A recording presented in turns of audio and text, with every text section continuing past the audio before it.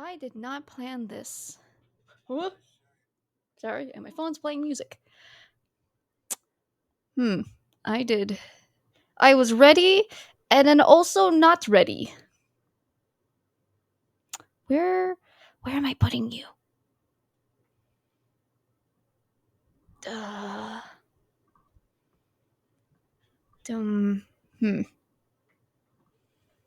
Hmm. Hmm. I'm in a little bit of a predicament because I'm looking, right? I am looking at my desk. Right in front of the camera, just below my camera, is my work laptop. So I'm like, I can't place my microphone on top of my work laptop. I can move the laptop, but then I'm also just like, but then the microphone's going to be sitting in front of the camera. Here, let me.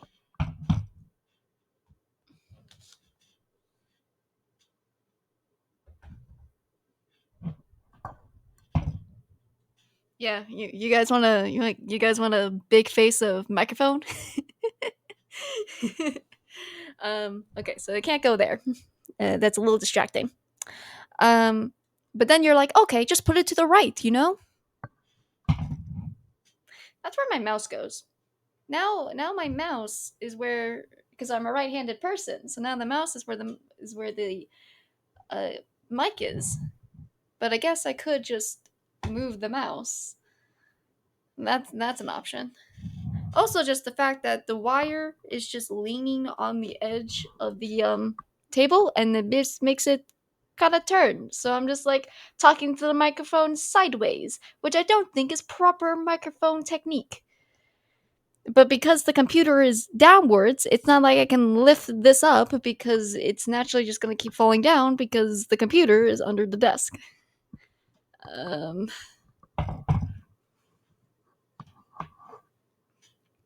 I guess I guess that works. I don't know. It just wants to go whoop, you know, because the cord is trying to match with the rest of where it's going, which is that direction. Um, what to do? I don't have an I don't have a mic arm, so it's just like this, guys. I could just hold it the whole time, but I feel like I hold it too close to the mouth. um, I could set it over here, but now I feel like it might be too far away, because now I'm not even talking in the direction of the microphone. I don't know how this sounds, by the way. And there's no one here to actually tell me. I'm just kind of just giving you fluff before people show up. I don't know.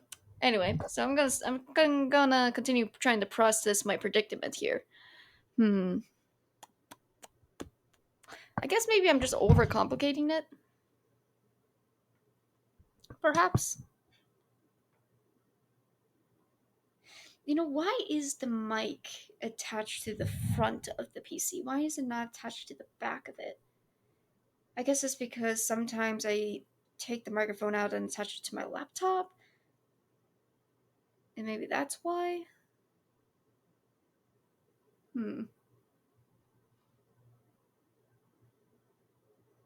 Because I could fix the problem by just moving where the cord is. Yeah, let's try that. I'm gonna unplug the mic so you're not gonna hear anything for a bit.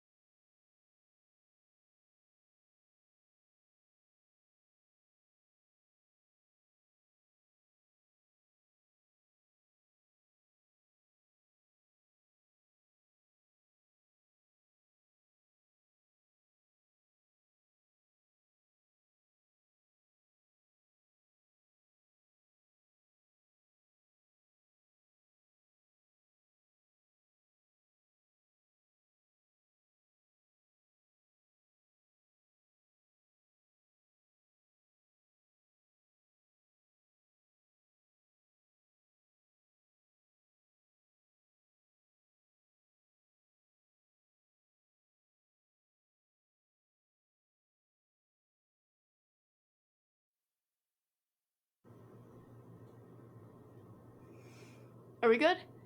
Aha, we have connection.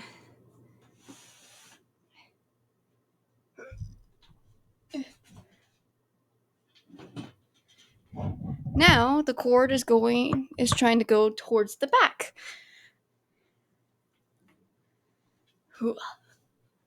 That's a little bit better. And then can I just I don't know. How do we feel about Mike? How do we feel about Mike on screen? You know, I guess it's not a terrible thing to have the mic on screen. It might be fine.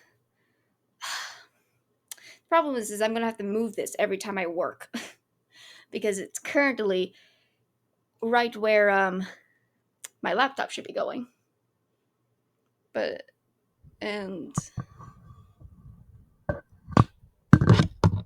I guess I could I could still just be able to move it. I hate moving things around.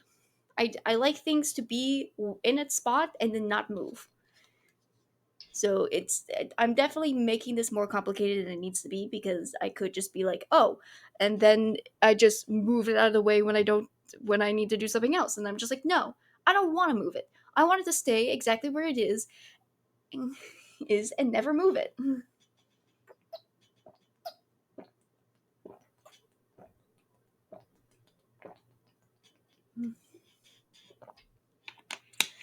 Guys, I've been so hydrated.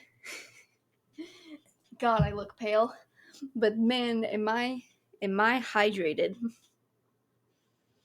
Uh let me let me tell you how many ounces of water I've been drinking this week.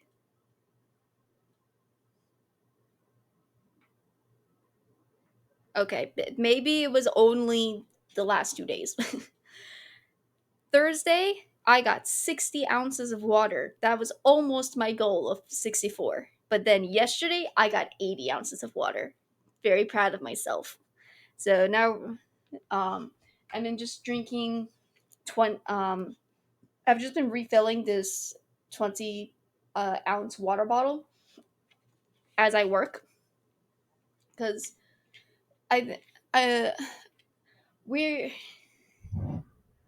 let's. I think I'm getting ahead of myself.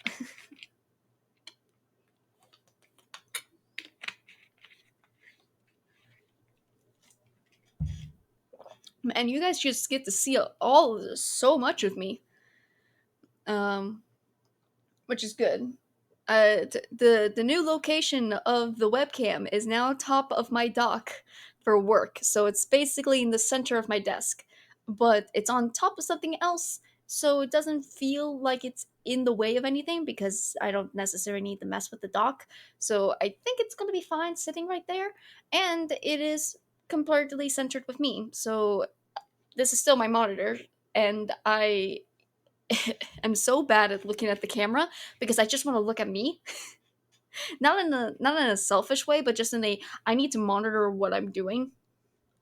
Um, and I think that's a problem a lot of people have when they first get on camera is that apparently it is very common for the person to look at the screen to watch themselves on the camera instead of talking directly to the camera, which is bad for a um which is technically bad for a viewer experience because um typically people like eye contact. I say typically because autistic people are different.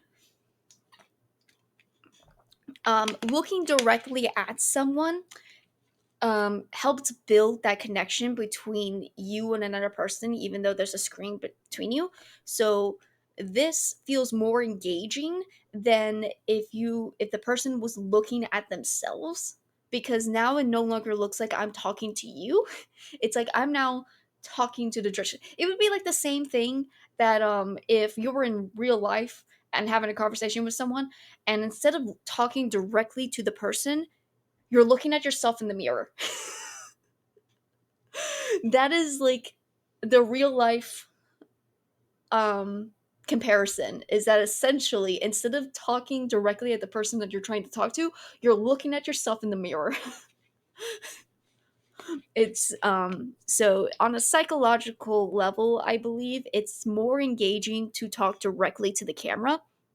It's just I really suck at doing that unless I'm doing it for comedic effect, because I can do it for a bit. I can, like, if I'm like I'm about to tell you a joke, I can do things um like move the mic close or look directly into the camera. But when I'm trying to casually talk with you all, I'm looking at a soulless camera. Or I can look at myself and now I feel like I'm talking to a person, even though it's just me. Also, because this is how I can't read chat. I can't see chat if I'm looking directly at the camera. So it's a little bit different for live streaming, because if you want to actually engage with your audience, you do need to look away from the camera to see if anyone is chatting, unless your chat also happens to just be behind the camera and then you can like see both of them. But even then your eye would like go up to whatever the message is, even if your face is still looking in the right direction. I don't know, that's just weird nuanced things.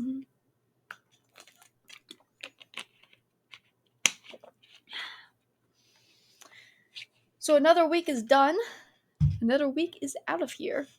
How am I feeling? How am I doing? How's the apartment? Did I finish unpacking everything? All dying questions I'm sure you all want the answers to. um that I asked myself. So, yes, I've mainly have finished unpacking. I ran into the problem where I packed more things than I had storage to actually put them in. And that's mainly because originally, and I don't know if you ever remember seeing it in the background, but there was a giant wicker desk that was 6 drawers, and it was just filled with basically art supplies. I want to say most of the drawers were just art supplies. And obviously, I was going to take my art supplies. Hi, Pat. Welcome in. So obviously, I was going to take my art supplies with me, and we were originally going to take the wicker, and we were thinking that we would just put it in the living room. And I was just looking at this wicker drawer, this like wicker dresser, and I'm just like, honestly, I hate the thing, because the drawers notoriously get stuck all the time, and it was going to be really heavy and hard to move. And I was just like, I just don't want it. Like originally we were thinking of like, oh, the wicker desk would be really cool because then we could put the TV on top of it. But then I was thinking about that and I was just like, but we have this other like TV stand that actually has like opened holes in it, like open shelves, which I thought was going to be really good because I was like, I can fit all of my retro gaming into these like little pockets, and then we can like display our movies on the side. I had a vision. And I was like, I want that. And if we're going to put the table on that, do we really need this giant, inconvenient, half broken wicker dresser?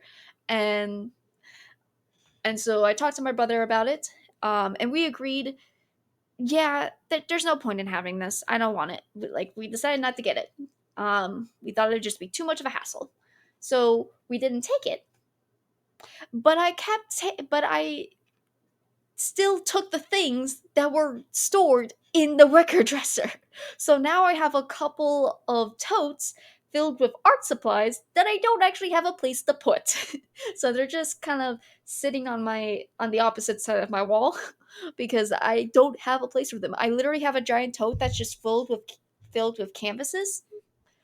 Um and like my easel and paintings, um and I got totes of more art supplies, and I'm like, I don't got a place for this. I don't have a storage container, like a dresser or drawer. Like, I don't have anywhere to put these, so they're kind of just all stacked into a corner until I can start making enough money to go and um buy something and I guess put it together or something. But that is a bucket list item. Everything I need to buy that I feel like I need for the apartment is on a is on a mental bucket list of, yeah, when I start making money, I'll buy that. And what I mean by that is that I got my two paychecks. I did get paid twice in July because I started July 8th. Do all your art on your face, paint on Nanya. I If I had face paint, sure, that might be a fun little stream idea to do to, but I do not think it is a good idea to put acrylic paint on your face. I don't know, but I feel like that's a bad idea. I don't think my face is going to enjoy acrylic paint. Like, I know that sometimes when you paint, you get like paint on you, but like to directly paint on yourself with, I feel like that's going to be a bad idea. That might be a chemical hazard. If I had face paint, maybe, but I'm not going to use my acrylic paint on that on my face.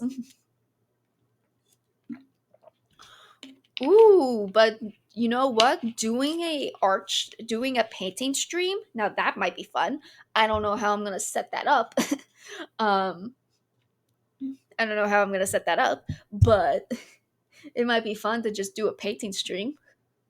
The biggest problem I'm seeing with that, off the top of my head, is that I have an easel and I really like my easel, but it's a desk easel, in a sense that it's very small and you put it on top of a desk. Like, it doesn't have legs, it doesn't stand on its own, you put it on a desk. And I'm now trying to picture in my mind where I'm going to put it.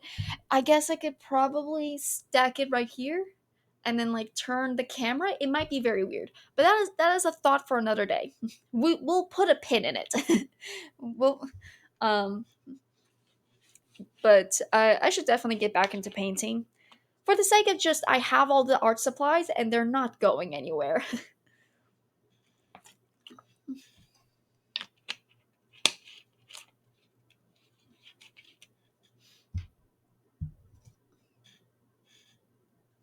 Yeah, but so I did get paid.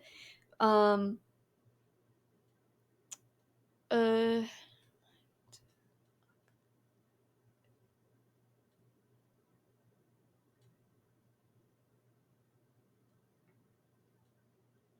oh, congratulations. I mean, I guess it's not congratulations to you, but congratulations to your friend.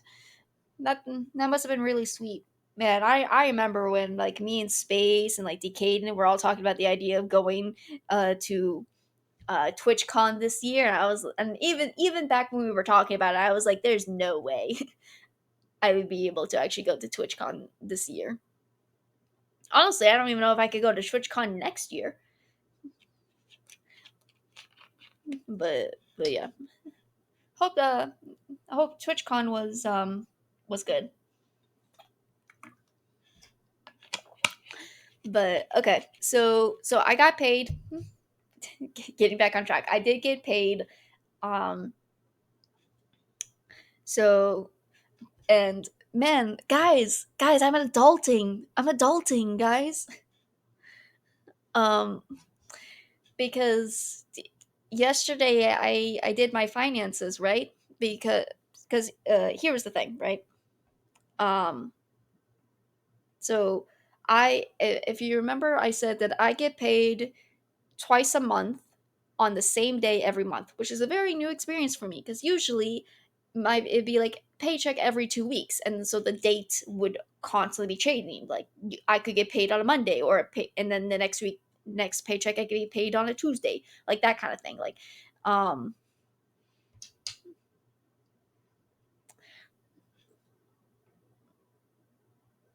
no, I got that wrong.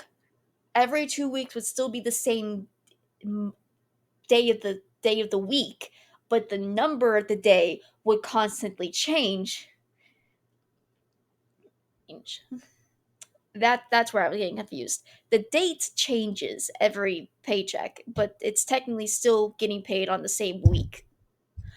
Anyway, so my new paychecks will always come on the 15th and the 31st, and probably the 30th on months where there is no 31st. Essentially, I get paid on the 15th and at the end of the month. And so I got paid on, I think, Wednesday, because it hit my bank account on the 30th. And it was actually the first time I've ever gotten a paycheck that was over $1,000. I was very excited. I was just like, "Whoa, I'm making money!" And then I had to go do my finances because I was like, "Okay, rent is due on the first day of the month, right?" And so I was like, "Okay, I should send over my brother the money for the rent."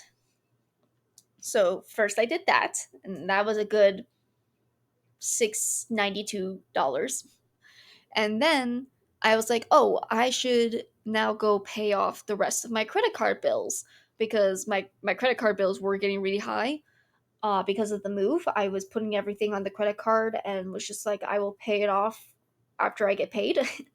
um, which is the kind of the convenience of using a credit card over a debit card is that you can wait before you pay it, but you still want to pay it before it's due because otherwise you get interest. And my interest for my credit card was apparently going to hit on the 18th of August. So I was just like, you know what? It's going to be August. It's going to be a new month. I just want to reset everything. So then I paid off the credit card bills. Oh.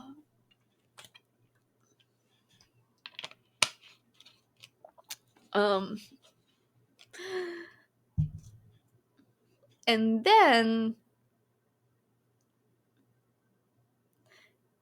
and then I and this was more of a want. This wasn't a bill. This was just something I wanted. Currently, the Life series is going on, right? If you don't know what the Life series is, it's a YouTube series run by a bunch of members of the Hermitcraft, from Hermitcraft, where they play essentially a death game. And every season is like a different gimmick and whatever, and it's a lot of fun, and it's just really fun to watch. And they were selling merch, and the last day to order the merch, because it was pre-order sales, was August the 2nd. And I made my little cart of everything I wanted, and I was just like, if I don't buy it now, I'm not going to get it. And I was just like, you know what? Yeah, for me. So I spent another $88 on that. And so at the end of all of that spending and fixing of bills, my paycheck went from like over $1,000 to $15. Yep. Welcome to adulting. So, um, yeah, it took, but now I guess I bought the merch on August 1st. So that's technically my first payment of the month, $88. But besides that,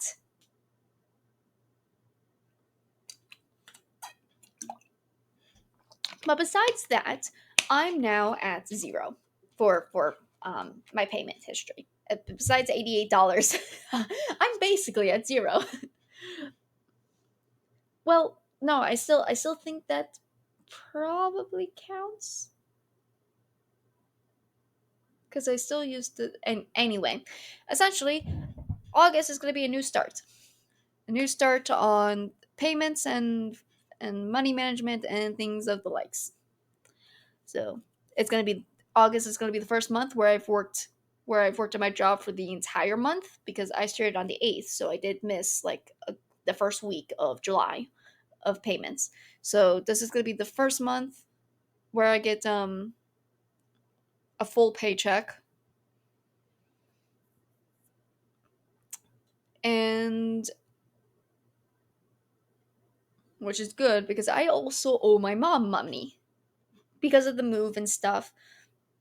Mom did cover some starting expenses, like the application fee to the rent. I think she paid the first rent. Um, she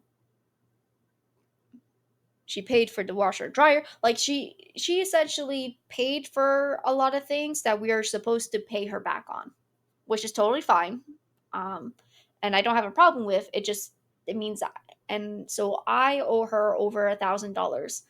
Um, just I think like just shy over $100,000. I think it may be $1,200. For her basically us getting on our feet. So my next paycheck on the 15th, I'm gonna have to divide it up by my student loan payments because those will be coming around the corner. So I need to make sure I have enough money like kept in my bank account for that payment, which is 800. So 800 of my uh paycheck will go to student loans, and then after that, whatever's left, I can start like figuring out how much is left after that, and then start giving that to mom to start paying her off. Um, so it's just a lot of finances that I'm slowly getting into and slowly learning about. Uh, but yeah, so there's that. I'm liking the apartment for the most part. Like it's not the perfect. It's not perfect main, and it's like it's nothing too outrageous. It's just like minor inconveniences in a sense. Like um I'm on the bottom floor, like I'm the first floor. So that means whenever someone like uses the bathroom, I get to listen to the water come down from like top floor to bottom floor. That's just something I just get to listen to. It's just water constantly flowing. Um, the UPS is my mortal enemy. I hate them. They suck. Uh,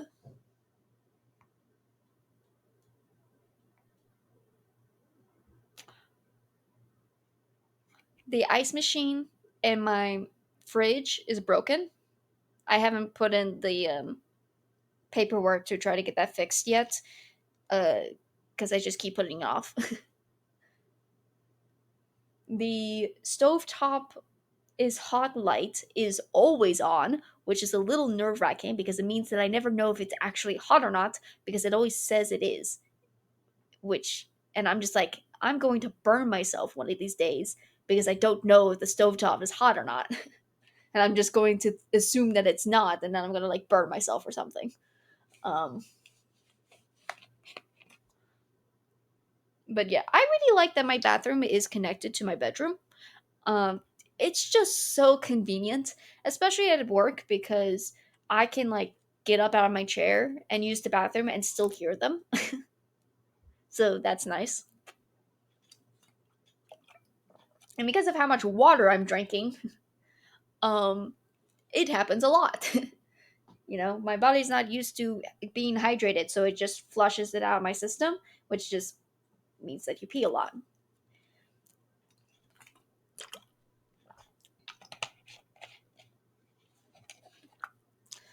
Um, I will say I am definitely on the verge of crashing. So if you do or do not know, um, I have very high highs and very low lows, and I just ping bong, ping bong, ping bong.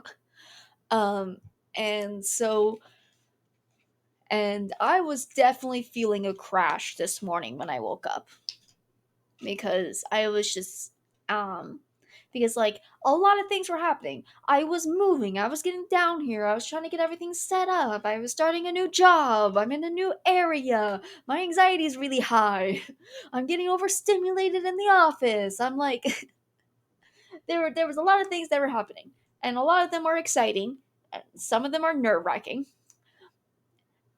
And I just knew. I was like, I once the dust has started to settle, I'm gonna crash. And I'm gonna get really depressed. Because that's what happens. Like I can like there would be times where like I would come home from like a friend's house, and then the next day I'm just gone. I'm just like, I'm not moving out of bed. I'm not eating, I'm not drinking, I'm not doing nothing except curl up in this bed and just lay there for hours.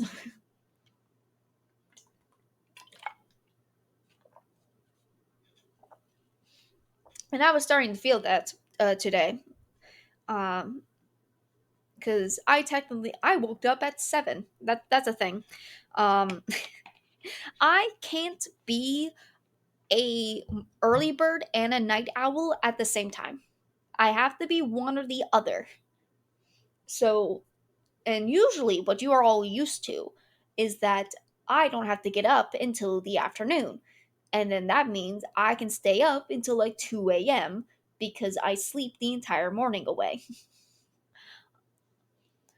But because I work Monday through Friday, 9 a.m. to 6 p.m., I wake up at 7. I wake up at 7:30 because I need the time to groan in bed and like try to wake myself up before getting to work. So I've been waking up at 7:30 every morning.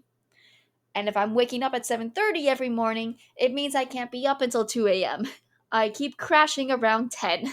10 to 11, maybe pushing it at 12, or really pushing it to 2 o'clock. I will admit, I had late night D&D yesterday, and I thought I was gonna miss it because I was gonna be too tired. But I managed to pull out for until like 1:30. So it's technically possible, but a lot more times this week, I was like just going to bed at like 10 or 11 at night, which sucks because nighttime is writing time. I we Me and Space get so much writing done at night when nothing else can bother us.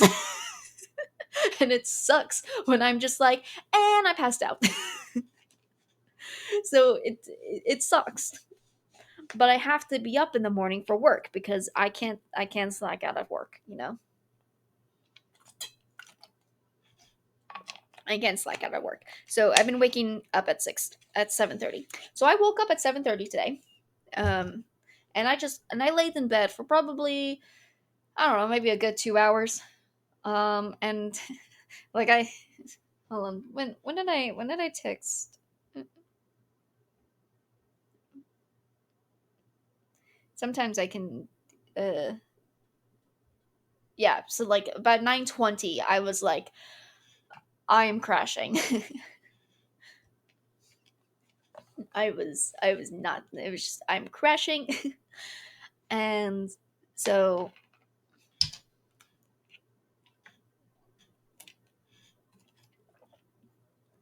now luckily for me, what finally got me out of bed was actually lunacy. So you probably all don't know, but lunacy is another streamer that I'm friends with. We're not close, mainly because I have not been keeping in touch. Um, so that's definitely on me. But Luna or Lunacy is very cool. I like her a lot, and and actually we might be doing a stream together soon. It's in the works, but we haven't exactly actually planned anything out. Because she's very busy today because she's actually doing a 12-hour subathon stream today.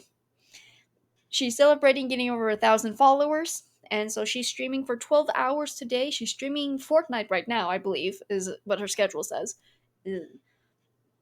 And I decided, you know what, and like in the back of my mind, I kept saying that I was just like, I want to do a stream. I really want to play.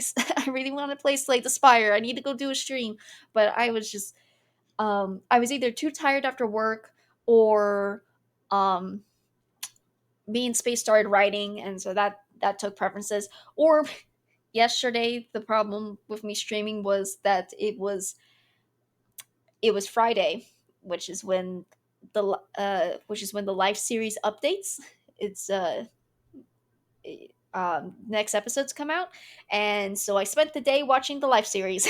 It was very important. Okay, it was very important. I had to watch the episodes before TikTok spoiled everything.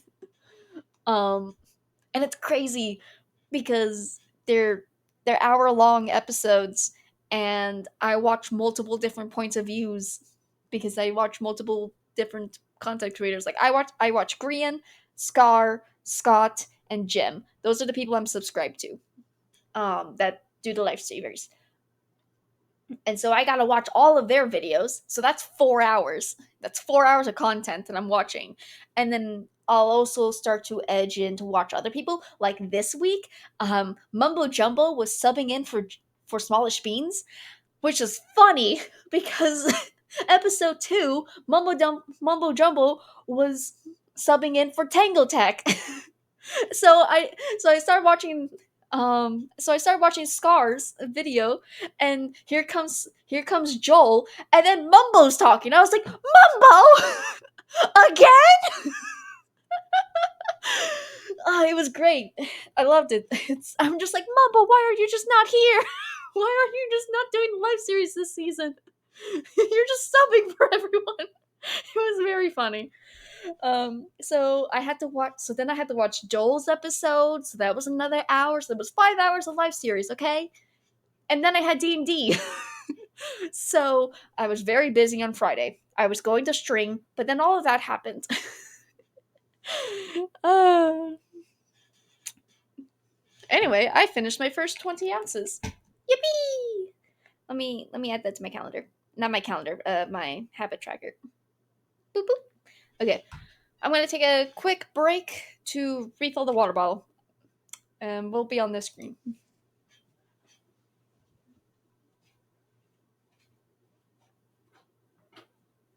Oh god. We're ignoring that.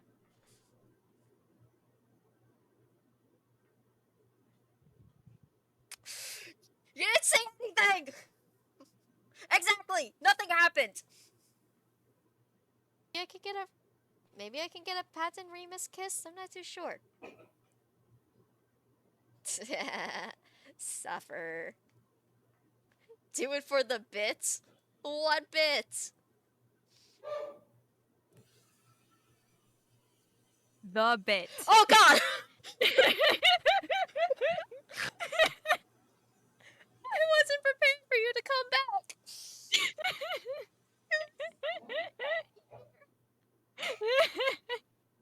I got jump scared! Ooh. Candle. Ooh, what? Candle. I finally got my candle. Hey, I'm supposed to be getting a floppy disk. What happened?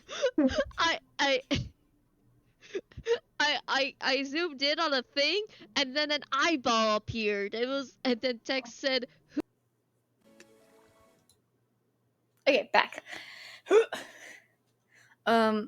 So yeah. So what happened today was that I'm sitting there lying in bed, sulking, in a sense. I don't know, just kind of getting numb, and was just like mental fog, or however you want to phrase it. But then I got the notification that Luna was streaming, and I decided, well, you know what? Since I am not doing anything, might as well hop in, check out Lunacy, see what she's doing, and give her a little support because she is celebrating a great achievement.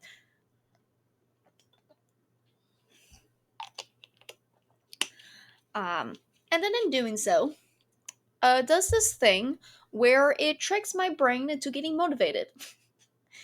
Uh, so obviously she had like just started her stream, so she was like, all right, we're gonna watch some YouTube videos while I eat breakfast. And that convinced my brain to get up and then eat breakfast, which is something I'm also been doing lately. I've been eating breakfast, guys. Guys, I'm eating food. I'm eating and I'm hydrating. It's crazy. I'm eating B12 gummies.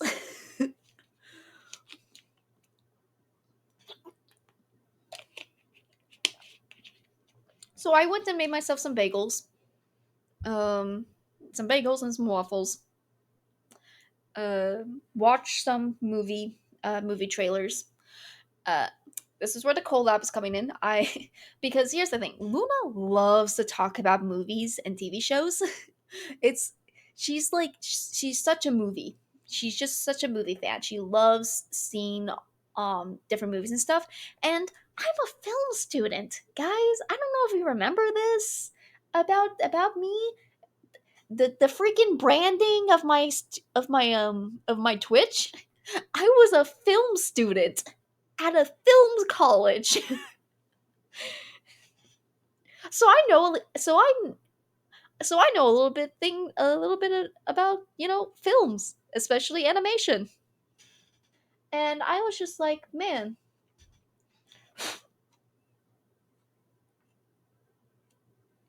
I have there's how do I get this ball out?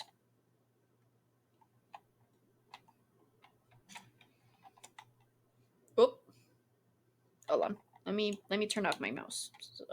Because there's like dirt in the crevices of this. Um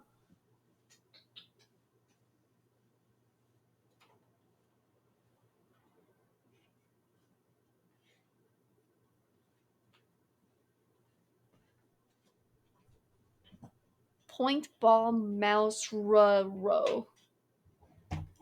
Okay. Let me How do you pop this out? Aha, got it. Wow. Look how dirty inside of this is.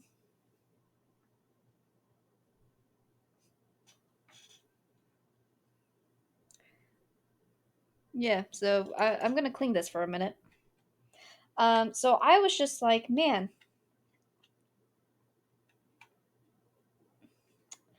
um, so I was just like, man, it would probably be really interesting to just have a conversation with Luna about, movies and TV and things like that, because I feel like together we have a lot to say about the topic.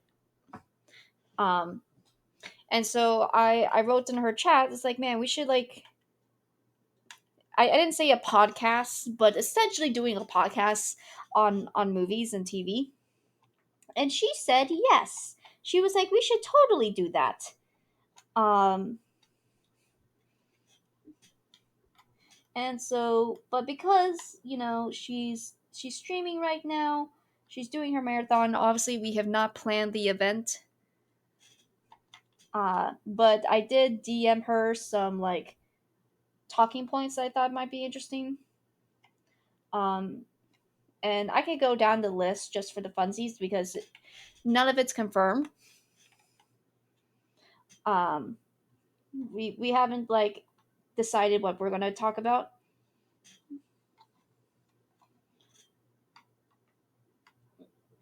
But I sent her some ideas, and I'm sure like maybe tomorrow or sometime next week we'll get together and plan out what we're doing. Man, I'm so glad I managed to pop the ball out. I didn't realize how freaking dirty it got under here.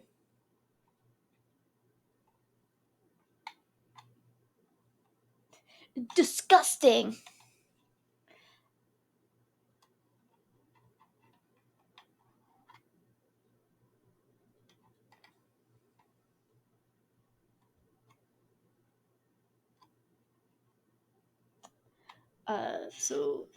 So yeah, look forward to that sometime in the future.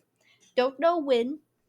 Um, but I will attempt to schedule a stream with Lunacy to talk about movies and TV, and it will be fun. My biggest concern is probably going to be the fact that whenever someone starts talking, I shut up, and Lunacy does have a habit of interrupting people. So that's gonna be something that I probably bring up with her beforehand to just be like, hey, just so you know, if you interrupt me, I'm going to stop talking. and like hopefully we can maybe just mitigate that situation from happening, because nothing will annoy me more is if I'm trying to tell, like, bring up a point and then someone interrupts me. It drives it. It's just I it's a very quick way of getting me to just shut down on you, because my brain then goes, okay, they don't actually care about what you're saying. And I know on a logical standpoint that that is not what is happening. Most likely it's just like they came up with a thought and then they had to get it out. Like that's a common thing with ADHD people. Not that I'm saying Luna has ADHD. I don't think that's confirmed. But like that's when it happens with ADHD people, it's because they get a thought and then their brain goes, you have to say it right now, or else you'll lose it. And so that's why people, it's so common for people with ADHD to interrupt people, is because they just compulsively have to say whatever they're thinking. But because I was raised to not interrupt people, I get the opposite directory, where if someone else is talking, I immediately shut up. um and it can get bad sometimes. Like it could be like literally I'm trying to start my sentence and then someone would go ah, and then I stop talking. And then I try starting again and they go ah. Like they do it on purpose just so I would just so I would have to restart my sentence. Which was a little mean, but I didn't have a defense for it. Okay, I've cleaned out the ball. Now hopefully I should just push this in and then it should just go back in. Fantastic. All right. And hopefully I didn't damage any of the sensors. Fantastic. Okay, we're good.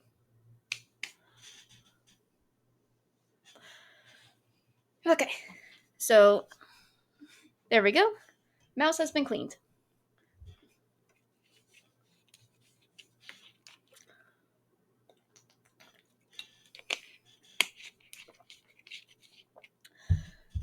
What was I talking about before the mouse thing? Oh yeah, lunacy. Yeah, yeah, talking about lunacy. So yeah, she's very cool. So definitely check her out. Give her a follow. Give her a hi. Um, she and such. But in the meantime, so that's how I got out of bed this morning. And then once I was up and I ate, I uh and I was getting absorbing, I guess, the presence of a streamer streaming. It finally motivated me to go stream. I don't know how to phrase it. I don't know how to phrase that phenomenon when you see someone do something, it motivates you to then do the same thing. I don't know. I guess maybe I'm just a mimicker. I'm a little bit of a mimicker. Whenever I see someone doing something, it then motivates me to do it. I know they call it like parallel play, is it a sense, but usually parallel play is you doing something while someone else is doing something completely different, but in the same room, so you don't feel like you're doing anything alone. Um, so it's kind of like that, but I'm doing the same task, so it's not necessarily parallel play. But I don't know. That's probably going a little farther than necessary. But yeah, so that's how we got here. I took a shower, and then I immediately started getting ready to stream, and here we are. So that was my day. That's what I've been doing. uh, I got my second monitor. It took a bit because UPS once again said sorry we missed you, even though I was home all day, and sent my package to CVS for pickup. So I picked it up and I plugged it in. And at first, guys, I thought I was gonna crash out. At first, I thought the monitor was broken because one of the ports wasn't working. And I was like about to like pack it up and like send it back to work, to be like, one of the ports doesn't work. Luckily, I gave it one more try because I was trying different cables to see if I could get a input signal, right? So I was like, all right, I'll try this cable or I'll try this cable. Like they're all the same cable, But you know how like he's like, oh, maybe the cable is just faulty. Like the cable that came in the box for this computer literally had duct tape wrapped around it. Like it was a damaged cord that got duct taped around, and which was a very weird cord. And so I at first I was like, okay, maybe the cord is just busted. So and I had spare cords, so I tried a different cord, and it's like that one's not working either. And I tried another cord, it's like that's not working. Okay, three cords, that's too many. Um, but it just didn't make sense to me that the port was not working. So I I went to the other monitor and I took its port. I took its cable out of its port. And then I went to the other one to see, okay, I know for a fact that this cord works because I'm using it for the other monitor. So let me try putting this in and see if it works. And it did. Like without it's just like boop and then it worked. And I was like, "Huh? What?" So now I was confused. I was like, so it is the cables? So I went back to the cables and I tried them again. And apparently, what happened was I wasn't shoving it hard enough.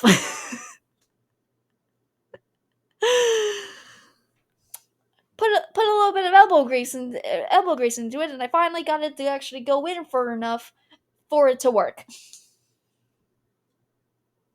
I went, cool, great, it works. I don't have to go through the hassle of, of the monitors. Um, because here was the thing, right? These Dell monitors came with two ports, and I don't. One of them is an HDMI. The other one, I don't know what it is, but it's not HDMI because the port size is different. And I could probably show you because I think it's literally right here. Yeah. So it's I and this was very hard to explain to my coworkers because they weren't because there was a misunderstanding of what port I was talking about because they refer to both ports as an HDMI port, but I keep trying to tell them it's not an HDMI port because they're different size shapes. So I don't know what to call this other than that there's the P symbol on it. But oh, I was looking at, but they look like this, right? They look like this. It's a different shape from an HDMI cable. And actually, this is also the one that's duct taped. You can display port. Gotcha. Okay. Also, this is the one that came in the box. This like it came like this. It came with duct tape around the cord. So I don't know what that's about, but that's how that came. Display port. Okay, yeah. So the display port wasn't working. Apparently, it was working. I just wasn't pushing hard enough. Um, but the HDMI section was working just fine. So they were just like, well, as long as one of the ports works, that's fine. I was like, no, it's not, because you don't understand. I can't fit three monitors on my desk. And I'm trying to figure out how to make the monitors also work with my computer. Um, so, because the heck?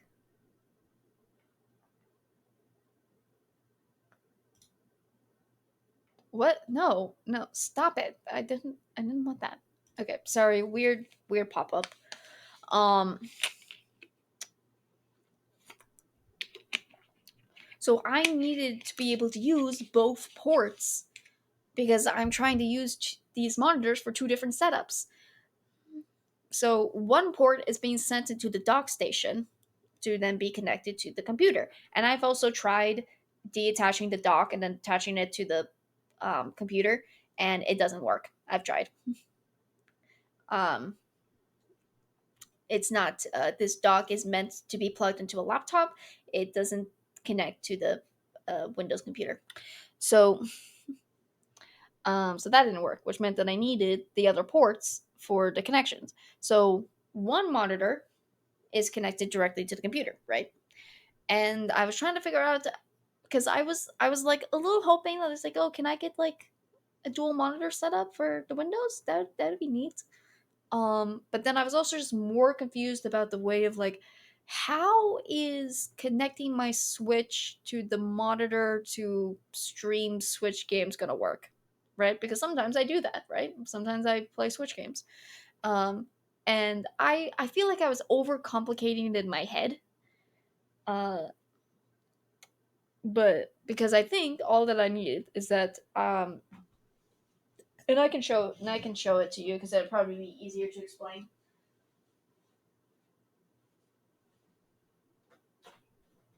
I can fully explain my two different my confusions. So here was the thing.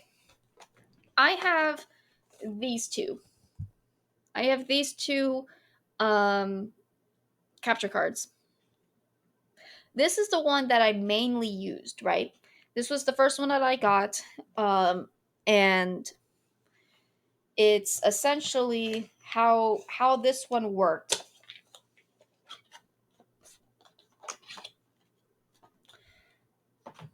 How this one worked was that you had an output and output and an input for HDMI.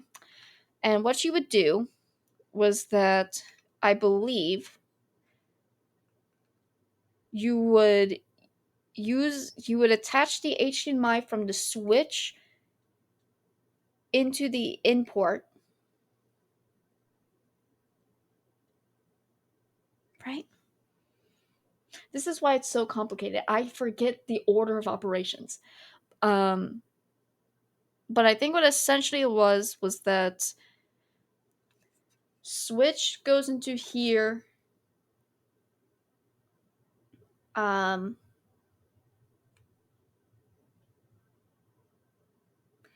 and then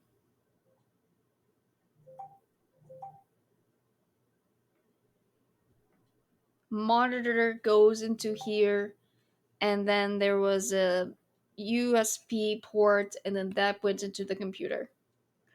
And that all together made it so I could use the monitor to display the game, and then this would take what was on the monitor and then transfer it to the computer so it would show up on stream.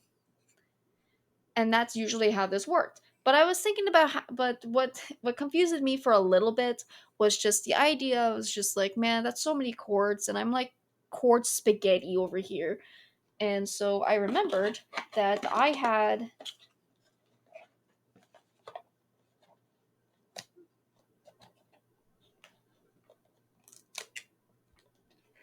and then I remembered that I had this one, right? And this one is just one stick. You know, it has a UPS that goes into the computer and then one hole for the HDMI. And I was like, well, maybe can I use this? And then I realized that wasn't going to really work because I didn't have enough HDMI ports to make that work. Because I would then have to attach the switch directly to this, and then nothing would show up on the monitor because it wasn't connected to the monitor. And I didn't have enough ports to go switch to monitor to this. So that just didn't work out. So I haven't obviously set it up because I just pulled it out of the box. Um, but at some point, whenever I actually feel like trying to do a Switch game, I will set this HDMI up to the other monitor, so we can do that. And that's why I needed both ports to work, because I needed to use the display port into the dock so I could have the HDMI port free for the capture card, which is something that my coworkers were just not understanding, mainly because I was not explaining it well enough. But luckily, my headache was over when I just realized that I had to push a little bit harder on the cord to get the display port to work. And now everything's hunky dory, except that I need to return the second monitor they sent me. Um, the broken one needs to be still sent, and I still need to send over the one that they let me borrow. The only problem though with it's on the floor right there with that box is that I accidentally opened both sides of the box, which means that it's uncarable because because no matter which way I hold it, the bottom will give out because they're both open, which means I need package tape that I haven't bought yet because as we established, 30 minutes ago, uh, I have $15 left of my uh of my paycheck. So I guess I'm gonna have to wait until the 15th when I get my new paycheck before I go and try to buy packing tape.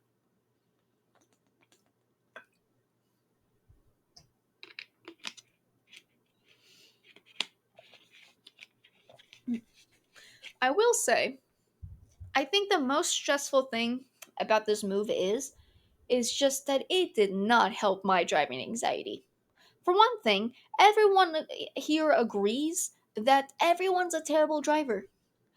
People are constantly making really stupid mistakes, or I guess not necessarily mistakes, but like just because a mistake has an asterisk that you didn't know you were doing something wrong. I feel like people are just intentionally doing things incorrectly. Because the main one that I see is that people are in the wrong lane and they need to either go straight or go left, and they'll just do it. Like they'll be like in a left only lane, and then I'll just watch them like pull out, and then instead of going left like they're supposed to, they'll just move the go so they can go straight. And it's like, no, just take the L. Take the L and reroute. Um, People are either speeding or going too slow or not letting you in when you need to change lanes. It's stressful, and I haven't even driven that lot. I have not driven a lot, and I still find it stressful. Um, so So I'm very glad that I only have to go into the office once a week because it means I only have to do that once a week. Except for the times where I have to then also go to other places. Like I had to drive to Walmart or Food Lion or CVS 4 times. Though CVS is right next to the Food Lion. Um, so it just did not help my driving anxiety. I'm stressed. It freaks me out. I don't like doing it, which is why whenever my brother's going somewhere, I'll just hitch a ride with him if if it's appropriate.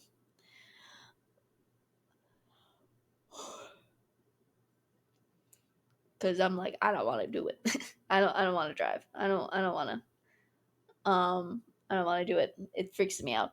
Um, so the driving stresses me out. The other thing is just I'm in a completely new area with no locals. In the sense that I don't know the locals, which means that there's a lot of I'm essentially in the middle. In my mind, I'm in the middle of nowhere. That's not a great phrasing. The middle of nowhere would state that there's nothing around. I am i'm essentially a new character on a map, and I am discovering everything one step at a time. Like if I look 5 miles down the road, I can't tell you what's out there. It's like I don't know where I'm going. I don't know where anything is. Um, I don't want to explore by myself because again, that requires driving and that's stressful. um, I'm just like I don't know. I don't know what to do. I'm stressed.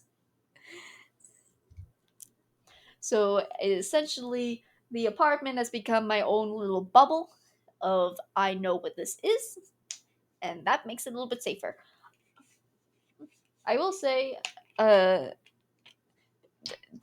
having a smaller apartment was probably a good idea. I grew up in a 2-story house, and I feel like it's at sometimes that just overwhelmed me. I think the space was just too big. Sometimes. Also, the space was recently being repeatedly filled with screaming puppies all the time, and that did not help. Now it's my room, my bathroom that's attached to my room, and I'm like the closest to the front door. And then I walk outside, and then boom, there's a kitchen, and boom, there's a living room. And then my brother's room's on the other side of the apartment. It's a lot more manageable. I I think my brain comprehends the space a little bit better. I am definitely going to see. Uh, I can definitely see a situation where this room becomes my new bubble, and that I do not want to leave it. I can foresee that being a problem later on. It's just that I'm going to just exist in this one room and nowhere else, which is very weird when you think about it, because it's like, oh yeah, introverts love their little tiny bubbles, and it's like, I'm not an introvert. Like, I am, but I'm not. It's not that I hate going out, it's that I hate the experience of having to go out. like dude, it's the driving, essentially. If if my brother was like, hey, let's go to the arcade, I would be down to go to the arcade as long as he was the one driving. Which, even then, my brother's driving style stresses me out a little bit. He likes to weave in between lanes, and he's not the smoothest driver, which gives me a headache. And so I'm trying to decide if the motion sickness outweighs the anxiety of driving myself. And currently it does. So, but yeah. Like, I don't mind going to new places. I like going to new places. I like trying new things. It's just I don't want to be the one that has to go get there. If I could hop into a car and then they drive me, that makes me a lot more happier. But I also don't want to do Uber. And the reason for that is just mainly because my dad terrifies me about strangers. Like, um and the idea of getting trapped in a car with a person that I do not know also scares the crap out of me. I get a entrapment feel, sense in. So it's not even that I just want someone else to drive me. It's like I want someone I trust to drive me, because otherwise I'm now in an area where I could technically get an Uber if I so wanted to, but that costs money, and it's a stranger, and that freaks me out more than me just driving. So definitely don't want to get an Uber.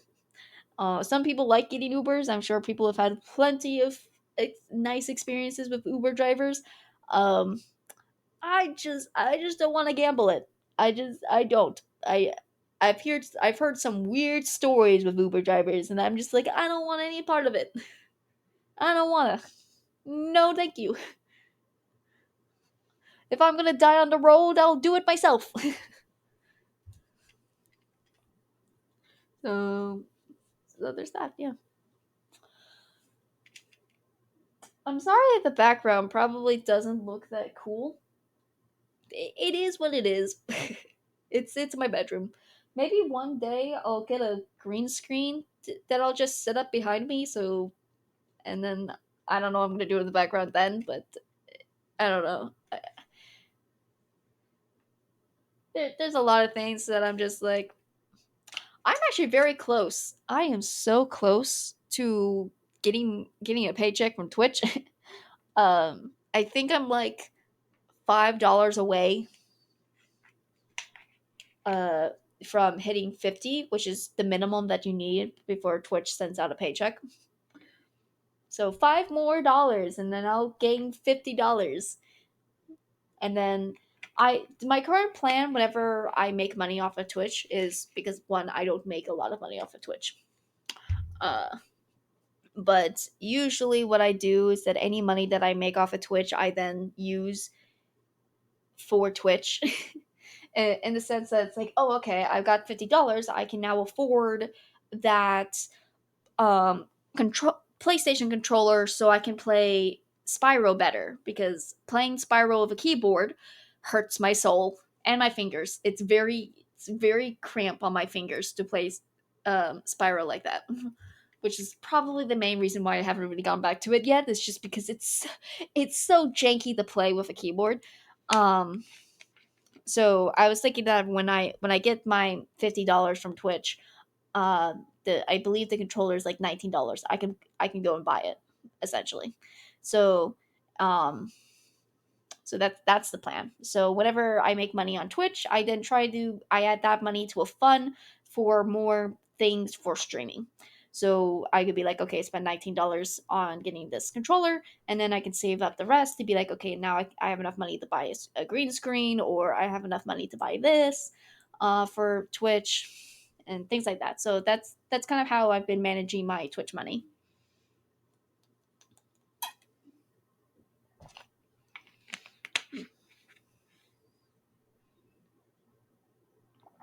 Hello! I'm trying to read your name. Give me a moment.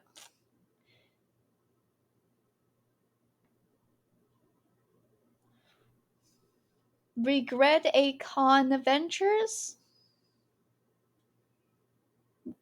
Nope, I'm missing the S. Regets as con adventures. Is that it? Reget as con adventures. Okay, there was no. How was I supposed to get Regia con adventures? You don't even have the second E in Regia's. Oh my god. I'm gonna call you Adventures. I'm sorry.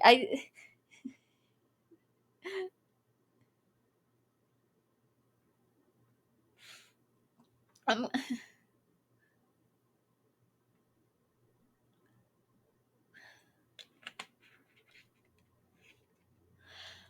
I apologize in advance. My reading comprehension is not great.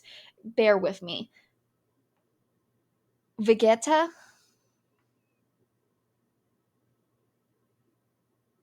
Regeta.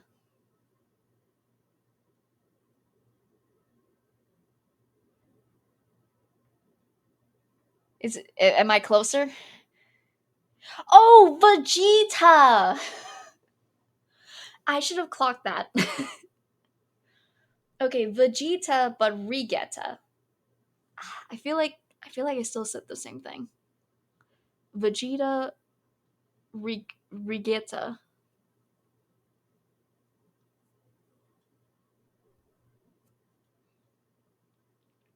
Well, at least I didn't say Vegas because that was also a word that was coming to my mind. I was like, is it Vegas? Replace the V with the R and say it. Oh, God. Okay, okay, all right, all right. Vegeta, Regita, Regita.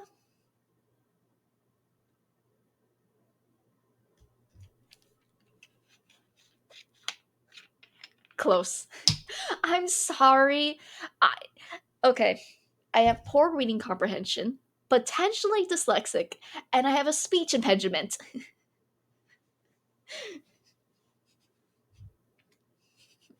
Language be hard. Regita.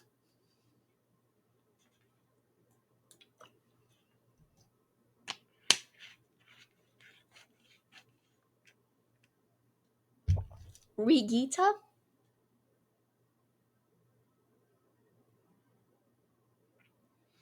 Is it Regita or Regita?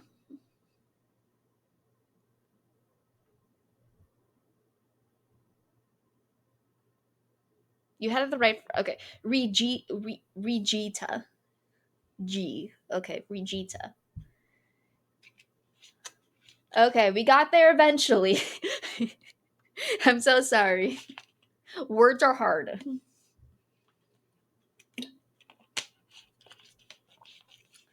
Ugh. Man, I don't even remember what I was talking about. So we're going to talk about a new topic. I have a little bit of an update on my Abernick. Abernick? Oh god, I can't say anything anymore.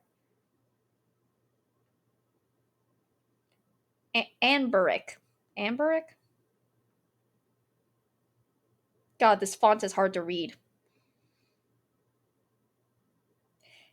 Amber Nick. I think it's Amber Nick.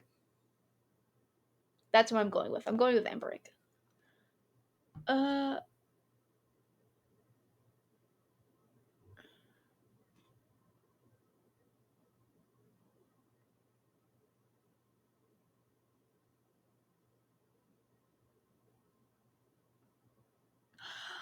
Jen from Noise Complaint. I love Noise Complaint. They're so cool. They're so cool. Um, you know what? I think I have a poster. Hold on.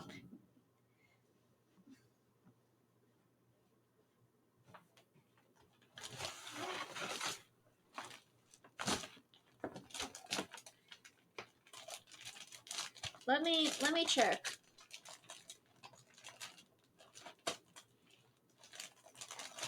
No, not those. I do. I do have a poster. You're gonna find this to be cool then. This was from 2014. Not 2014. 2024. It's a poster from their It's a poster from their video game set. And I got all the cast members to sign under their avatars.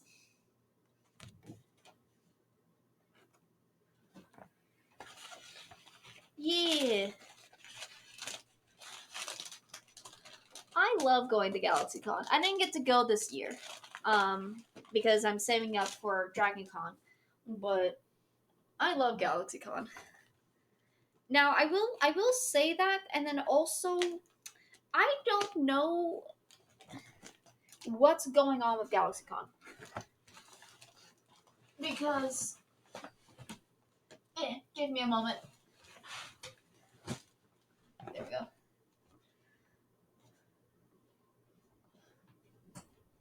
Oh, you're gonna be at DragonCon? Neat. Maybe we'll cross paths. But I so ever since 2019, I've gone to DragonCon, with the exception of 2020 because obviously there was no DragonCon that year because of COVID.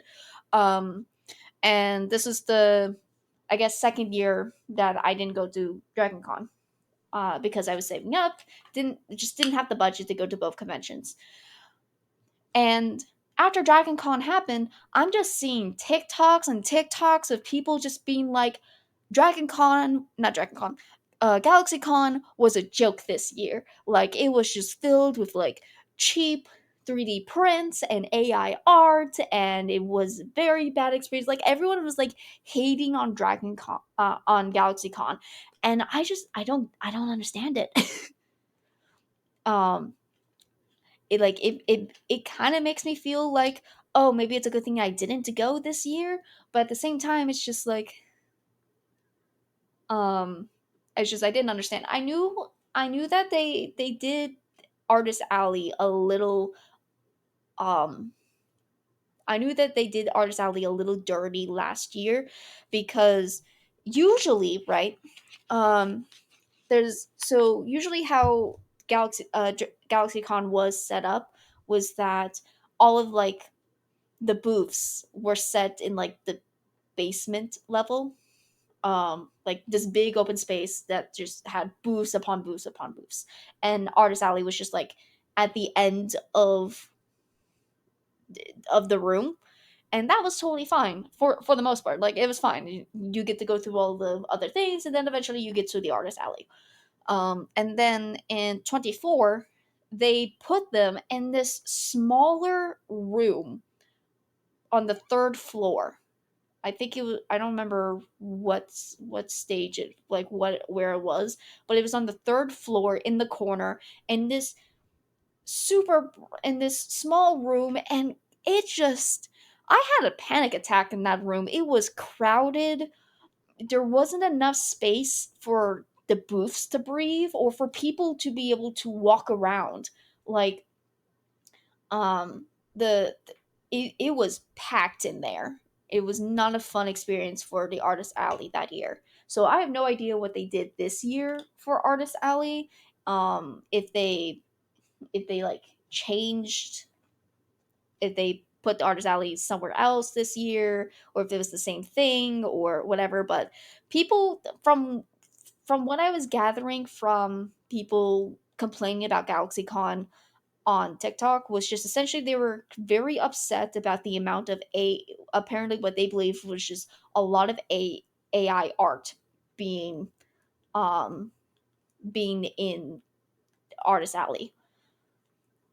And like we all know the big controversy between AI art versus artists. So I can definitely see why a lot of people would be upset if they were going to Artist Alley and then they're just confronted with people who didn't really make art. Like it's a little bit of an insult. Um so I can definitely see why that would like upset a lot of people. But yeah. Um but no, it's cool to see you here. I will probably repeatedly mispronounce your name multiple times. I will try to remember how to pronounce it, but chances are I will probably still mispronounce it.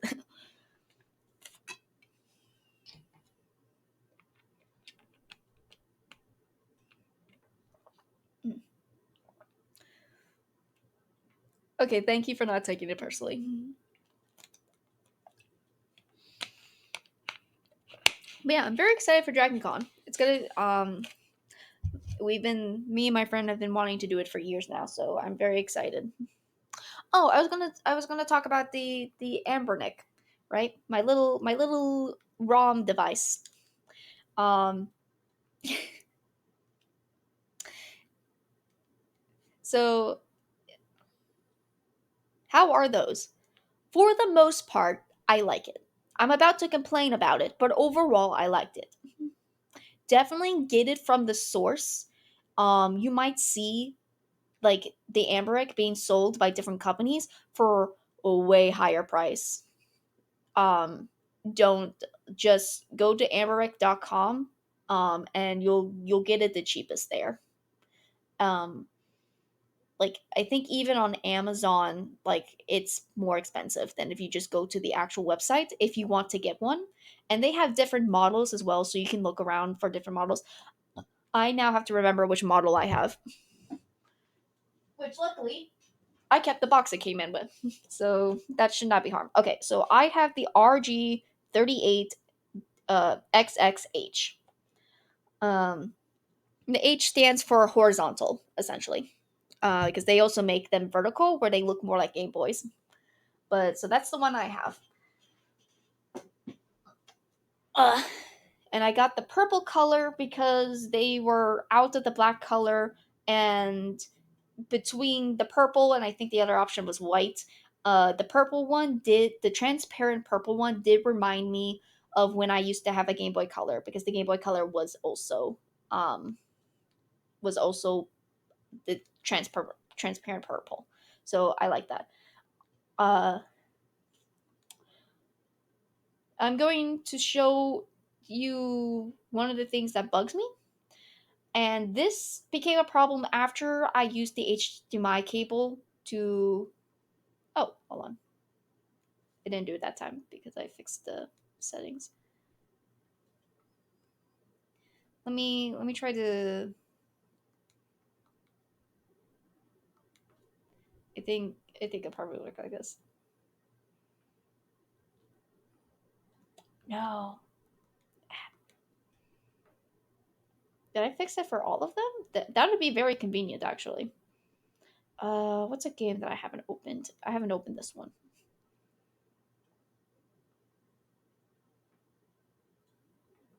There we go. Okay, now I can show you. Um,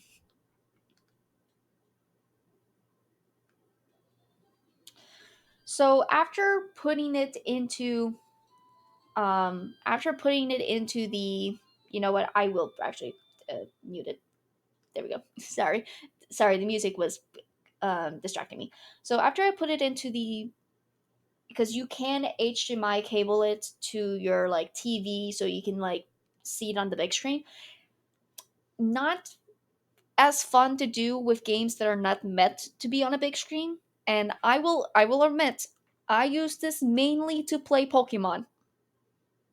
Like that is the main reason why I use this.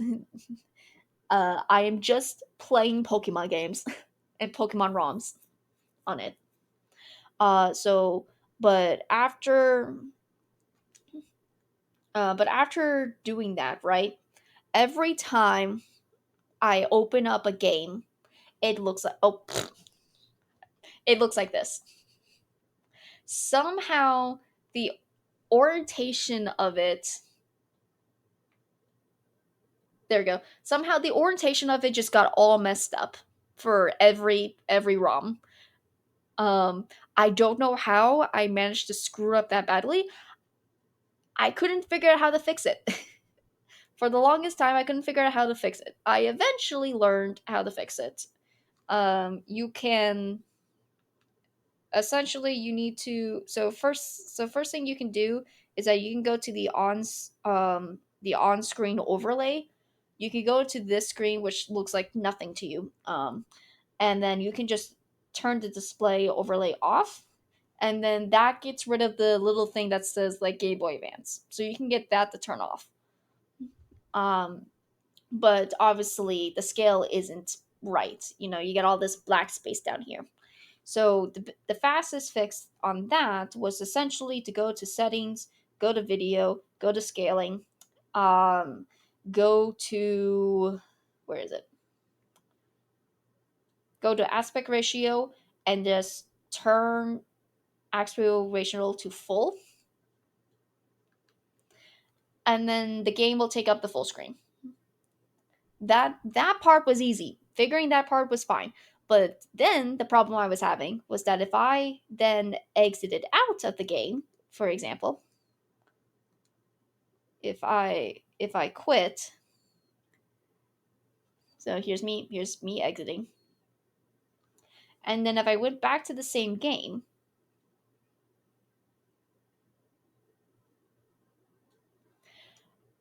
it would pop up like this again, which meant that I would have to go back into the settings and fix the aspect ratio again, and that was really annoying.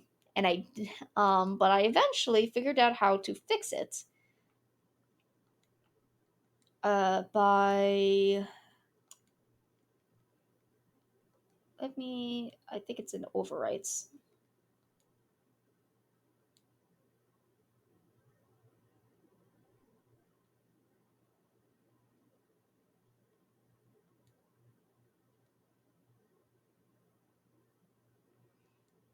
So you can go to overwrites, which again means nothing to you in this display, but you can go to overwrites and then you can um, load an overwrite file,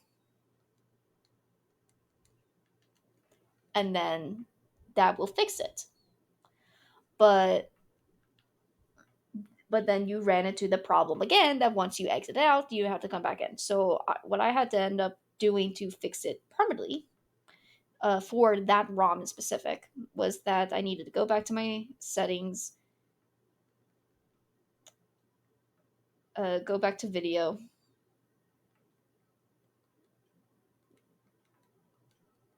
Nope, nope, scratch that.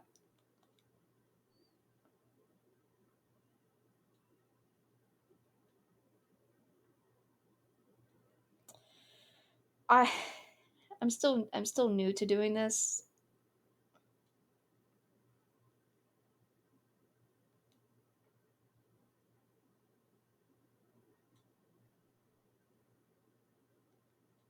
so I'm trying to remember where it actually is.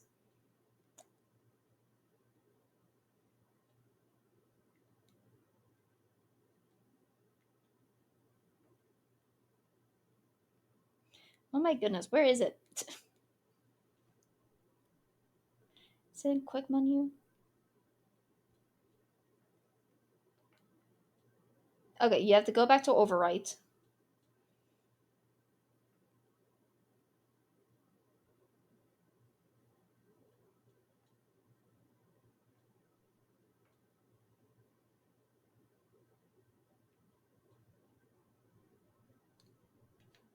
Hold on, let me. You can see how that I'm not very technically advanced, and that I just got to forget how all of this works. Yeah, because doing that resets it, so then I have to go back to overwrites, load one, save an overwrite conversion file, which will apply to the current content only. Save the overwrite conviction file, which will apply. Okay. I think you have to hit the save content directly overwrites. And then that makes it so it will load that every time you load up the ROM.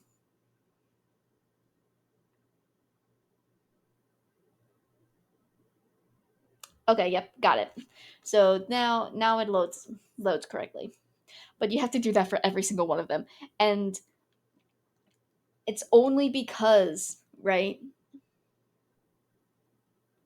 And it's only because somehow I messed up the aspect ratio for the entire system. So no matter which, like, I can go to Game Boy, Game Boy Advance, DS, it does not matter. Every time I upload like a ROM, it has that messed up aspect ratio, and then I have to go and manually fix it, and then tell it to save and to pop that up every single time. It's a little annoying, to be completely honest.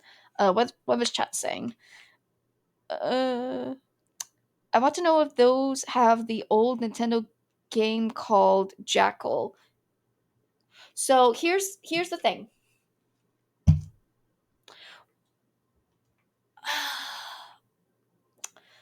um, it depends. So technically speaking, I believe it's illegal to sell ROMs of games. I'm pretty sure that's illegal. That's not to say that when I got it, it didn't have any ROMs in it at all.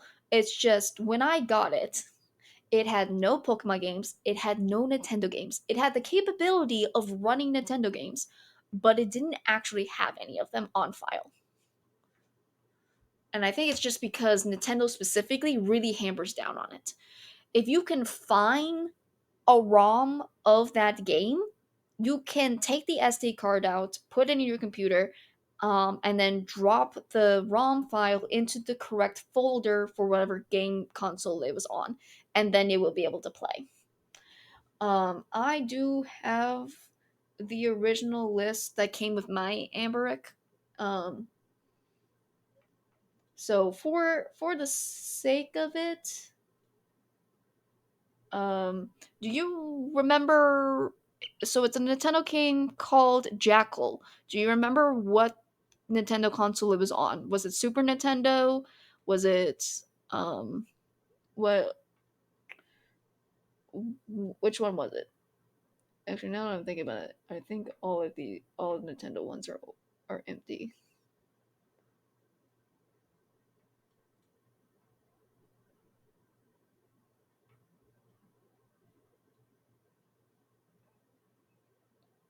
NES.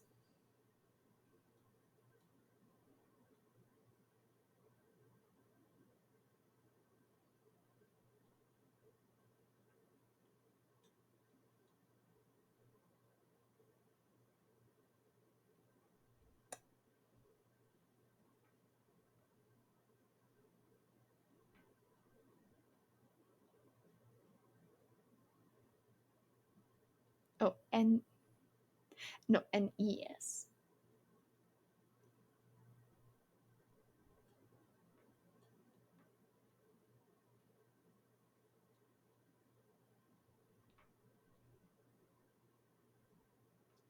I'm gonna go with no. I can't even find a file for NES unless the file is called something else.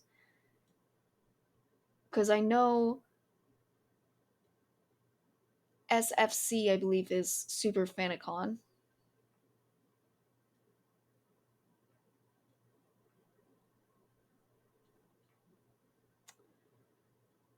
Uh, Here, let me.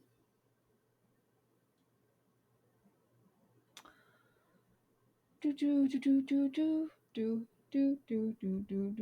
That was not the right thing to click on. I was looking for this.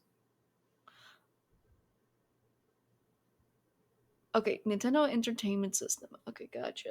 Okay.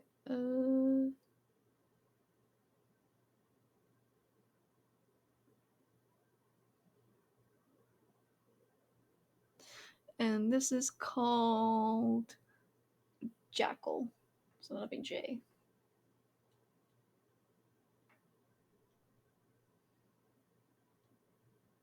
Okay, so I found it. I see. Okay. So I found the ROM online. Um, so what you would just have to do is that you would just download the ROM, and then you would drag the file into the SD card for the Amberic, and then it would pop up into your menu, and you can click on it and play it. I think it's weird that I can't figure out the correct folder for it. Um, I have to use the bathroom, so I'm gonna be right back.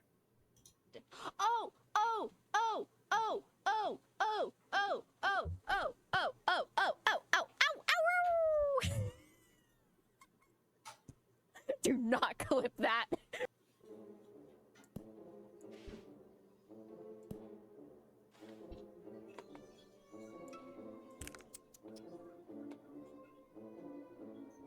But she won't marry him until she has the crown.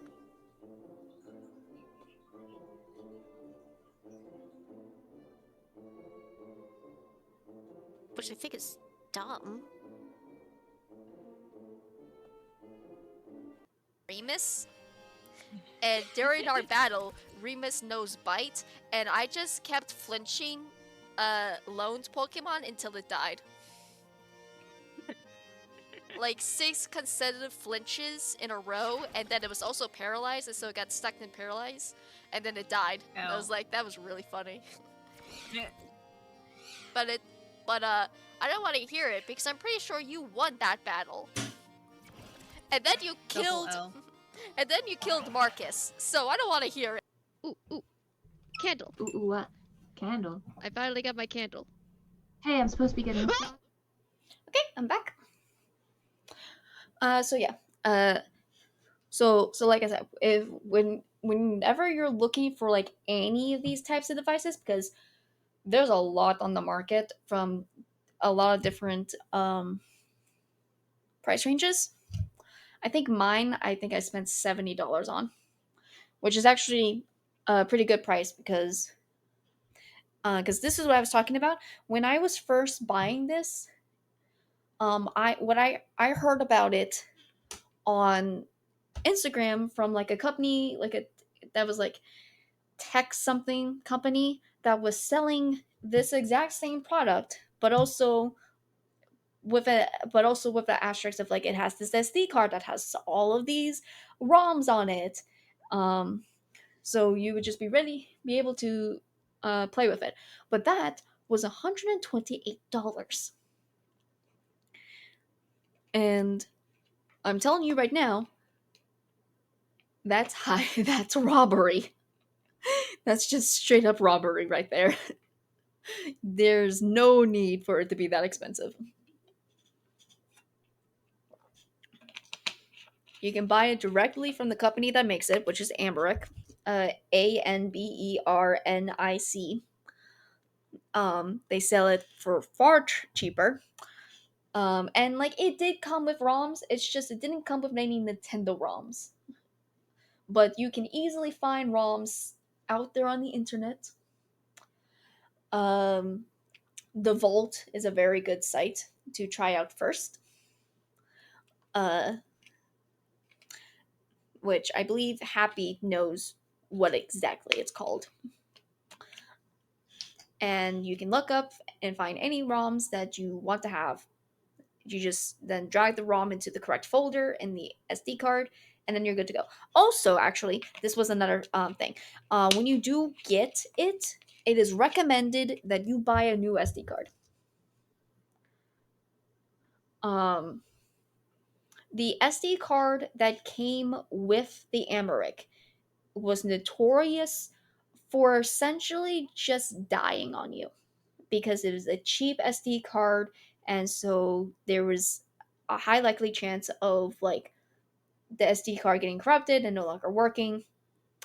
So it's recommended that when you get it, that you just replace the SD card. You buy a new SD card, um, and I do mean the micro SD cards because it has like two little tiny slots.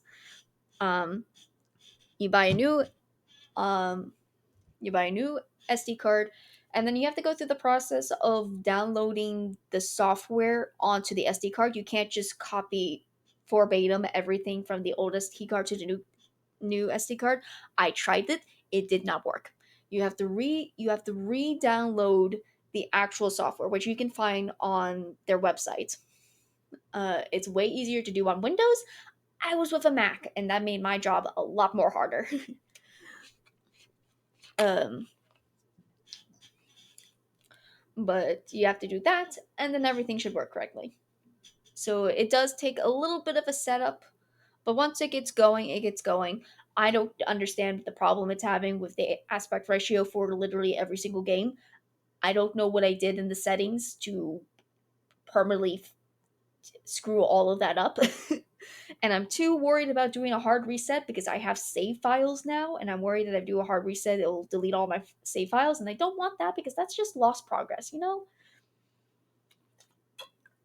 So I'm just suffering from having to manually fix every single one.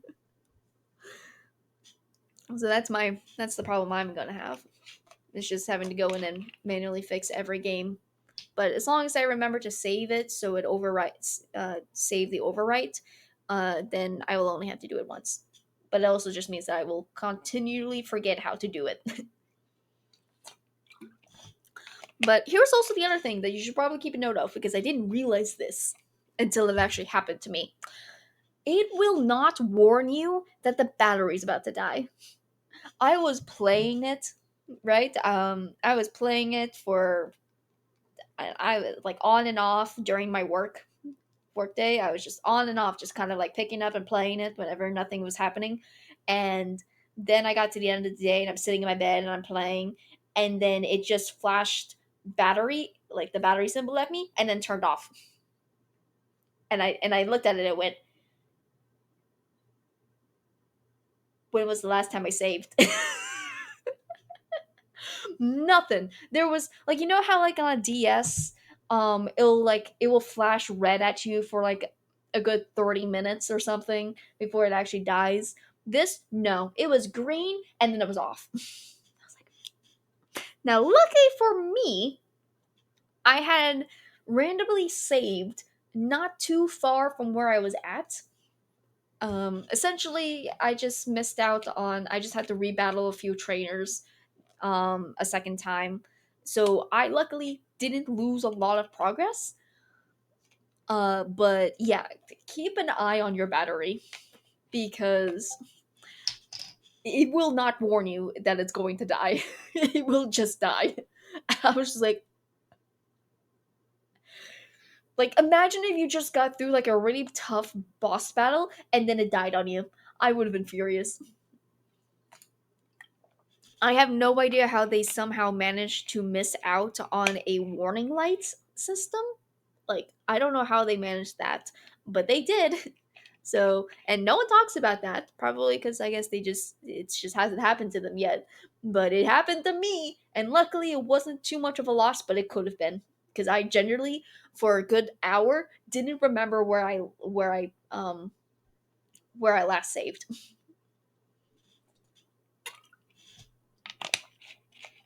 But yeah, I've been I've been playing.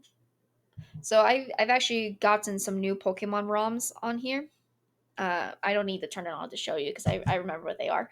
Essentially, because every once in a while, YouTube will just tell me about people talking about Pokemon ROMs because I've looked it up in the past. So they're like, "Hey, you like this concept, right?" And I was like, I do, yeah.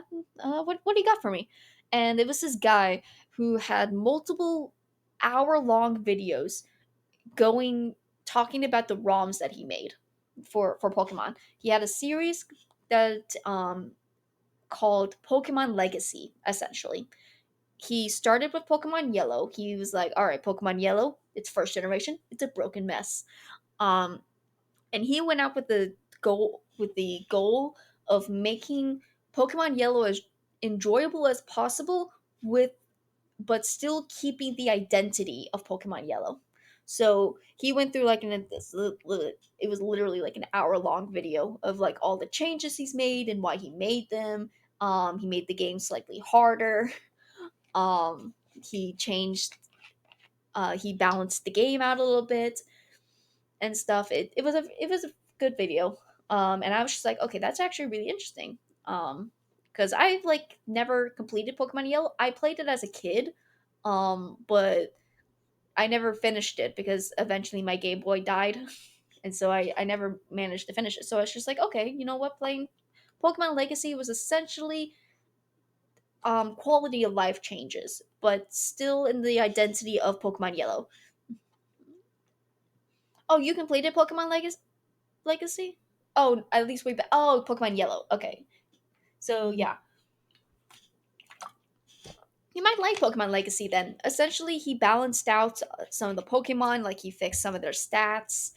Um, it's very much. He was just like, I want it to feel like Pokemon Yellow, but like a little bit more enjoyable. um, so so you can definitely check out his video. Let me see if I can find it, just so I remember what the channel name is. Um,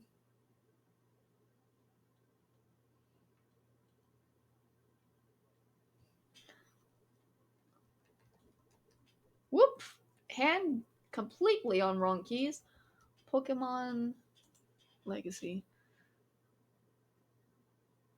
Okay. The project is led by Smith Plays Pokemon. And like he has an entire team of people working on this project. So he's not it's not that like, oh, Smith Plays himself made all of these ROMs. He was basically the director of the project, and then he had a bunch of people from the ROM community that made the game. So if you look up Smith Plays Pokemon, you'll find it. So he's done 3 of these legacy games. He's done he's done Pokemon Yellow, Pokemon Crystal, and Pokemon Emerald. And he just recently played Pokemon Platinum for the very first time. Apparently he's never played it before. So I wonder if he's in the works of making a Platinum Legacy. That's up in the air. I have no idea. Um, Fourth generation is a very solid generation. I don't know if he would think that it needs a legacy update. Um, because the idea of the legacy series is that essentially it's the game, but like we fixed and some of the things that were kind of broken in it, and such. So like for Pokemon Emerald Legacy, a lot of what he fixed was actually the narrative. Keeping the actual story intact, he fixed some of the narrative of the game. Like apparently, I never noticed this mainly because I sped through dialogue, but apparently, your rival, like Brendan or May, doesn't actually want to be a Pokemon trainer and only did it because of their dad. Like he or something like that. Like he was like, man, you know, I don't really think I want to be Pokemon battling. I think I want to be a Pokemon researcher or something like that.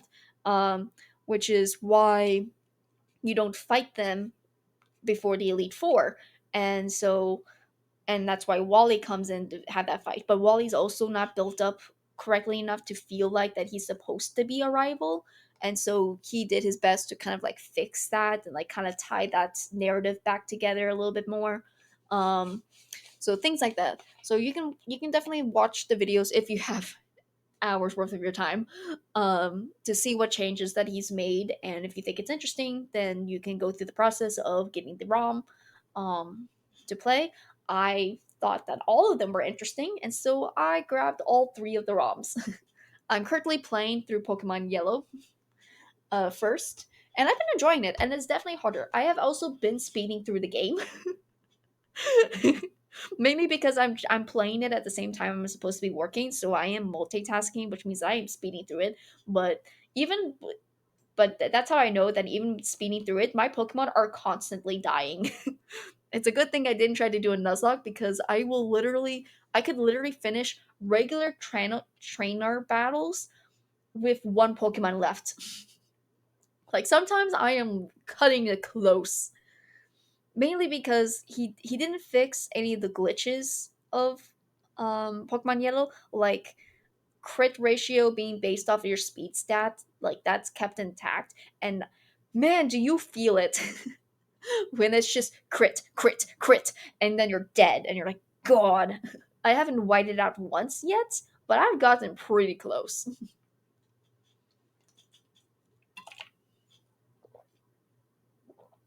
Um, so yeah, I figured I wanted to go through the legacy games one at a time, starting from the beginning.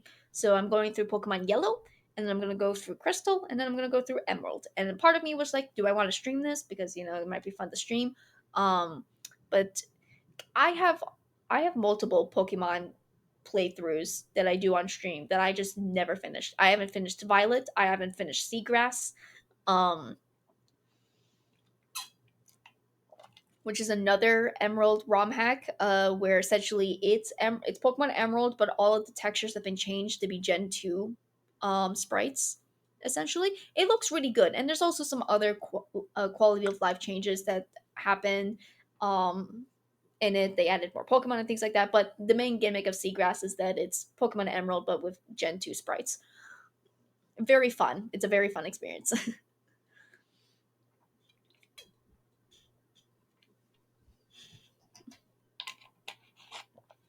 I kept trying to see if I could play Pokemon Uranium, but for some reason the ROM just won't work. Like I'm trying to patch it with Fire Emerald, with Fire Red because that's the ROM you're supposed to patch it with it, and it just won't go through. I don't know why. I don't know what's wrong with it, but I just can't figure it out. So I kind of gave up on it. I have enough Pokemon ROMs to play, so yeah, it's good. I would give this thing. Granted, it's the only one of its kind I own, so there's not a lot of things for me to compare it to. I'm sure there's plenty of tech YouTubers out there who's like grabbed and tried all of these. Um, so they'll probably be better. As a person who's not a tech person and literally bought this so I could play Pokemon ROM hacks on the go, because even though I could play them on my computer, I did find that I enjoy the experience of playing my Pokemon games in my bed. Like, it's a handheld. I want to play it in the comfy of my bed, not in a chair. um so that was the main reason why I grabbed this, is like I wanted to feel that experience of being able to take it anywhere. Like I've always been a handheld console person. My um like I love my DS and I love my 3DS, and I was totally fine with those and I really liked them. Um so and like I liked the Switch. Do I use the Switch in handheld mode a lot? No, not really, because the quality between doing it in handheld and doing it in dock mode is just completely different. I've literally have played games where in handheld mode where frames would drop that wouldn't happen if it was in the dock, which I think defeats the purpose.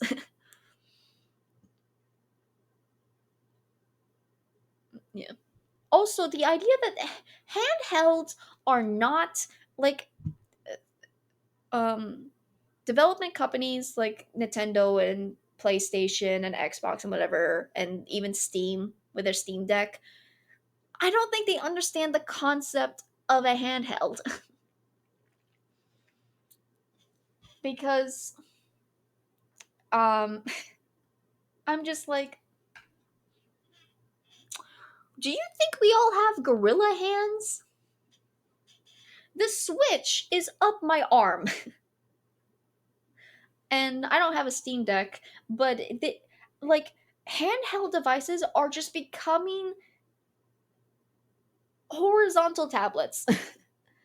And like I get it. It's because the handhelds are now trying to keep up with games that you can play on the big screen. Like they're trying to make it like here's your big screen, but it's actually on tiny screens that you can carry around, and that's made for heavier builds and more horsepower that's going to be needed and stuff. It's but it's not a handheld experience. It's just not. Um they're too big. If you go out in public with this, it's a giant thing. You're not discreet about it. You got a giant case that you got to take out of your backpack to pull like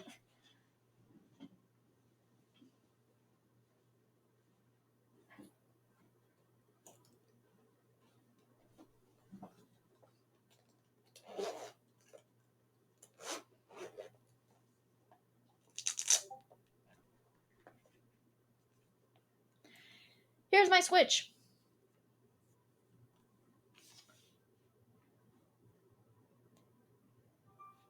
It's up to here. It's literally from my fingertips to my arm. It's just about to the bottom of this collar. That's how big it is. Like you're not discreet. you, it's it works. It's definitely the least atrocious because it is still pretty tiny. This is the Switch one, by the way, just in case there was any confusion. Um, it at least it's not very thick. I've seen some that are like pretty like I think the Steam Deck is pretty thick or something. It again it's hard to tell because I don't own one personally.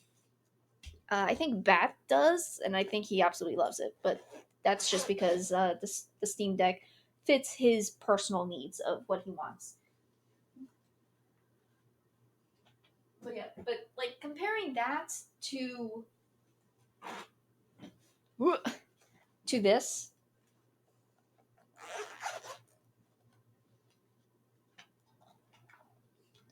this is my DS.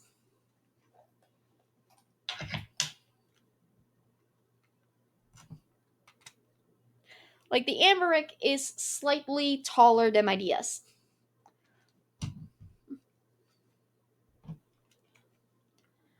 But they essentially still both fit in the parameters of my hand. They're still fitting in my palm. That's a handheld. And like the DS is thicker, but it makes sense. It's still not atrocious. It's thicker, but it's not atrociously thick.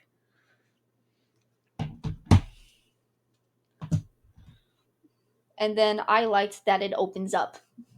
That was the other thing. I like clamshells, okay? I like clamshells because this makes me feel like I've protected my screen, you know? This feels protected. If I drop this, I feel like I'm going to smash the screen. That's actually why there's a screen protector on top of it. Um to try to help with that. But God, I picked this up and I'm just like, man, if I ever drop this, I feel like I'm gonna break it. I liked clamshells. It helped make them smaller, and um, and I will admit, because everyone is different, I have baby hands. I got itty bitty little tiny hands.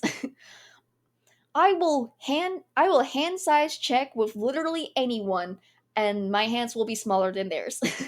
I got itty bitty little tiny baby hands, which makes the handheld experience a lot easier for me. Like this for me is pretty comfortable because I got itty bitty tiny baby hands. But someone who has longer hands might like feel like this or something. Like might not feel as comfortable because their hand size is different. So someone else might be arguing that they really like the size, like the expanded size, because it now fits better in their little meat hands. So it can be hard sometimes to say what is the objective size for a handheld because you want it to fit in your hand and people have different hand sizes.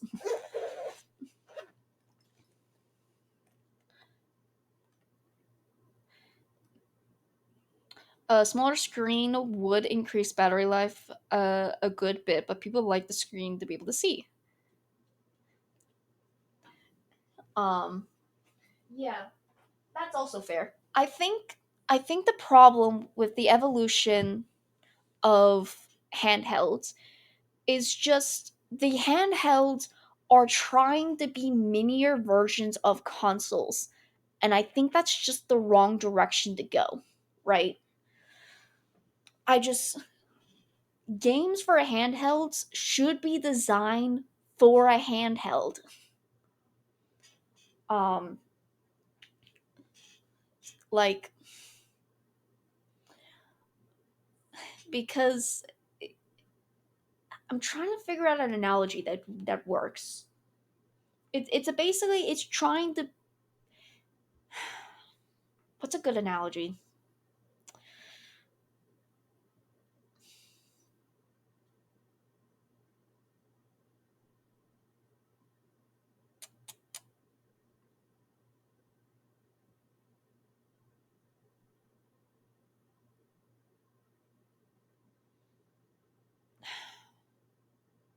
Okay, we'll go with this. It's like a DS trying to play Xbox games. It's just it's not built for it.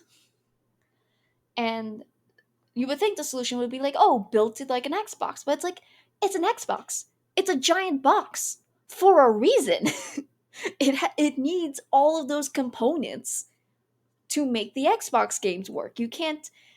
And I've seen some people who's been able to shrink like consoles down. Like I remember once watching a person like making handheld Wii consoles, um, which is pretty neat. But like overall, a handheld shouldn't be a tinier version of an Xbox. It needs to be its own thing. That's how it has its own identity, right? If you wanted to make ports for if you wanted to make it like a port of a game, like okay, we got Pokemon Heart Gold, that's a DS exclusive game. It's built for the DS, but it's like, oh man, we really want it to be able to be played on the Switch. Then you essentially have to rebuild the game, right? Because you don't have a dual screen anymore. Maybe you're like, oh, let's like remaster it because now we have the quality, the firepower to like make it 3D. Which I will also admit, Pokemon going 3D was probably the worst decision they've made, they ever made. I'm gonna say it. I don't like 3D Pokemon, but that's a different topic. It's just I feel like handhelds is a niche um, console experience. It's its own little form of console experience. I don't need my tiny handheld to play Elden Rolls. Elden Rolls? Elden Scrolls or whatever it's called. Like I don't like just built games that are meant to be played on it. Um and then if you want a big game experience, then get the bigger game experience.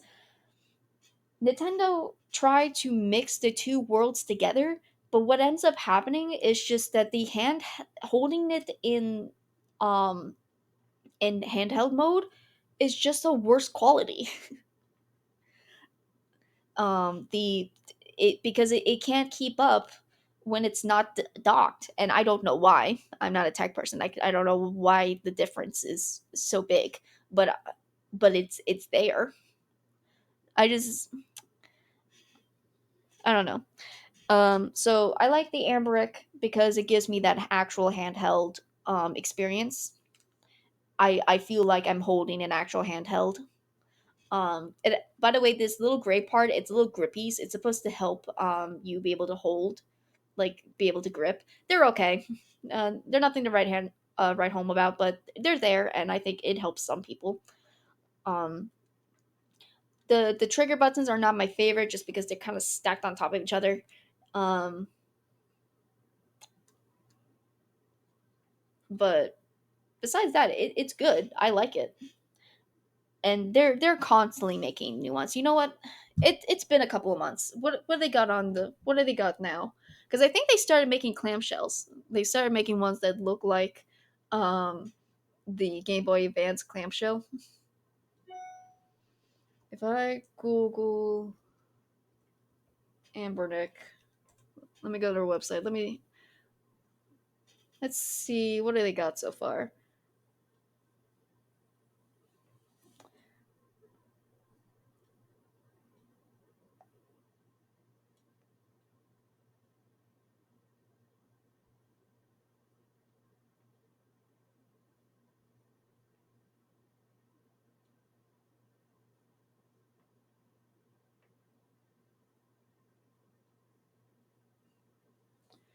Uh, all products. No, literally just show me all your products. Okay, new arrivals then. There we go. They actually just came out with this one that's called a RG slide. It has the feel of like those old cell phones where like you flip the screen and then there was a keyboard under it. I always thought those were cool, but I was too young to have one at the time. They have like that, and it looks really tiny. I admit, it looks super tiny. Um, I don't know how well it plays. I think because it's new, so I don't know how good it is, but it looks neat. But yeah, they started coming out with clamshells that are pretty neat. Um, the RG five 557. I don't know how to say the name correctly, but it's RG 557. Definitely has more of a just from the picture because I can't tell the size from just a standalone picture, but it does have more of a Steam Deck vibe to it. It definitely has a way wider screen and stuff. They have one that literally looks like a Game Boy Advance. That one's neat.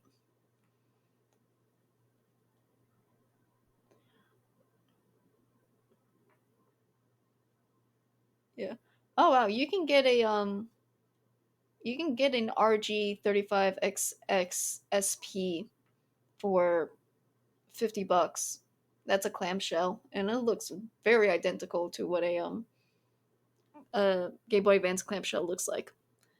I think it's thicker. I think I've watched a review on it. I think it's thicker and heavier than an actual Game Boy Advance. So that's might be something to look out for. So yeah, they're constantly coming out with new designs and are trying new things. Um, it's not an Amberwick, but there's a new boy. Not a that's not what it's called. I think it's called a sugar. What's it called? I could probably look it up.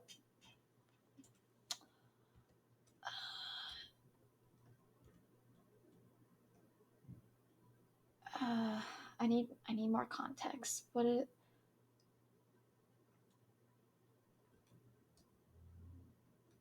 handheld? Nope, I can't call it.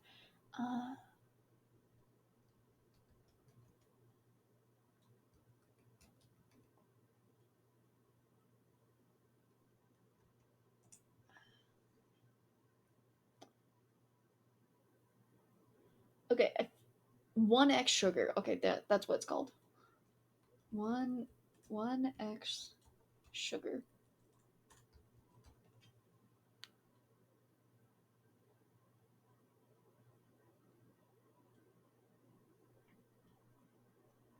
Okay.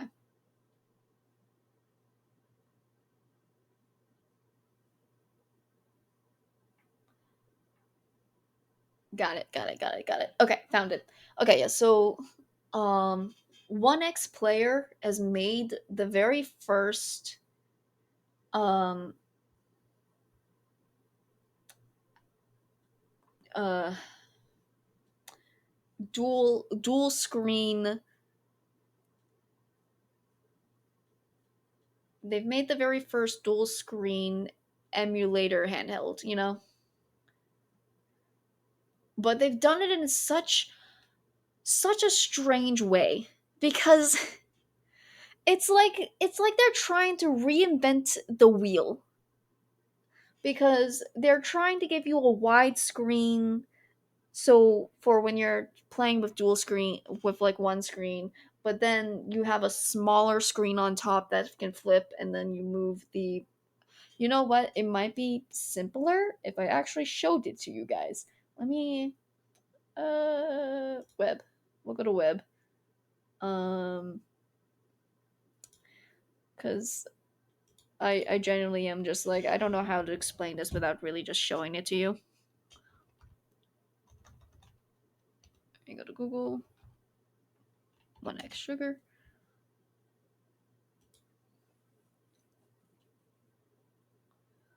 Okay. And I'm not a game developer or a like obviously I don't know how making systems works.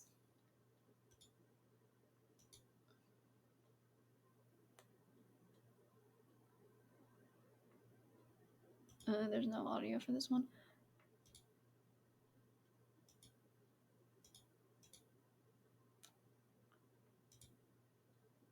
Why are you like that?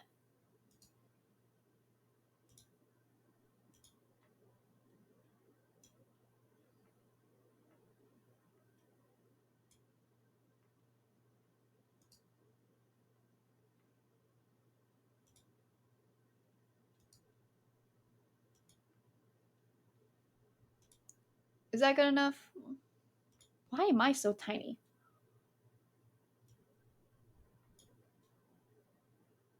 Why am I so tiny?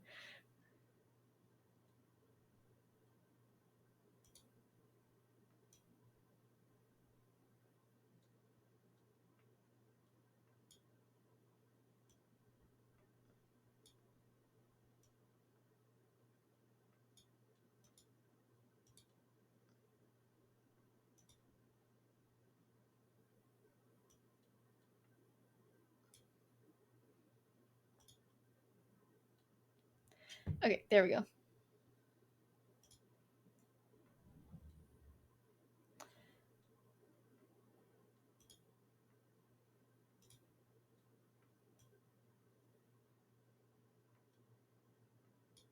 Yeah. So this is the 1x this is the 1x sugar. Um Essentially it has two modes. It has this mode and then it has this mode. And then there's a bunch of so essentially you're able to take these and then pop them on top.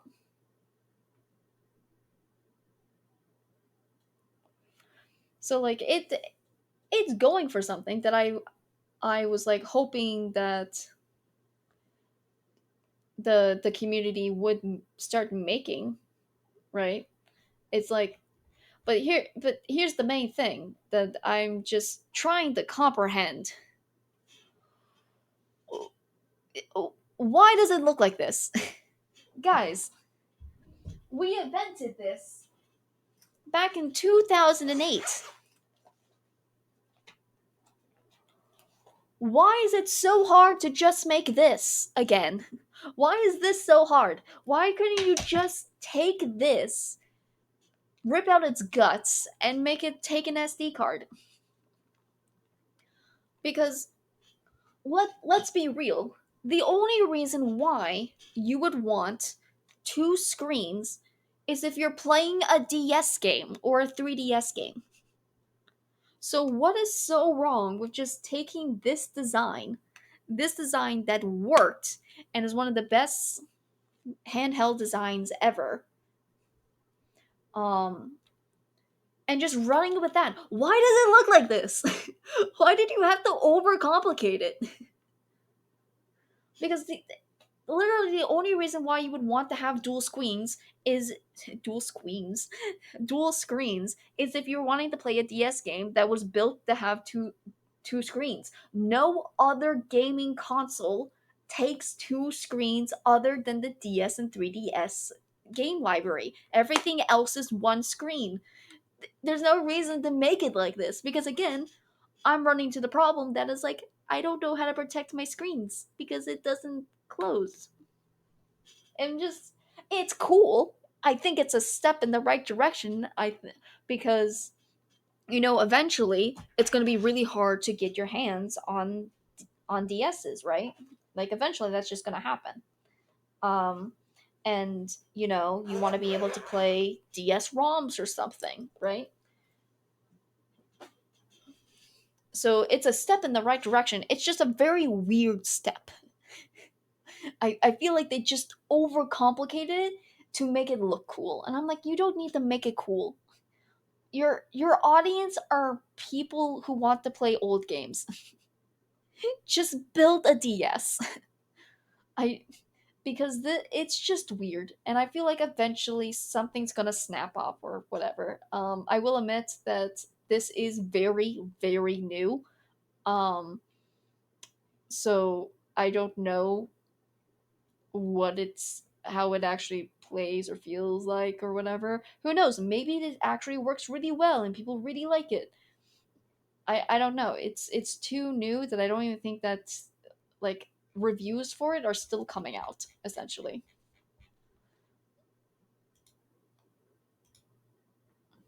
But yeah. I'm going to take a quick break to refill my water bottle and also use the bathroom. Whoop, wrong one. Nothing does. Yep. Even though the roles get reversed, it's the same two roles. What? Yeah, that's pretty accurate. And woe be to our characters when we're both the murderous bird whispering in nobody's ear.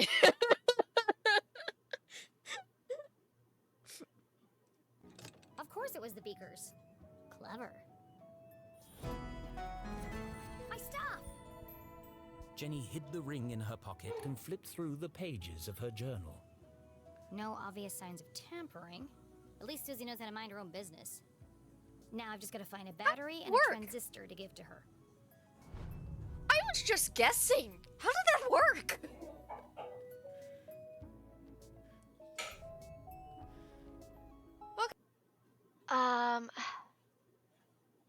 Have you tried talking closer to your mic? Like this?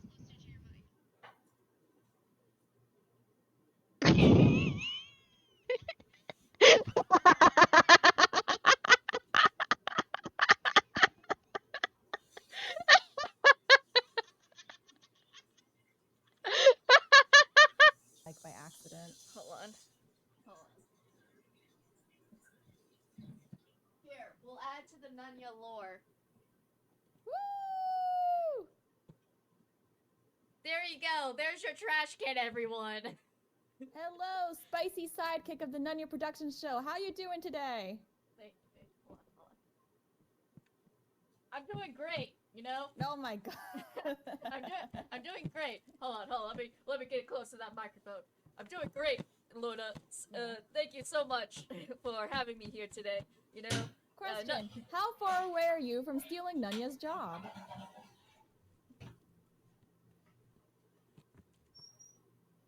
Zero seconds. Alright.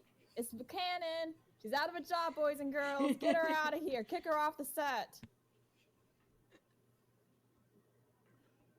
See, she's already down. Okay, I'm back. Whenever I'm doing very long chatting streams, I gotta make sure I stay hydrated or else my throat dries out.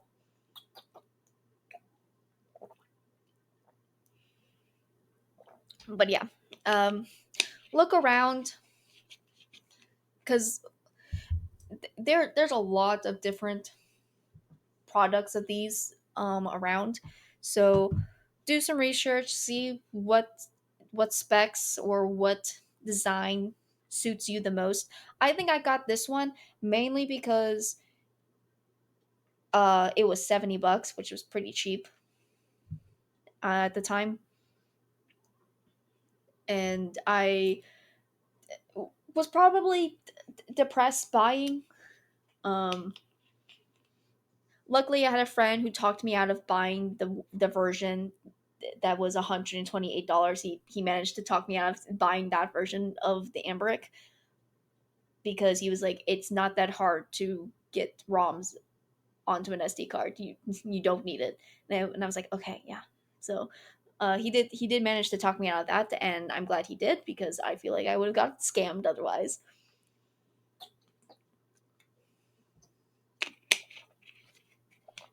But yeah, Ambric is a good company from what I can understand, but there's other companies that also make them.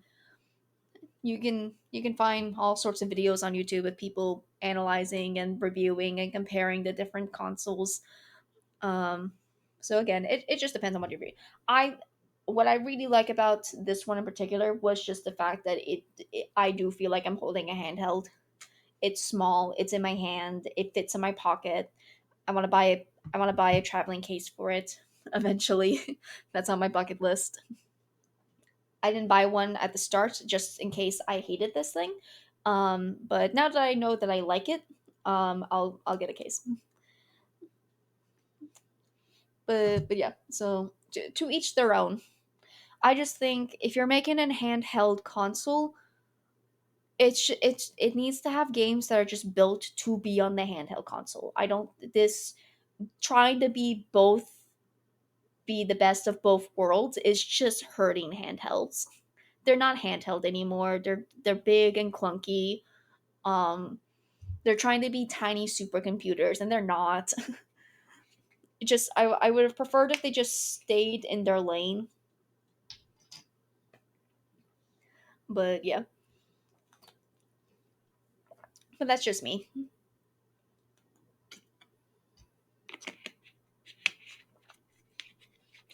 I don't think Pokemon should have went to 3D.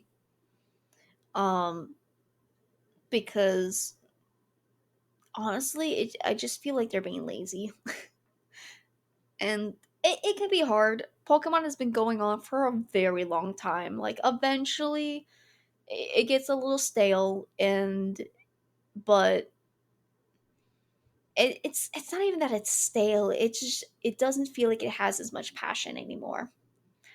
For there's a lot of things that is wrong with Game Freak and their use of Pokemon. Um, I remember growing up where you got a new Pokemon game like every 2 years. Like essentially, like it came out like every 2 years. You had a new Pokemon game, and when it was sprites, I imagined that it was probably easier to design when everything was like 2D sprites. But once you get into 3D, it gets more complicated. Like they're trying to expand and like be bigger, but being bigger means you need more time to develop bigger.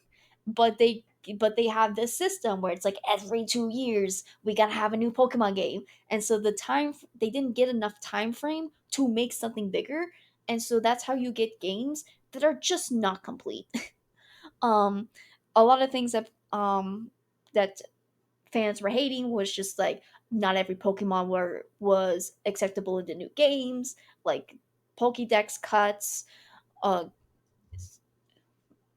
Scarlet and Violet have terrible frame rate and very laughable, memeable glitches that are funny, but are also just like they're funny in the sense that like this should not be happening. Like we're making fun of you because what are you doing? You are literally the most profitable gaming franchise in the world. Like I'm pretty sure it beats Mario, and you don't have the time and money to make a polished game. Like that like it's funny but also enraging at the same time.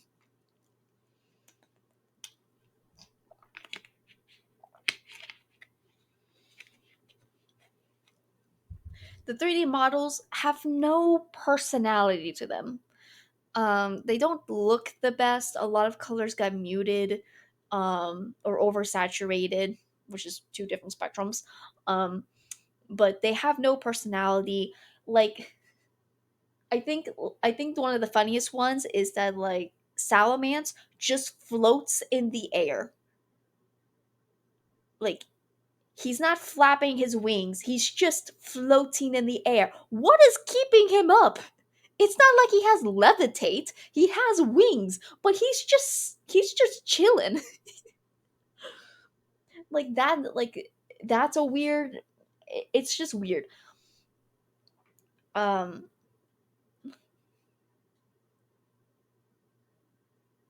yeah, it's just there it's like if you're trying to progress the technology and progress the look of Pokemon, you're going so slow because you're not matching everyone else and you don't have your own personality because you left it. You left your personality in sprites. So now you're just in this middle ground. It's it's insane. And I feel like if they were like, all right, Gen 8, Gen 10 Pokemon and it looks like Aquapather, I don't think anyone would care. No, no, no. I don't think they would care. I think they would like it. Like I feel like it would be a very bold move, but if they went backwards and went back to sprites, I think people would like it a lot better. Like I brought up Aquapather because Aquapather is a new game that is sprites and it has a little bit of a mixture of a 3D environment, but everything is still sprites. And I feel like if they went in that direction, they could probably get back some of Pokemon's personality that they had in the first 5 generations of Pokemon. Like even if they just went back to what 5th gen looked like, because it was still sprite animation, but it was but it was more animated. Like everyone, like all like they moved a lot more in battles. and and honestly, even X and Y didn't look atrocious. Like I liked X and Y. I thought X and Y was really easy, and I beat it in a week when I first got it. Um, when it came back when it came out, but it was still enjoyable. Sun and Moon, I feel like, was the first time I didn't really enjoy a Pokemon game, and then I never tried Sword and Shield. I just kind of boycotted Sword and Shield, and the only reason why I have Pokemon Violet is because someone bought it for me for my birthday. So that was the only reason why I had Pokemon Violet. I'll keep my eye out on Pokemon on XYZ. I don't remember what it's called. I'll keep my eye out on it to see how it goes. Um, but yeah, I feel like personally, I would like Pokemon to go backwards in graphics, and I think I can't say it would make the fans happy because fans of anything will always find something to argue about. Like, you can't please the fans. Even if you're giving them exactly what they want, they will still be upset with you. That's just a fact. You can't please a fandom. It's very, very hard to please a fandom because they will find something to argue about. That's kind of just human nature.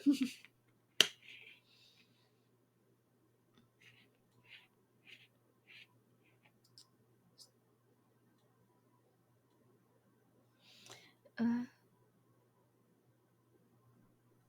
they should look better than Pokemon Stadium on the 64. Damn! I actually really liked Pokemon Stadium. I loved Pokemon Stadium as a kid.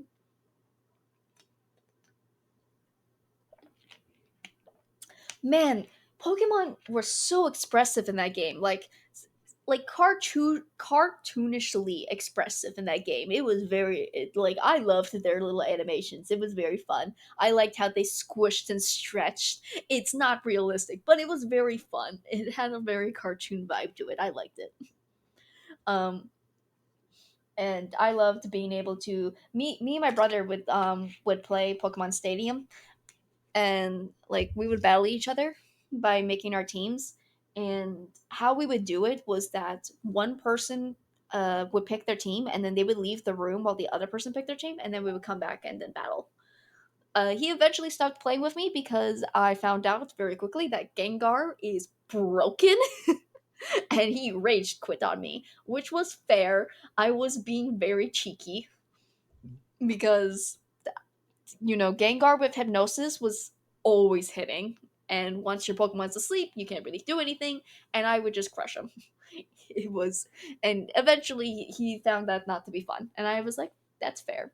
At the time, I was a little upset because I was like 7, but thinking back about it now, I'm just like, yeah, it was a cheap shot, but I don't know. I still have my Nintendo 64. It's in the living room. Maybe one day I'll ask my brother if he wants to play Pokemon Stadium again.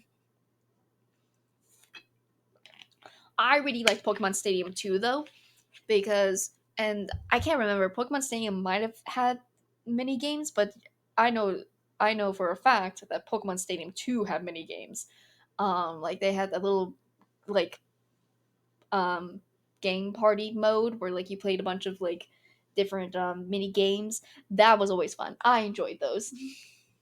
I think Pokemon Stadium is now on the Switch online, like that's expansion thing. I'm pretty sure the Stadium games are on there now, which is neat.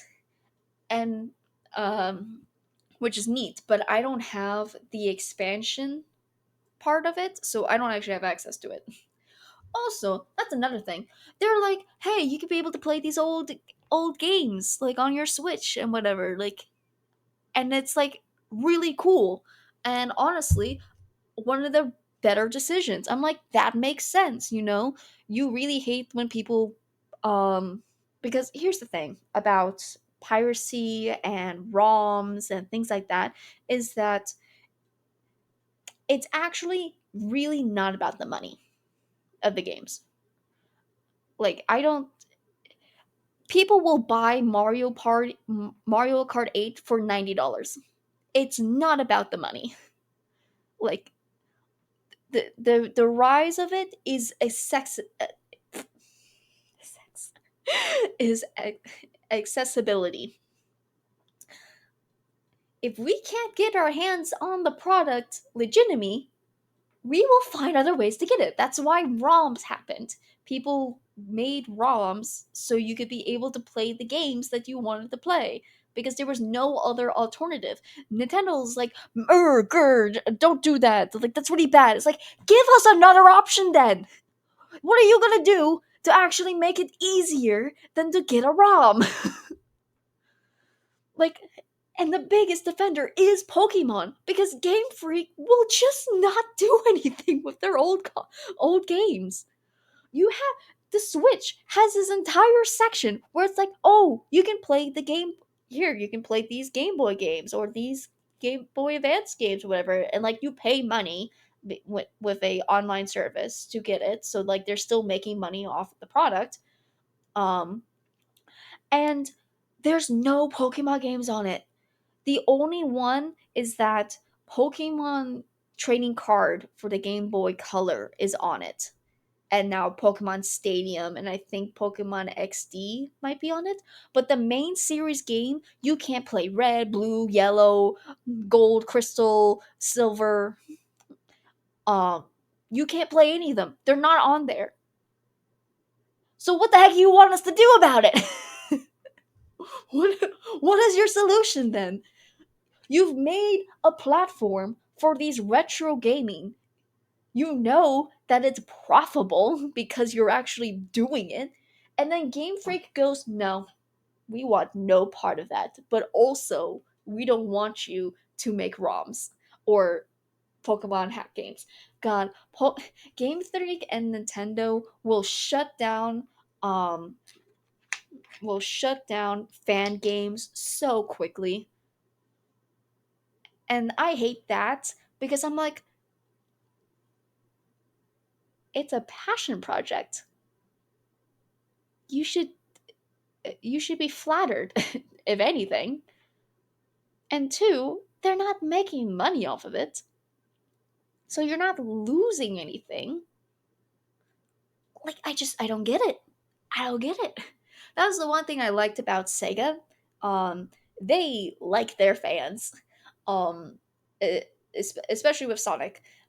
Because if you remember or care, uh, I think it was Sonic Mania was made, like they hired game developers that were Sonic fans and that made like Sonic fan games. Like they hired those people to make Sonic Mania.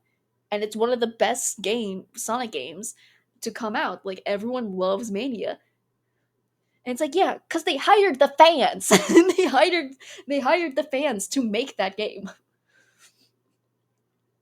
Now, it's very hard to compare like Sonic with Pokemon because notoriously Sonic has very bad games.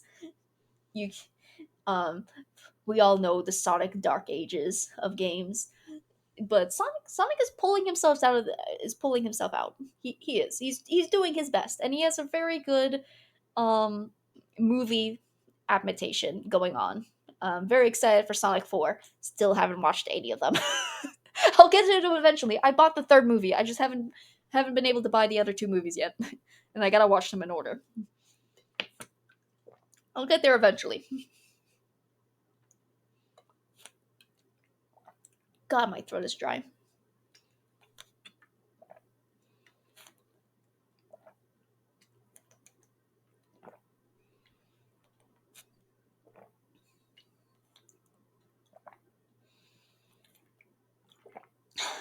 I think some of the problem is that I yell. Like, I definitely think that I'm probably talking louder than I need to talk, and I don't think that's helping.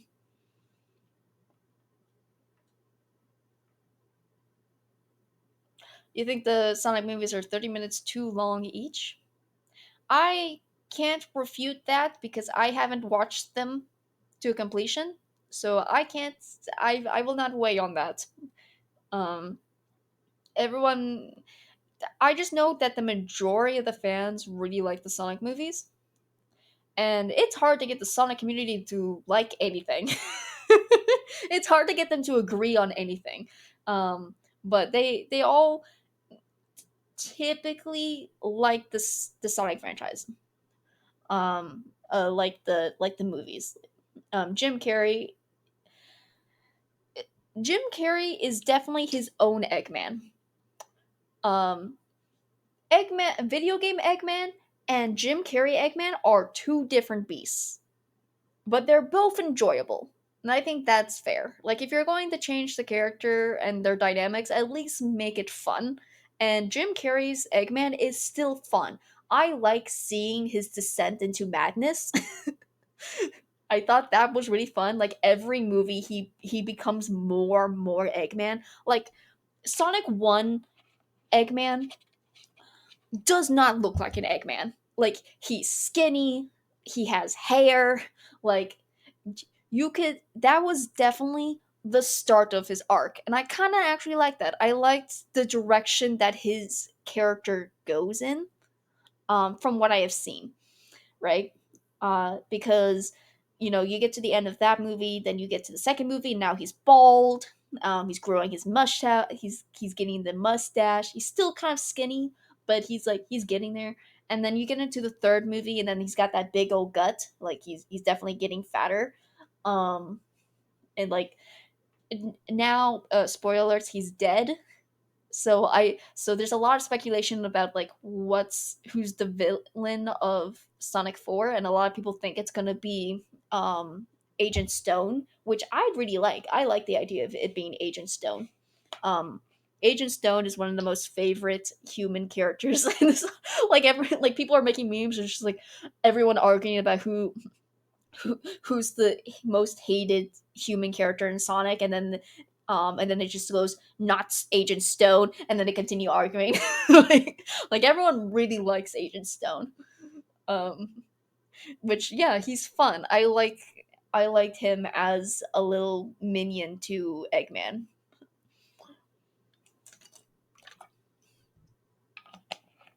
Um, so there's people are thinking that maybe it's gonna be Agent Stone, and like he made Metal Sonic, and maybe he's trying to go like the because uh Sonic 4 has the introduction of Metal Sonic and Amy. And if you aren't super aware of the Sonic timeline, Metal Sonic and Amy came from Sonic CD. And in Sonic CD, that's where the tiny planet comes in, and that's when they had the time stones. And in that game, you were going to the past and the present and the future to collect the time stones to make sure that Eggman's future doesn't happen, where the planet gets all destroyed and robotic size. Um, so that's hello, welcome. I'm Nunya Productions. Right now we're talking about the Sonic movies. Oh, I answered your question before you came out. Yeah, we're talking about the Sonic movies right now, and I'm speculating about Sonic 4. So a lot of people are thinking that not necessarily if Tiny Planet's gonna come into play, but the idea of going back in time might come to fruition. Like, I think some people were thinking that Metal Sonic is like from the future, or like Amy's from the future, and she comes back to the past to try to stop the future from happening. Kind of like a Silver vibe, which is why some people are also think that maybe Silver will come into this movie. I think adding Silver to Sonic 4 might be too many characters and also doesn't fit because Silver has his own story. So trying to fit him in with Amy's story might be a little too much. Um, where are you from? The United States. I am American. Yeehaw. um, so so yeah, so I don't think I will love to see Silver. I hope for the day that Silver gets to be on the big screen, or Sega does anything with Silver, please. He's such a good boy. Stop punishing him. um but yeah, so I would think that maybe possibly the story of Sonic 4 might be that Agent Stone is trying to collect the time stones so he can go back in time and save Eggman's life. Because we all know Agent Stone is dedicated to Eggman, so it makes perfect sense for him to like come up with this plan of like, I'm gonna go back in time to save Eggman's life and then crush Sonic. I can definitely see that happening. Or maybe Eggman still survived. Somehow survived that explosion. Like maybe it's just like, oh, but like he pulls a shadow and it's just like, ah, he's alive. And but they already did that in Sonic 2, where Eggman gets like was on the verge of death, and then um Agent Stone brought him back to like nursed him back to health. Like they already did that in Sonic 2. So to do it again in Sonic 4 might seem repetitive. Which is why I like the idea of him wanting to go back in time to save Eggman is more compelling than just the idea that like, oh, Eggman is still there. But it could also be possible that like they're like, okay, Eggman's not in here at all. And I don't think they're gonna go that route just because it's hard to have Sonic without having Eggman. You know? it's it's just a little hard to do, but I think that will just really depend on if Jim Carrey will come back to play Eggman, because Jim Carrey is technically a retired actor, and he says he would only do um and that was the other thing. Jim Carrey, like he had some rules. He was like, I'm not going to do any more sequels. I'm not going to like. And then he retired from acting. He's like, I won't come back unless a script of gold lands in my hand. And then he did Sonic 2 and Sonic 3. So he like broke his own rules for the Sonic franchise. This man loves Sonic. He loves doing these movies. Um, and so but it'll be up to him if he's like, does he want to do Sonic 4? And if he says no for whatever reason, then there's no Eggman, which is another reason why Agent Stone would make the sense to be the next villain. Because like he has every right to hate Sonic, he has every right to try to continue Eggman's dream. Like he makes for a great new villain to the Sonic movie franchise. It makes sense that that's where his character is. Um, so, but the idea of him wanting to bring Eggman back will probably heavily debate on if Jim Carrey will come back to play Eggman in that role.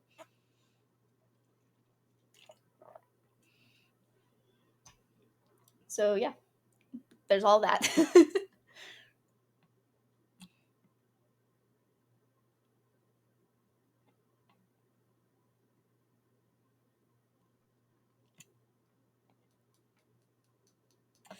They might go like they did in the Sonic cartoons, the one with the Freedom Fighters.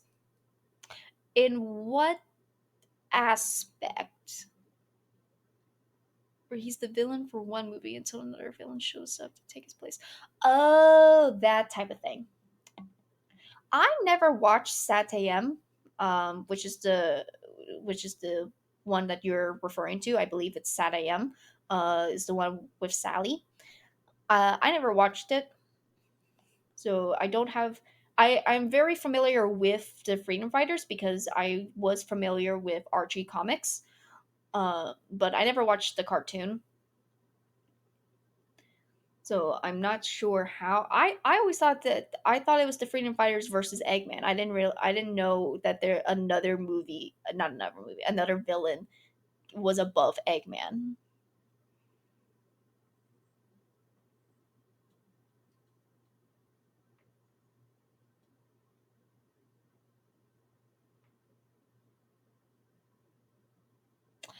Oh, they were gonna do it and then the show got canceled. Gotcha, gotcha. Okay, they were setting up for it, but then the show got canceled. Man, you gotta hate it when shows get canceled before they're done.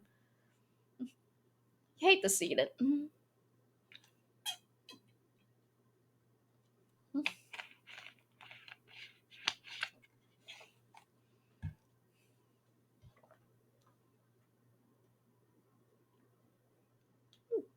Another 60 ounces of water done. I'm doing so great. Space would be proud. But yeah, where was I going with all that? How did? Oh, right, I was comparing Sonic to Pokemon.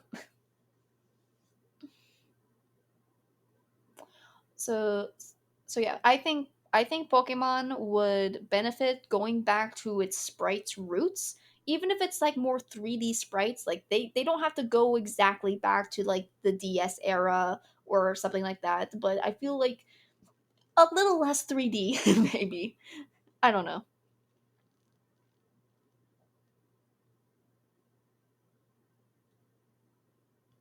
It got canceled because of the Power Rangers? Interesting. I've heard a lot of different ways that shows have been canceled in the past. The one that infuriates me the most is that Teen Titans was canceled because girls got into Teen Titans. That one really annoyed me. God, gotta love sexism.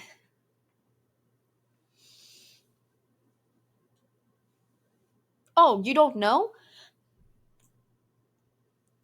Teen Titans. So to try to explain this, essentially in America, I don't know if you're in America or not, but in America, a lot of things are gender coded. Our clothes, our furniture, our cars. Though granted, all cars are made for men. Um, yeah, you live in Georgia, okay. Um, and especially our toys. I don't know why businesses do this, but they really wanted to segregate boy toys and girl toys. It's like they were like, these are the girl toys and these are the boy toys, and we don't want them interchanging, right? I don't know why. It doesn't make sense to me, but that was the rule, right? So TV shows, especially animated TV shows, had to be directed towards one specific audience. So like superhero TV shows were meant for boys, and girl TV shows would be like My Little Pony or Barbie or Dora the Explorer. You had your girl shows targeting to girls, and you had your boy shows targeting the boy shows. But if the market saw that one gender really liked the other one, they would cancel it. So what happened with Teen Titans was that Teen Titans got too popular with girls, which meant that the markets were bending. And so the studio and the marketing people went, no, no, no, we can't have that, and they pulled the plug. Which is why season 4 of Teen Titans got canceled, because as you know, at the end of season 8, not season 8, at the end of season 3, it was there 3 seasons? No, they had 2 seasons, right? They had 2 seasons. The 3rd season got canceled. Whatever season that was going to come up next, it got canceled and was left on a major cliffhanger, especially with Beast Boy and Terra, and everyone hated it because they were like, where was it going? So yeah, that's why Teen Titans got canceled. But also, what's even funnier about that is that, you know how I said that shows are supposed to be targeted towards a specific gender, and if it blends, then they fall out. Yeah, that's also one-sided. Companies don't like it when girls like boy things, but if boys like girl things, that's totally fine. Case in point, My Little Pony friendship is magic. I don't think I need to explain that to anyone. We all know that a major population of the My Little Pony Friendship and Magic's fan base were made of grown men. Now, I am not shaming men for liking My Little Pony. There, um, I, I'm not shaming the concept of men's liking My Little Pony. That's not my problem. My problem is that you set up these rules that guys have to like this and girls have to like that, or we're gonna cancel your ass. But then when it came to My Little Pony, that got a major male audience, they didn't do anything. They didn't pull the plug. They were like, yeah, that's fine. Yeah, guys can like My Little Pony. You know, we can pander to the bronies. Double sexism. One-sided sexism. Girls can't like superheroes, but you know, if a guy wants to like alicorns, you know, that's totally fine. It's fucking bullshit. I mean, sexism in general is super bullshit because it makes no goddamn sense. But yeah, there's that. uh that is definitely a rabbit hole. Yeah. Um but I have to refill my water bottle again. We shall be back. No. Who dressed you? I did. Maybe I can get a Pat and Remus kiss? I'm not too sure. Suffer. Do it for the bit? What bit? The bit. Oh god! I wasn't prepared for you to come back.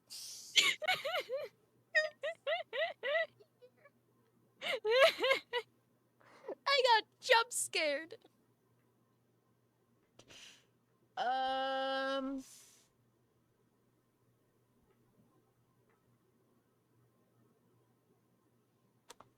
You know what? 50 subscribers. 50 subscribers, and I'll put on a maid outfit.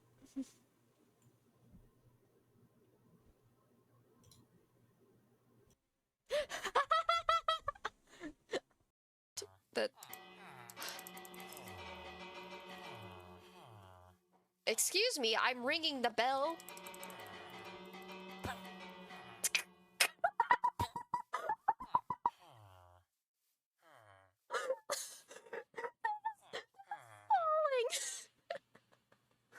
These villagers are gonna kill themselves.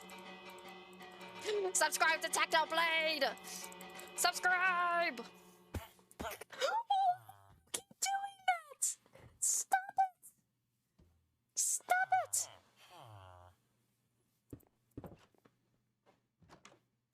Puzzle games. I think they're fun. Okay. So there was a correction, a little rewrite that I did, one too, is that originally they were heading straight to the church. That still doesn't have a name. You guys were supposed to name the church. No one named the church. Um, but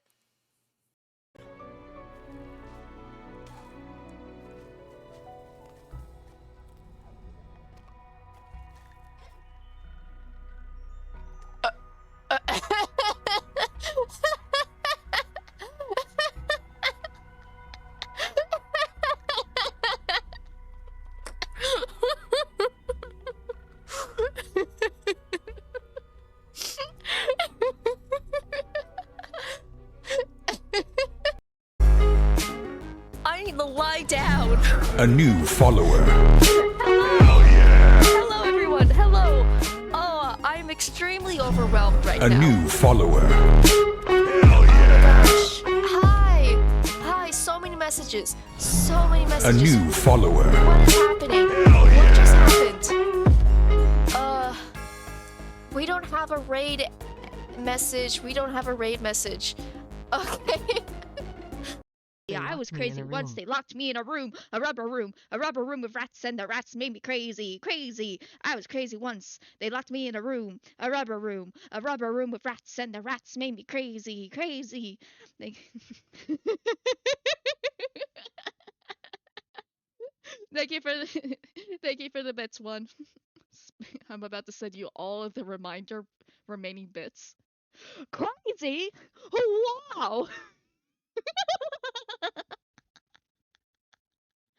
Oh God. Yumi won. Thank you for the bits, Happy. JK just said DK just said Nunya is losing her mind, and this is what I came into. What did you came in on? Which part? That's it, all my remaining bits. Listen, when I get more subscribers, I can get more emoji spots. And then you can have all the emojis. Anyway, fuck you, Larry.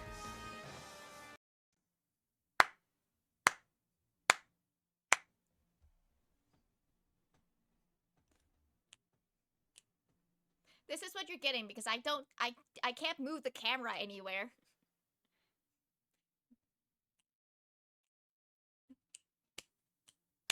Do somebody know? I can make your hands clap.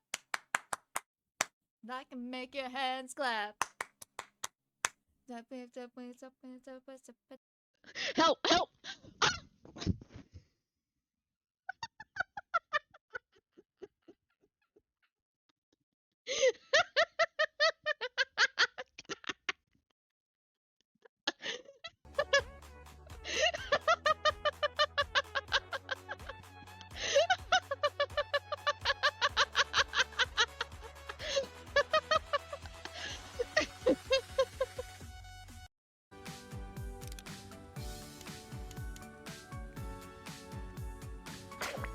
I killed the dog. How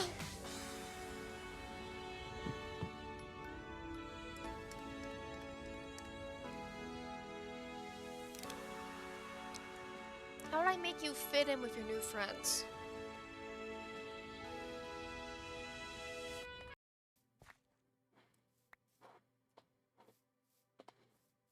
Yes, I collect the children. I collect the tree children. Show for a stream, the world's ending, but it's okay, man. You can go to bed. You don't have to be here if you're sleepy. You can go do the snooze. I promise you, I won't combust while you're gone.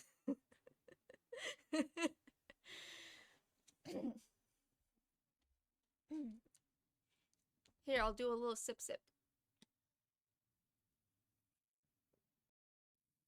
No. And yeah, I'm writing lives, I got lines. Okay. Alright. As you walk on to me. Cause that face on that hurt me with my eyes shut.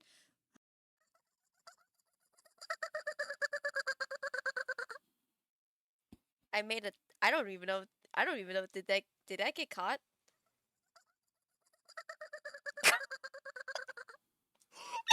I made a. I.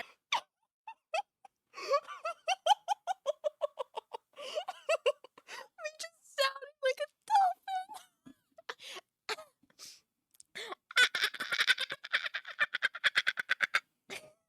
On one creature that you see within range, the target must succeed on a concentration saving throw or take 1d6 poison damage and move 5 feet in a random direction. If it can move, and if its speed is at least 5 feet. Roll a d4 to figure out the direction. This movement does not provoke opportunity attacks, and if the direction rolled is blocked, the target doesn't move. So, basically, 1. This is the cantrip you have that allows you to summon a bunch of fleas at people. Take note. Oh boy, am I not happy.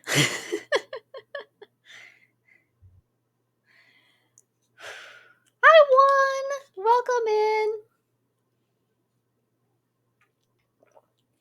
One!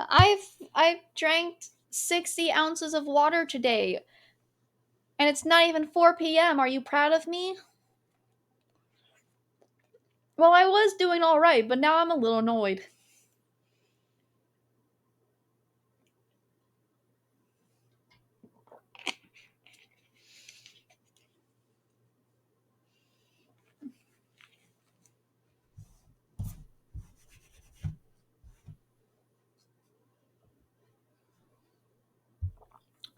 So, that took a little bit longer because I realized that so that break took a little bit longer because I refilled the water and then I was just like, you know what? It's Saturday. I should be getting my hungry root. So I went out to the so I looked out the front door and I found my hungry root box and it's just smashed. I mean, like the top of it has definitely been smashed to the point that the tape has broken and so it's an open box. Like it wasn't like fully open, but like it wasn't taped down anymore. That's how bad the box was crushed. I took a picture of it.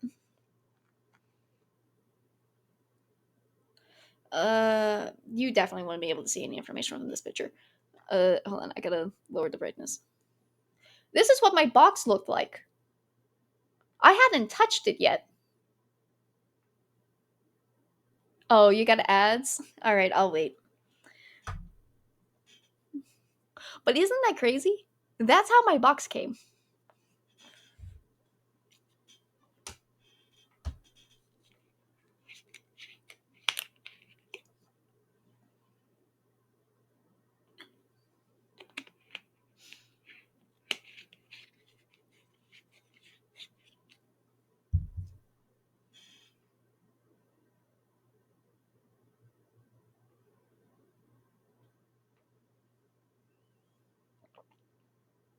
Freedom? Okay.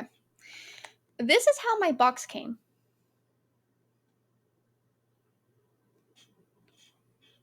I hadn't touched it yet. I'm just like, seriously?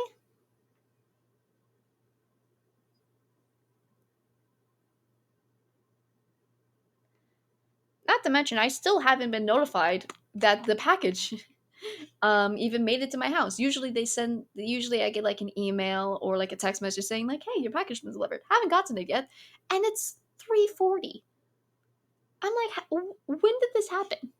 I wonder if I go to the app, it will tell me like how long has that been sitting outside? Because heaven forbid anyone knocks on my door.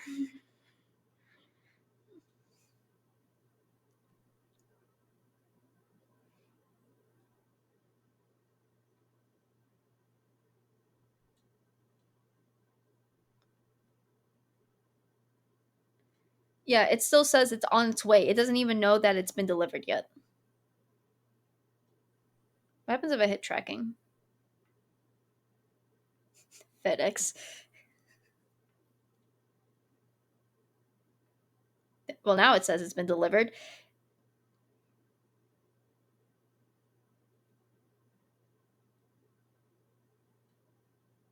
When did that happen?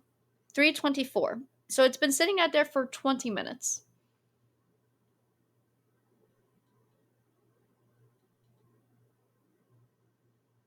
Yeah, that's one crushed up box.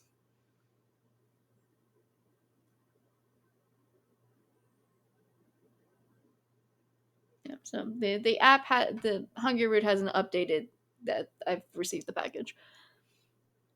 Um and what you to those who don't know what Hungry Root is, which is probably most of you, it's a food service. So those were my groceries that was just delivered to me.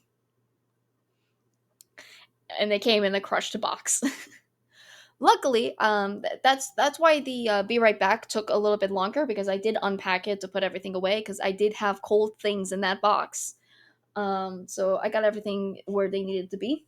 So that's why the be right back took longer than normal. With that also being said, because the reason why I was thinking about Hungry Root was just because I was like, it's been a few hours, I haven't eaten, and I'm getting hungry. So now I'm trying to figure out what I want to do about food, because I don't necessarily want to end the stream, because I want to eat and then get back to streaming. It's just a matter of what am I what am I going to have you guys do while I'm eat spaghetti? I've been making a lot of spaghetti lately, or and when I say me, I mean my brother. Um, and now I have food, so I'm gonna go check to see with sauce. Don't have any sauce. You get no sauce. I'm gonna go check to see what I can make quick. And because I don't mind eating on stream, it's just a matter of a lot of the things that I'm getting from Hungry Root are things that I then have to cook, and then cooking takes time. So I'm gonna go check to see what I can grab that will be quick to make. Whale! Look at her! She's so cute! Look at my whale! Appreciate it.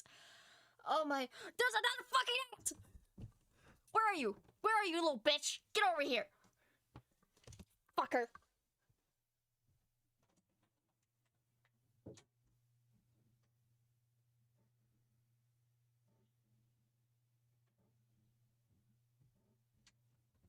For fuck's sakes. For fuck's sakes. Where the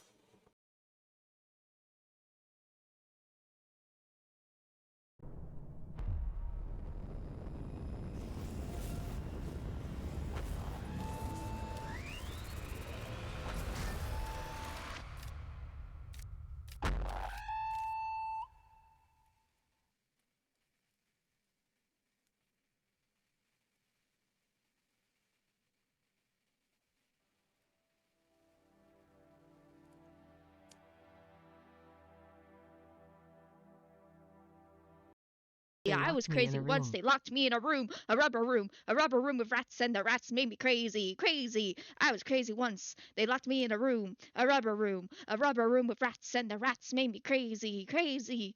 They... thank you for the, thank you for the bits, one. I'm about to send you all of the remaining bits. Crazy? Oh, wow! Oh god. Yumi 1.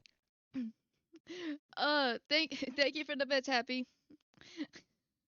JK just said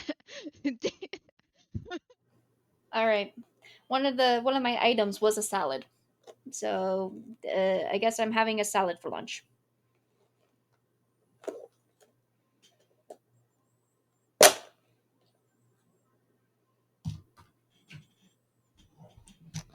Do do do.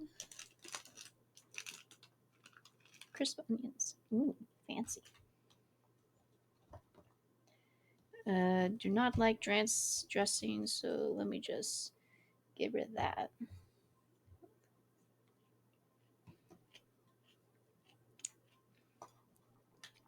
And then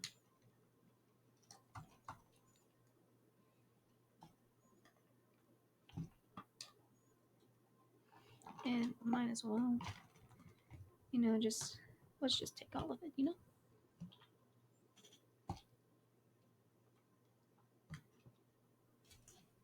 Okay. Put that over there now. And I guess instead of croutons, we got dried up onions.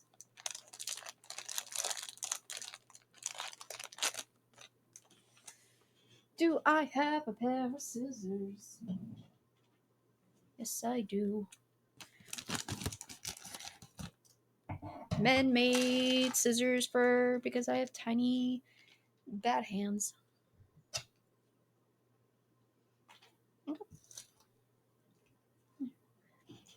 But yeah, I've been drinking a lot more water. I drank 80 ounces of water yesterday. Um, and I'm trying to eat healthier.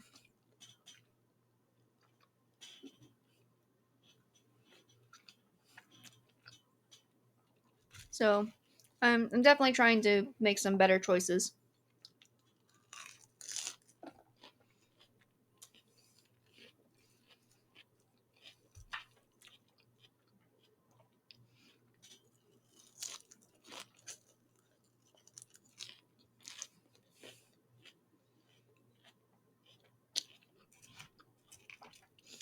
At some point, when I'm done rambling, we're gonna play Slay the Spire.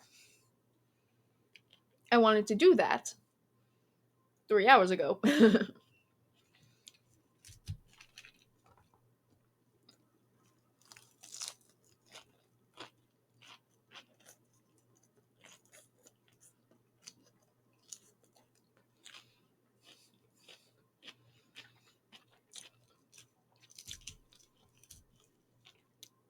I'm liking this.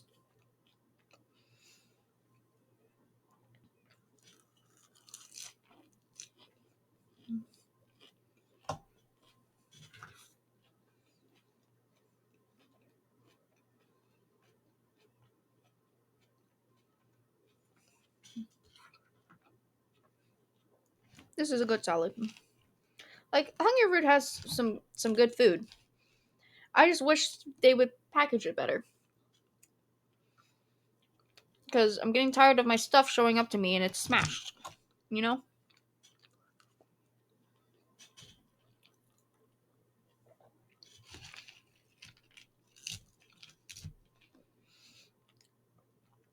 My so I did realize that my anniversary for becoming a Twitch affiliate is coming up in August. I think it's the 19th. I can't do a 12-hour long stream on that day because I work that day. So that's just not going to happen. I might still stream on that day just to celebrate, but I can't do a 12-hour stream. It's too late to try to call it out. And also, I'm still in training, so I really don't want to miss days of work right now.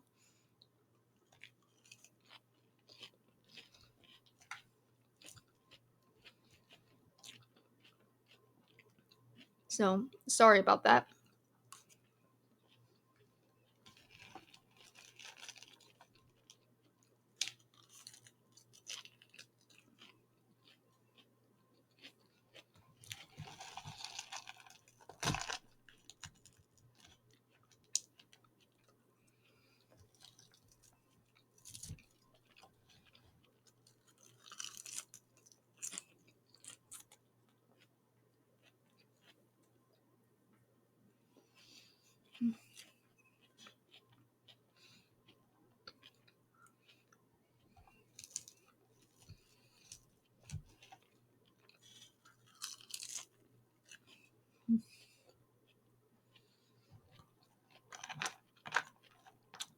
This is really good.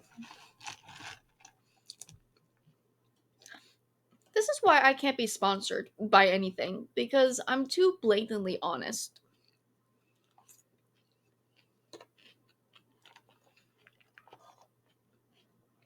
And companies don't want you to be honest. They want you to praise their product like it's the best thing since sliced bread. And I would just be there like, yeah, it's okay. I mean, I'm liking this salad. Don't get me wrong. But I also just complained about the fact that my package got here damaged. And I don't think if someone in the marketing for Hungry would appreciate like the person that they're sponsoring being like, well, they said that their package got damaged. That's not a good look. Not that I'm sponsored by Hungry Root at all. It's just I happen to use it.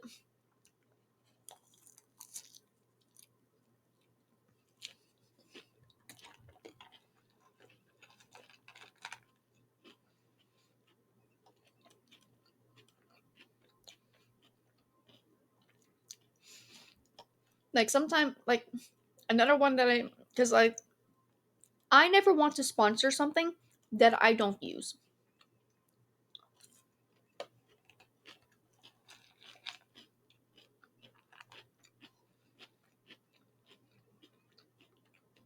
Because I never want to feel like I'm lying to my audience about a product.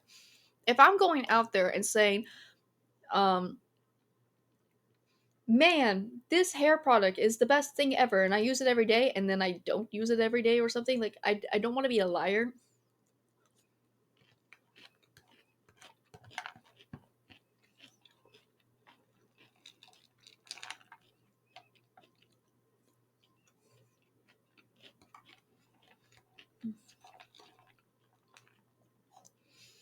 Like, Raycon. Raycon, I see people get sponsored by Raycon.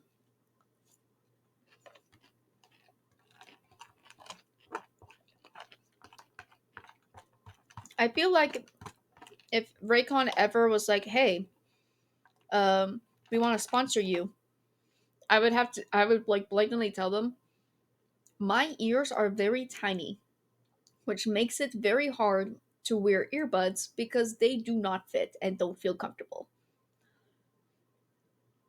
If you send me a product and I try it and it does and I don't like it, I will send it back to you. So, if you think you can send me a product that I would actually like, I will praise you. Otherwise, you probably don't want me.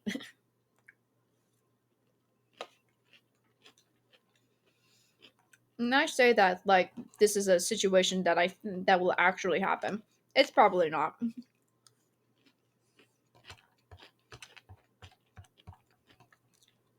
You have to be really big um, for companies to come to you for a sponsorship.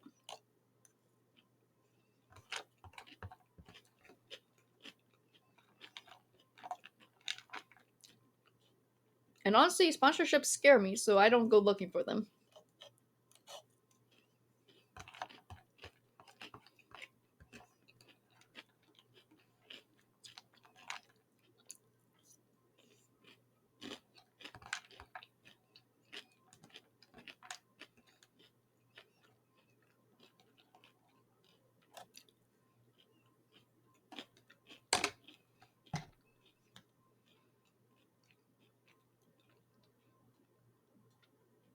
That was a really good salad. I really enjoyed that actually. It was a little spicy, but I liked it because it actually gave it a little bit of a taste. And um the what is it, French onions? What are they called?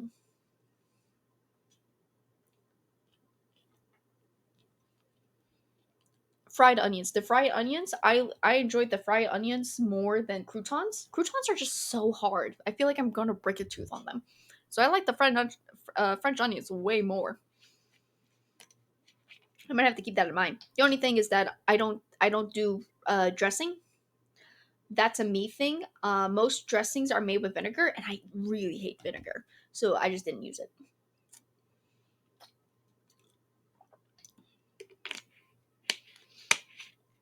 Um, but no, that was really good.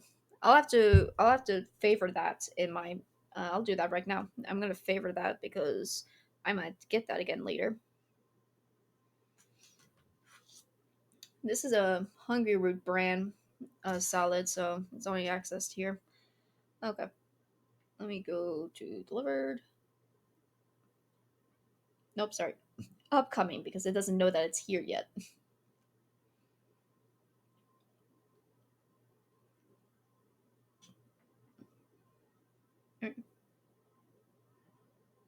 There we go. Southwest style salad. That was pretty good.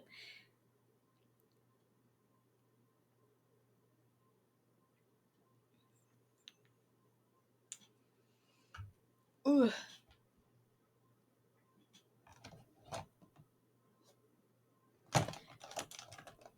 I'll have to. I'm still hungry though. I'm gonna go see what else I can grab to eat quickly. Why is my mouse freaking out? There we go.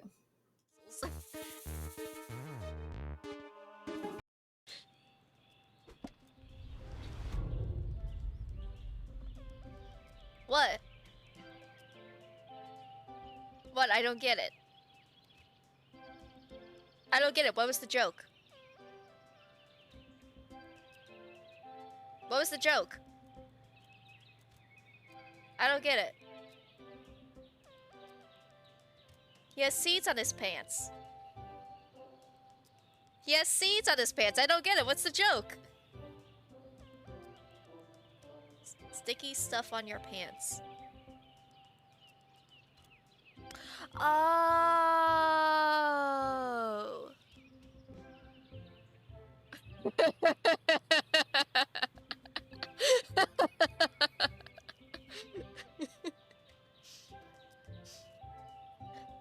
Alright, fair enough. Moving on. Ring.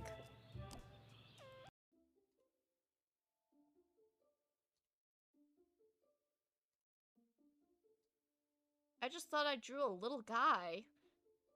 And then someone came in and said loot bug, and I was like, I don't understand what that means.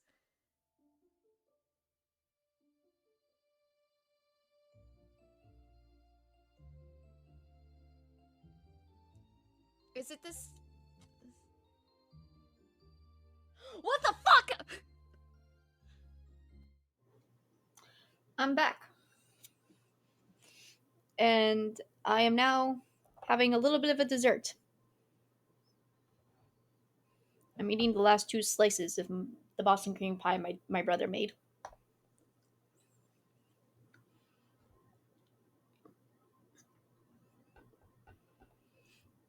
It was his first attempt at making a Boston cream pie, and the filling is on top because the pie was just too thin that cutting in half didn't seem like a good idea.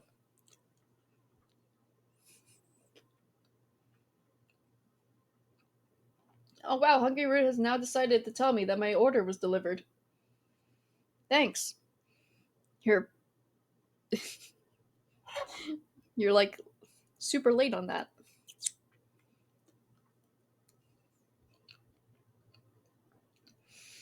What infuriates me most is just no one knocks on my door to let me know that there's a package there. They just kind of leave it and run off. And I don't know if it's just because of the stress of being a delivery person and having to make all these deliveries, but it really sucks.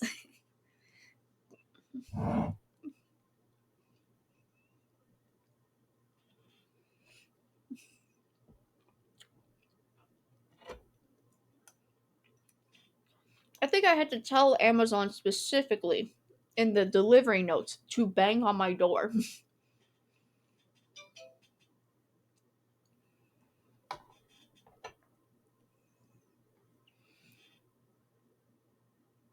If anything's not perfect, let us know. Oh yeah, I'm gonna complain.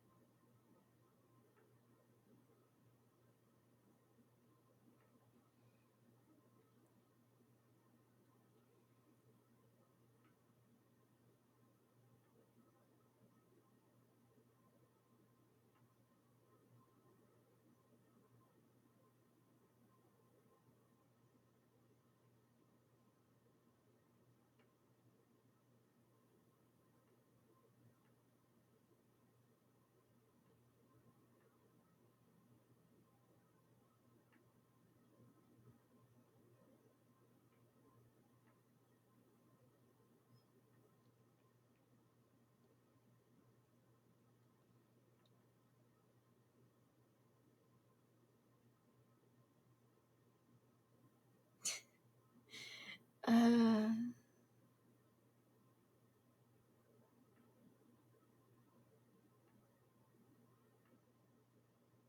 all right, enjoy your cleaning.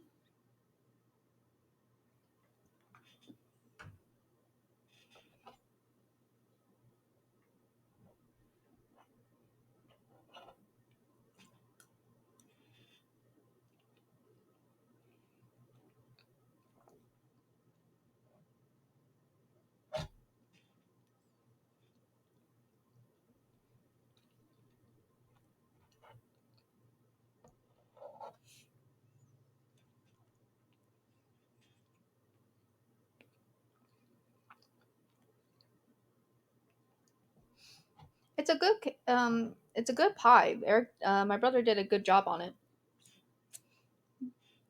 It's a little dense though. Apparently, we think that maybe he whipped it too hard for too long.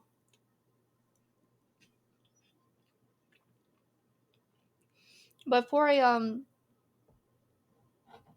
a first attempt, it's really good.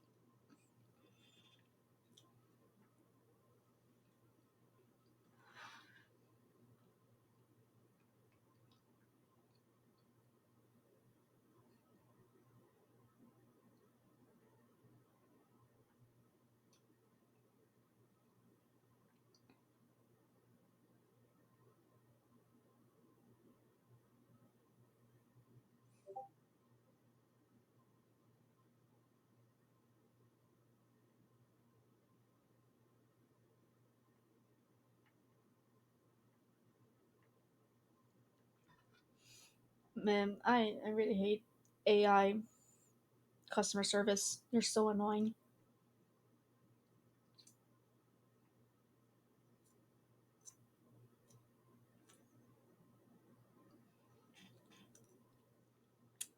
I will.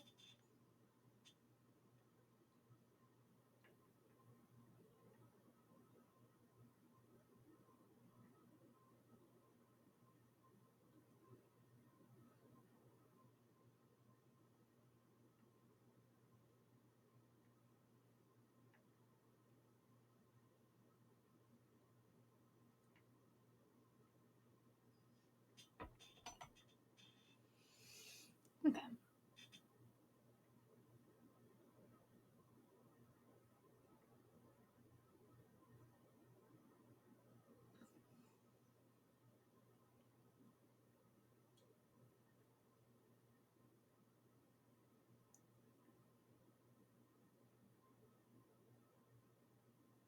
Here we go.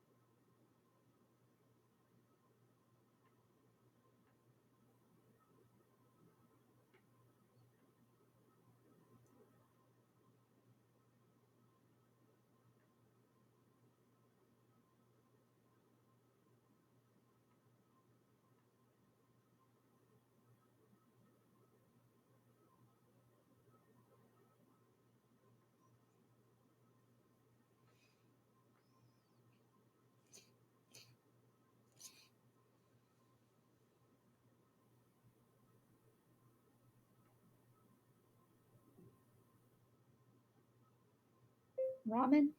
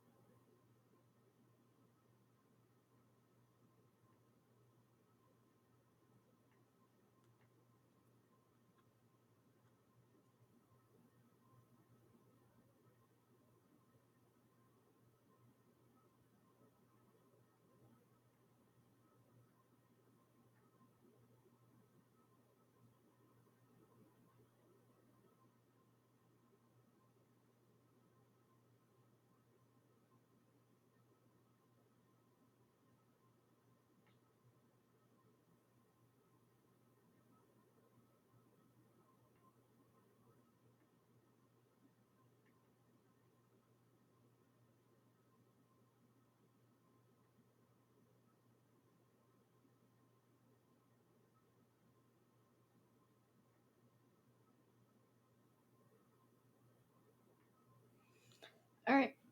I said that my complaint.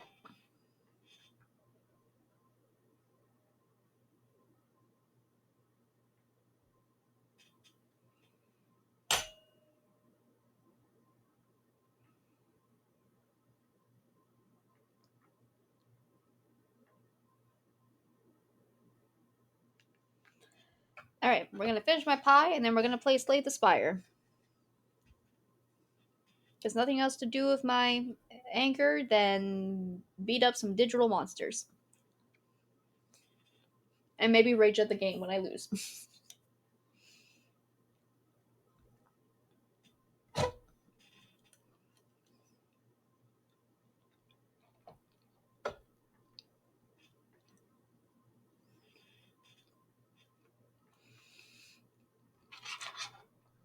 Sorry about that. Sometimes I just have to do things in the moment or else they'll just never get done.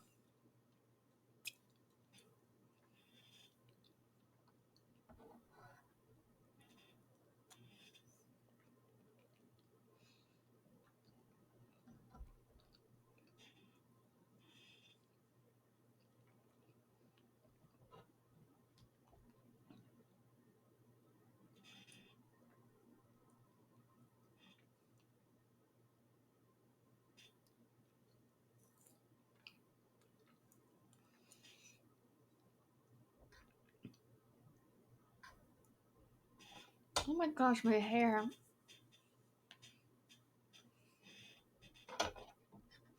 Grow out my hair, I said. It'll look cute, I said. Eating my hair.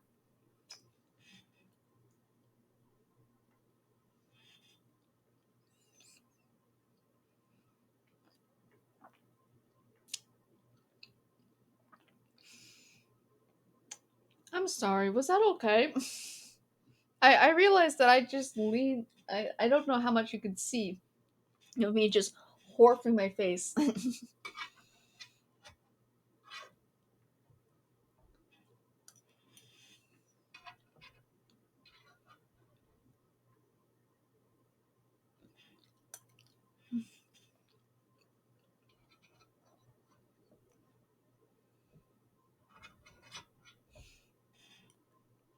I know this is probably completely random,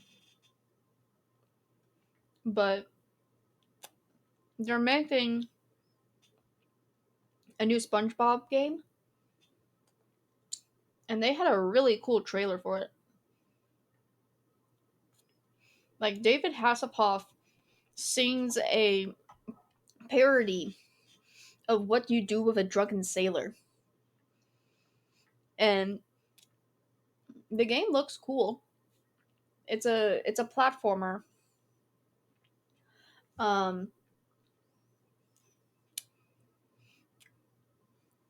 and but yeah, it's a really cool trailer. But man, do I feel bad for the creator of SpongeBob.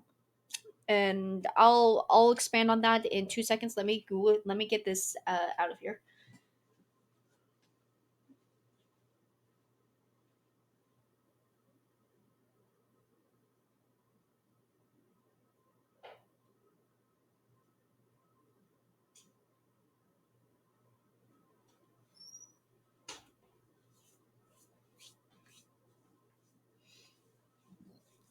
Right.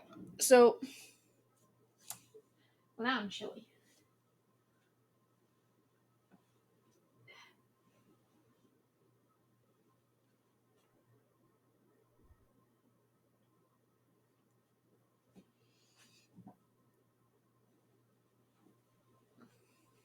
There we go. Okay. So if you don't know, um, the creator of SpongeBob, sadly passed away like a while ago. Actually, his death is not new, but he said when apparently he told Nickelodeon when he dies, that was it for SpongeBob. Like he had some rules that he like he didn't want SpongeBob uh sponsoring with fast food chains. He didn't want the show to continue, he didn't want spin offs. And the moment that he died, Nickelodeon did all the things he did not want to do. For one thing, um, the fast food thing. I don't know if I want to call it satire, but he did not like fast food. Like, I think that was like part of the joke in SpongeBob. It's like he does not like fast food. He doesn't like fast food. I don't remember exactly what his actual stance was, but I'm pretty sure he did not like it. And so he didn't want SpongeBob to do sponsorships with fast food joints. And then Nickelodeon did sponsorships with fast food joints. I think they partnered up with McDonald's or Burger King. You know what? Before I continue, actually, I'm gonna do a fact check. I know that Nickelodeon went against his wishes, um, but let me get the specifics. Um, uh, what?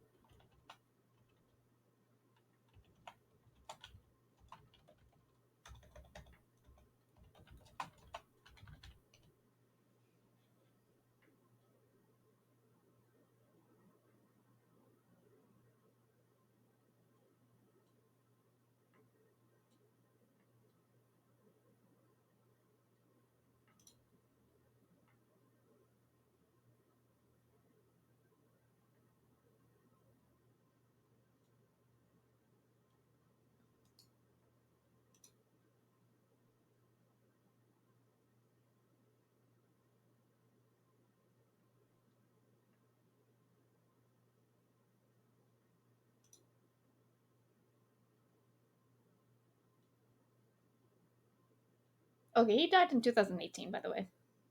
His name is Steven Hilsberger. Hilsberg.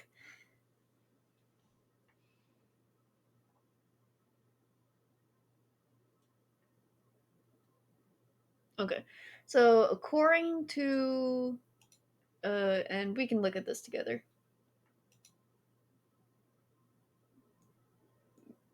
Probably make this easier. Okay. According to fandom, SpongeBob's fandom, these were Steven Hilsberger's 7 unbreakable rules for SpongeBob. Can I increase this because I'm blind?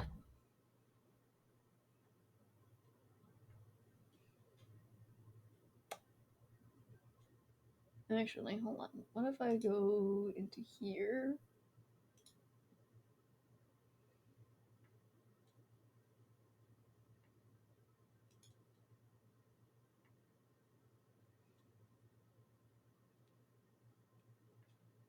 Nope.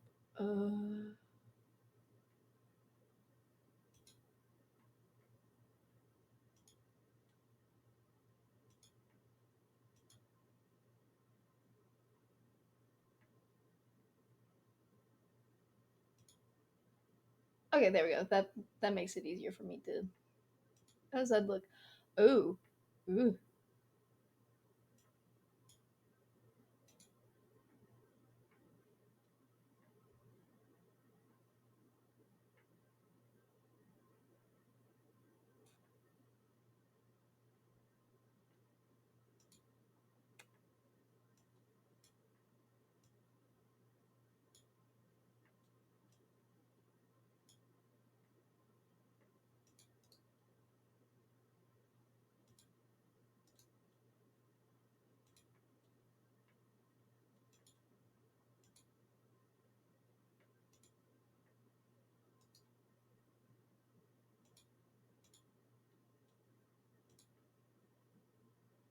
Okay. Sorry, I fixed the zoom of the entire computer, and so that threw me for a loop for a minute. Okay. His 7 unbreakable rules for SpongeBob. Number one, SpongeBob would have to be an adult. Nickelodeon executives wanted the character to be a school-aged child. Hilfiger's compromise by making him an adult student. SpongeBob would attend Mr. Puff's boarding school. That gets broken by the spin-off where SpongeBob goes to summer camp with the other characters, which breaks a lot about the timeline and the continuity of the series. Um, but yeah, so that gets broken by that. No matter what, SpongeBob would never get his boating license. Hilberger liked the way he and Miss Pumps interacted and didn't want the dynamic to end. As far as I'm aware, that rule hasn't been broken. The show would never reveal the identity of Pearl's Crab's mother. According to Screen Rant, Pearl is a whale. Her father, Eugene Krabs, is a crab.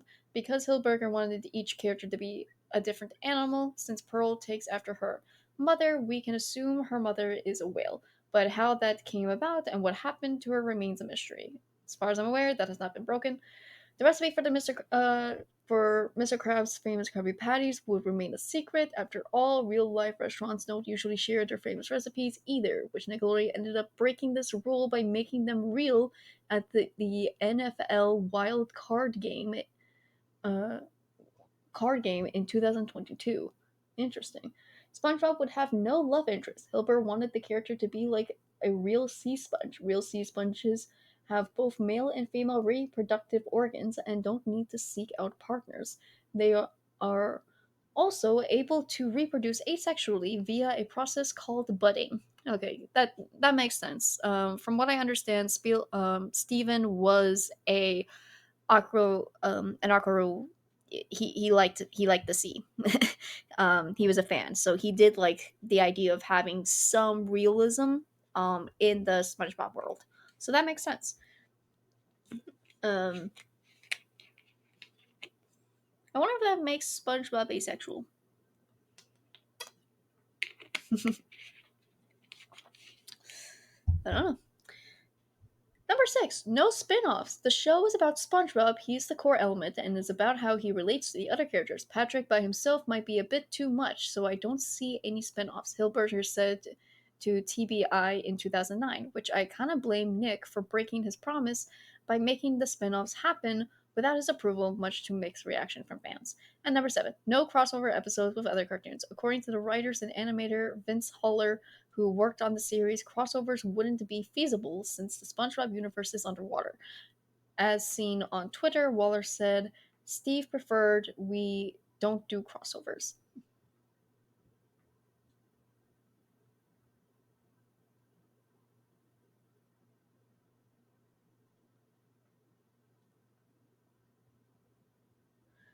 Yeah, so those were his 7 rules.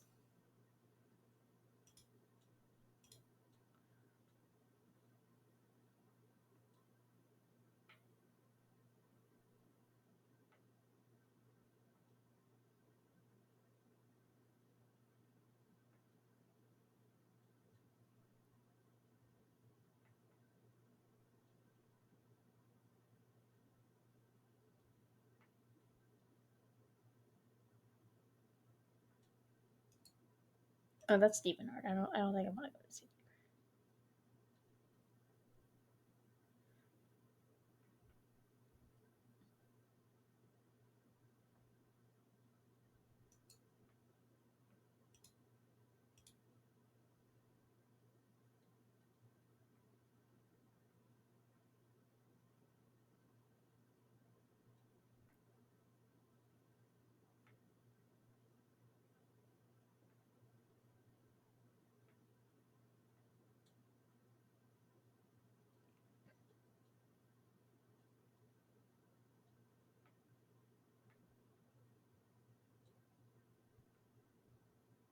Okay, that's enough online discourse.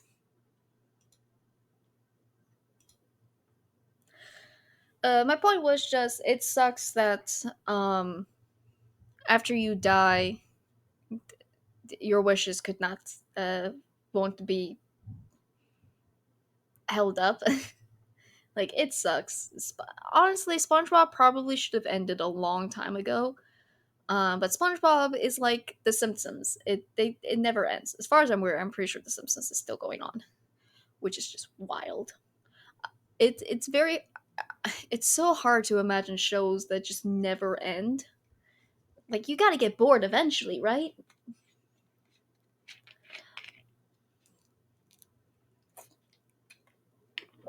But we're also at a time where all the new shows that are being made are supposed to be serialized with like an epic plan and an epic ending.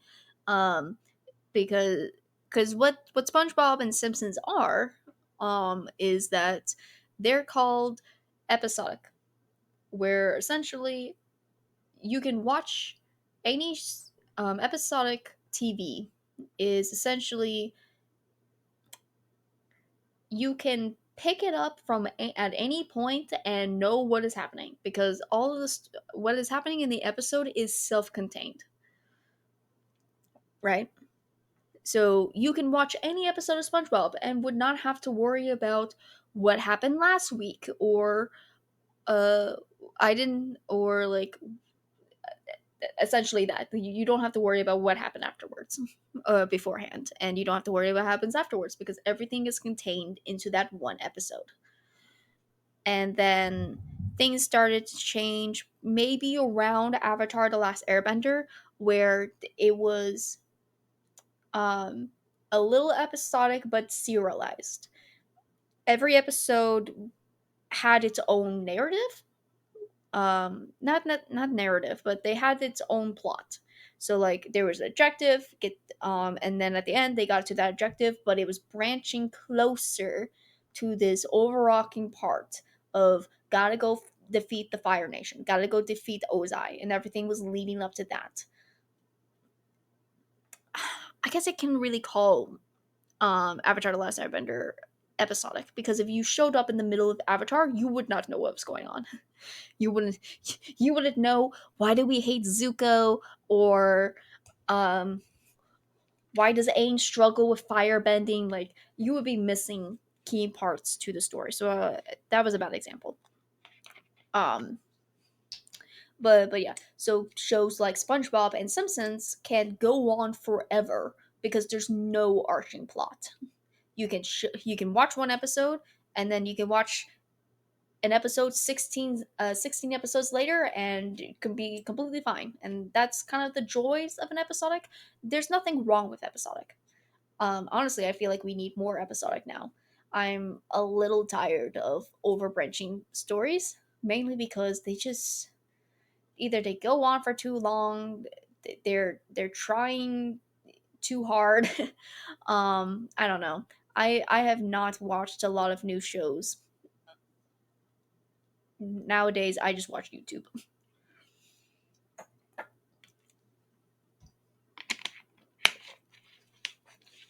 But okay, I am going to get Slay the Spire open. Oh, oh, geez, oh, golly wee.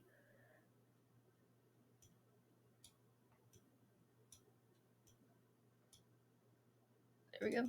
Alright, I'm gonna get Slay the Spire up.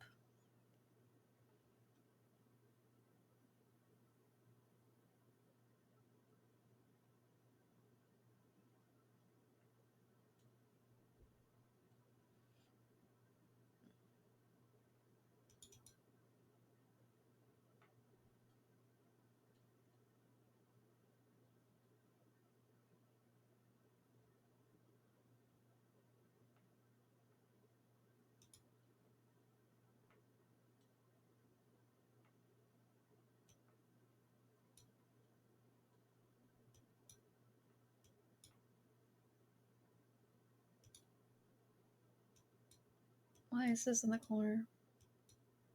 What is it? Why? Go away. Okay. I have to change display back.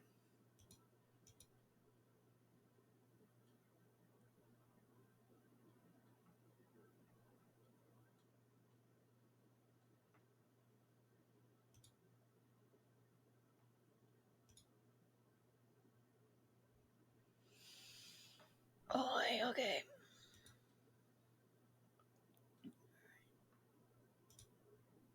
Nope.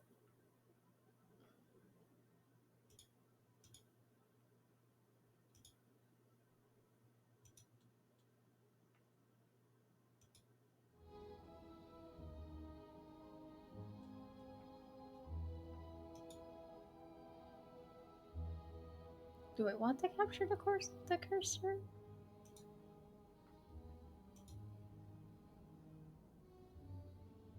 Maybe not. No, I don't want the cursor because okay.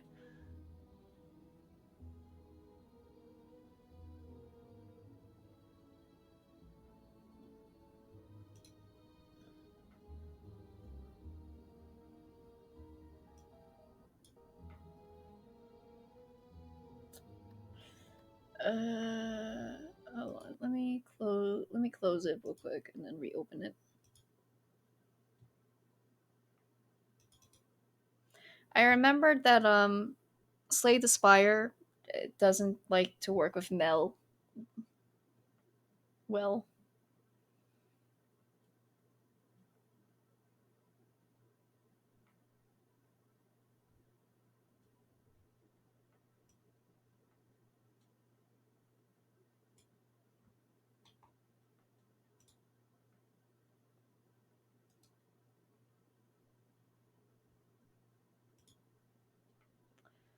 I don't know why it looked like that, to be honest.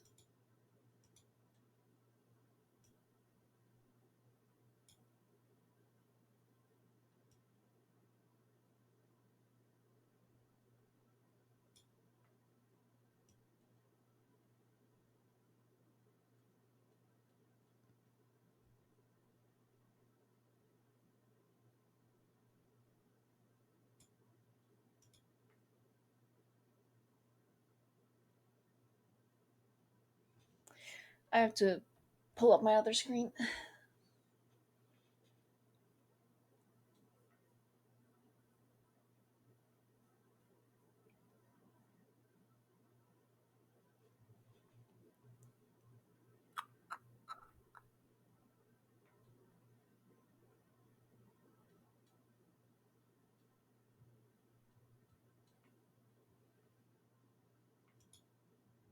Whoop.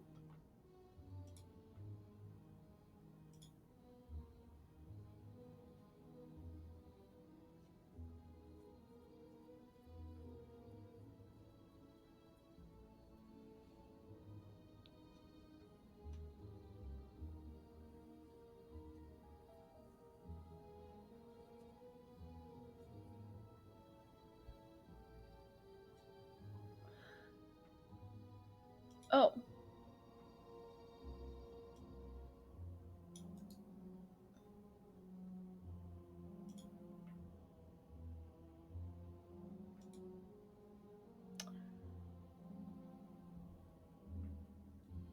Okay. Now let me just double check. Okay. We're good. Alright. I'm gonna be right back one more time. I'm gonna use the bathroom before we start. I'm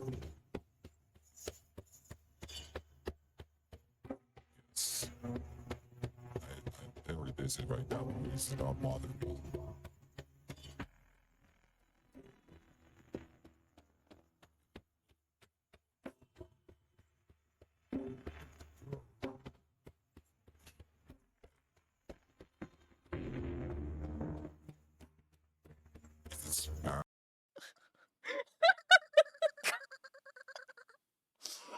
I made it.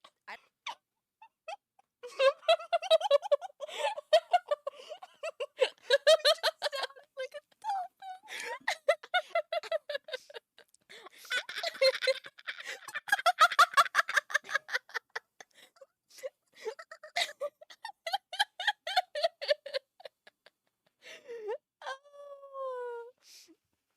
oh, that's so funny. Oh, that's so funny. We've created a loop of Nunya laughing. And now you clip that of that clip of me clipping. A clip of me watching the clip of me diving.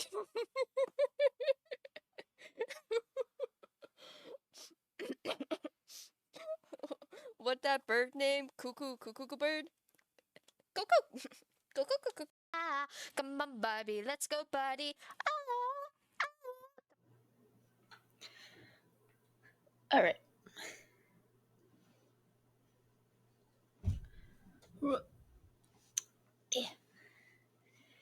I'm getting myself all comfortable because it's gaming time.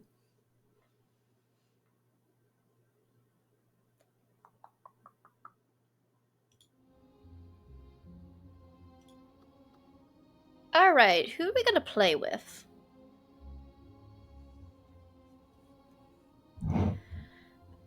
I'm thinking. Let's see. Oh, you know what? I think I'm still trying to.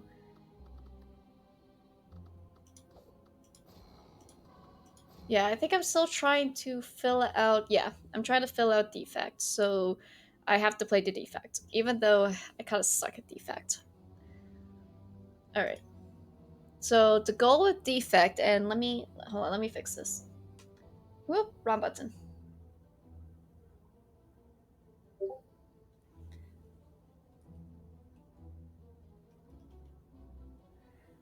Alright, Slate Spire.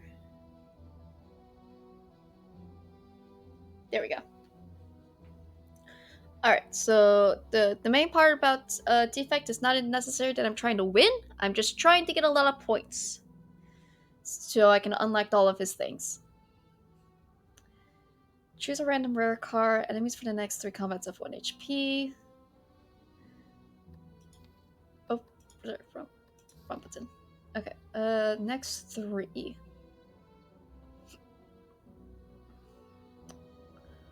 One, two, 1. If I get really lucky, I can maybe get to him and have him only have 1 HP. But I would have to get really lucky.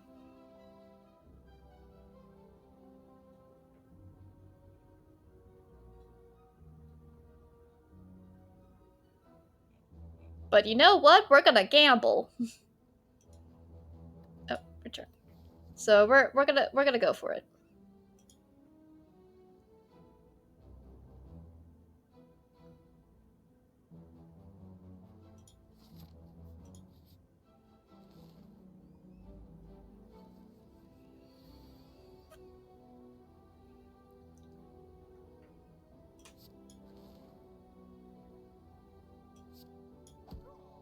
Oh, that's right. It's 1 HP. Gain 7 block, gain energy, deal 4 damage for each channel orb, or deal 8 damage, apply lock on.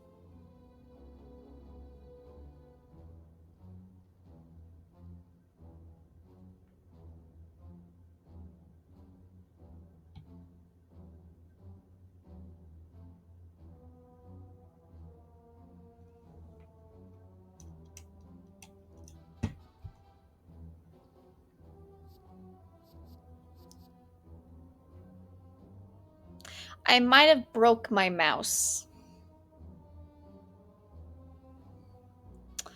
It's not being as responsive anymore.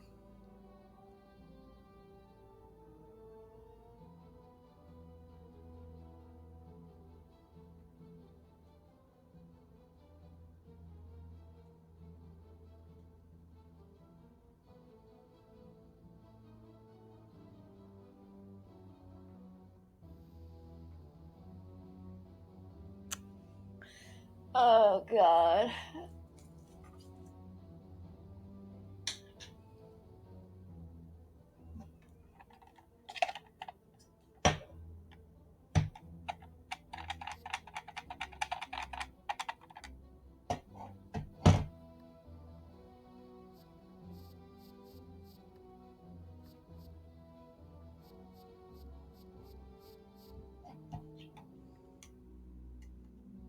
Let me pop it out.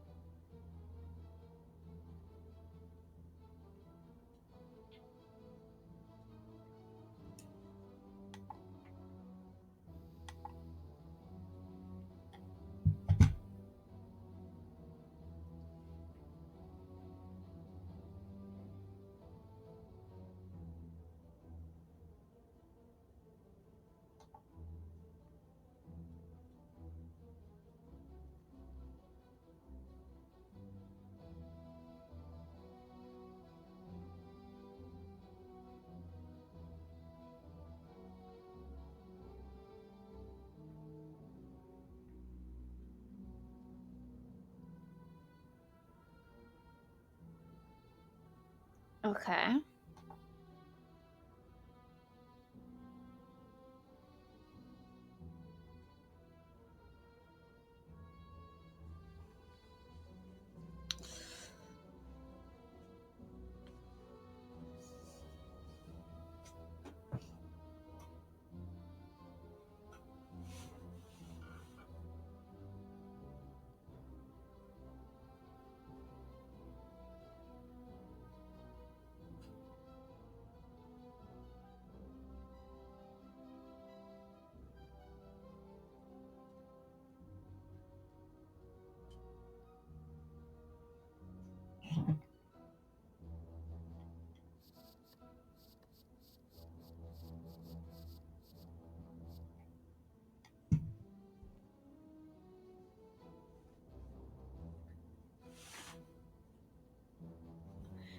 Okay, I think I fixed it. It was just having a hard time connecting to the computer. So I uh I pl- I pu- uh I I essentially turned it off and turned it back on again. Okay.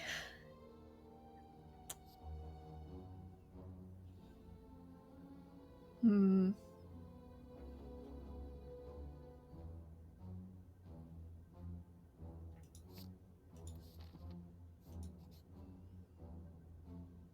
Oh wow, immersion.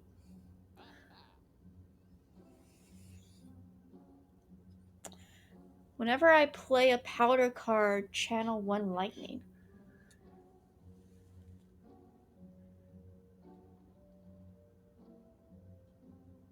Ooh.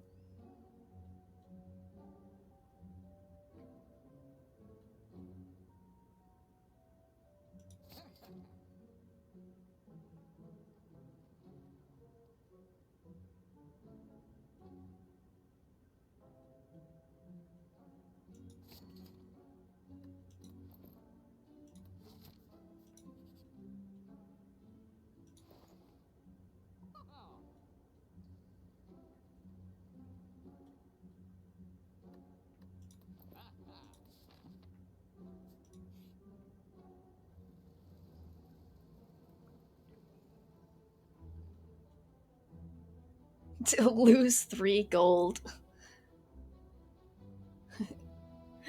Alright, we'll just lose 3 gold.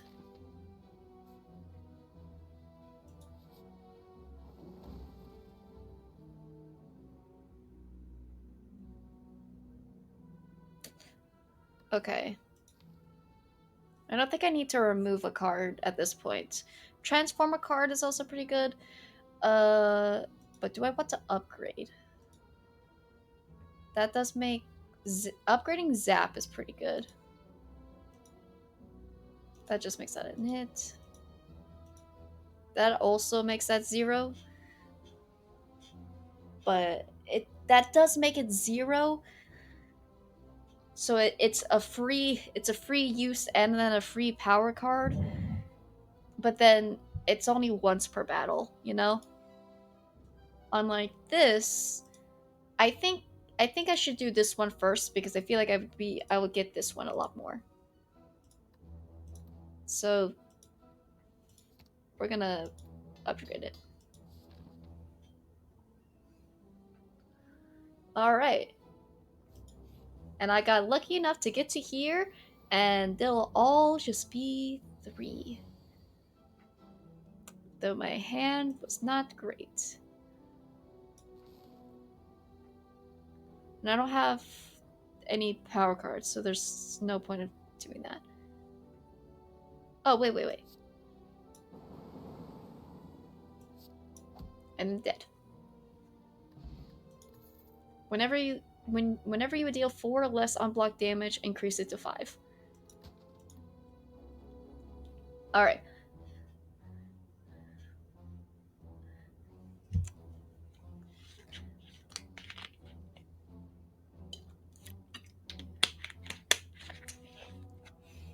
Alright.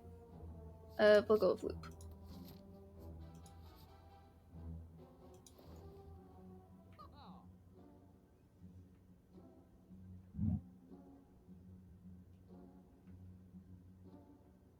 Oh, I can't actually afford anything.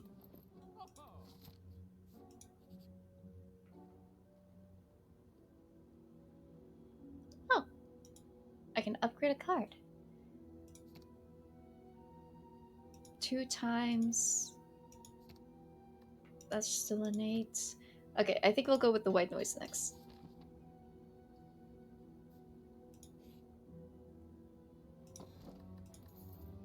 Start each combat with 10 block. I do probably need to start trying to get more cards.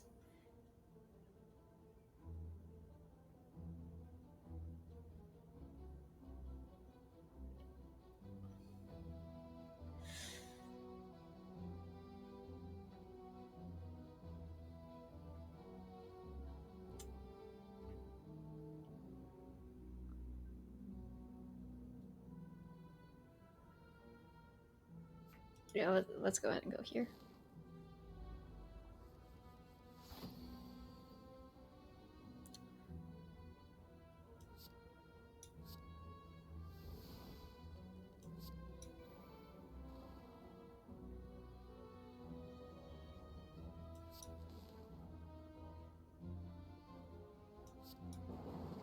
There we go.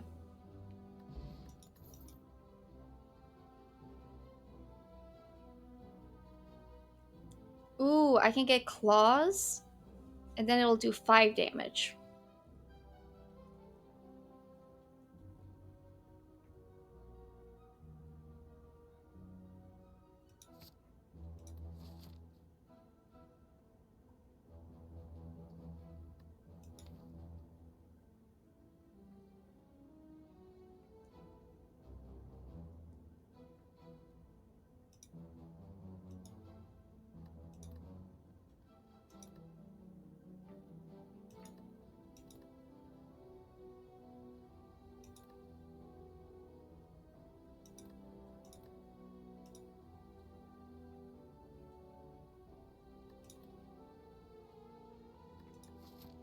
I'm trying to decide if I want to upgrade another card or if I want to go fight the elite for another relic.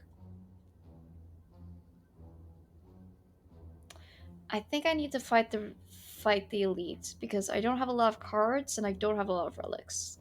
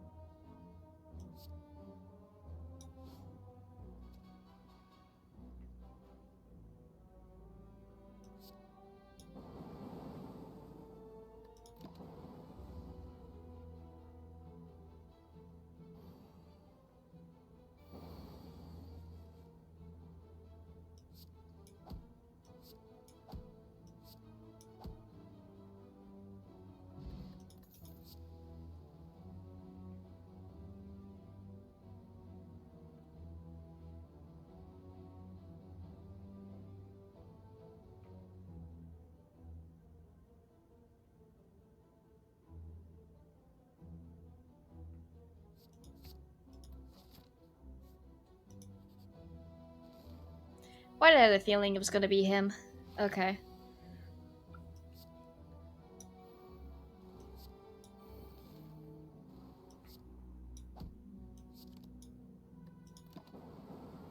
Alright, there we go.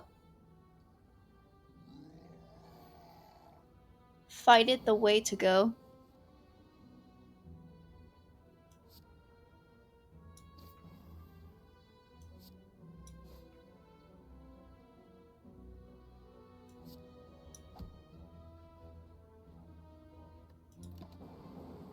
I'll just take the 10 damage.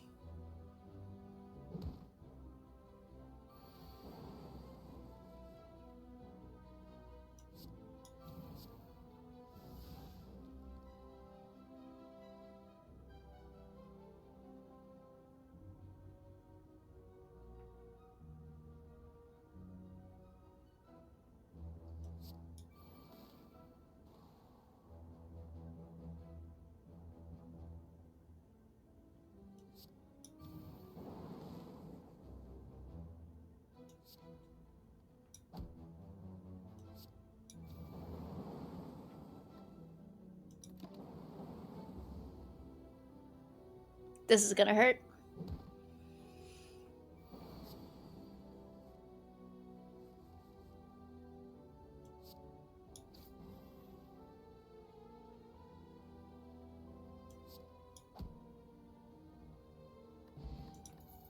Whenever you would lose HP, lose one less.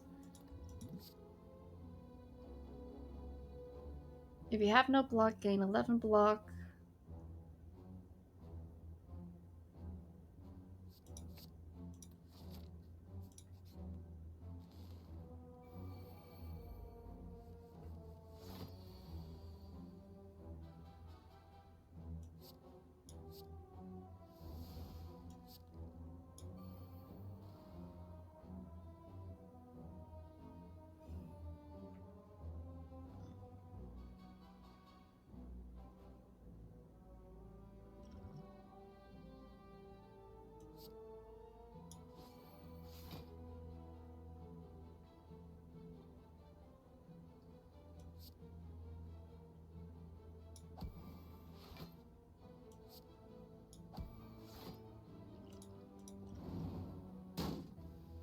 Okay.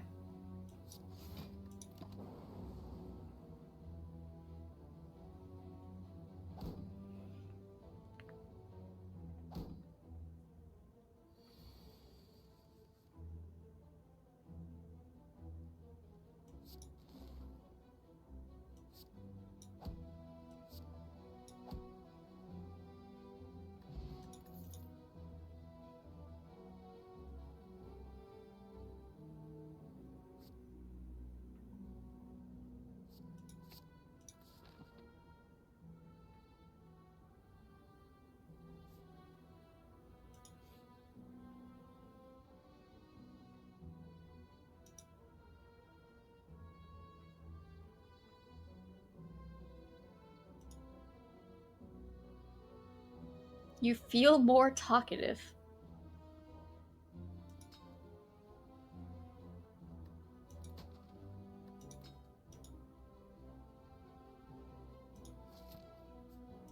Not gonna lie, I don't know what that means.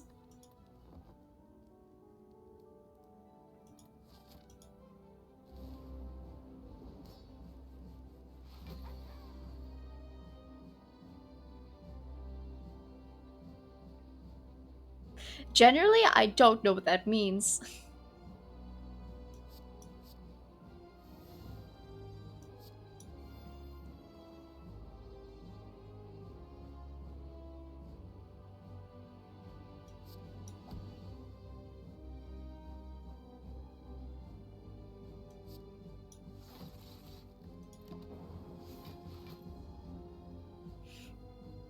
This is gonna be a very interesting fight.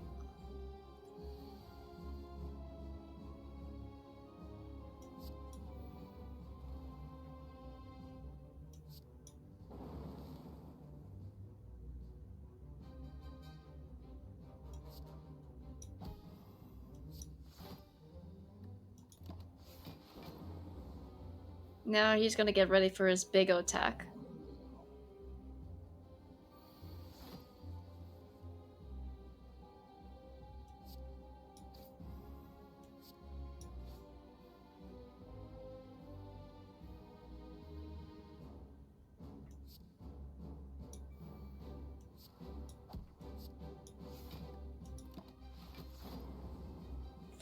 This is gonna hurt.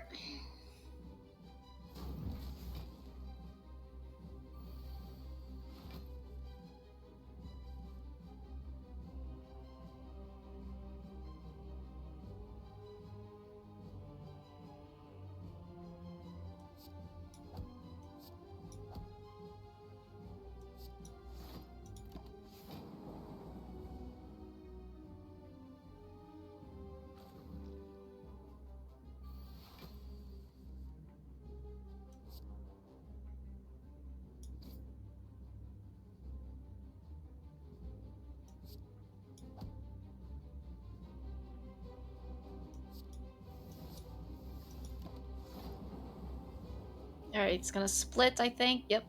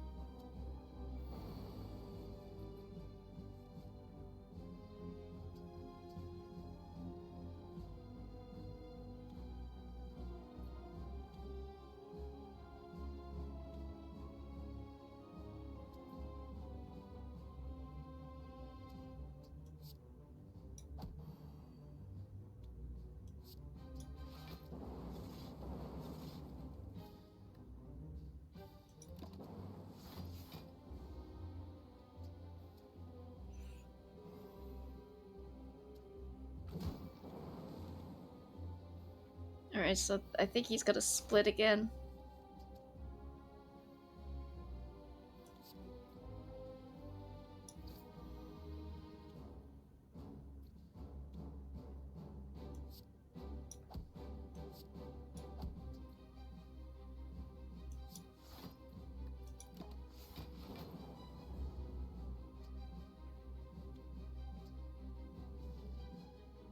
Oh, this is bad.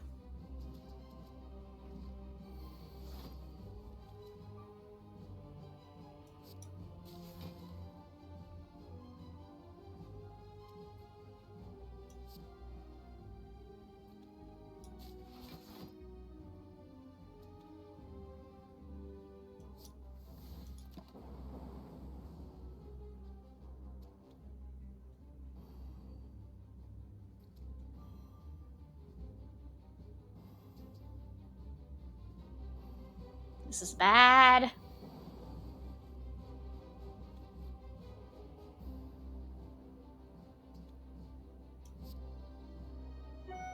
Well, at least you're dead.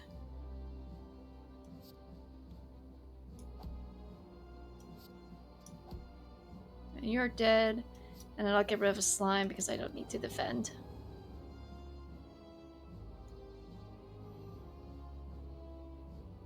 Alright, I think I got this. I think I got this.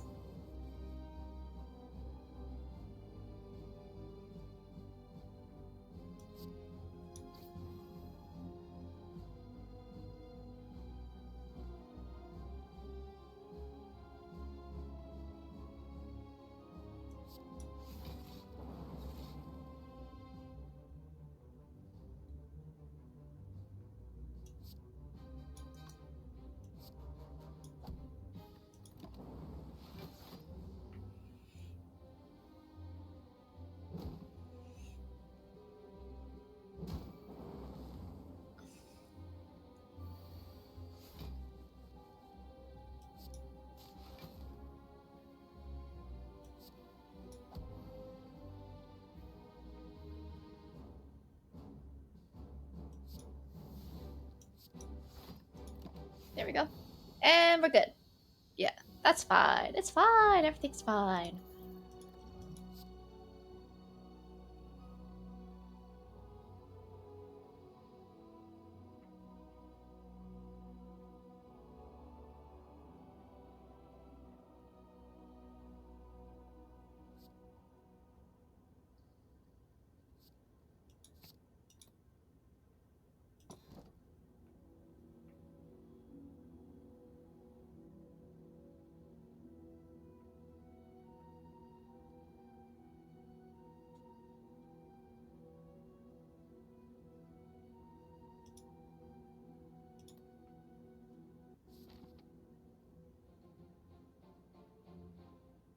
Alright, let's see.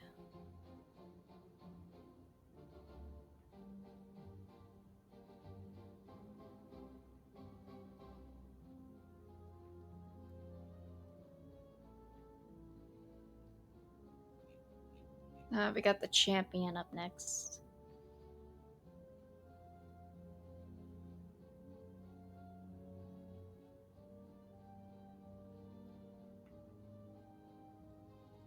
Yeah, screw it. Let's go through the middle.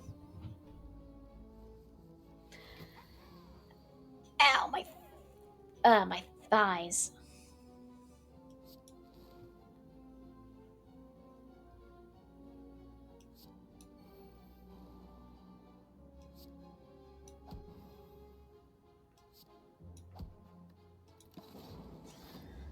Ugh, God, my thighs.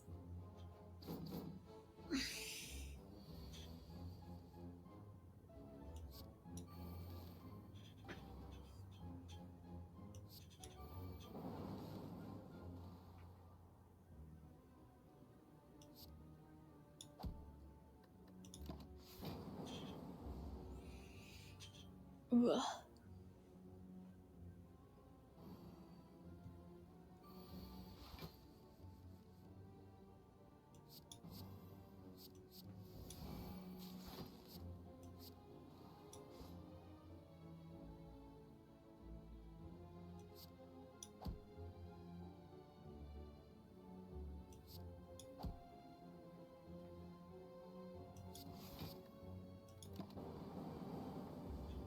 There we go. Man, I miss Slay the Spire. God, when is the next one gonna come out? Wow. Okay, we'll gain 11 block. And then this. There we go. That works too.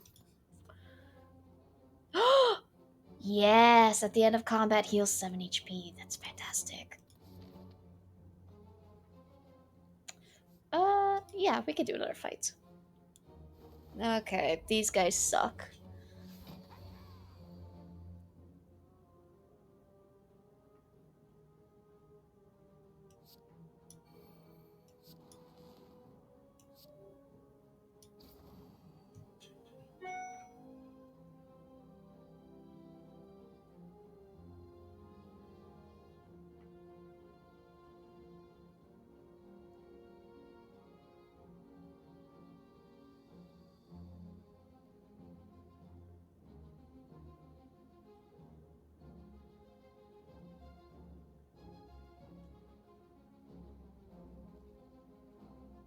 Oh. Not the apparently there's gonna be a pool party at the apartments. Neat.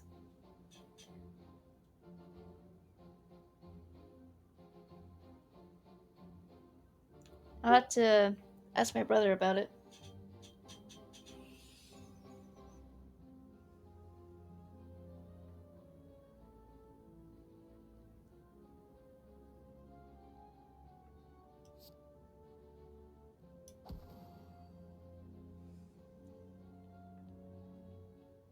No real use to use that because I have block.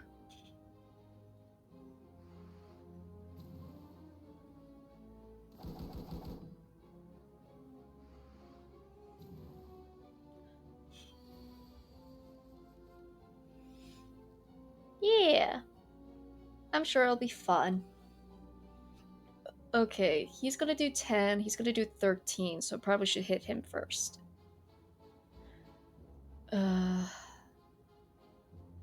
Hmm. If I use all, and then I'll take 10. Yeah, that's fine. I can live with that.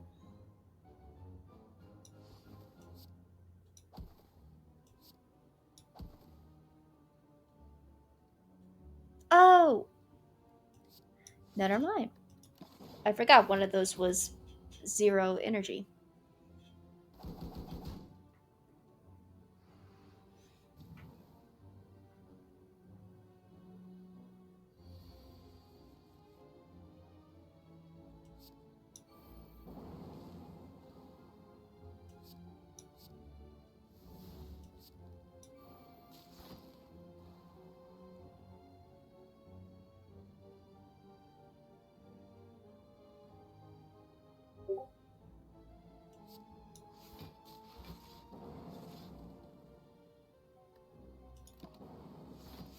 Okay.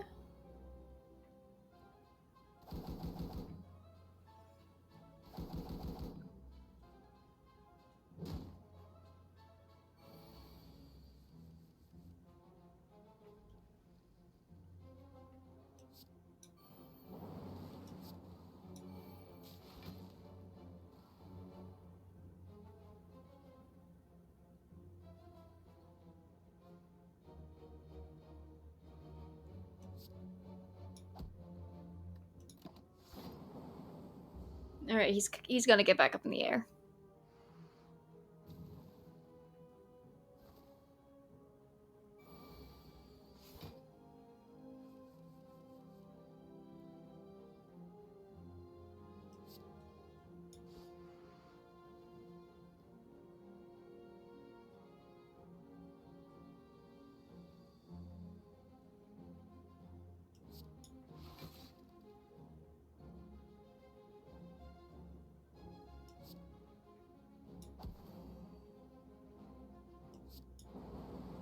There we go.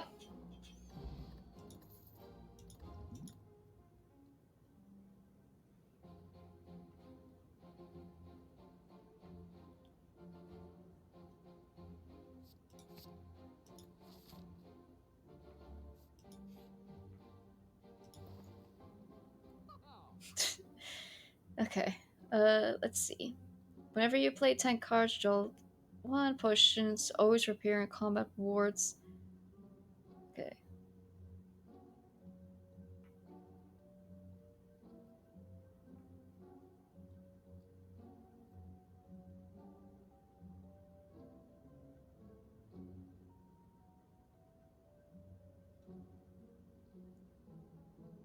I feel like I have to get this.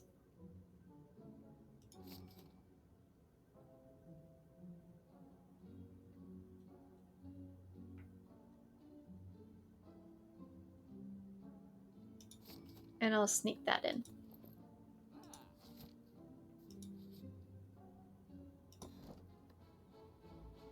Every 3 times you shuffle your deck, you gain 2 energy. Interesting, okay. Alright, what do I want to do now? I haven't taken any damage, so I think if I go this way, if as long as this is not a fight, I have full health to fight this guy, and then I can heal. So we're gonna attempt that. Dang it! Of course. Okay.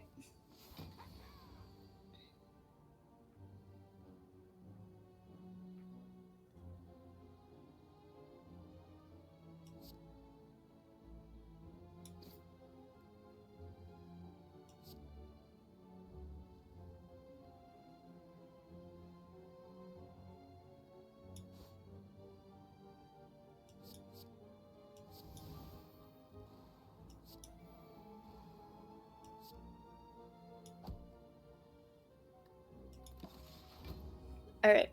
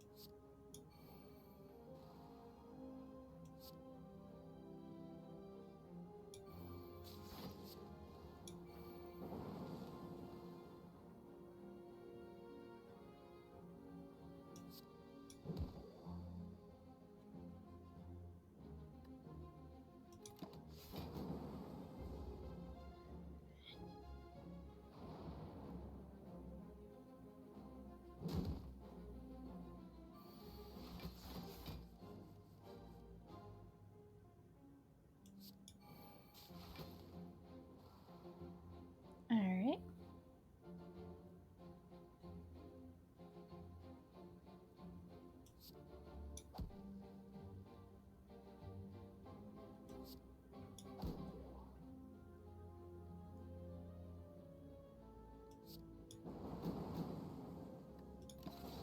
There we go.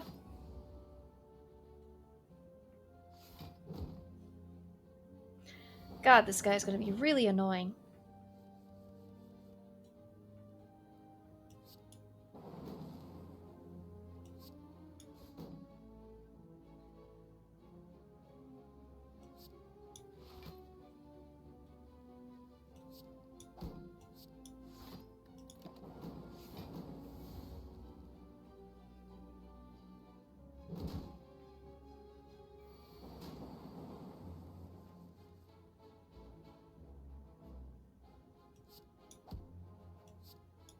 There we go.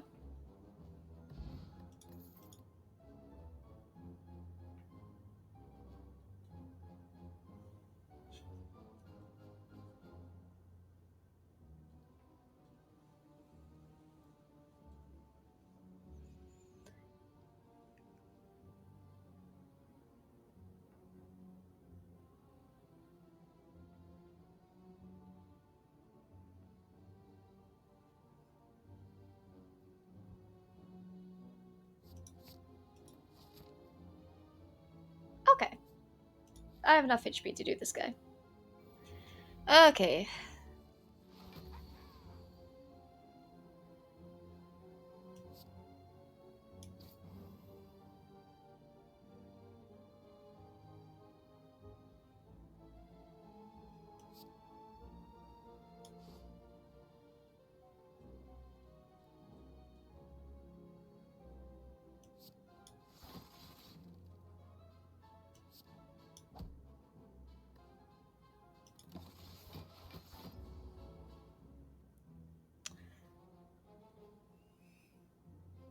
We'll see how this all plays out.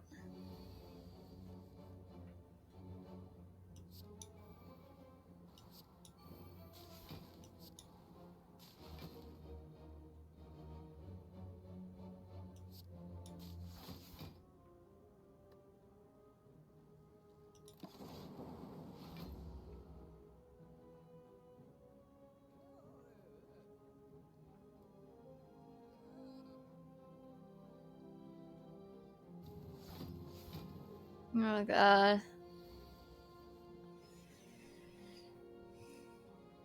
Not great.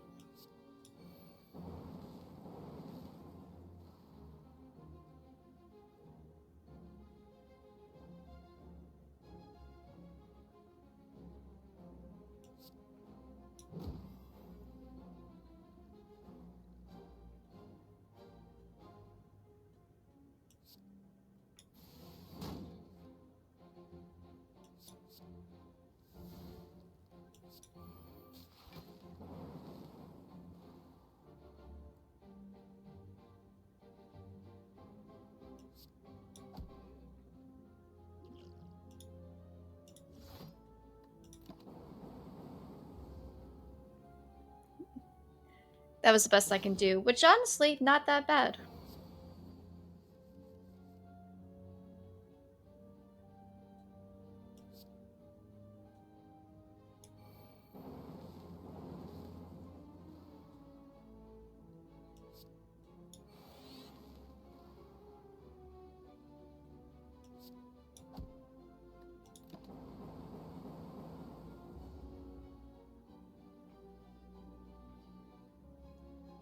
Okay, it's just those guys.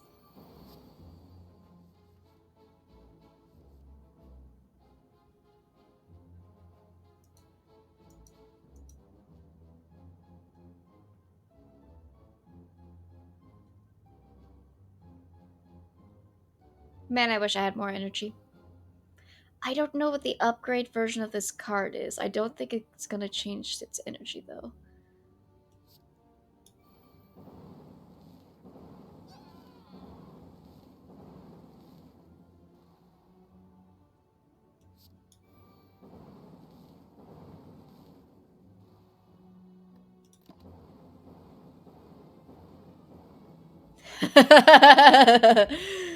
Oh, that's fun. Whenever you use a potion, heal H 5 HP. Gain 2 focus. Alright.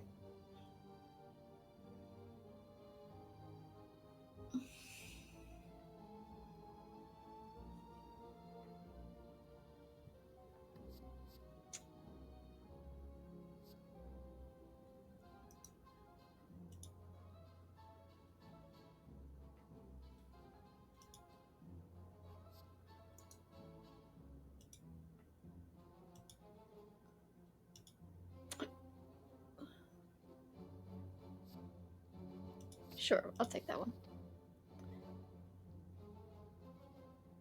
Do I want to upgrade? Do I have a card that I want to upgrade? That makes it 0.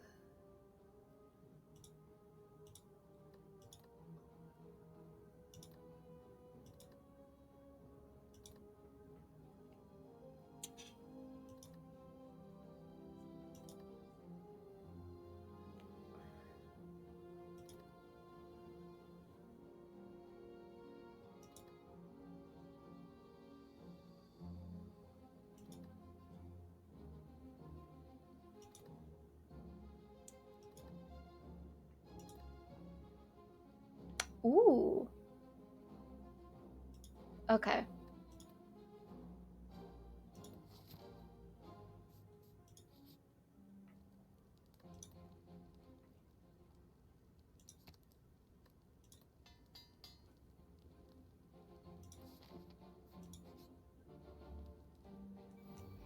Alright.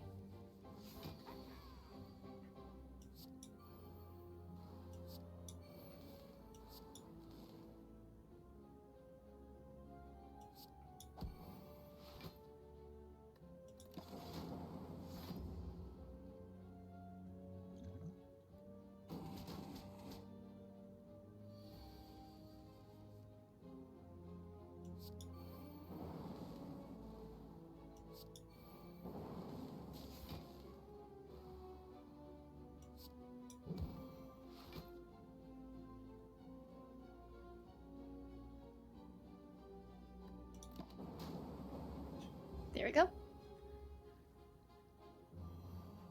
I think I am liking this power build.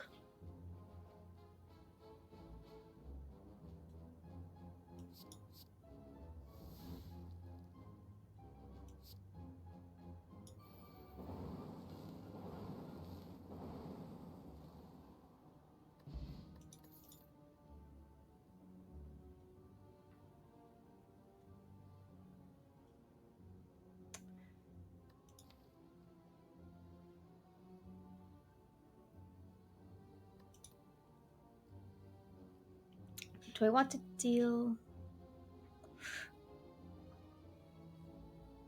I think I'll go with beam cell.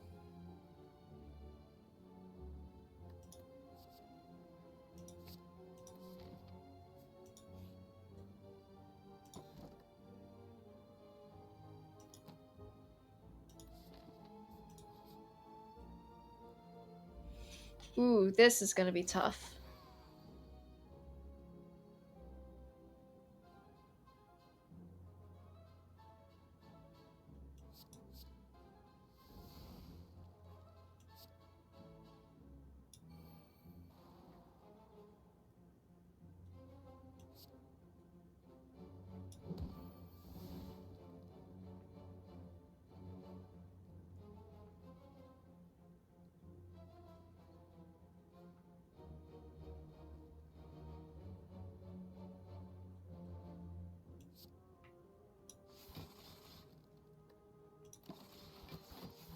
Alright. Now everything's gonna have weird prices. Oh, except it negated it.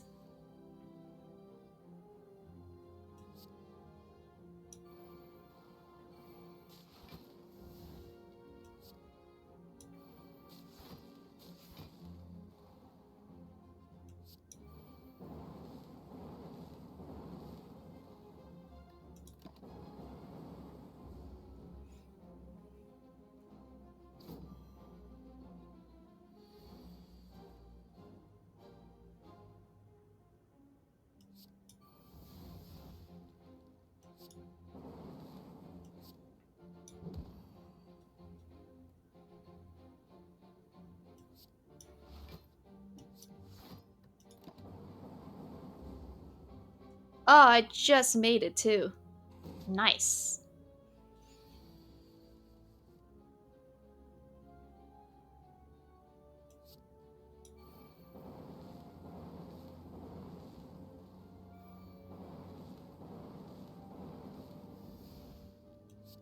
And dead.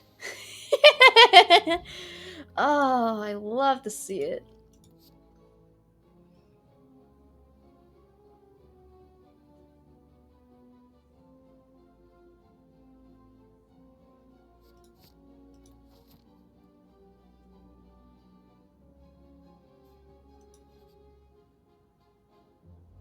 Okay.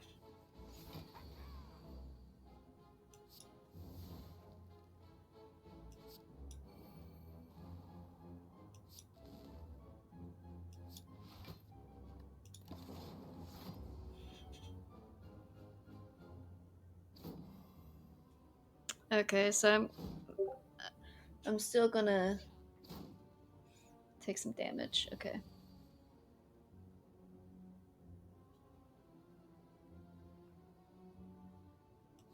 I'll start with this.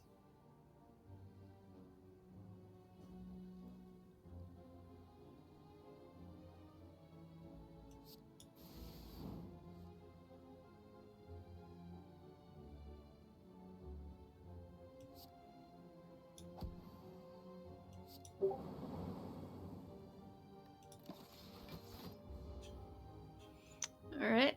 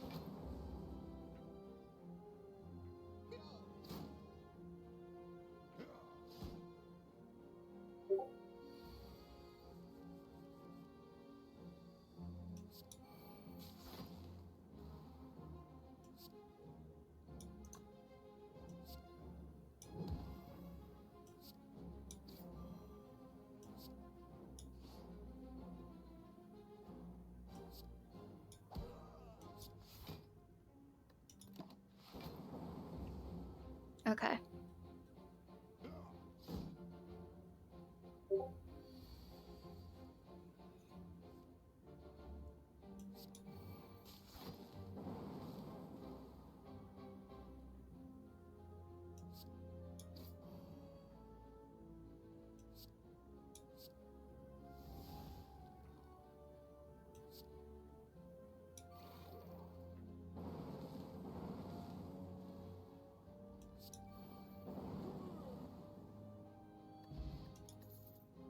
Every 3 turns, gaining energy, gain strength.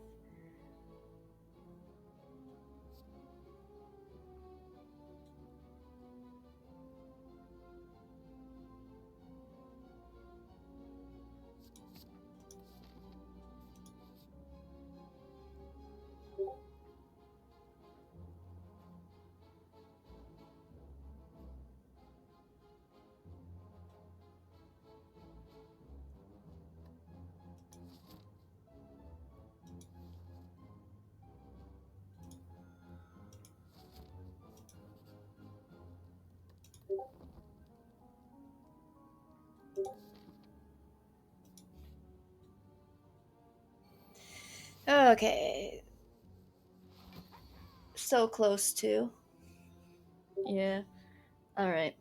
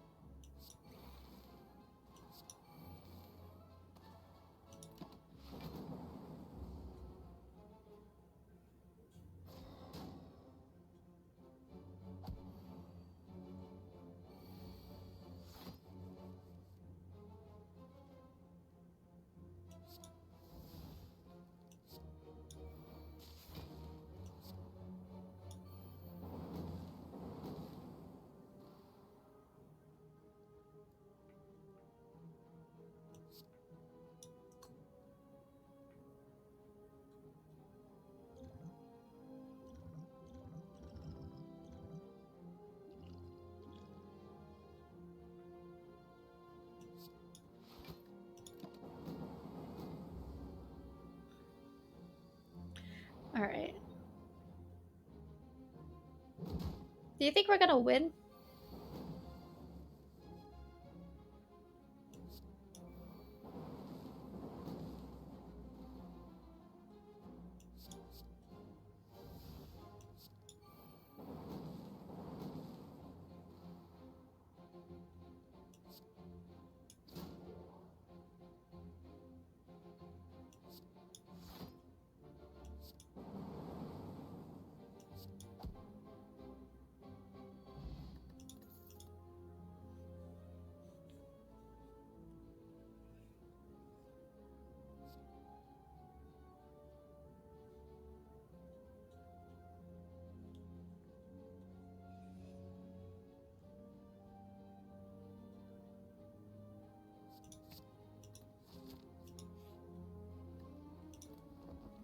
Alright.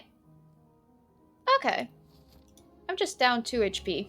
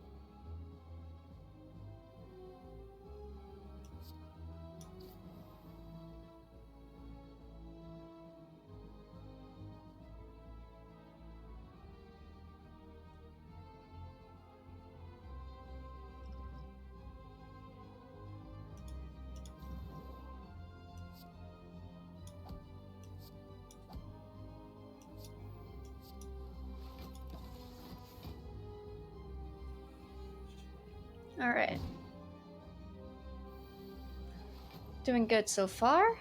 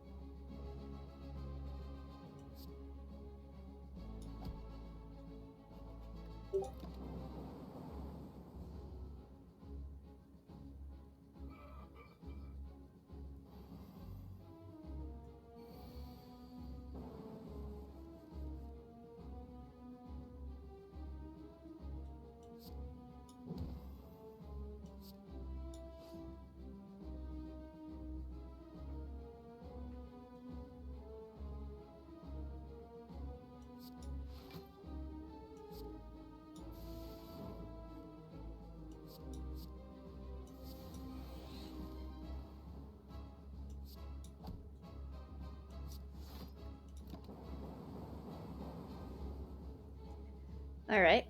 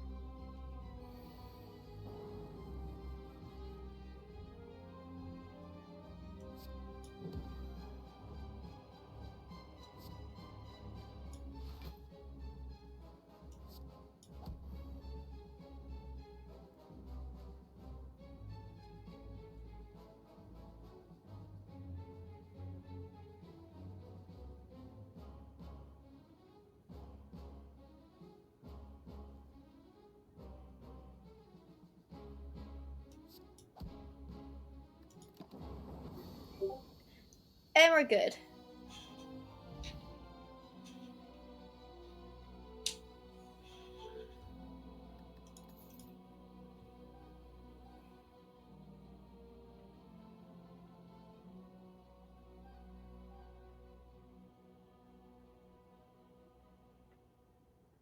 Oh, wow.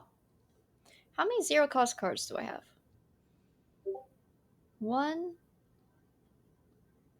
I don't think that one counts because it gets exhausted. 2, 3, 4, 5, 6. Okay. I like that. I'm gonna take that. Upon pickup, transform all strikes and defense cards.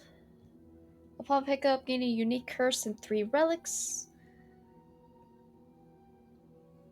Whenever you open a non-boss chest, it becomes a curse.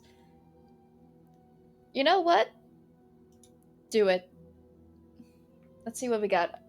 Whenever you receive unblocked damage, channel a lightning. Remove all blocks from the enemies.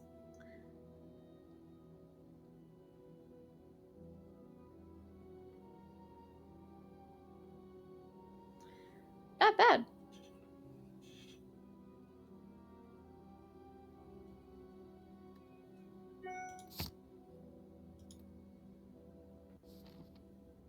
We'll see if that was a good choice or not.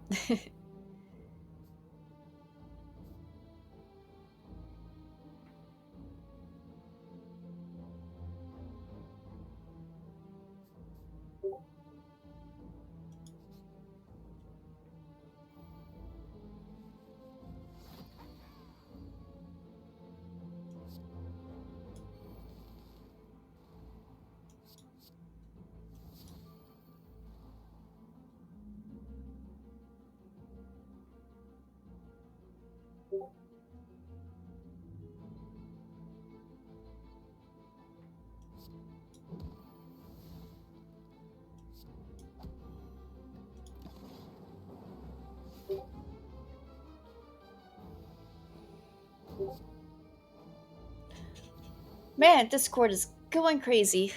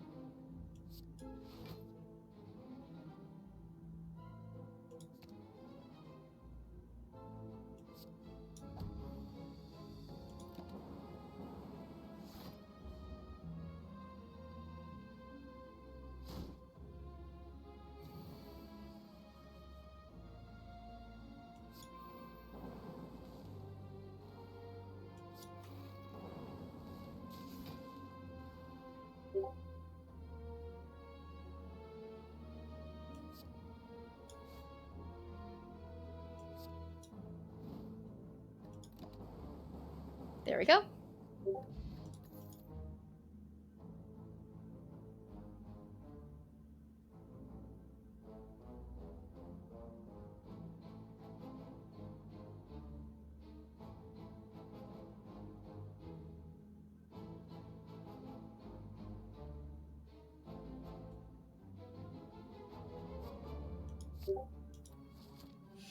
God, the thing about Discord is just I'm getting notification Discord sound from my phone and from my laptop and probably also my tablet if I could hear it.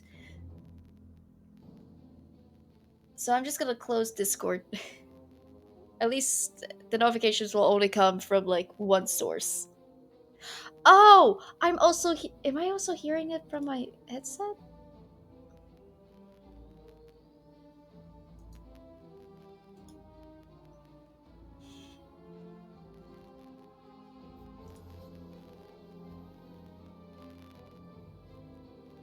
Fight a boss from Act 1, gain a rare relic. Upgrade all cards, you can no longer heal.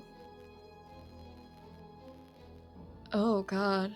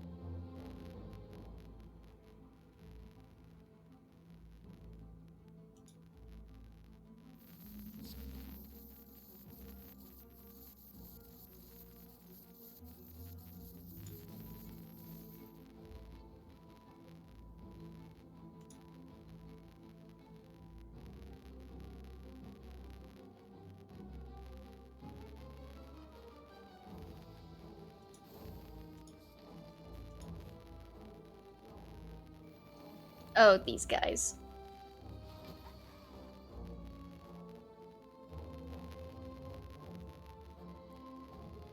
Okay, I can only play 3 cards. I don't need auto shield, so I think I'm good to do this.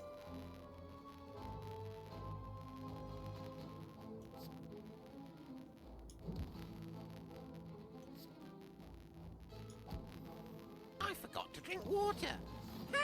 1_TW0N played Tell the Bear to drink for 1000 channel points.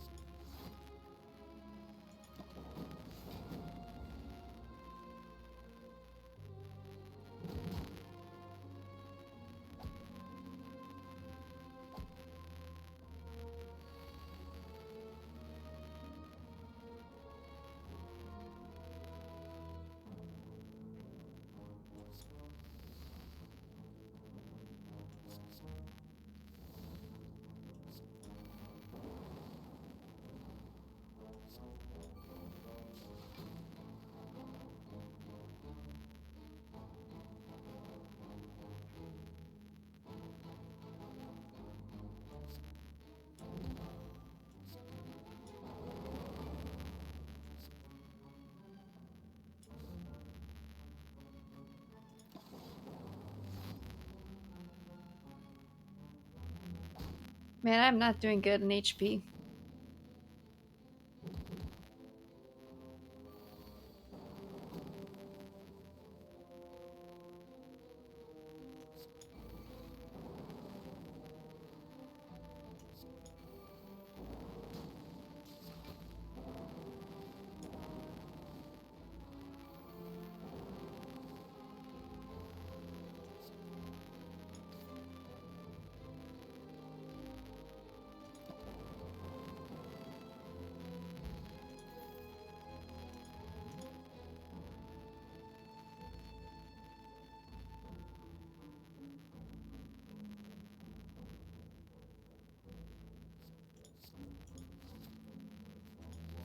Alright, let's go on a spending speed. First, let's get rid of you.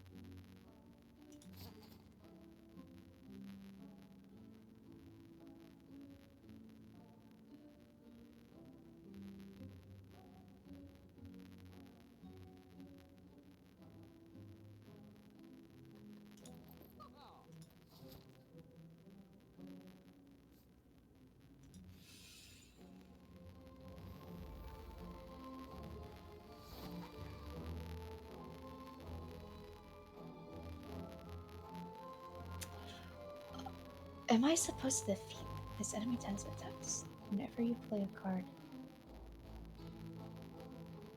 Gotcha, okay.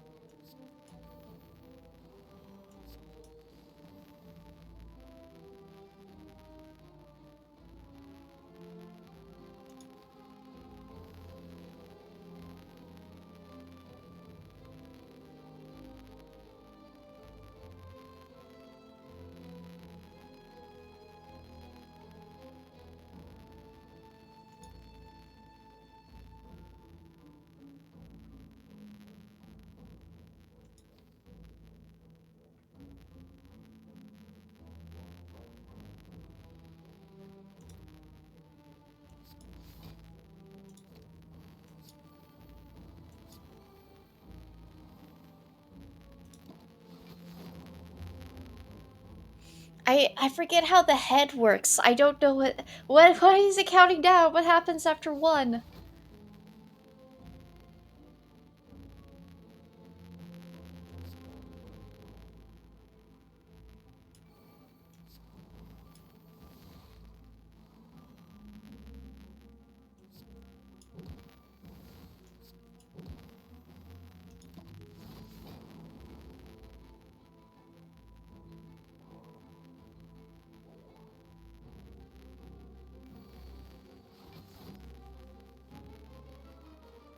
Okay.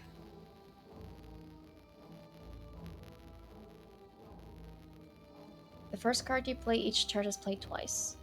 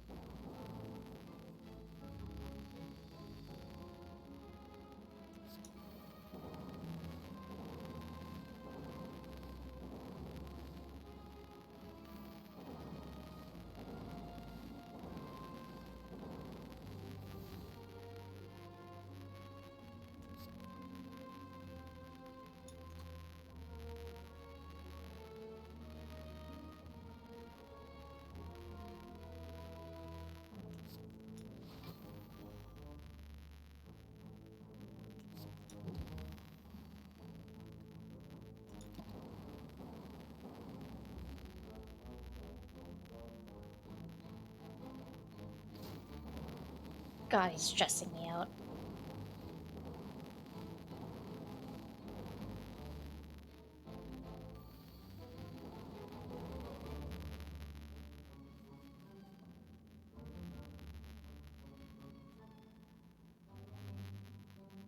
Ah, gosh, the normality.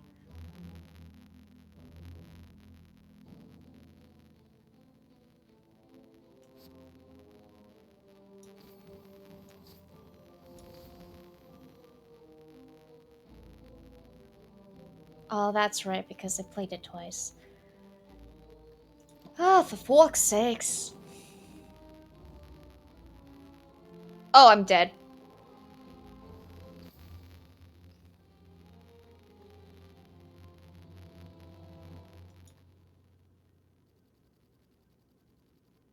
Ah, I still didn't get the unlock. No. Oy vey. I didn't keep track of my HP. I didn't realize that he was gonna kill me.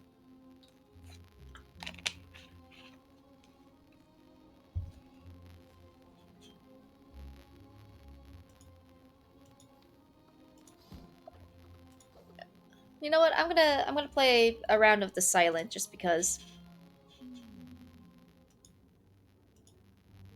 Choose a card to contain. Obtain 3 random potions. Okay, okay.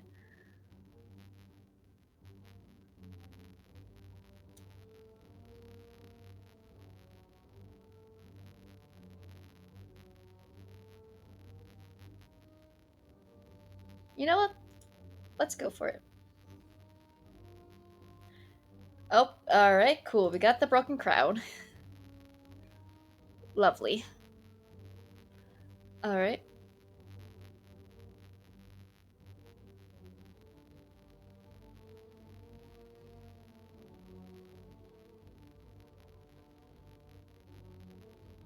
Wow, none of them are in a good spot. Definitely not going down the middle.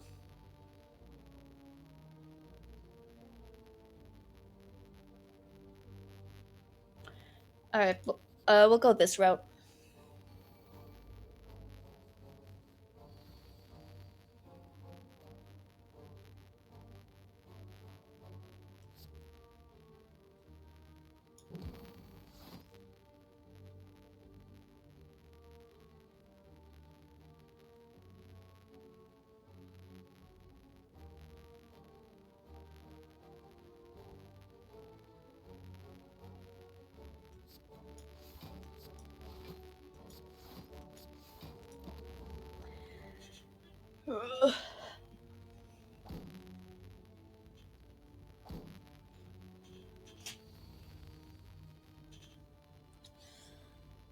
Alright.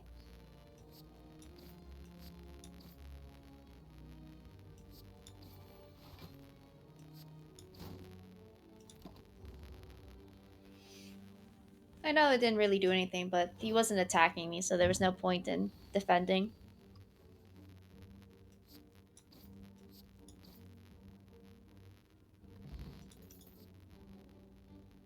Dagger throw. Deal 9 damage, draw 1 card, discard 1 card. Sure.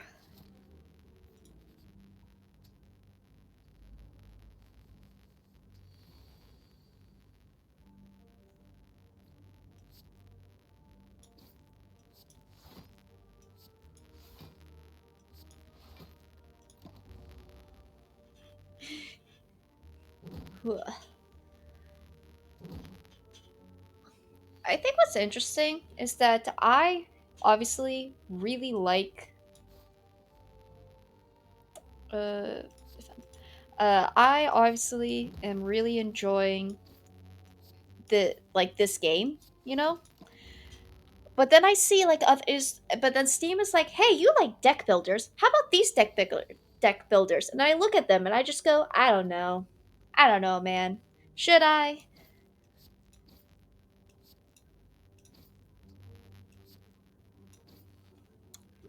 Like they don't seem as interesting as Slay the Spire. Ooh, Blur.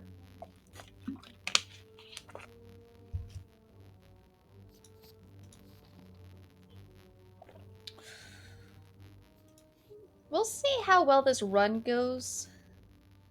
Remove a card from your deck. Uh, I don't. I don't need to remove a card from my deck.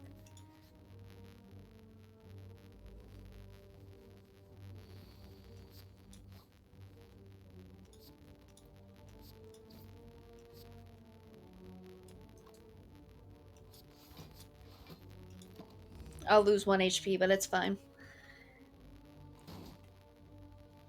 Honestly, I don't know. Uh,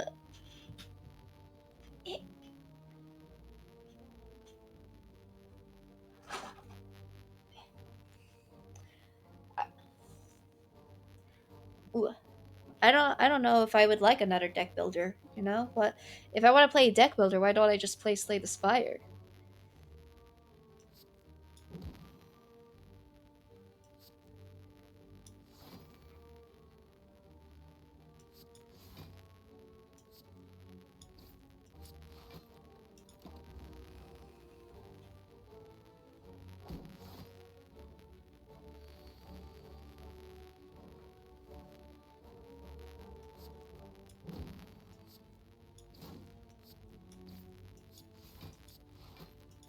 I will say, having 4 energy is very nice. It really makes a difference.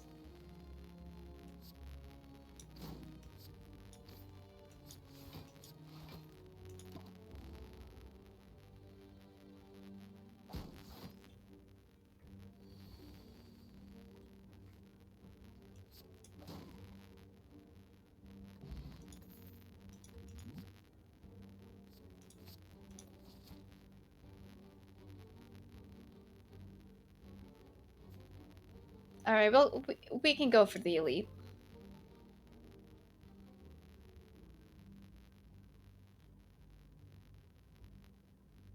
I don't need to heal, so I'll take the max HP.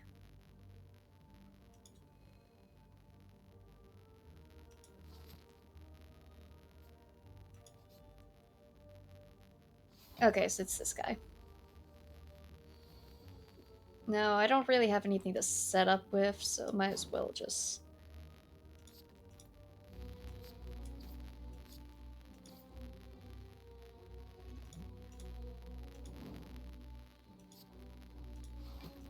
Yeah. If I was able to set up on him, then I would let him sleep, but since I can't...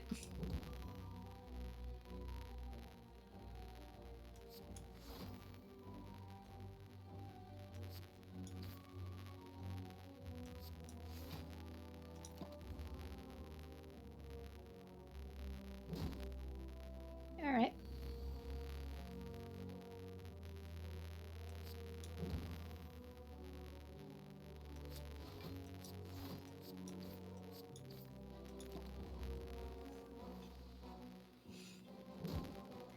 This is why I talked for 3 hours, because you knew the minute that the game starts. I don't. I don't talk anymore. Alright, I got 23 defense for next round.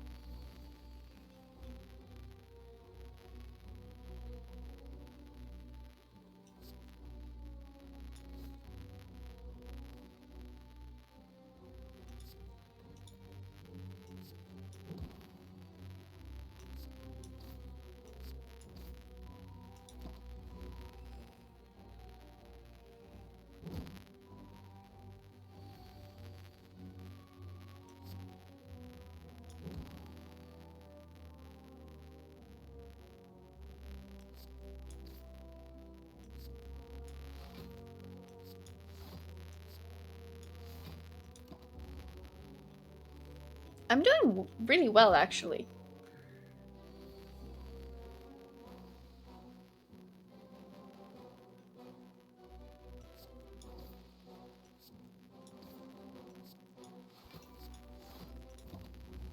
We'll have an extra 8 for next round.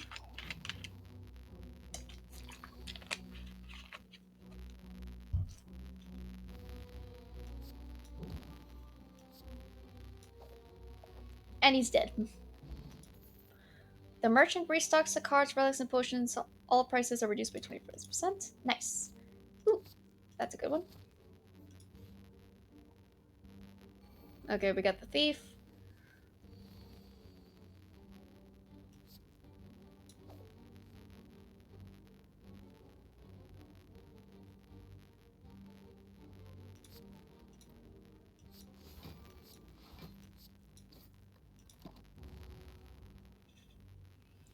Alright.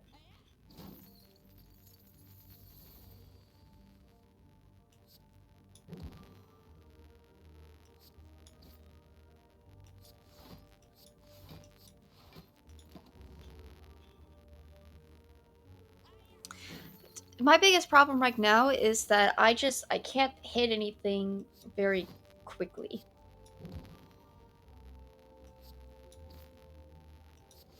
Like he's not gonna take my HP, but he's going to eventually just run with the money that he's taking from me.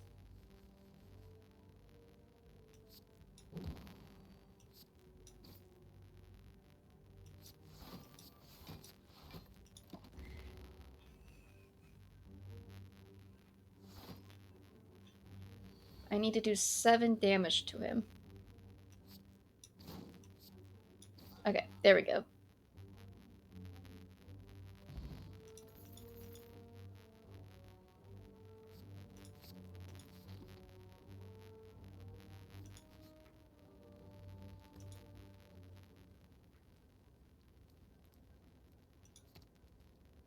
Apply 2 weakness, 12 damage, 8 block, 2 weakness, 7 block, 6.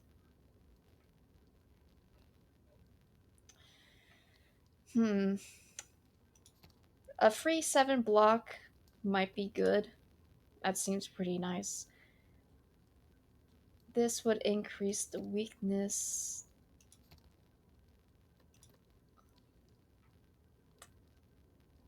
You know what? We'll go with the block.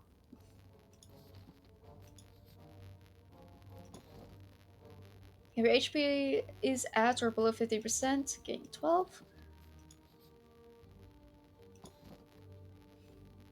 When you would receive 5 or less unblocked damage, reduce it to 1.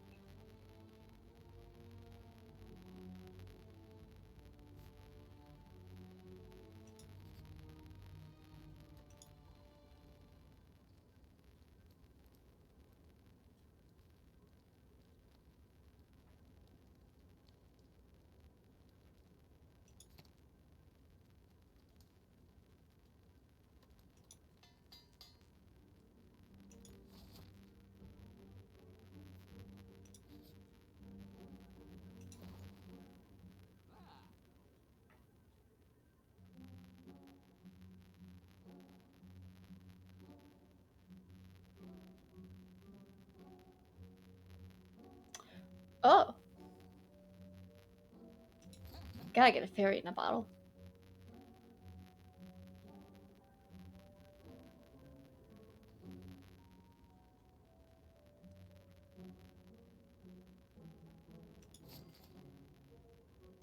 Oh, that would have been so good, but I grabbed the fairy in a bottle instead. No. It'll be fine.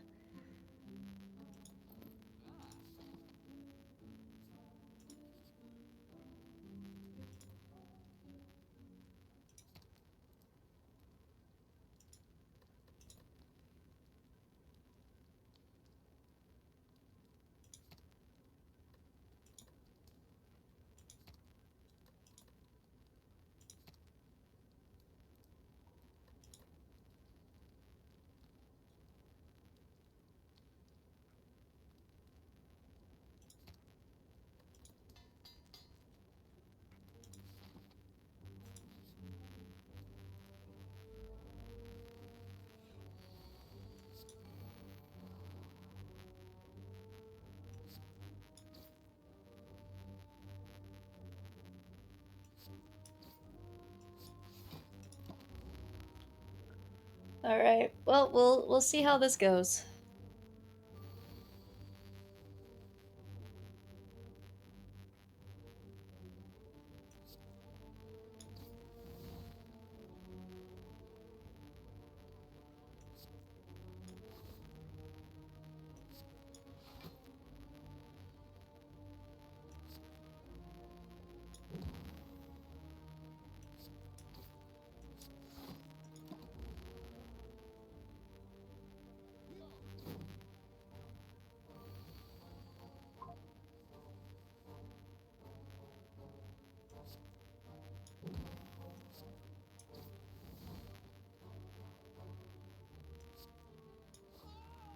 Okay, that was fine.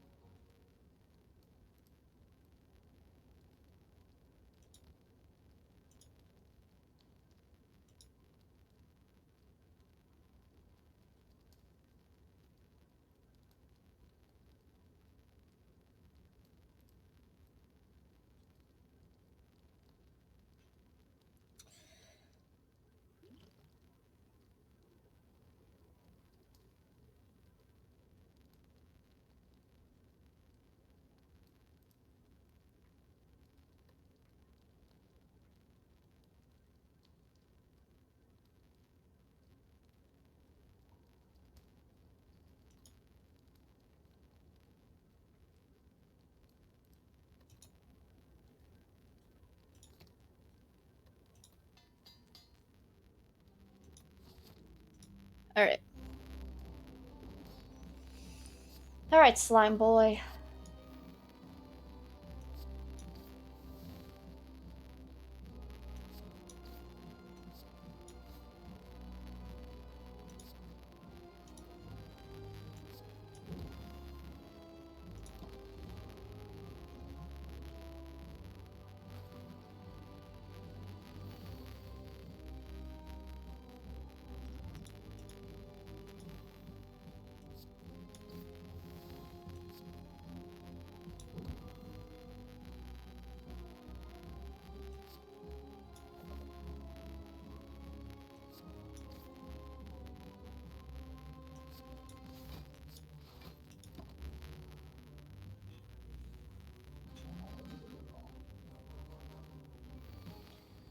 All right.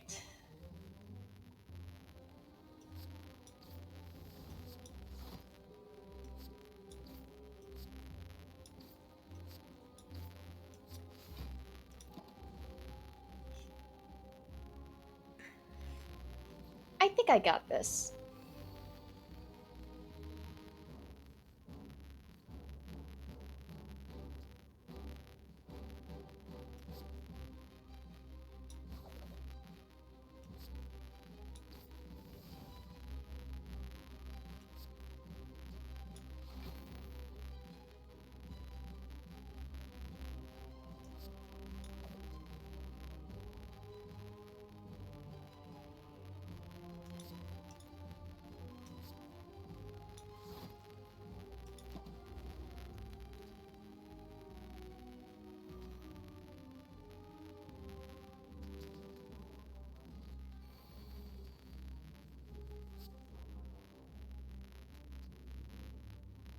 Alright.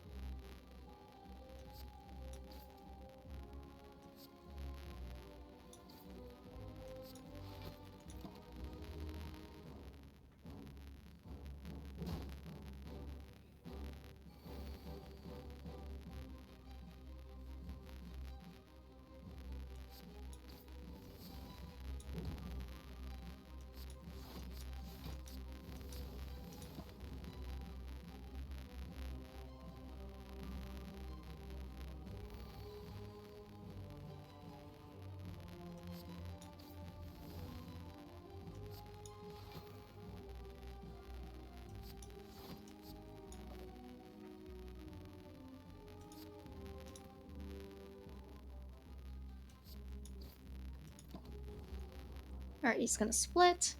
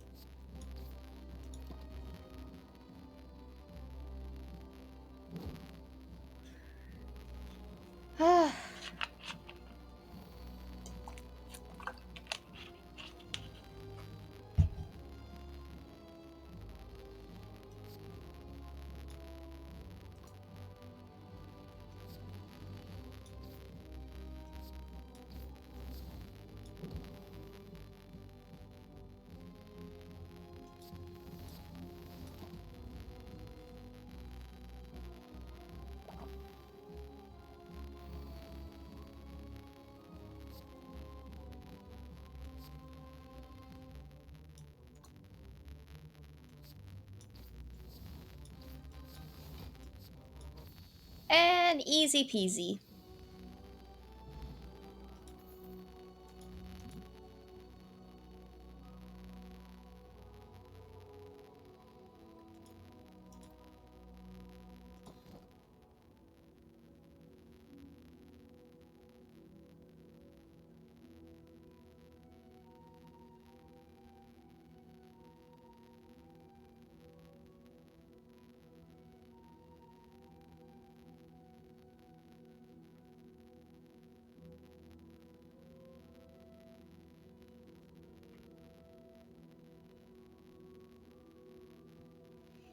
Hmm.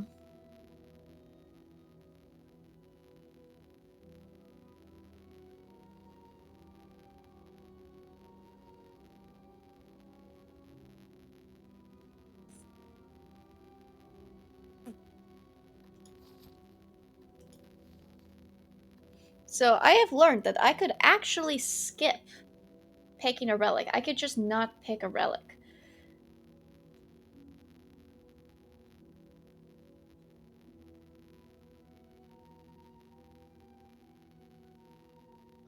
I think I'll lose the ability to smith.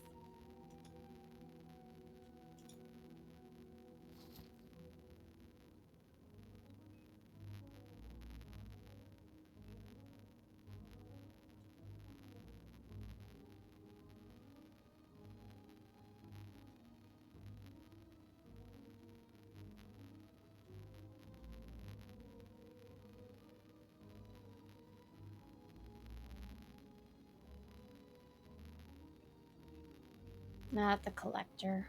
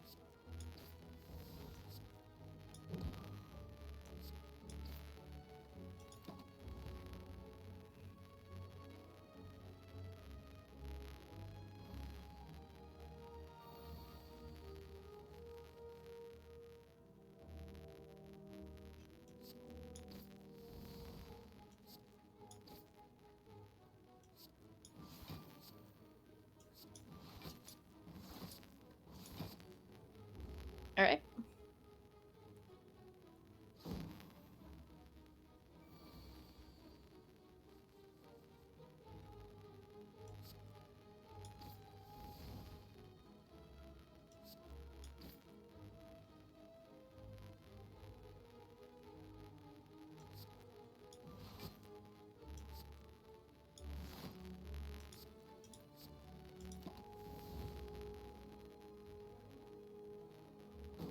Man, my deck is gonna get so full of these.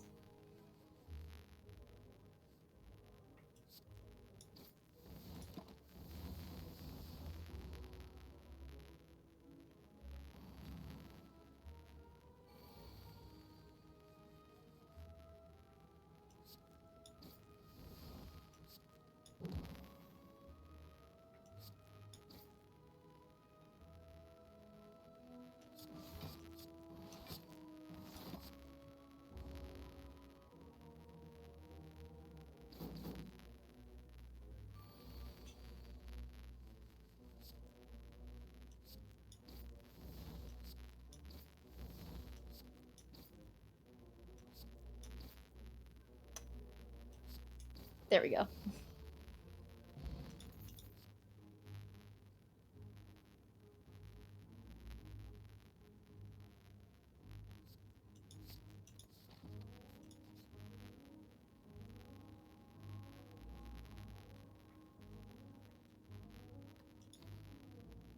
I forgot to drink water. 1_TW0N played Tell the Bear to drink for 1000 channel points.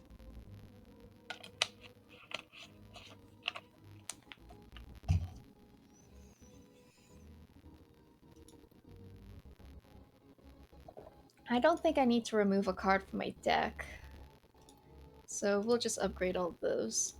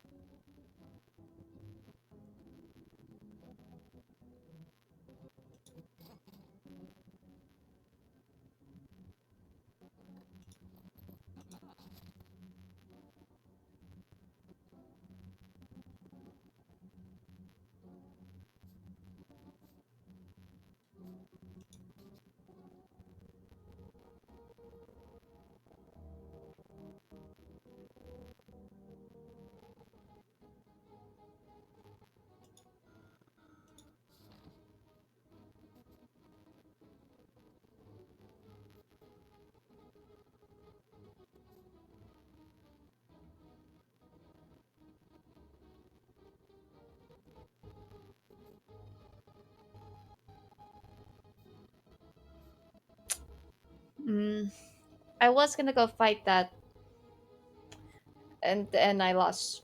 Then I lost 20 HP. Uh,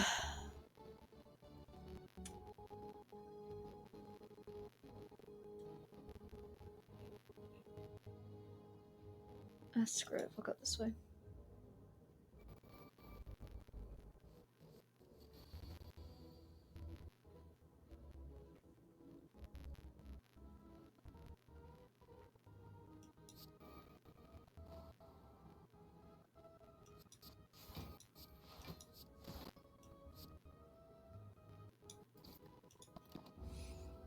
Honestly, they aren't gonna be able to take a lot of money.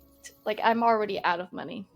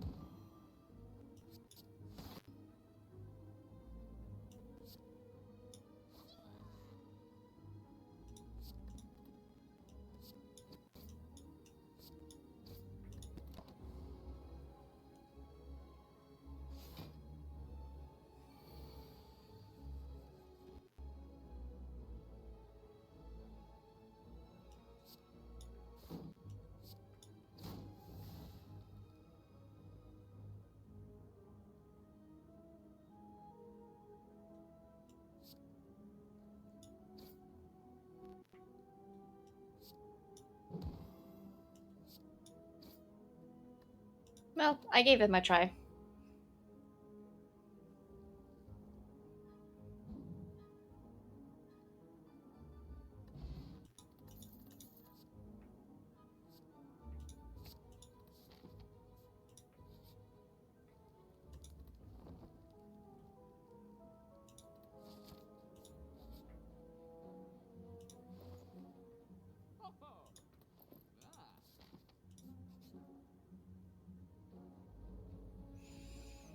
Oh, this is gonna be interesting.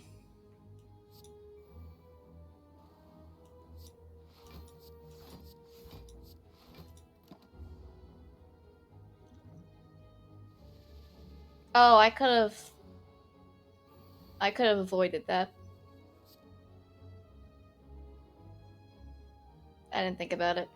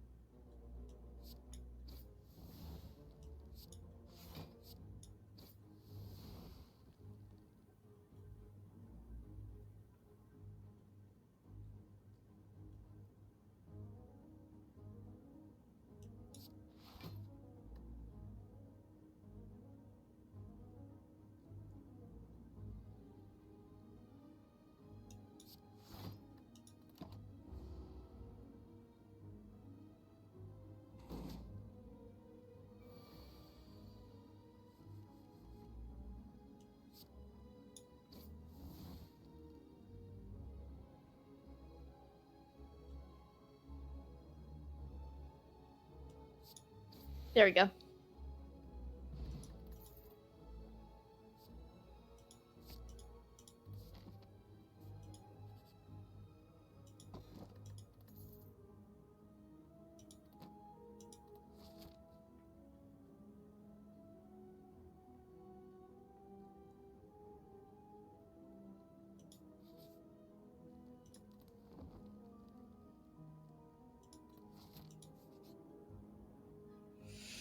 Oh, I hate these guys.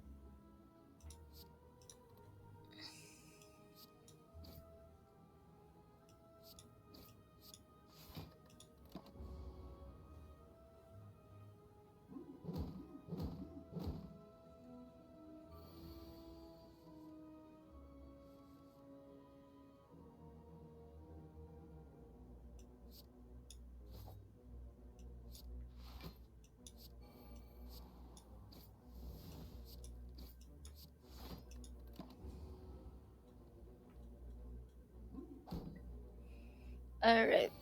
We survived that one. Sucker Punch.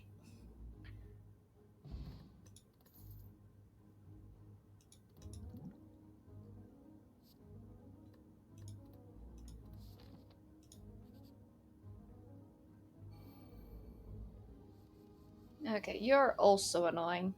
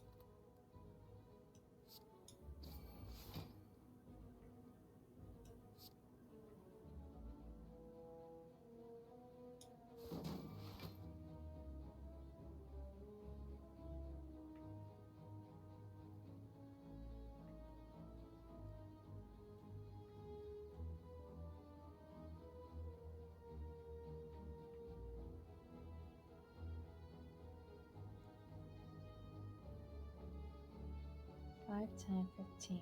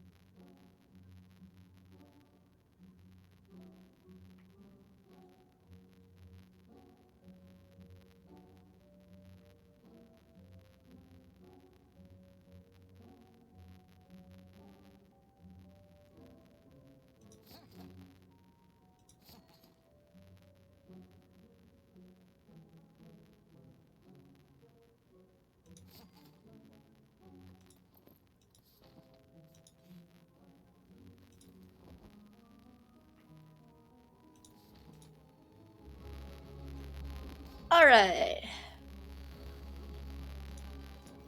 Let's see how this goes.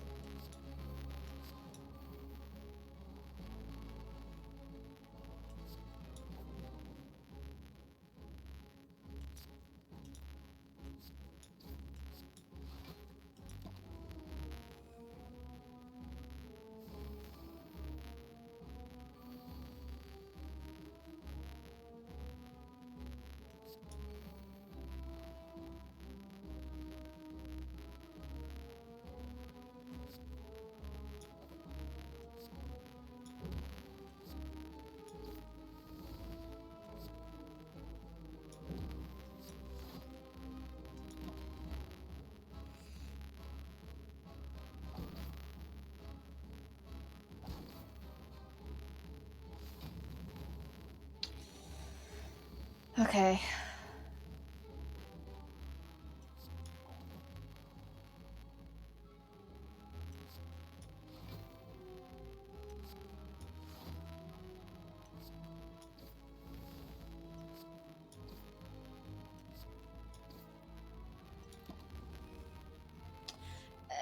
Close enough.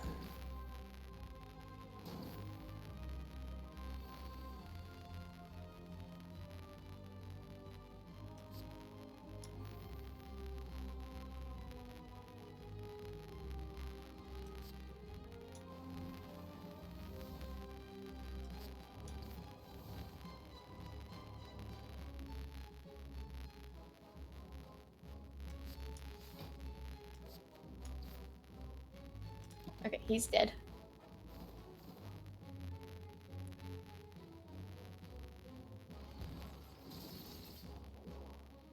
Ha. It worked for one of them.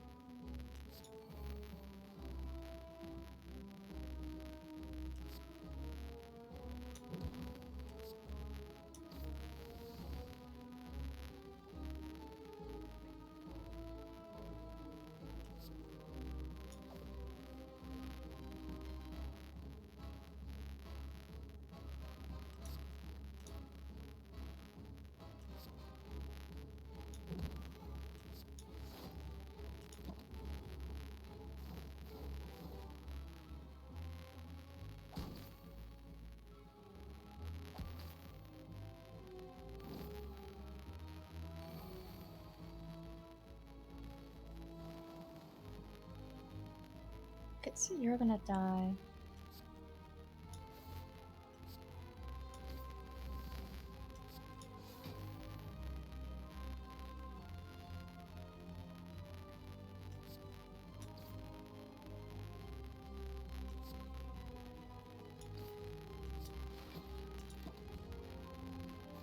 You're gonna die.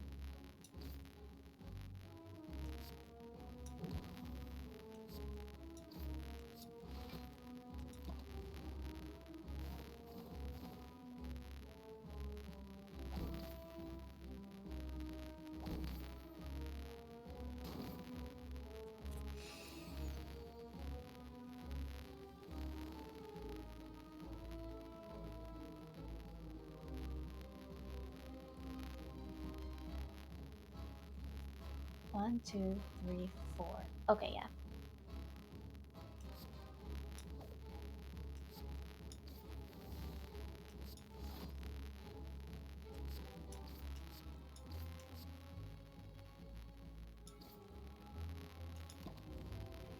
Because you're gonna die.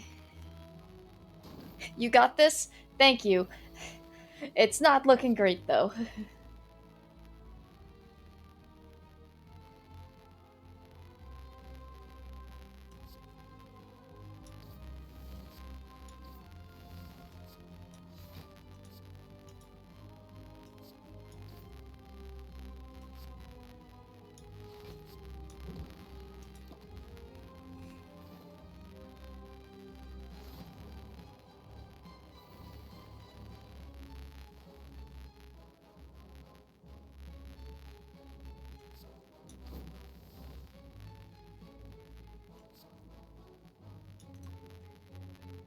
One, two, three, four, five. Okay.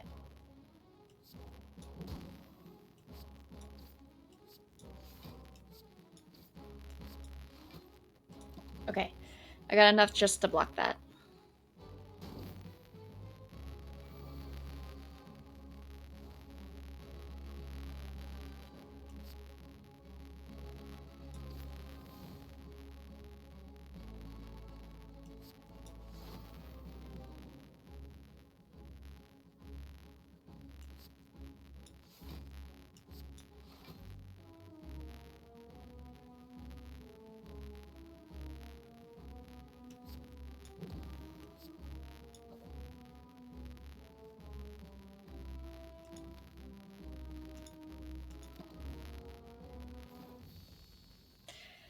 Yes!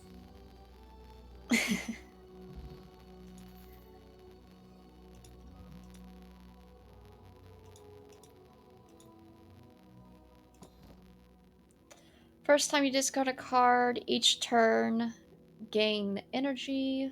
Gain energy at the start of your turn. You can no longer attain potions. Upon pickup, remove 2 cards from your deck.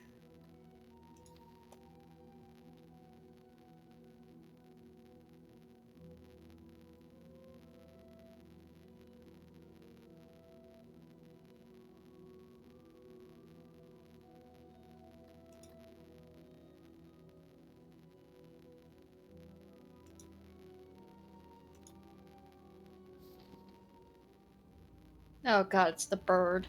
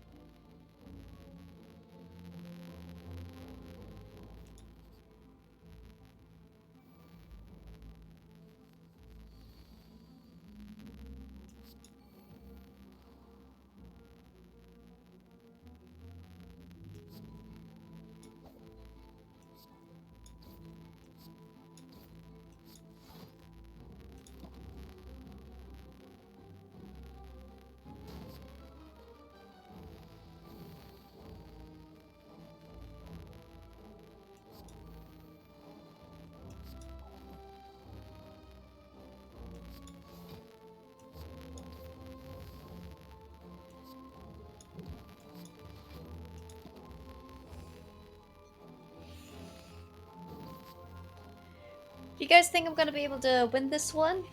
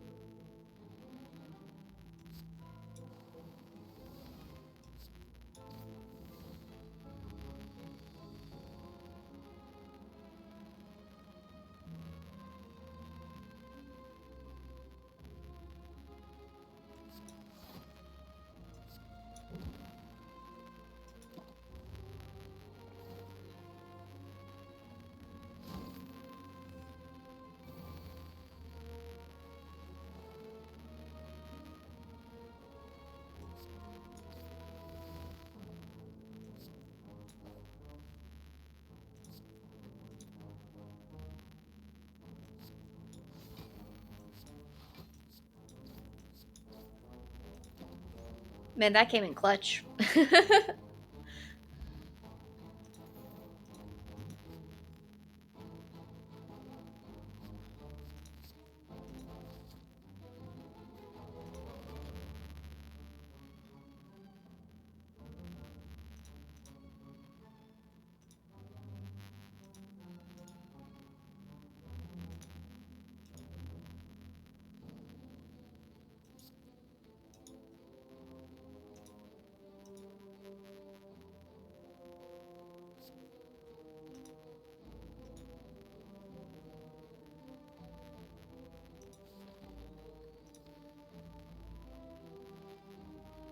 Draw a card, discard a card, attain a random potion.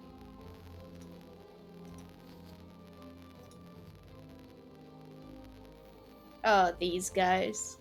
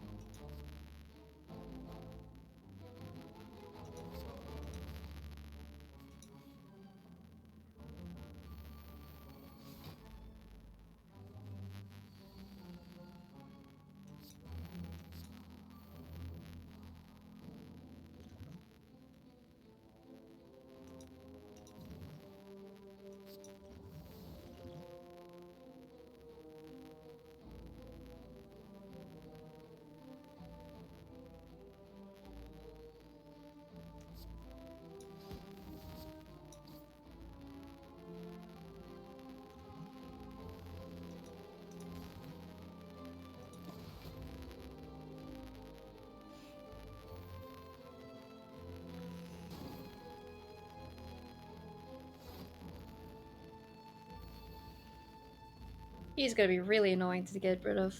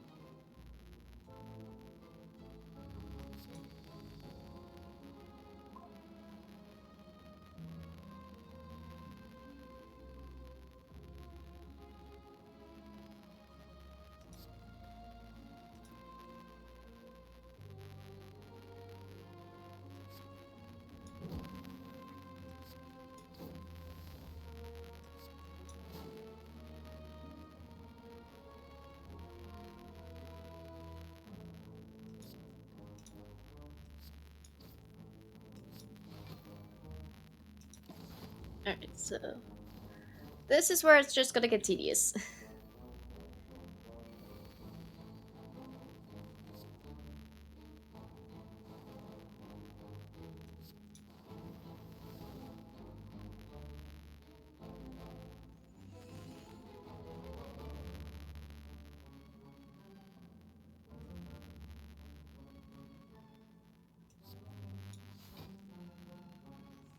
Okay.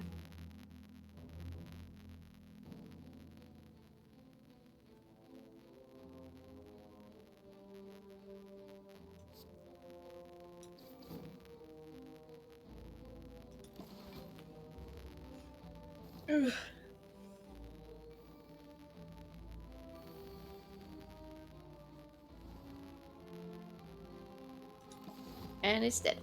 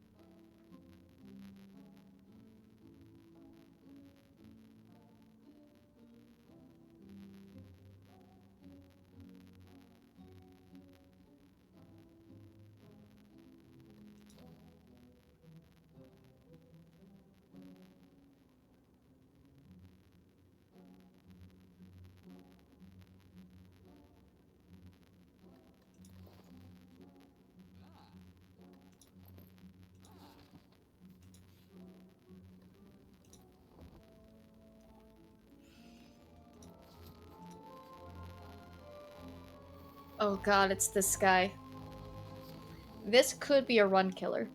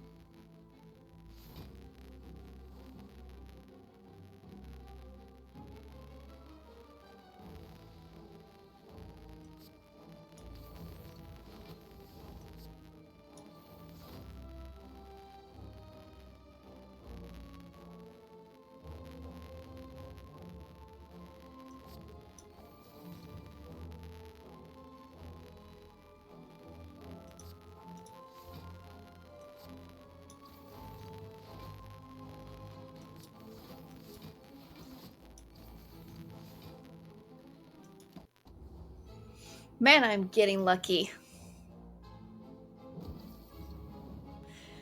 Woo!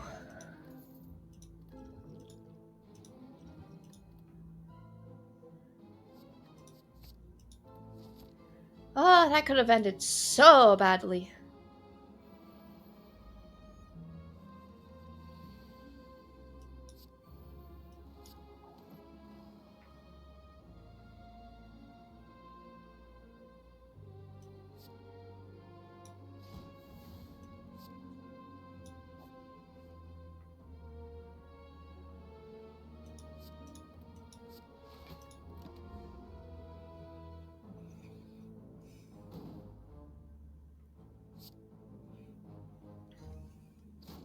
This deck is hard. There's just not a lot I can do.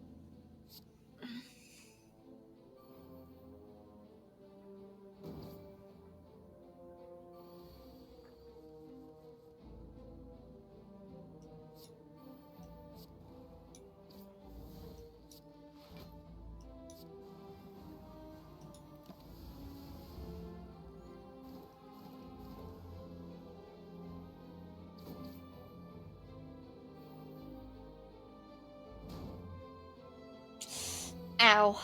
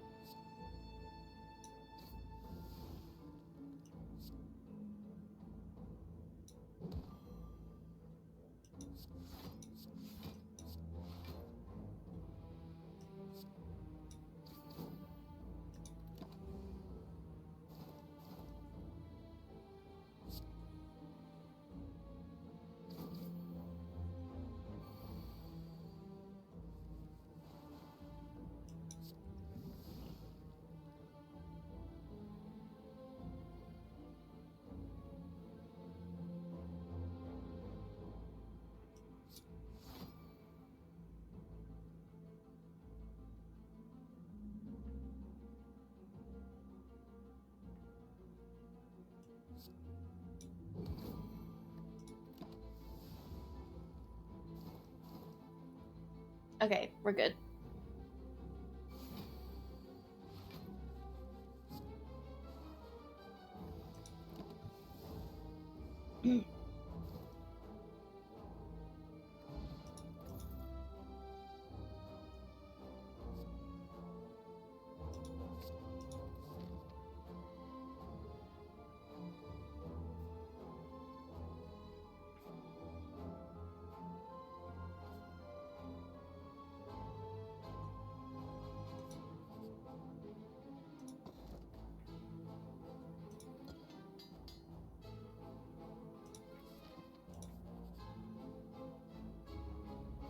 Oh god.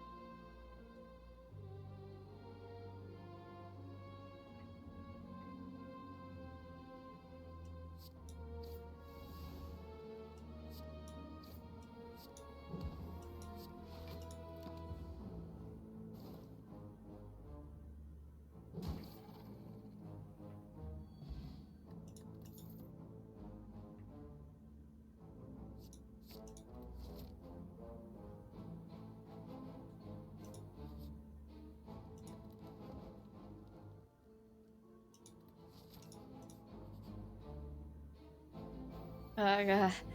Okay. Why is it like every time I talk, I sound out of breath? Like, oh god, this is so hard. When it's like, it's not. It's just slightly stressful.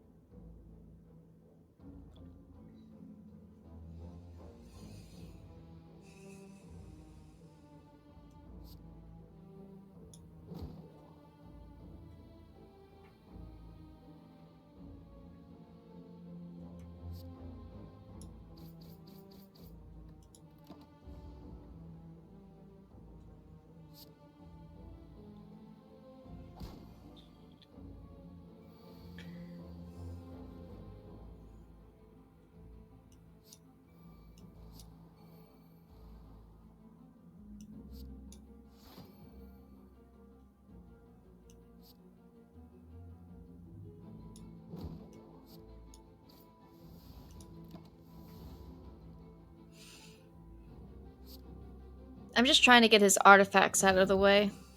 Especially now that I have Toxic up.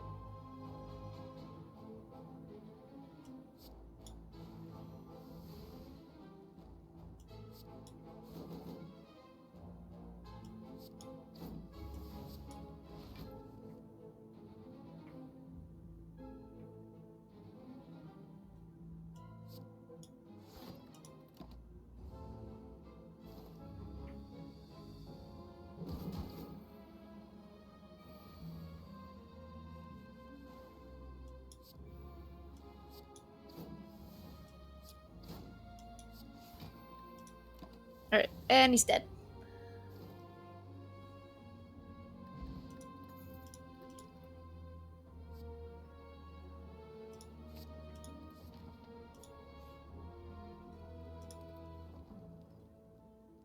I know it looks like I have a lot of cards, but a lot of them are power cards. So, or like they go away. So I have 1,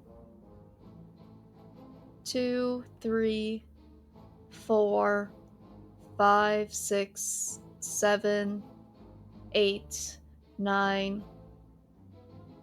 I have 9 cards that go away. So, you know, it's a little different. Oh, oh god, I am not built for multiple enemies.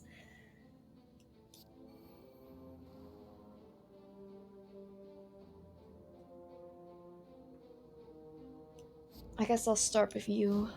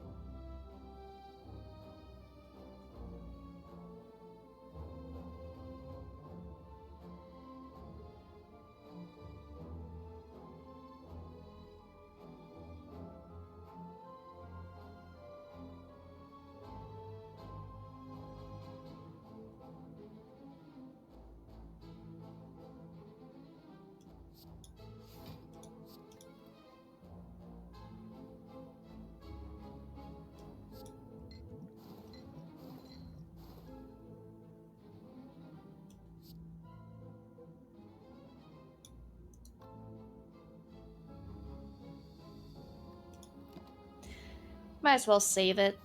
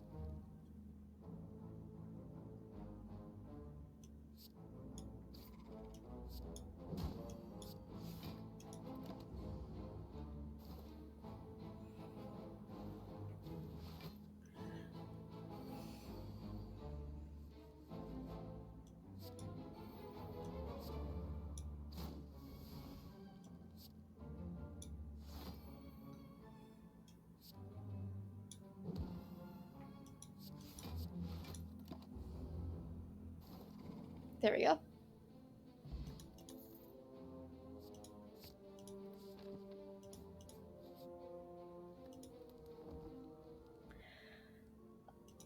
Alright, final boss.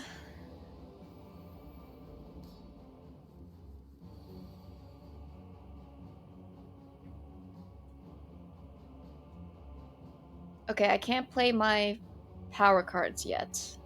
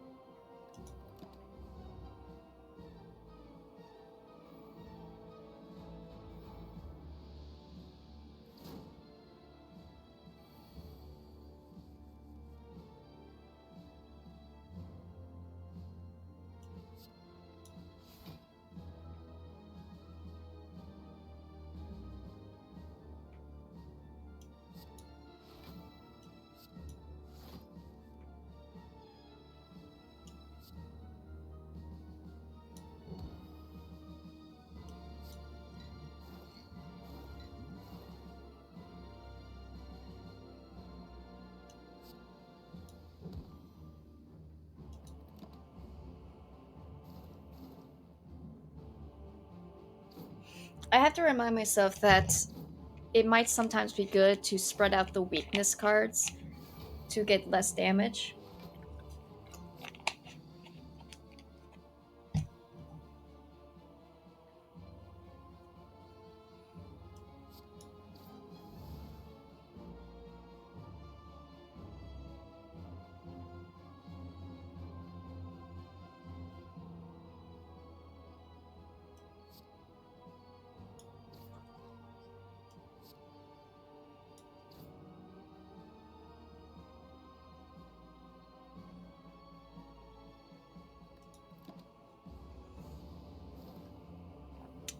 Man, this is the worst third boss I could have could have gotten.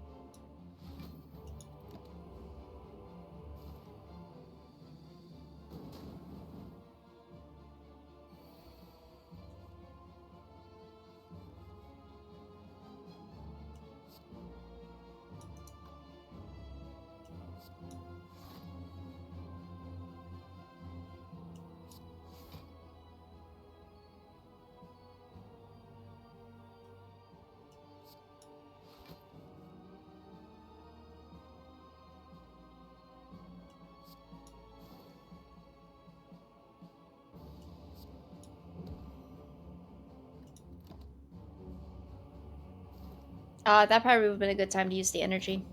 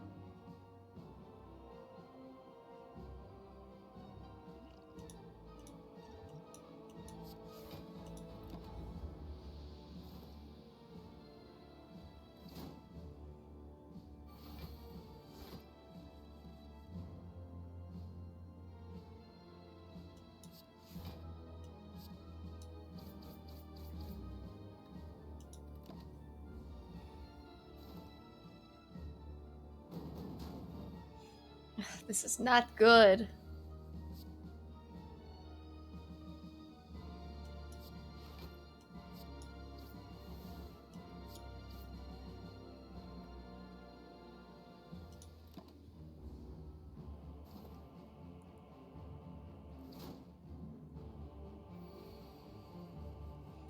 Yeah, I'm not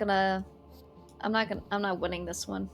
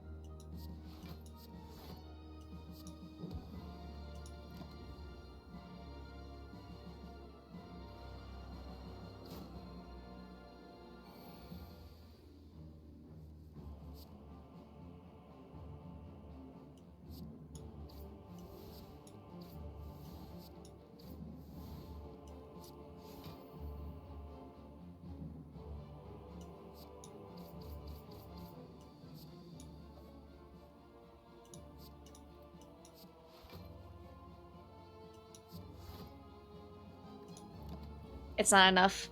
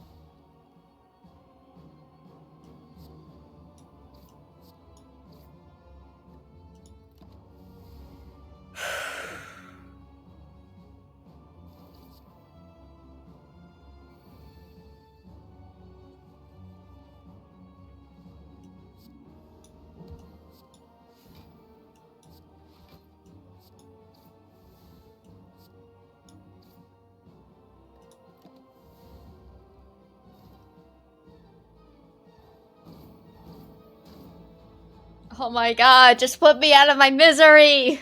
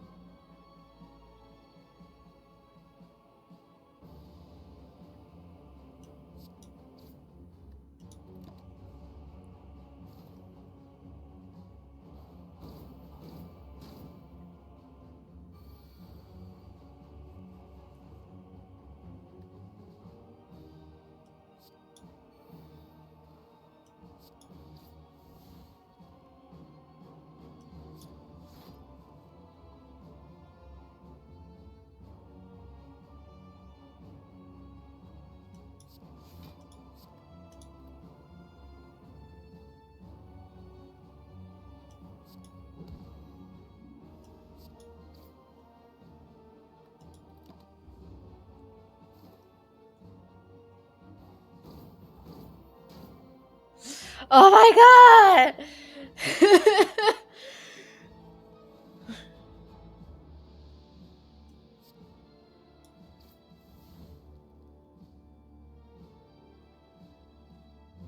Okay. There's no way I don't have enough. I don't have 18 block. Unless...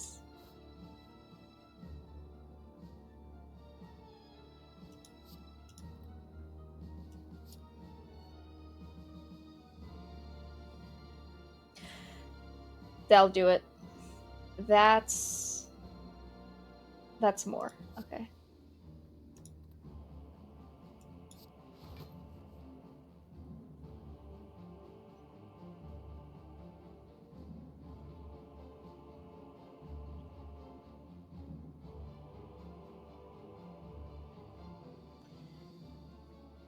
Four damage. That's 8. So that's less than.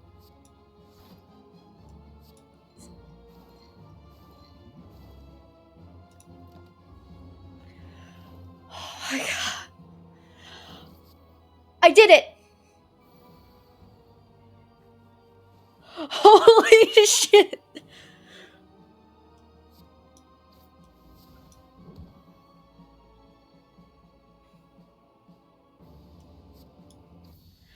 How did I pull that off? Holy shit!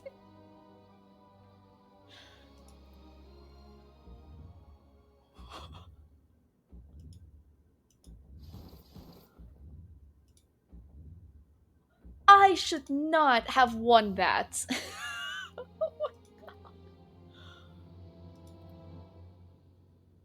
What?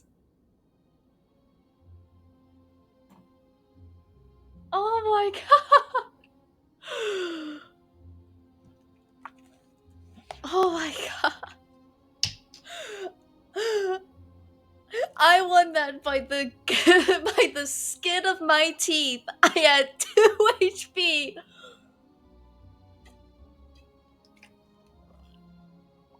I've had a lot of interesting runs, but that has to be the closest run I have ever done. Oh my goodness. Thank you, Happy. Oh my god. That was such clutch. I thought I was gonna die. That was such a clutch. That oh my god, the RNG was on my side. Such a weird deck. That was the weirdest deck I've ever played with. I feel like I'm too tiny.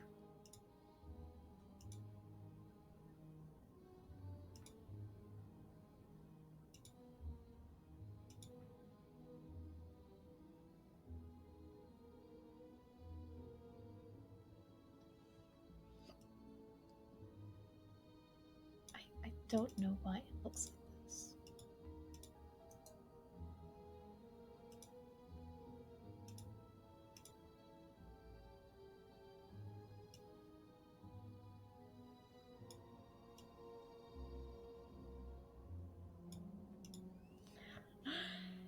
Oh my goodness.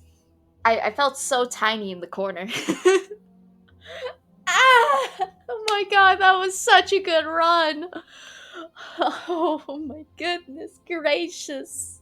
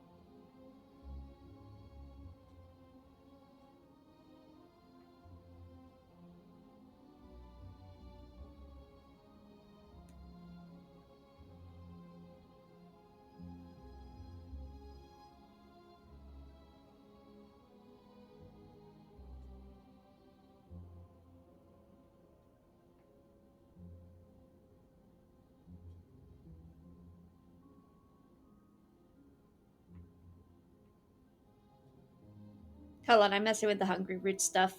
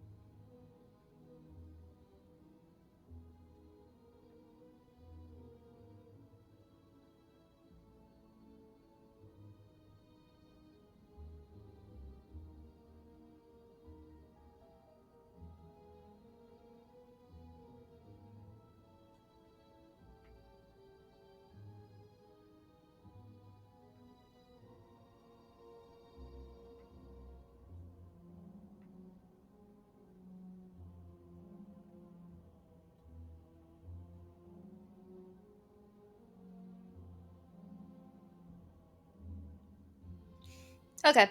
The update about the Hungry Root situation is that they did email me back, uh, and said that they're giving me a full refund for the package. So that's nice. I would have preferred my box not being crushed, but I'll take free food.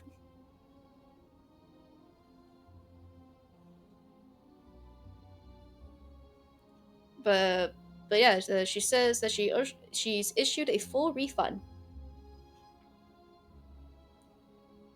So I'll take that, and hopefully, next week's package isn't crushed, because I did not appreciate my food being crushed. Okay. Oh, I originally picked up my phone because I needed to update my water. We're up to 80. Am I up to 80? I thought I was at 100.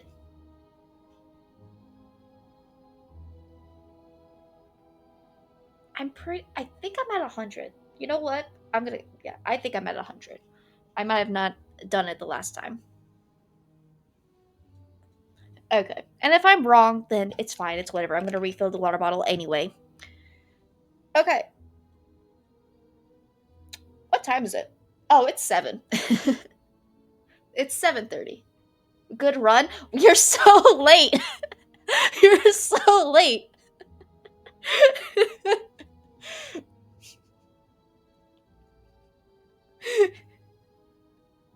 I mean, it was a good run.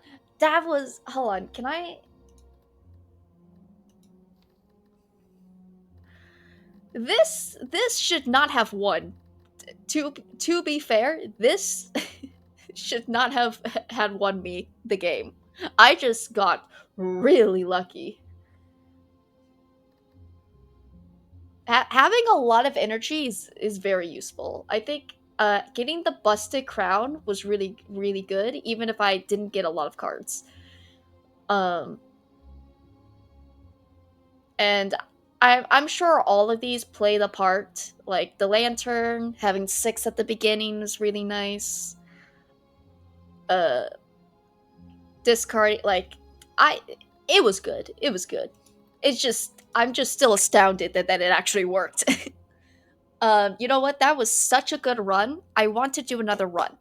And then I'll probably have to end stream because doing another run will take.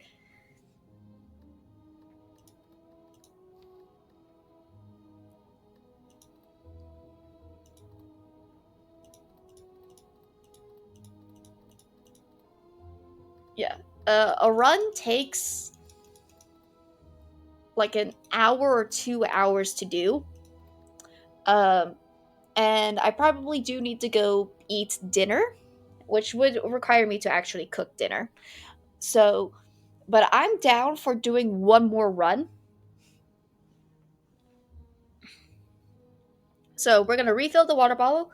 I'm gonna use the bathroom. We'll do one more run. For the funsies, pick which character I'm gonna play as. Just a reminder of what all their names are. Ironclad, the one that I hate the most. Oh, he even has one more unlock. Dang, I just really stopped playing with him. The Silent, which we just did. Defect, which we've already done, and the Watcher. So I'm gonna go prep myself to get ready. And either you guys have picked a character, or I'll pick a character.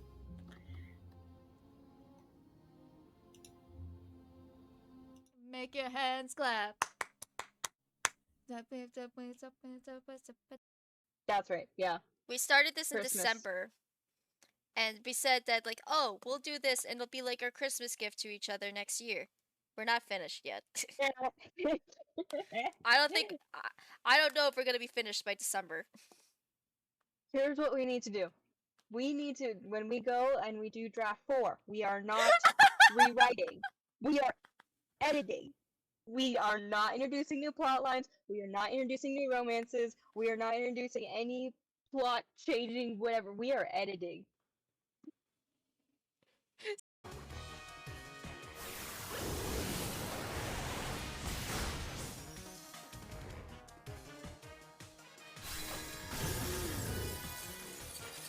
be no fighting in my chat. Whoa!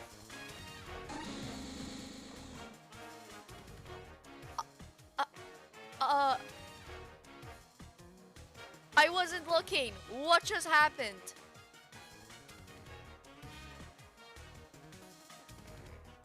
What just happened?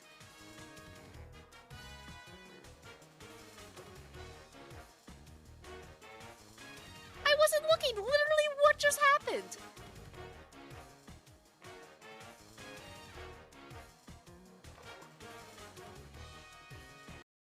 Going through all the stuff of he's got all this survival whatnot and like keeping them alive while they get 911 in the hospital and all that stuff. It's like I just wanted a fun little beach day, but no, now two of them are in the hospital. Cassie has been outed. They both have hypothermia.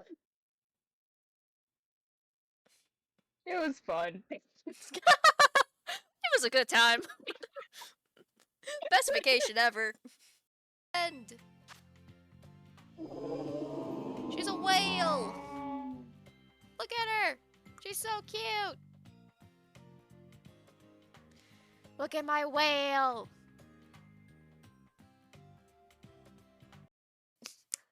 You have a 2-story house. I have a 1-story. 8 hours divided by 2 totally makes 2 hours. What is the logic in that? Why does your house size matter and how long you stray? Oh, right, your parents. Also, I don't have a 2-story house. I have a 3-story house.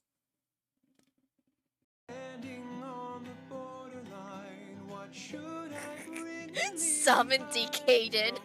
Oh, no.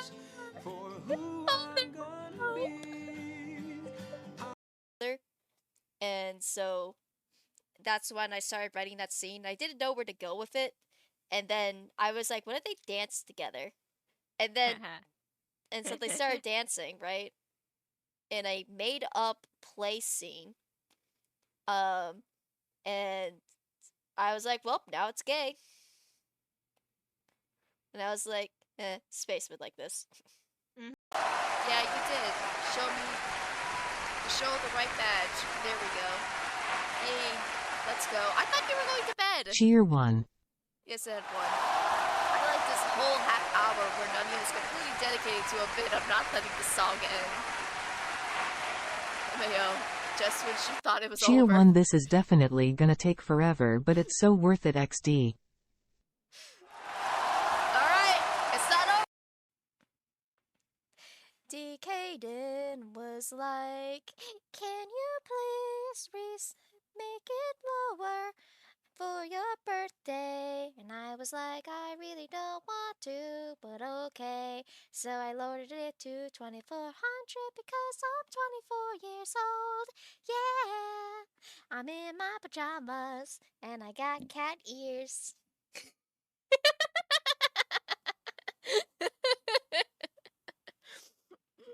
No!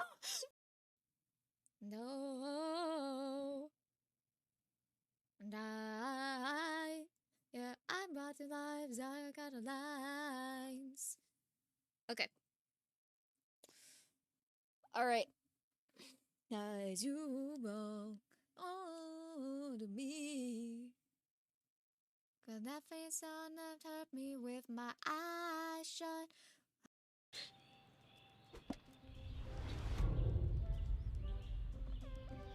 What? What? I don't get it. I don't get it. What was the joke?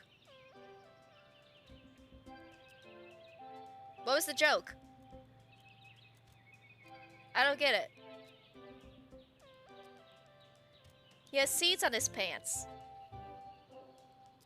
He has seeds on his pants. I don't get it. What's the joke? Sticky stuff on your pants. Oh.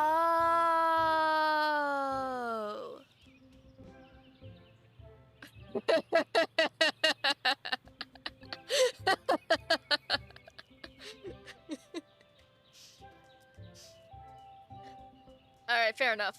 Moving on. Ring.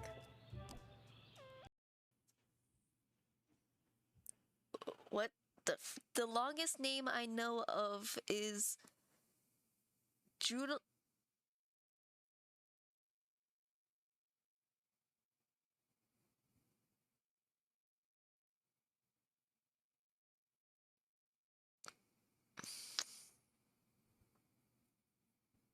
The longest name I know of is Jagemu Goko no Sarikir Kaira Swigio no Swigio Matsu Unrematsu Furaimatsu Kuinarutakuro ni Sumutakuro Yabarakoji no Burakoji Pipo no Sharingan no Garindai no Ponpokopi no Ponpakona no Chokume no Chosuke. My lord!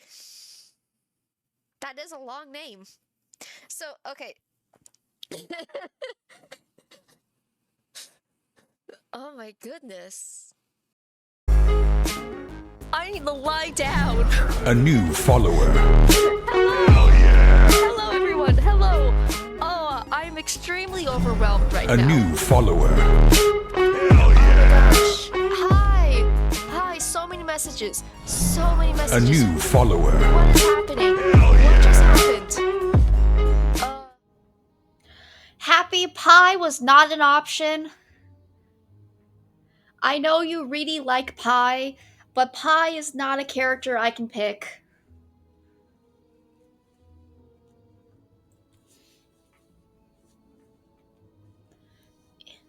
I will say, I meant to mention it earlier, but I forgot because I got onto multiple different tangents at the beginning of the stream. But so my work schedule is 9 a.m. to 6 p.m., right? And I talked about how that makes it very difficult for me to be a night owl when I'm forced to be a early bird. Which means that you guys are all very used to me doing late night streams, like streaming at like 8 to midnight or something like that. But because of my job, that's probably going to happen less often. I might still do night streams because I might stream after work, which is again after 6. But it also means that I'm waking up earlier. For instance, on Saturday today, I still woke up at 7:30 in the morning. I just happened to be in a depressive episode at the time, so I didn't get up until like noon. But still, I was awake.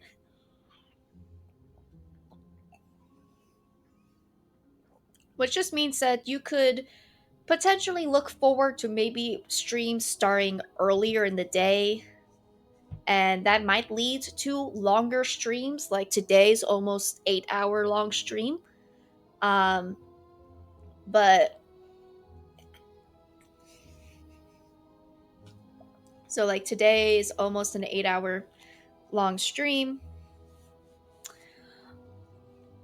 but it could also mean that probably be shorter night streams if I have the energy to stream after work.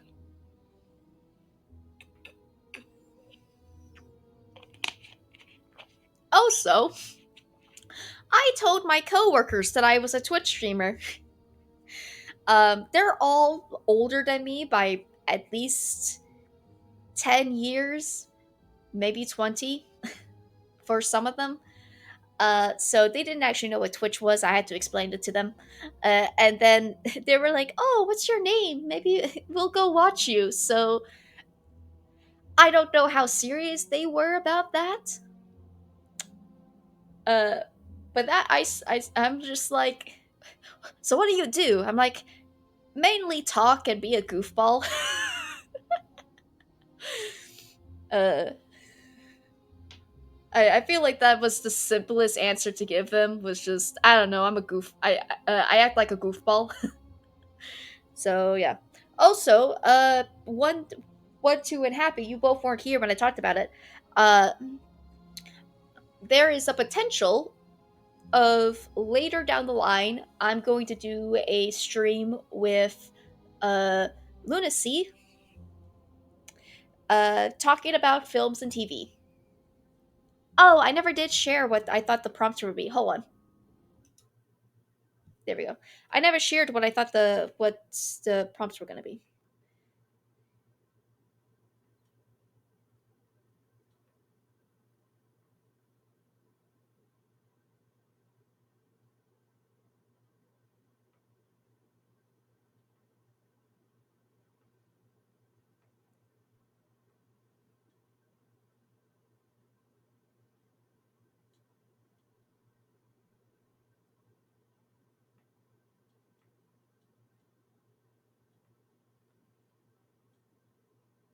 Okay.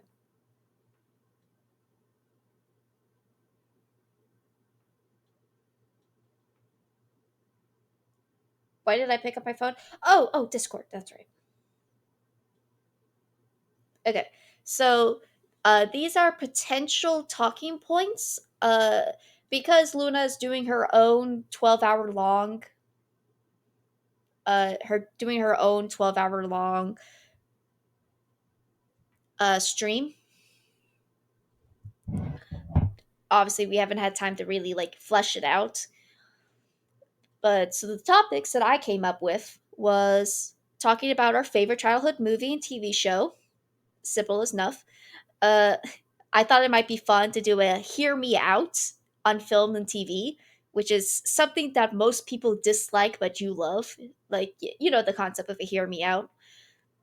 A discussion about the direction of superhero movies, the rise and fall of Marvel, the new direction DC, etc., things like that. Uh, if you could remake or make a sequel to a movie or franchise, talk about live action Disney remakes because oh boy, do we hate them. The difference between the making of the FNAF movie and the Minecraft movie, and specifically talking about She Hulk, were just ideas that I came up with. We might we might not use all of them. Uh, Me and Luna are probably very two rambly people. So who knows where the conversation will actually go once we do the live stream, but I'm excited. I think it'll be really fun. I've been wanting to hang out with Luna again.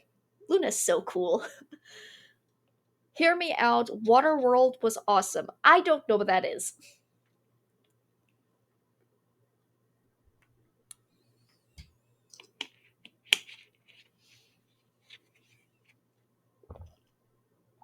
I can't rebuttal you because I don't know what that is. Let me look it up.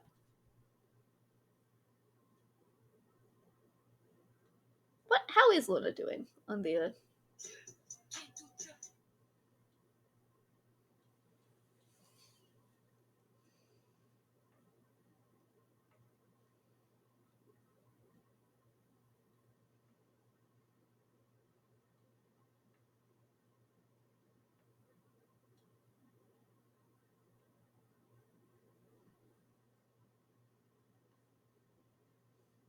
Oh, Luna's doing garlic phone right now.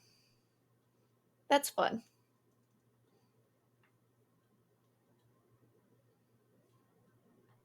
Anyway,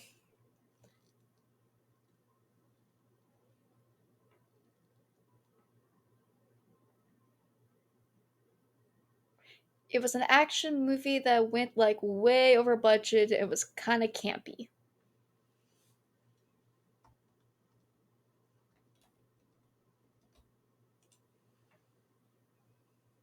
From 1995, an action sci-fi. After the melting of the polar ice caps, most of the globe is underwater. Some humans have survived, and even fewer still, notably the marina, uh, have adapted to the ocean by developing gills. Alone by nature, the marina reclusively befriends Helen and her young companion Eleanor as they escape from the hostile artificial island. Soon, the sinister smokers are pursuing them in the belief that Eleanor holds the key to finding the mythical dry land.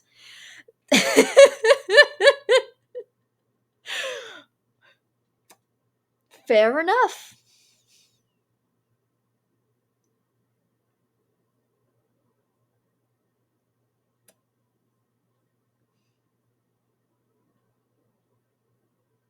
Waterworld is a 1995 American post-apocalyptic action film directed by Kevin Reynolds and co-written by Peter Rader and David Tioki.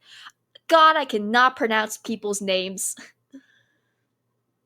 It was based on the Raiders' original 1986 screenplay and stars Kevin Costner, who also produced it with Charles Gordon and John Davis. It was distributed by Universal Pictures.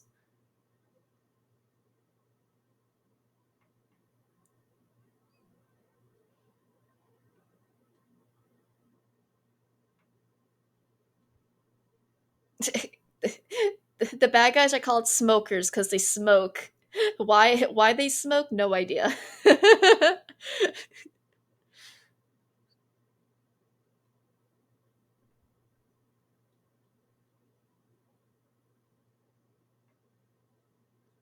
The most expensive film ever made at the time, Waterworld was released to mixed reviews from critics who praised the futuristic setting and premise but criticized the execution, including the characterization and acting performances. The film also was unable to recoup its massive budget at the box office despite being the ninth highest grossing film of 1995. However, the film did later become profitable, owning to video and other post-cinema sales. The film was nominated for a Academy Award in the category Best Sound in the 68th Academy Awards. The film's release was accompanied by a novelization, video games, and four themed attractions at Universal Studios Hollywood, Universal Studios Singapore, Universal Studios Japan, and Universal Studios Beijing called Waterworld.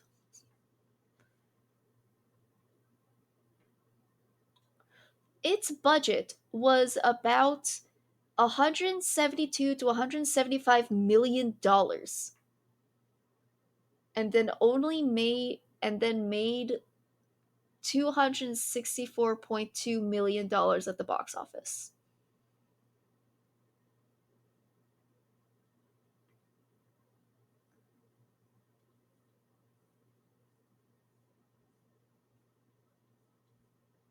But yeah, so that's your hear me out.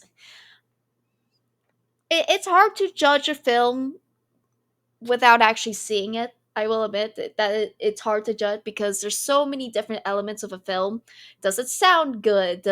How is the story narrative good? Is the characterizations? Apparently, according to Wikipedia, they liked the setting and they liked the concept, but they didn't like how it was executed, which probably means that the story flopped a little bit.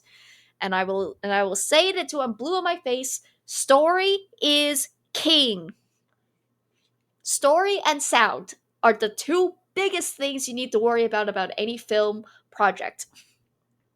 If your story sucks, your entire film sucks.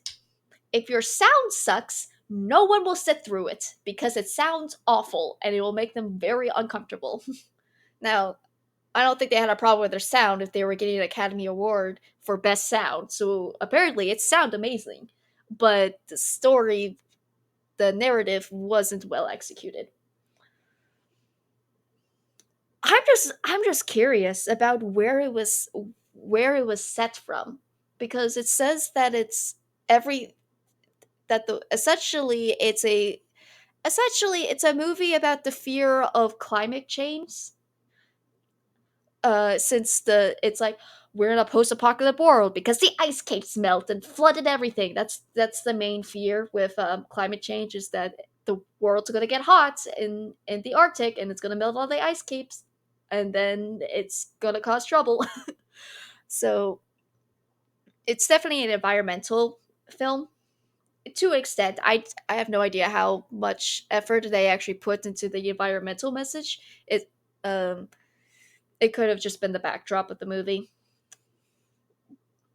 But I'm just very interested because 1995, filming water must have sucked back then. So it's like, are they just all on ships? Like, I don't know. I'm actually kind of interested in watching it. I don't know where to find it though.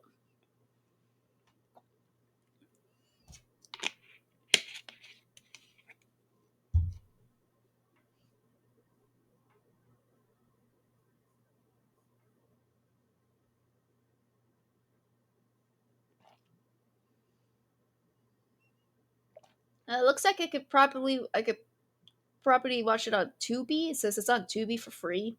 Otherwise, I would have to buy it, and I don't think I'm interested. I'm curious enough to buy it. the Marines has a really cool boat. Gotcha. You know what? You know what'll be fun?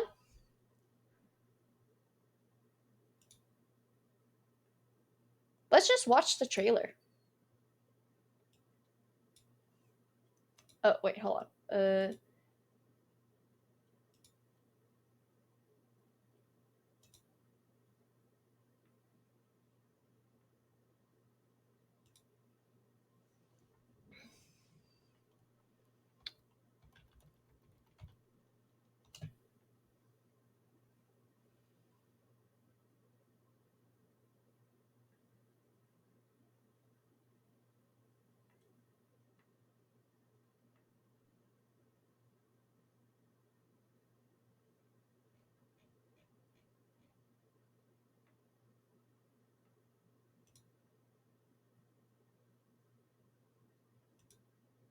It's currently 1 a.m. and I'm craving Dave's.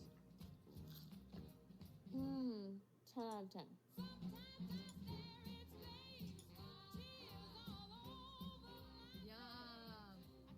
Tastes just like the big one.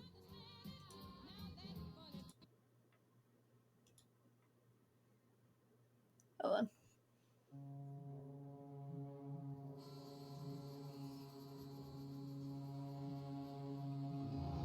The future.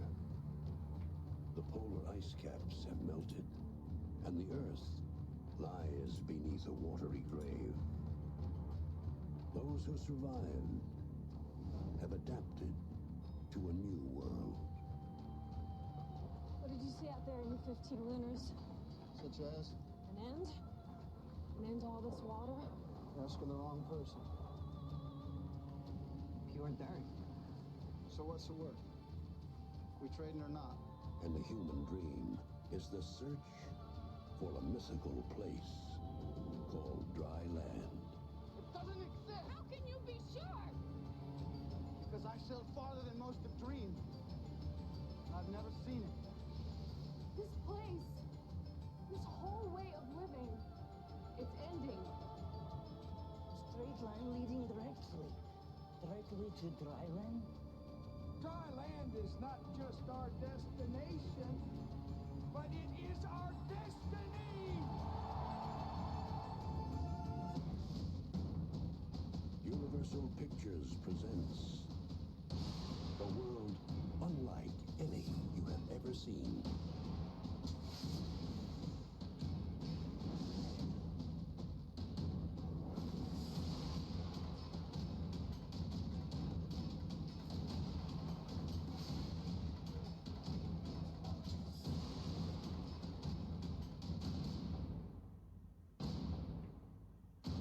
Kevin Costner, Dennis Hopper, Gene Triplehorn.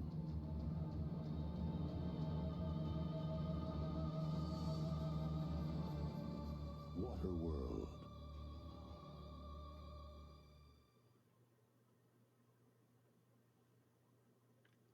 Okay, I see. I see. Okay.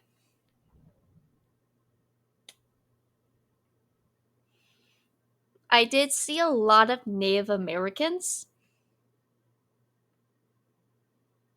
And this is 1995, so I'm a little skeptical about how um, well portrayed the Native Americans are in this post apocalypse situation.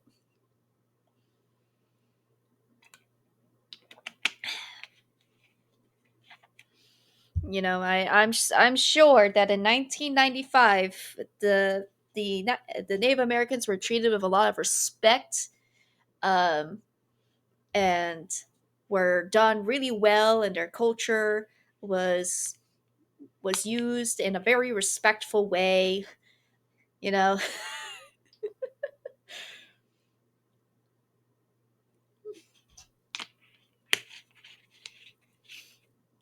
but okay, let's go ahead and start this final Slayer run.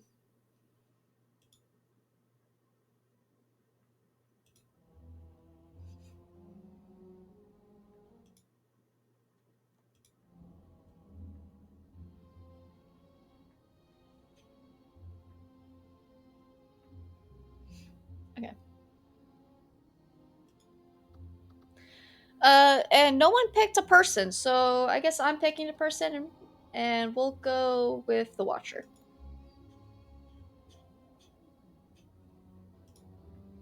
Upgrade a card, obtain 3 random potions,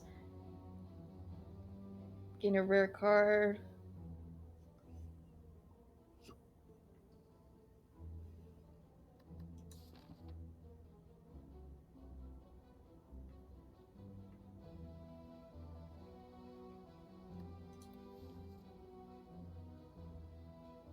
Or do I want to upgrade a card? Ooh.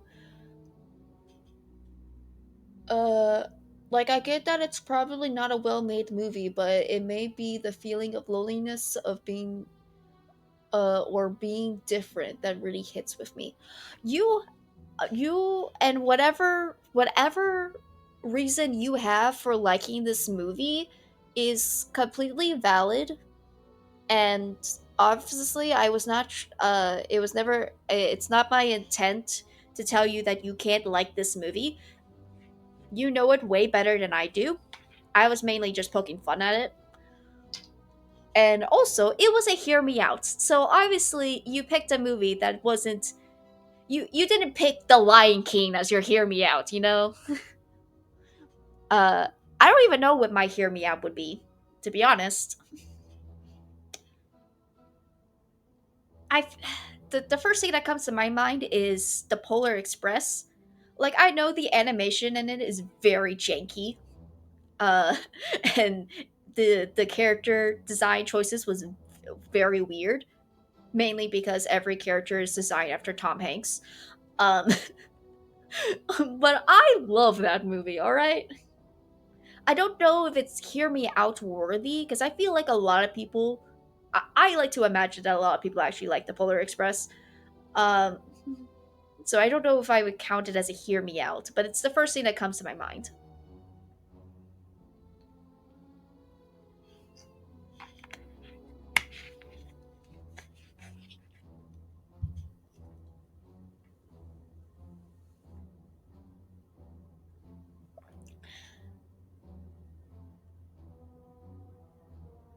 Hear me out, Scar was trash. I don't know what Scar is.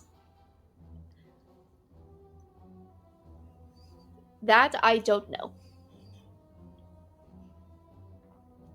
Anyway, uh I wonder if it would be beneficial to just go ahead and upgrade Eruption. Because one energy eruption is really good.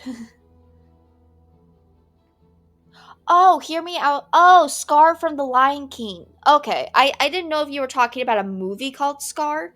Okay, you don't like Scar. What didn't you like about Scar?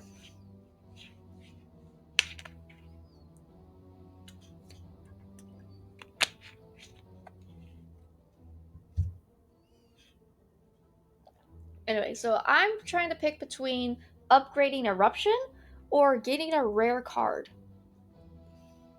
And I think I might just upgrade Eruption. Just go ahead and get that out of the way.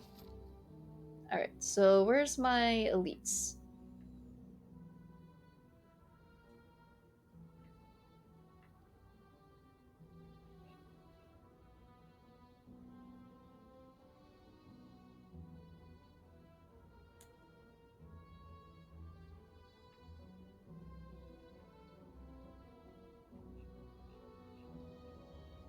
It might be beneficial to get the elite that's up there because I have a healing spot before it. But there's also one that's up.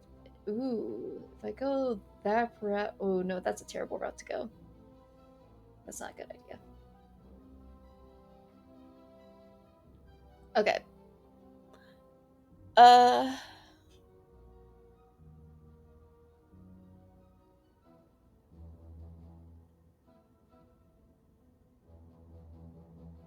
Oh, you mean literally? His name before Scar was Taka, which means trash in Swasha. Oh. Wow. Poor Scar. No wonder he changed his name. Granted, I know that he didn't actually change his name. He got scarred, and then that just became his new nickname. It was just like, ha, you got a scar. I can't remember the full context. I just know that it's like essentially a punishment, but his actual name is still trash. This. Why do we hate Scar again? Oh, okay, so he killed his brother, right? But you know, sometimes you gotta kill a brother. Don't quote that.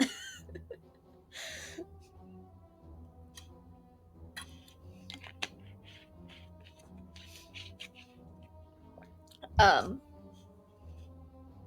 which I haven't seen Mufasa, and I don't really plan to see Mufasa, but it's from my understanding that the reason that they got into a tuffle was essentially that they were fighting over a girl, because like of course they're fighting over a girl.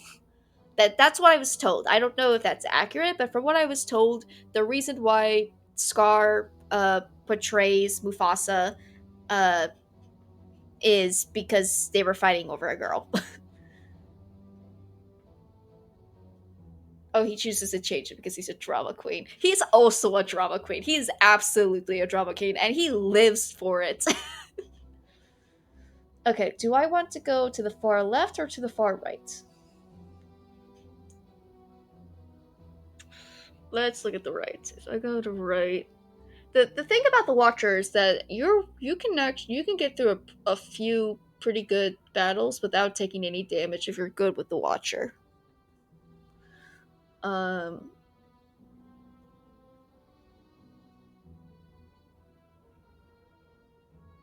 you know what? We'll do it. We'll go this way.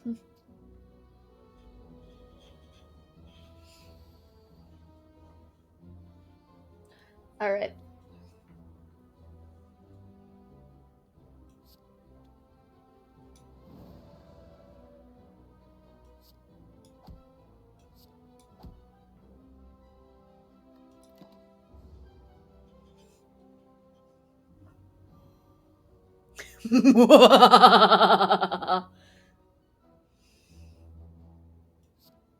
Easy. God, the Watcher's so fun. All right. Now I have to figure out what type of deck I want to make. Gang block, shuffle it inside, gang mantra. Mantra's pretty good.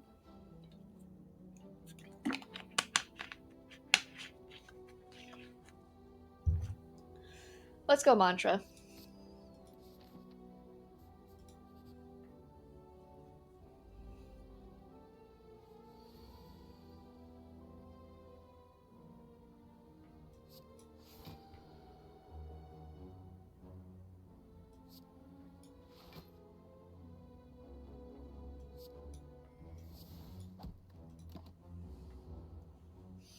I know you want to try to kill these guys decently fast because they will just continue grabbing.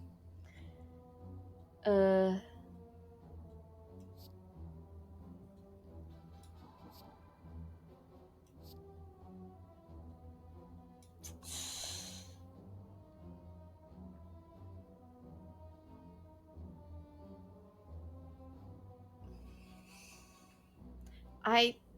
Am I gonna do enough?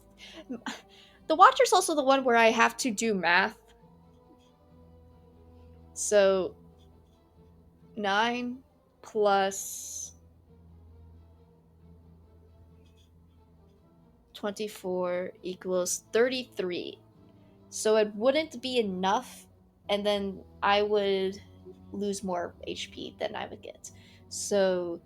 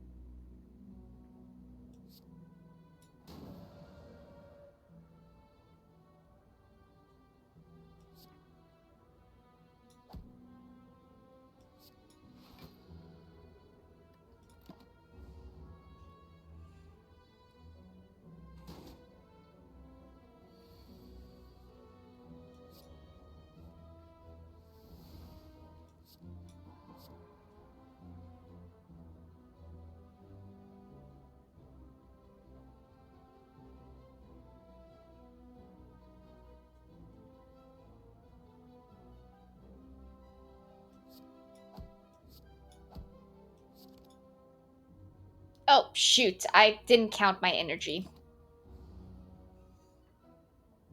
Hey, welcome back.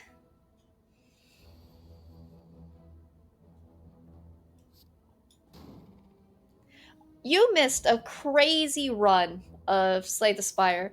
I beat I did a run with the Silent and survived on 2 HP. It was nuts. Okay, at the start of your turn, scry 3, gain 4 block, add a safety into your hand. Whenever you change stances, gain 4 block.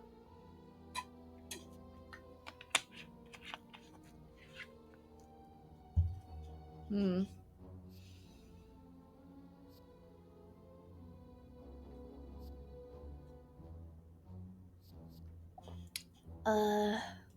Yeah, let's go with that one.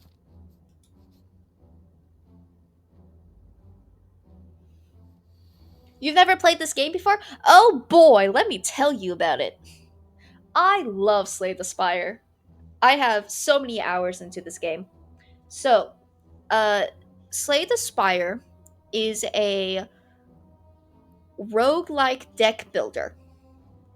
So, there's no story. There's a little story if you want to dig into the lore, but there's essentially no storyline. Your objective is just to get to the top of the tower to stab a heart, and you have limited resources. You start with a starter deck, which is essentially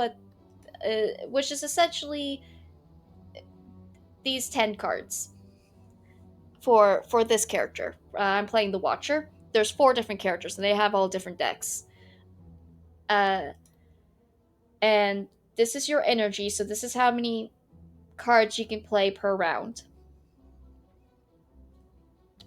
So I'm gonna go ahead.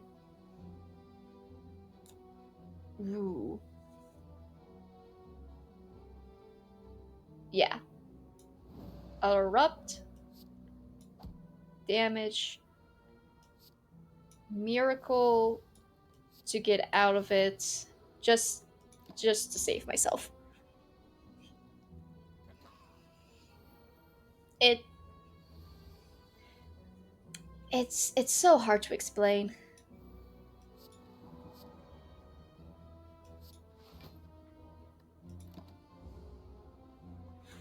But as you watch me play it, you'll understand how it goes.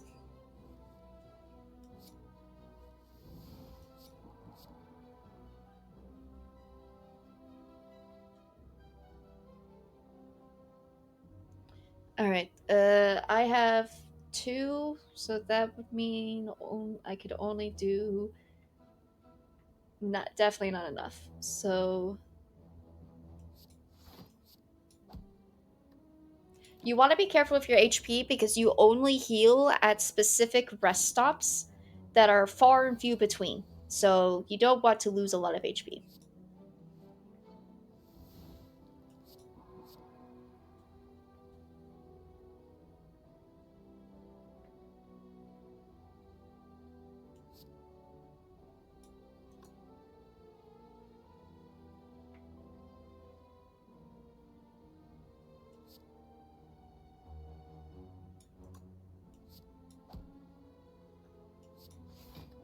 I have to remember that this guy continues to get stronger the longer I wait, and I think that's probably going to end me.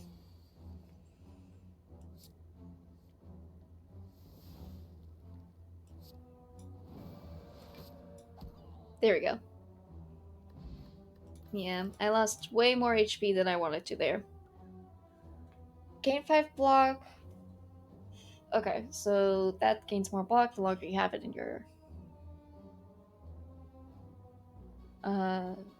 So that's kind of a weighted one. Gain 6 block, shuffle an insight.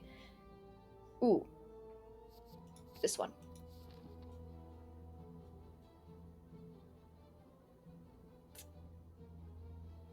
If I go this way, then I'll have to fight. Which I don't particularly want. Yeah, let's go this way.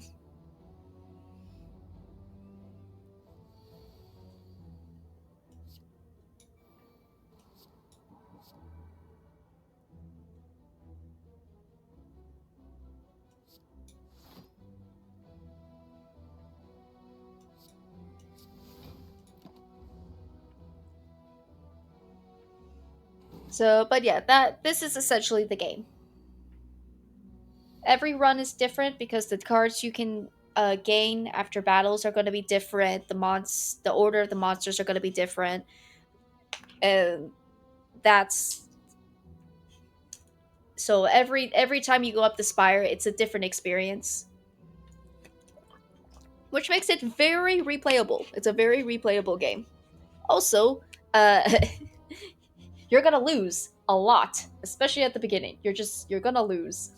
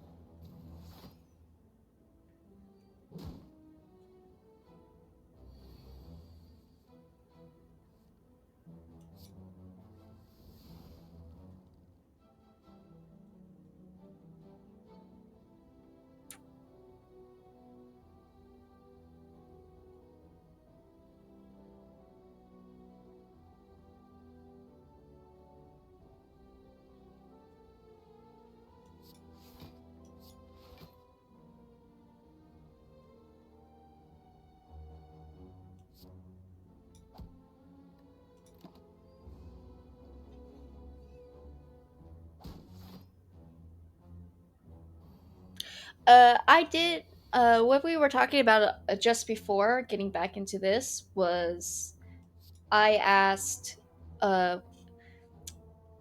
what is a movie or like a show that's your hear me out, like something that a lot of people don't like but you absolutely love.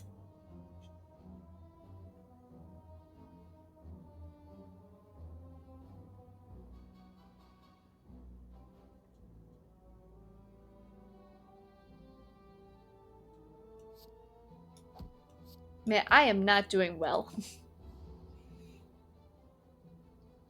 I think I'm being too cowardly is my problem.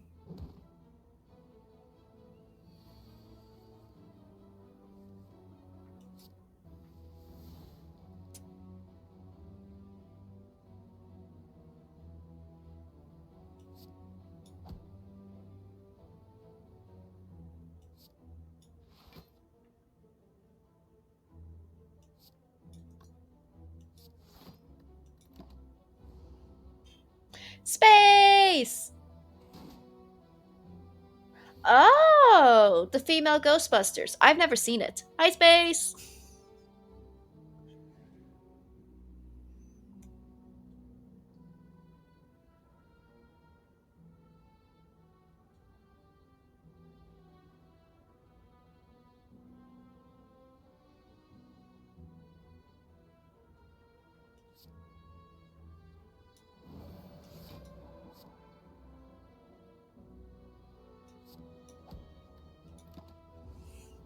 How are you? You're alive. I'm. Should I be concerned why you wouldn't be alive?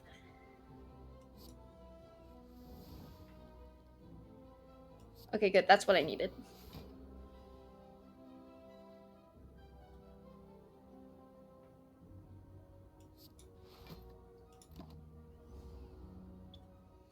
You've been popping it in, but didn't have enough energy to stay because my body has been murdering me for the past 4 hours. Oh no! Ruh-roh.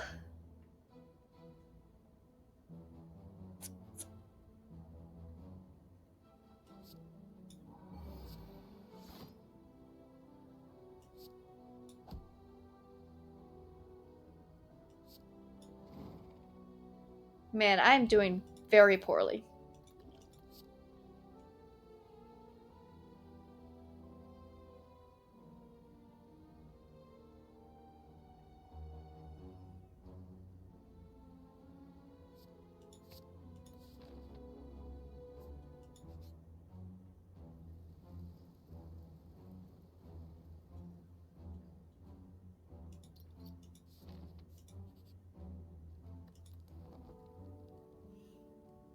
How's the run going? Welp. I was being a little bit of a wet turkey. Oh, space. I've drank 100 ounces of water today.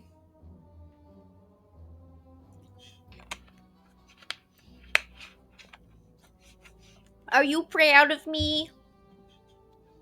Are you proud? Yay! Also, I got free groceries because they crushed my box. Okay.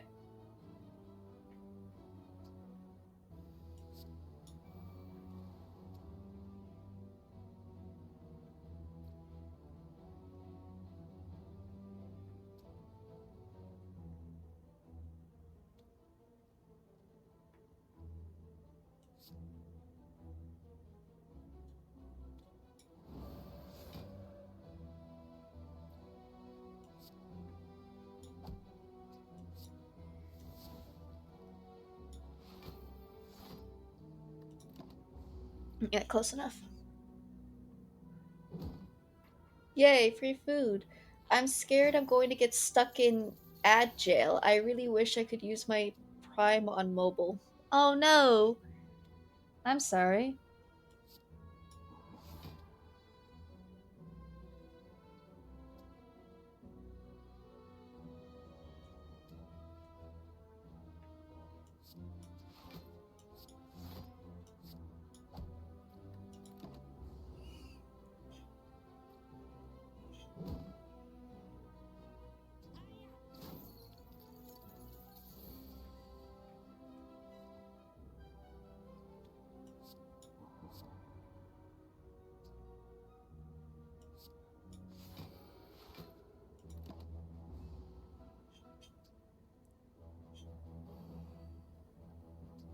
Man, having extra energy for the watcher would be great.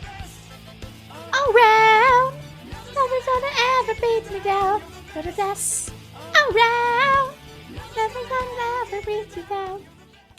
Oh wait, I beat the SYSTWM.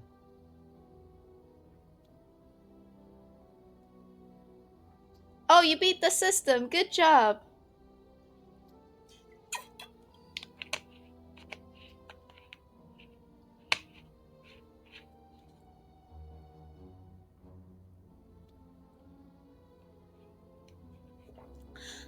Oh, wow. Nice.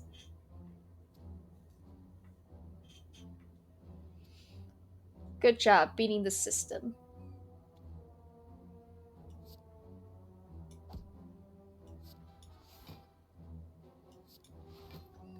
Yeah, this run is gonna go very poorly. I just know it. But the last run I had, I survived on 2 HP. It was wild.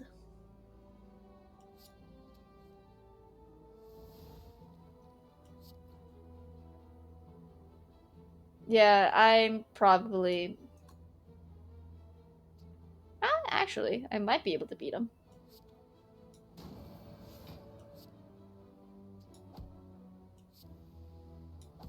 Aha!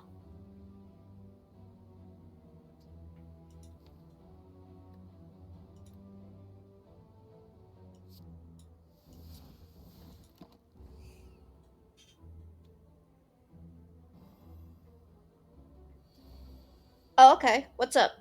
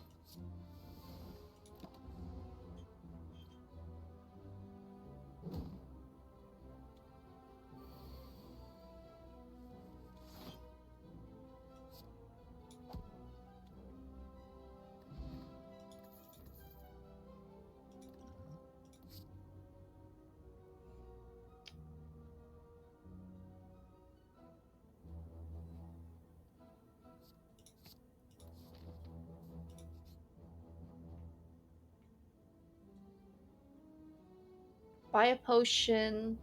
Buy 3 potions. Oh, I don't even have. Upgrade all your cards in your hand for the rest of the battle. Discard any number of cards and draw that many. Yeah, let's.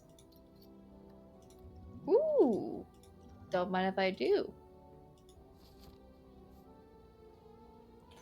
Okay, here we go. Every time you play 3 attacks, gain 4 block.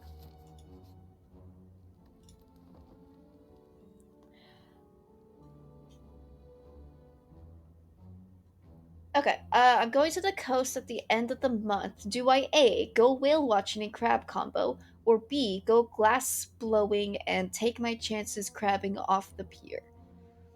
A would basically guarantee crab. B, I get to make a candle holder. A would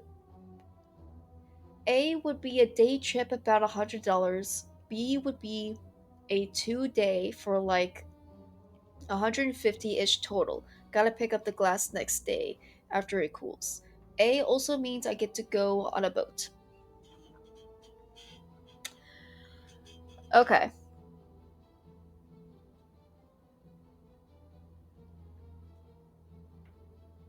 So you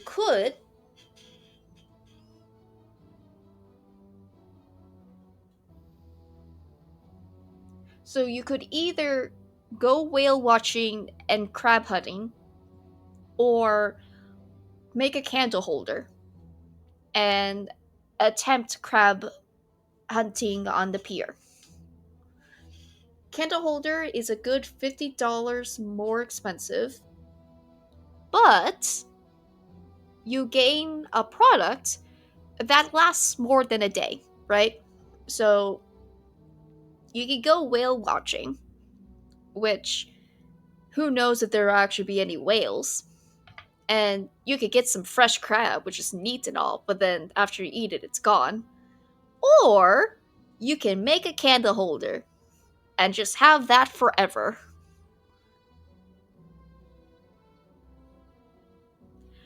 I I I like the idea of being able to keep things. I'm very much a item person, so I would vote for candle holder. Granted, I don't need a candle holder, but if you want to go make a candle holder, I say go make a candle holder. You can. They're pretty. Yeah, go make a candle holder.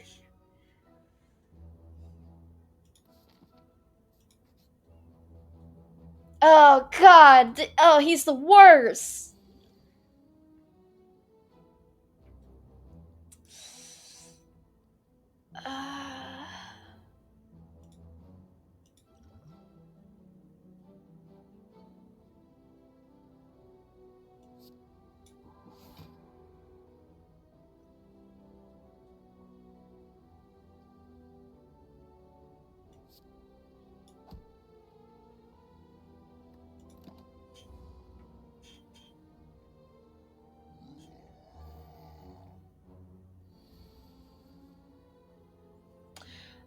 I guess my problem with the whale seeing is there's a chance you could be out there and like not see any whales.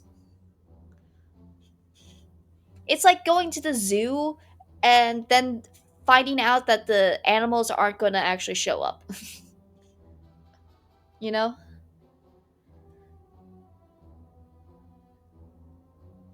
Okay, whenever you play a skill, so this is a power, not a skill.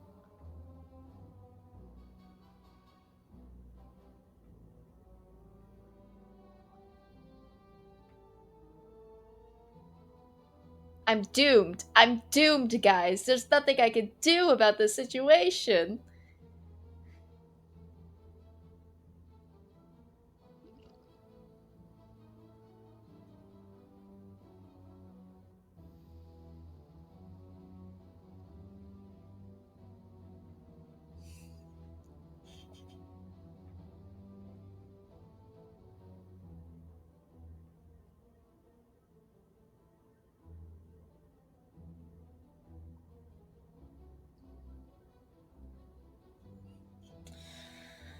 Oh god.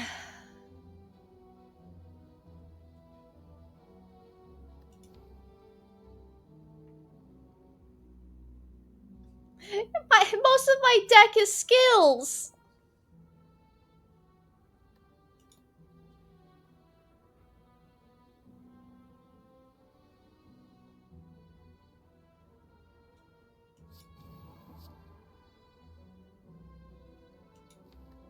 Even that's a skill. Guys, this is the worst.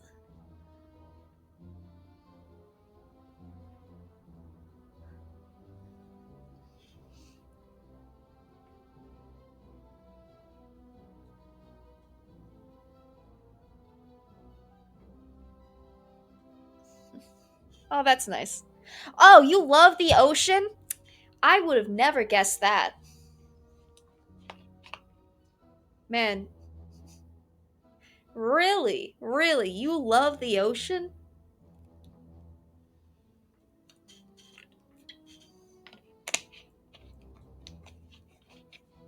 Space crow.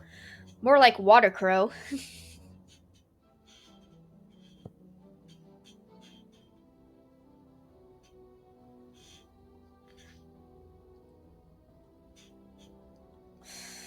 Anyway, are you attracted to this? Because it's about to kill me.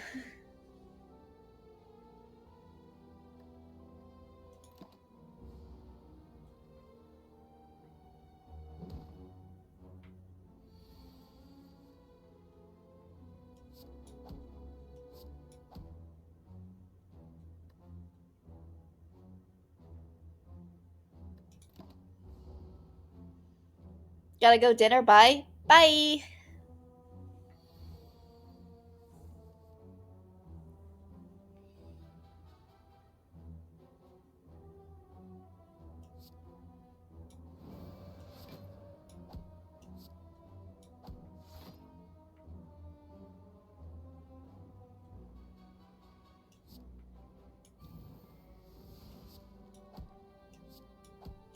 Oh my gosh, I survived.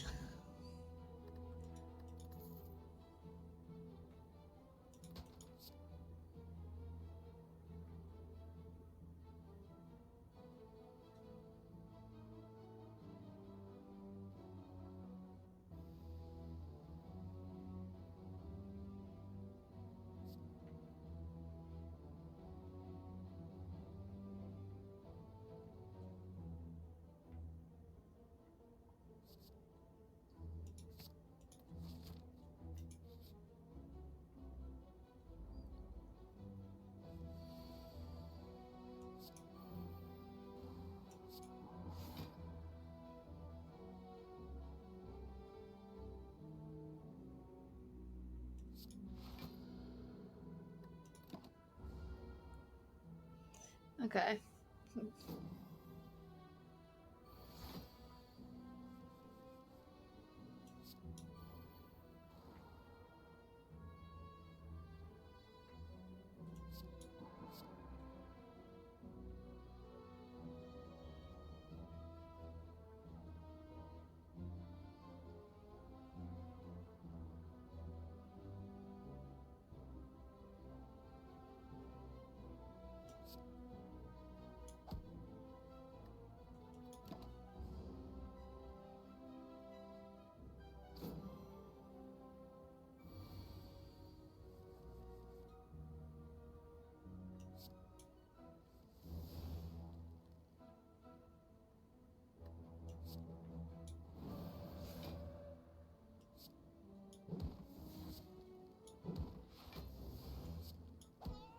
There we go. That's how you play it.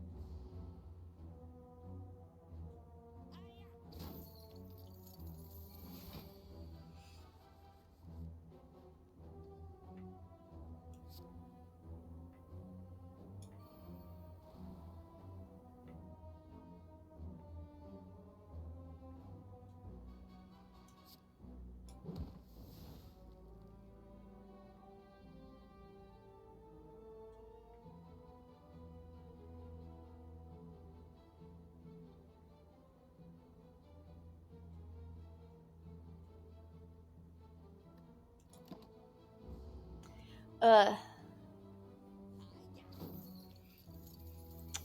So you want to? Yeah, he's gonna run.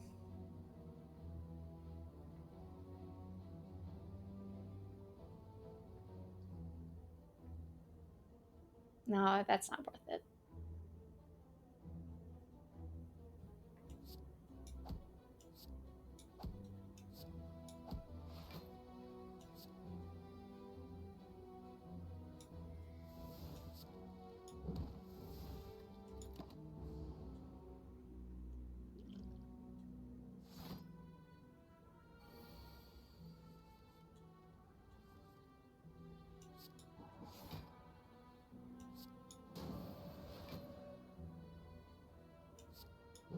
There we go.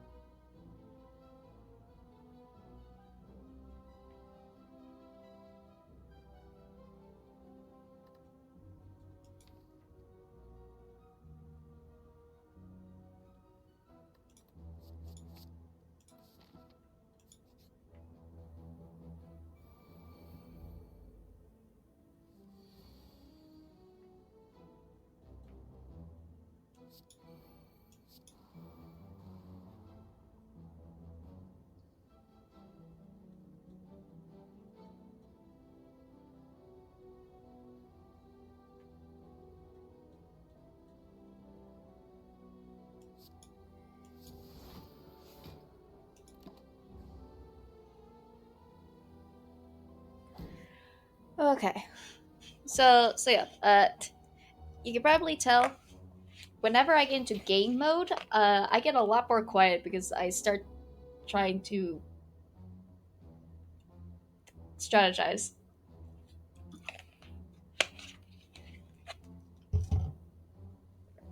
Okay.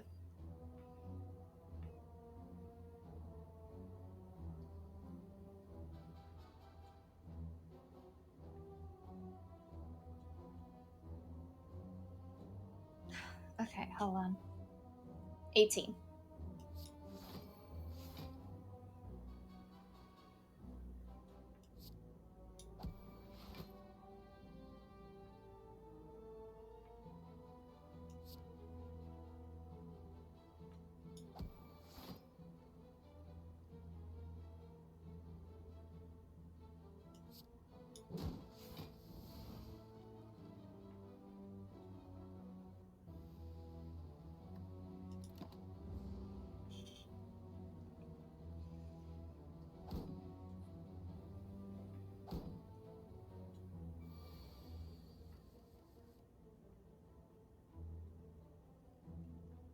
Okay.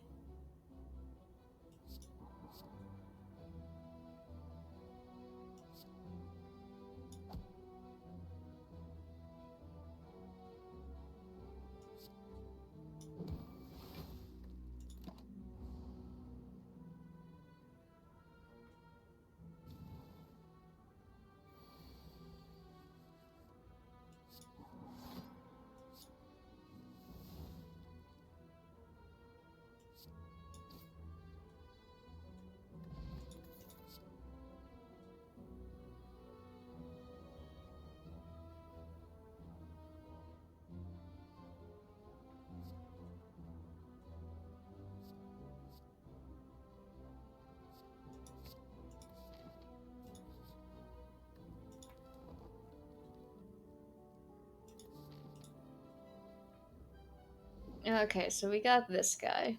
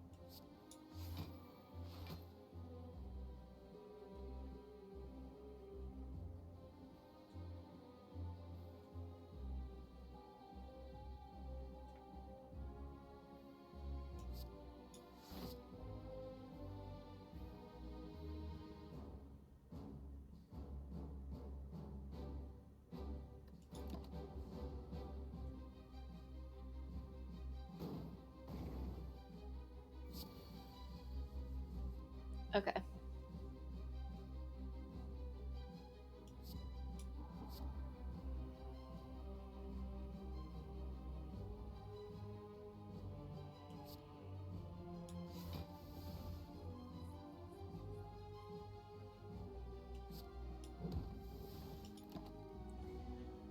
Okay.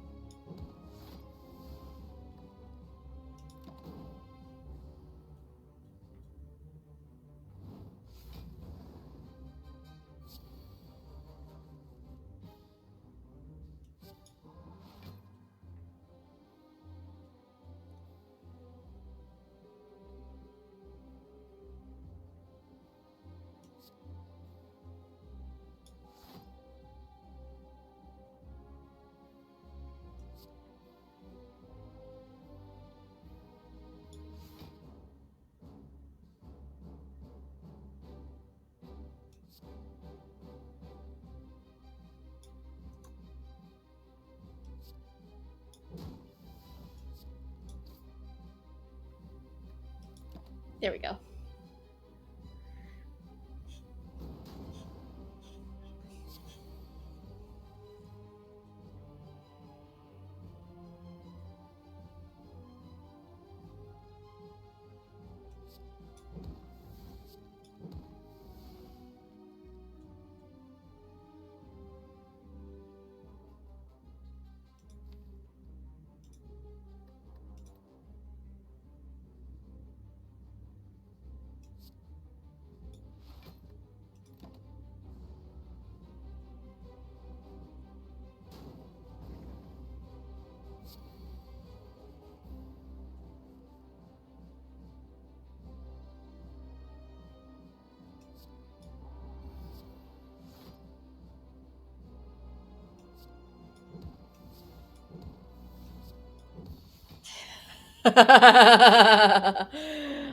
Love to see it. Ooh.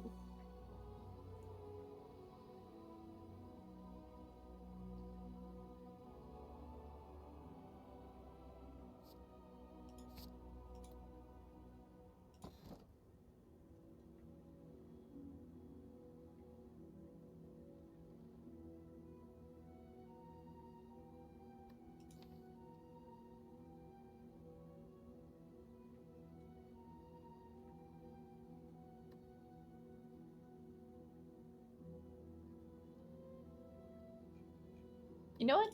Sure. Pressure points. Draw cards as your hand is full. Another stand this time.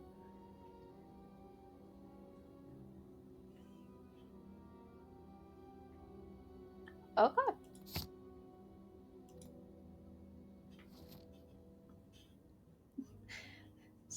Fuck it, we ballin'.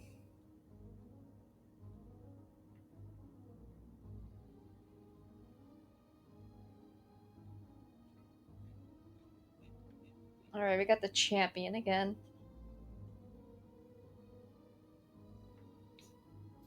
Let's start here. This guy's annoying. And I don't have judgment. Okay, let me see what I have. When you gain block this turn, apply one weakness to all enemies. Can't use that. Gain 6 blocks. Shuffle an inset into your drawing pile. Whenever you change stances, and then change stances. Okay. Can't play that. That's kind of useless because of the artifact thing. Don't really need to gain block. I can set this up, but everything else is block. I can set this up because that gives me another card.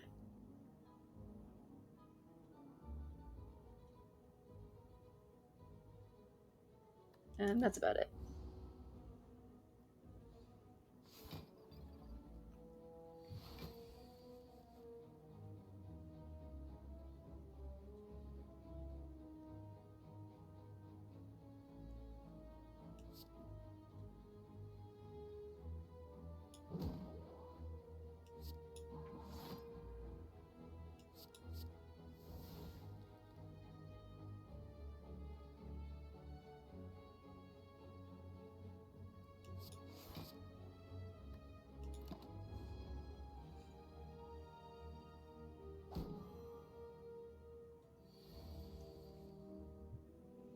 All right.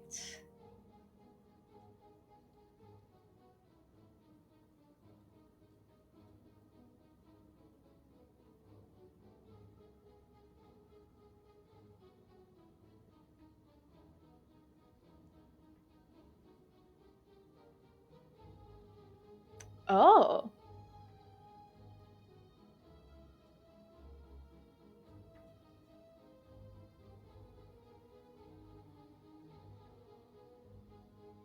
So I have a lot of cards in my hand, but I don't actually need to use them.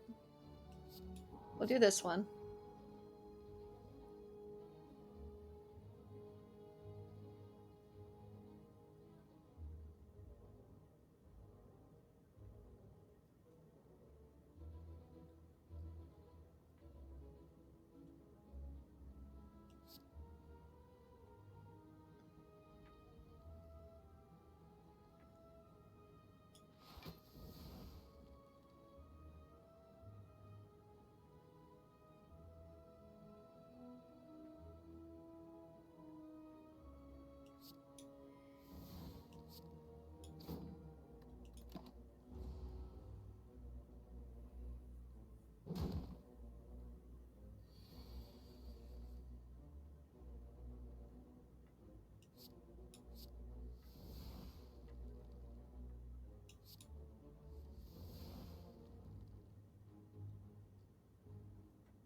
But that's just sad.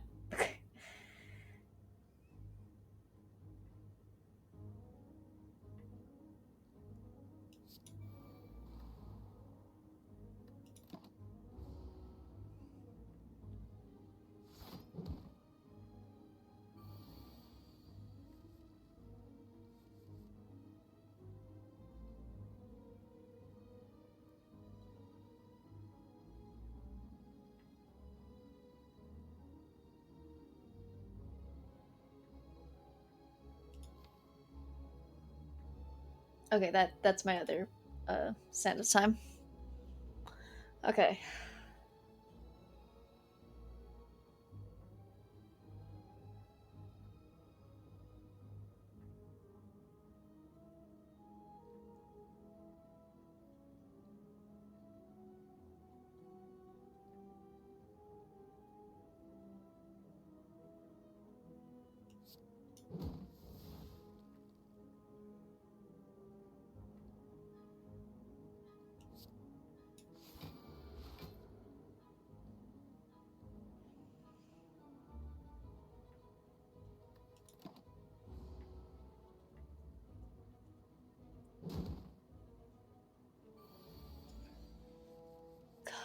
Okay.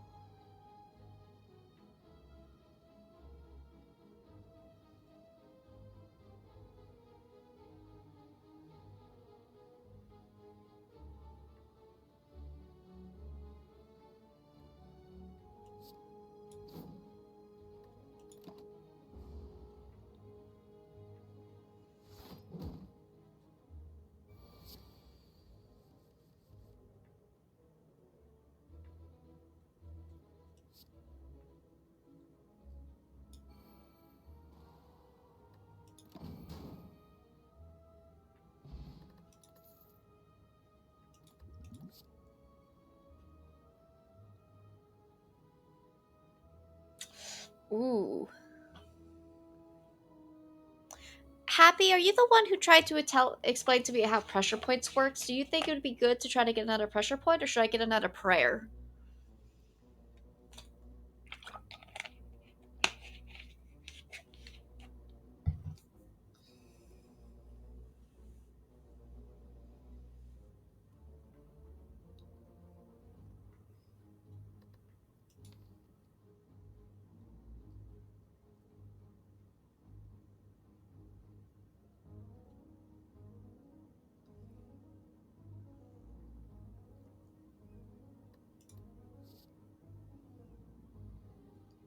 Hmm.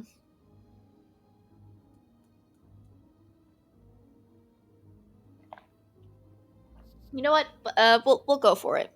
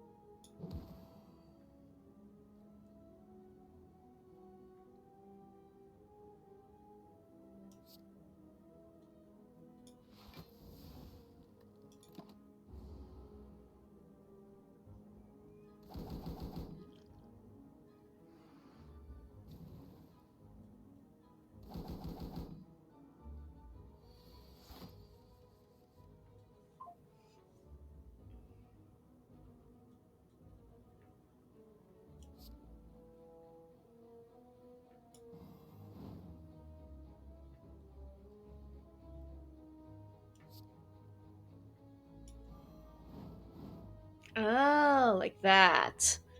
Gotcha.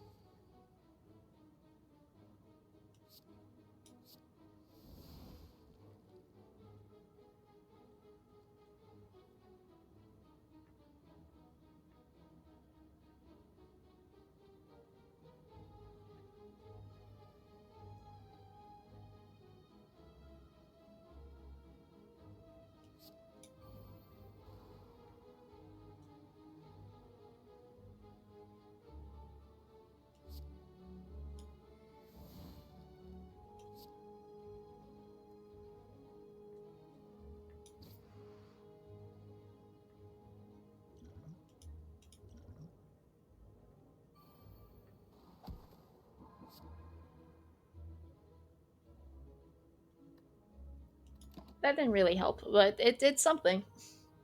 What features as mechanics in RPGs do you like when it comes to the battle system? I like turn-based RPGs. Um, Real-time RPGs are very hard for me to do.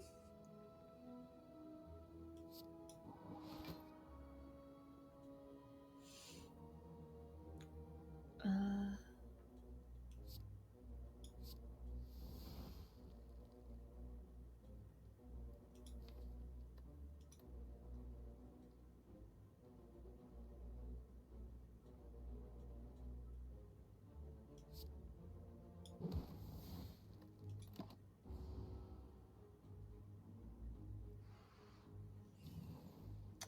yeah, I like turn-based. I am working on one and trying to grab ideas. Oh, okay.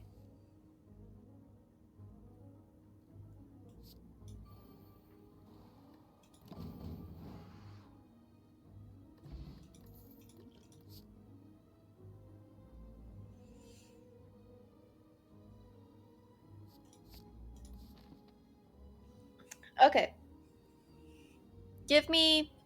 I'm gonna use the bathroom, and then we can talk about it.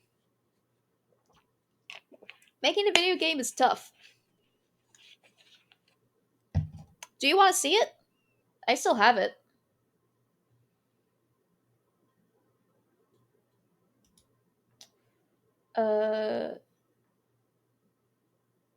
I'm trying to figure out which screen to go to.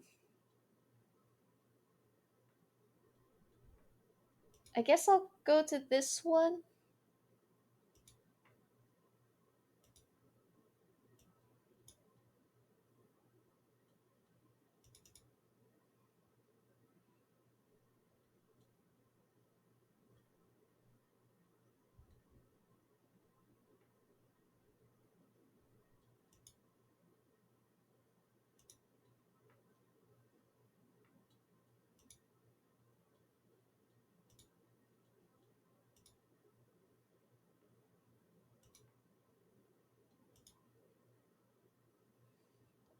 Okay.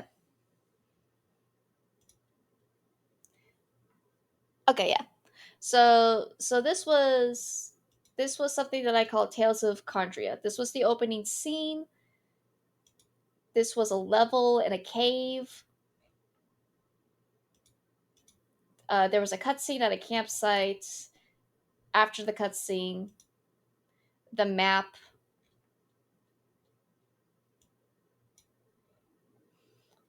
Uh, it's actually very big.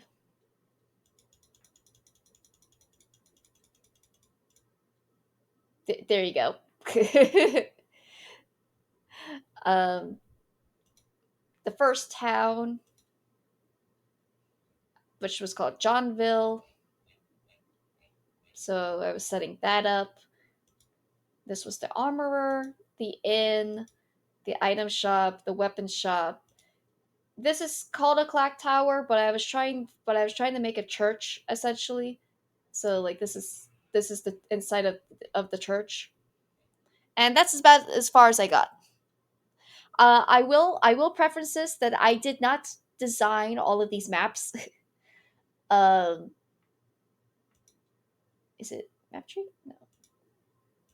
No. Uh, you like RPG Maker. Um, ooh, this might not pop up. Yeah, that doesn't pop up. Hold on.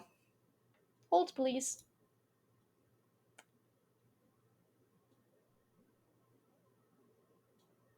Were these generated by the engine? Yeah, essentially.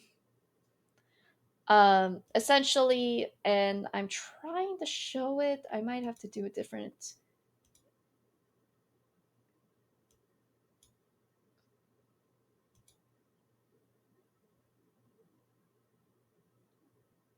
Oh.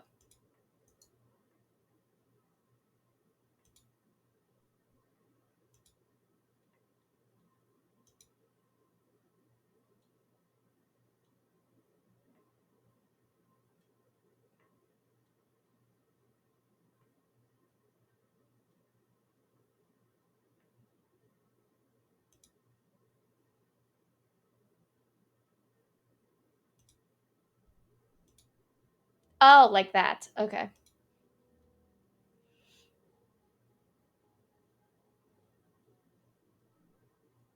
So yeah, they came. RPG Maker comes with sample maps. So like this is the one that I showed off. But there was also this one, which didn't fit the vibe I was going for. This one that also didn't fit the vibe. So here's I think this is the one I used for Johnville. Um, so it came with pre maps.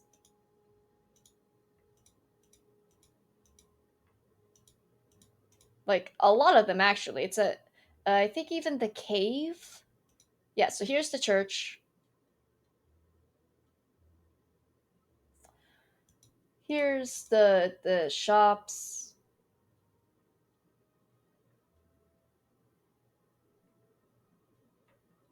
I think it's called Stone Cave.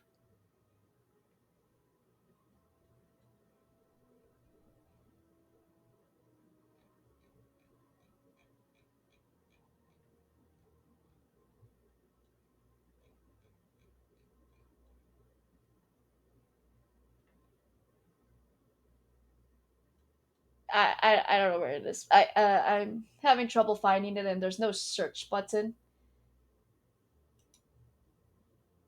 I don't think it was that one.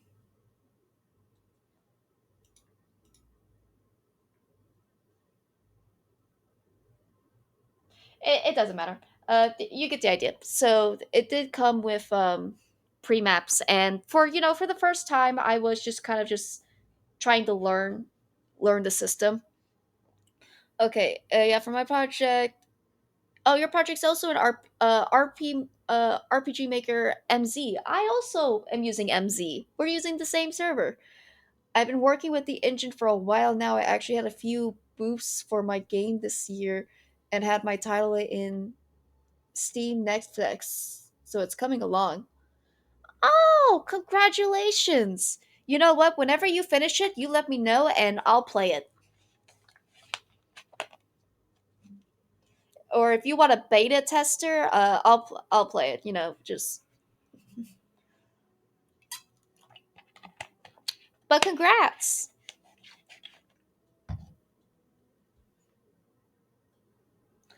So this this was me. I made this. I made this, and I made this. Yeah, those were the three maps that I made. As you can tell, they suck. Obviously, not as detailed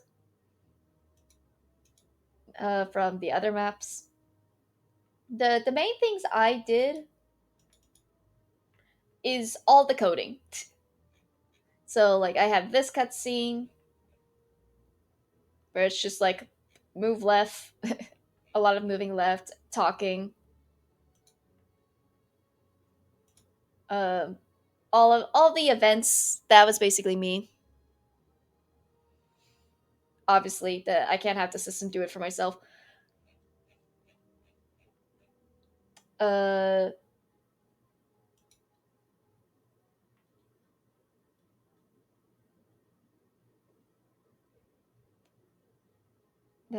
that's the sprite maker.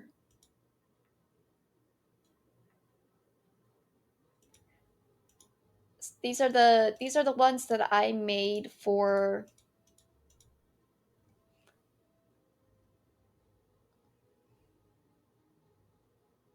I thought I made. I thought I made one more.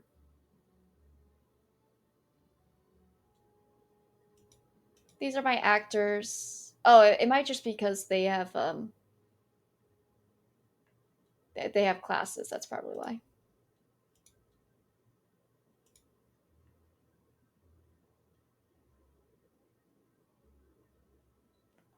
Because I think if I go to Johnville, is it the armorer?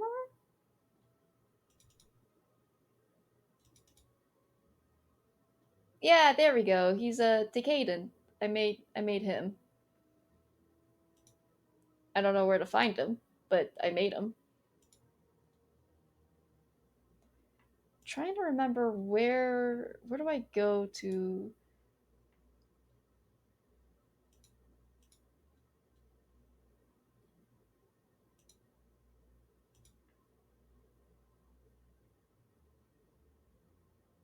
No, that's it.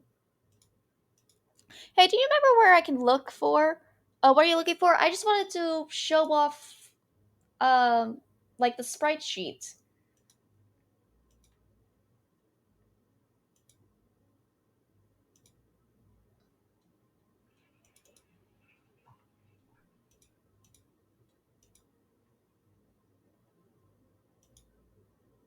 Because, like, I worked hard on these.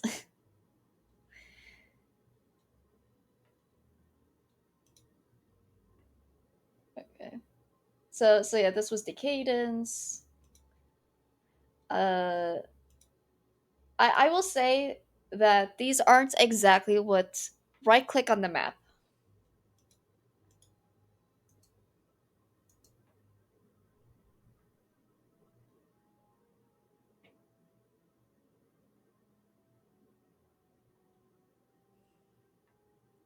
Click new.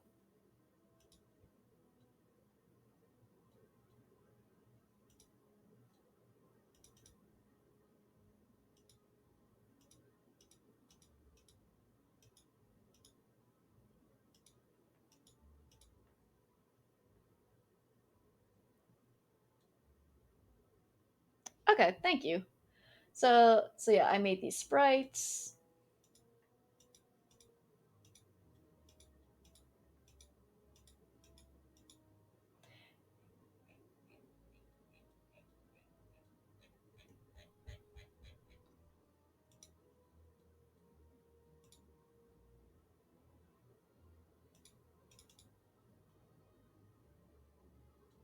Oh, I didn't give him any dialogue. Let me.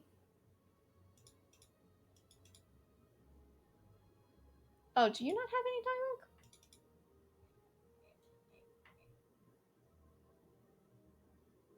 dialogue? Oh, apparently I edited it to Romania.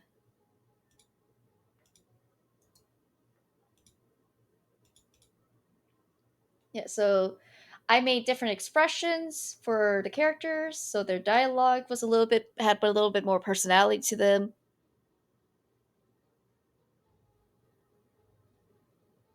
Oh, well. Anyway, you get a. I think you get the idea. So I did all that. Uh, I probably worked on it for like a good 2 weeks.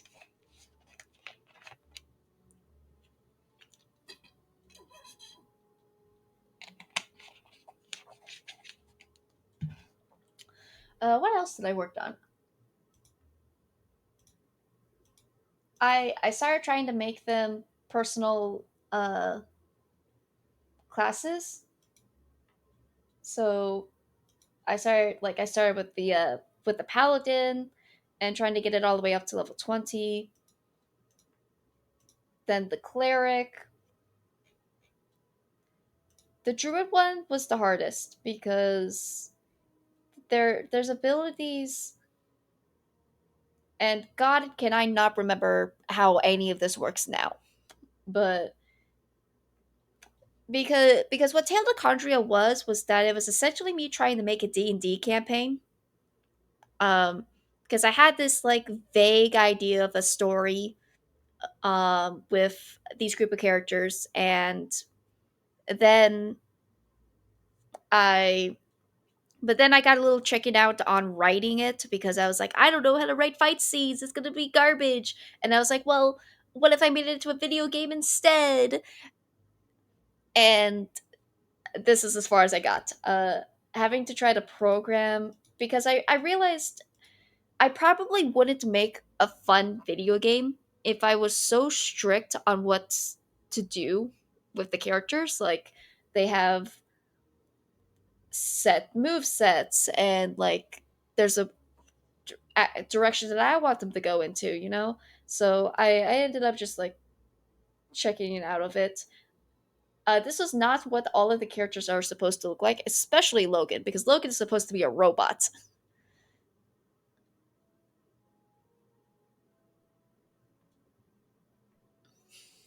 Um, and I could probably show you. I could show you what the characters are supposed to look like.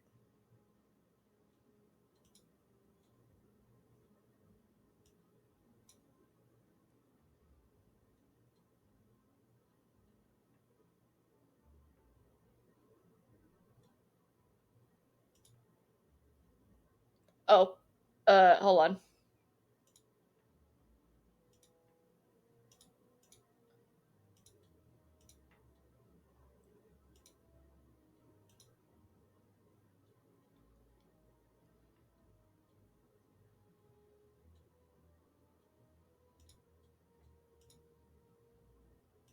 There we go. There we go.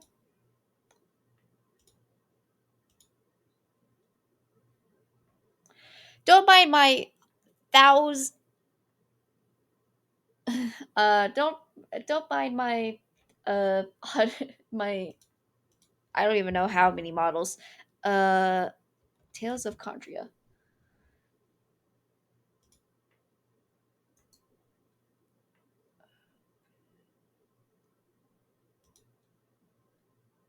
All right, we'll start with you. So this is what Paxton is supposed to look like. and I did the best I could in RPG Maker, but I knew that I would eventually would have had to get a sprite artist to make custom sprites for the characters. But this is him. He's a in D&D terms, he's a furbog.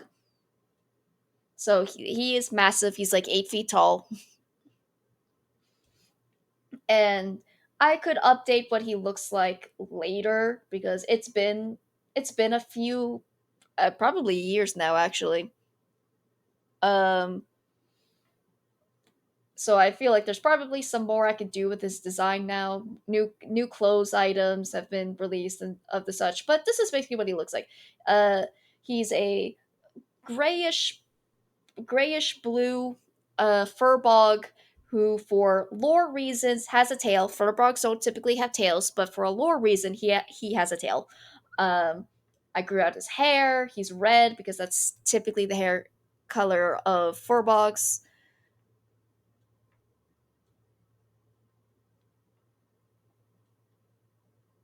Okay, no problem. Uh, he's obviously he's the druid of the group, and he's also supposed to be a pacifist, which was another thing that I was running into a problem of. Is just like Pax is supposed to be a pacifist and not like fighting, but then he's in a game where he has to fight.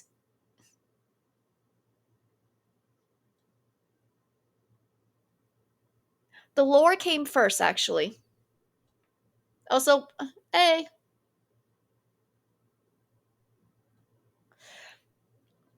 Hero Forge is my best friend.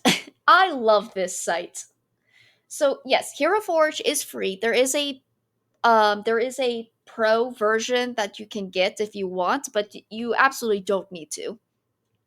Um, most like this was made with free uh Hero Forge, and as of like yesterday, I was a free member.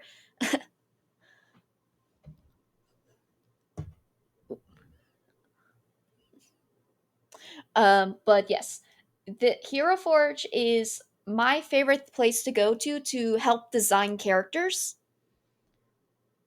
Its main purpose is to make models for tabletop RPG games, right? If you wanted to make your own miniature, that is its main purpose. Like um you can make the model and then you can buy them. So that is its main purpose. I like using it to design my characters. And then that's about it because I will say it's expensive. Actually buying the models is pretty expensive. There are cheaper options, but yeah, overall it's pretty expensive. So I like to just use it to design characters.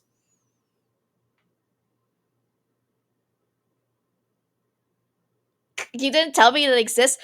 Granted, when I was using it, it didn't have a color feature. Color wasn't there yet. Another thing about Hero Forge is that they update every Tuesday.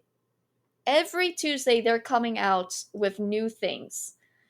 Um, so if I go to here,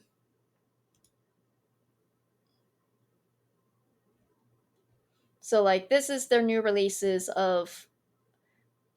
Sometimes they have just pre-made characters that you can buy.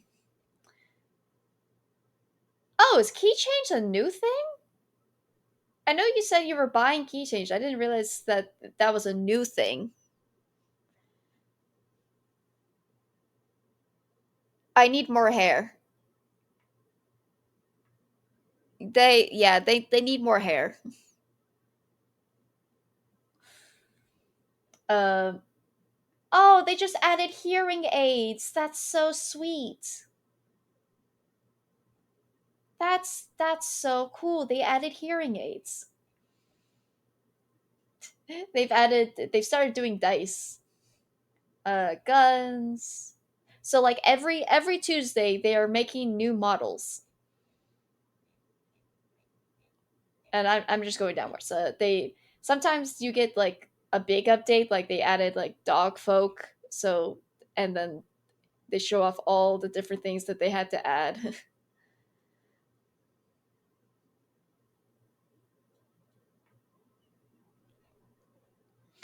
They just added snails. So yeah, Hero Forge is your friend. I love it. I like it a lot. And you can make as many characters as you want. There's no limit about how many characters you can have save. Space probably has a lot more than I do. But that's just a quick scan of all the models that I have. Anyway, so that's Paxson. This is what Logan is supposed to look like. Logan is a robot. His name stands for Learning of Gathering and Networking, is what his name stands for. He is in D&D terms, he is a warforged. He's a cleric, a cleric of knowledge. And so I really like this. One of the other things that I like to do is to dress up the scene to help give them personality. So here you can see he's sitting on a stump. He's writing in his journal. Um, he's got scars because he's kind of been beat up over the years. But yeah, so this is what Logan looks like. This is like a little power gem that he has on his head.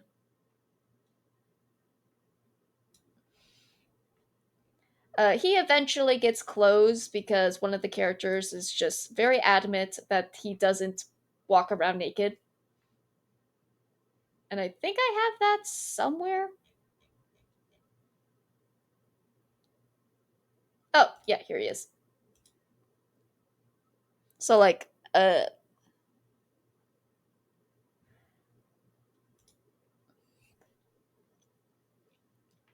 so he eventually gets closed. This was a hard model to make because I essentially had to double up his model to get the because you can have this underlayer and then this hip layer, and I already was using the hip layer for something, so I had to end up making him having to double up his model so I could get the other thing. Yeah, to be able to get this. So, but I made it work. And then this is the last character that was made. This is Ramona, Princess Ramona San, whatever her name was.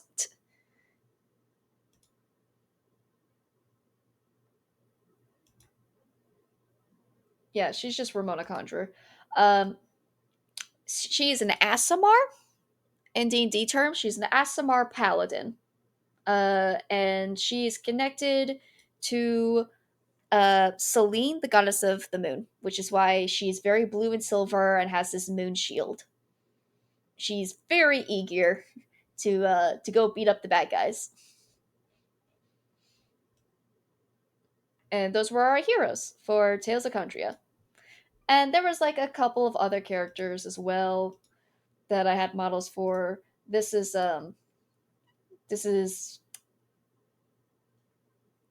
God, Valerie, I think maybe was her name. She was originally male, and then when I was designing the model, it became very feminine, and I said, "Screw it, it could be a female." And so,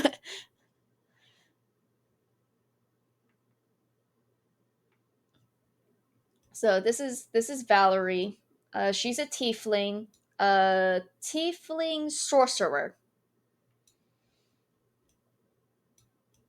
and she's a antagonist that would eventually become a a party member. One thing about her model is that in her backstory she got into a very nasty fight with werewolves, and so this is kind of like getting scarred from the werewolves. But yeah, so that's what she looks like. And then there's Ruth, who's also a tiefling. Um, and he has a very weird story. So he's supposed to be, uh, and that was the other thing about the making the game, was just essentially that I did not know where the plot was going, and I couldn't really make a decision. But this is Ruth, and I believe his story was that he's also the son of Celine, and he's supposed to reunite with Ramona to bring the two kingdoms together, whatnot. But his life was really, really shitty because his parents didn't like that he was the daughter of Celine and sold him to a hag, and then he was raised by a hag, and so he absolutely hates Celine, doesn't want to do the thing, and so he actually goes out to an adventure because he wants to go kill his sister. He was told, go meet up with your sister to go bring the kingdoms together, and he said, screw you, I'm going to murder my sister instead. In D&D terms, he was like a barbarian. So that was his deal. And then there was Janice. And Janice is the most complicated one because this is his disguise. His hat is a hat of disguise that gives him disguise self, so he looks different. The thing about him is that he's supposed to be a a lizard folk. He's supposed to be like one of those snake creatures. He's supposed to be one of those snake creatures, and he's using the disguise to hide himself. He is. God, I have to remember. I think he might be a rogue. He might be a rogue bard, maybe? I can't remember what his class was. But yeah, he's very sharp. That I very much made it so I wanted him to have a very sharp jawline. He also looks very feminine, but I think that's just kind of part of his charm. He likes to confuse people, so he looks very feminine, very man, very much a man.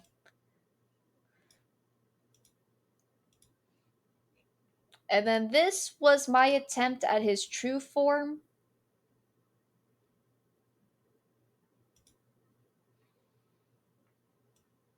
I will say it's very hard to like make him look the way that I wanted him to. So like this was just me like if I committed to the idea of him just full on lizard man.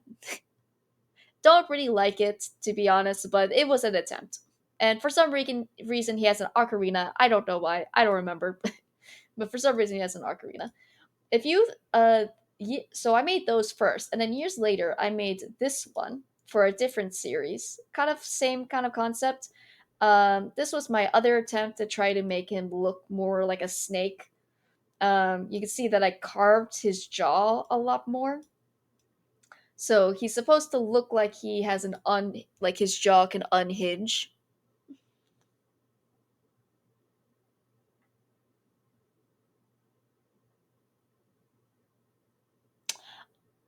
I did not. I was not. No. Um, but yeah, this was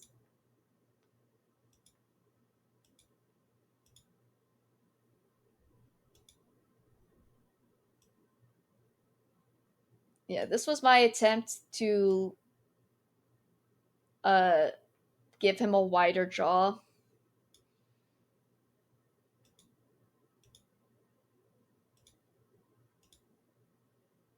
Can't undo. Okay, there we go. So yeah, this was my attempt at that. But I really liked the outfit, so I kept the outfit the same, even though technically the thing about this cane, for one thing, I'm pretty sure this cane is secretly a gun. But uh, uh, Janice Lywood, I think he was supposed to have a limp, which is why he has this cane. But I just didn't get rid of the cane for Brother Bear.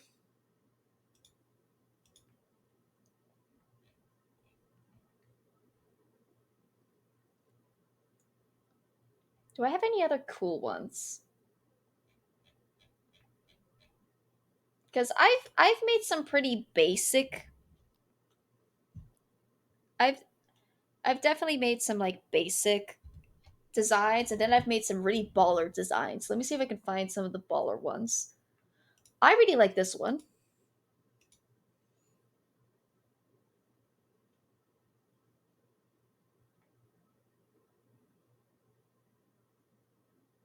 Ah, this is Lucan. He's a wood elf wizard who specializes in gravity magic, and I just really like how his jacket came out. It's very nice. It's very pretty. And again, I like to pose him in a way that kind of shows off a little bit of his personality. So it's hard to tell, but this is supposed to represent an amber beetle, which is one of his most desired, one of his most valued possessions. So you just have to pretend that that's a fossilized beetle. And even like uh, one of his part of his backstory is that he has a dead wife, and he actually took her hair and like strands of her hair and braided it into his hair. So that's what this is about. And this is his little familiar, uh, uh, uh, jackal, something like that. So I like how he turned out. I really like how this one turned out. This is Mother Hilda, who is a hag. I can't remember what type of hag off the top of my head. She's an antagonist for Brother Bear. Very old, very wrinkly, and is probably gonna get her ass handed to her. But for now, she just yeah. I really like how this one turned out. Um,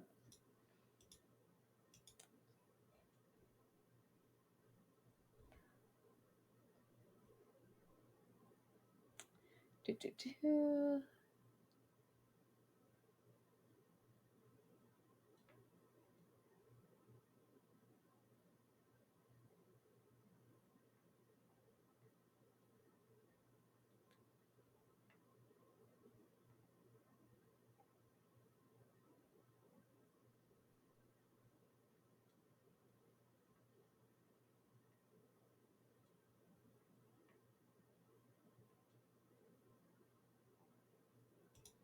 This one's fun. This was for a Monster Hunter AU. Um, the character in the back is actually a ghost. You could turn him transparent plastic. I just didn't feel like it.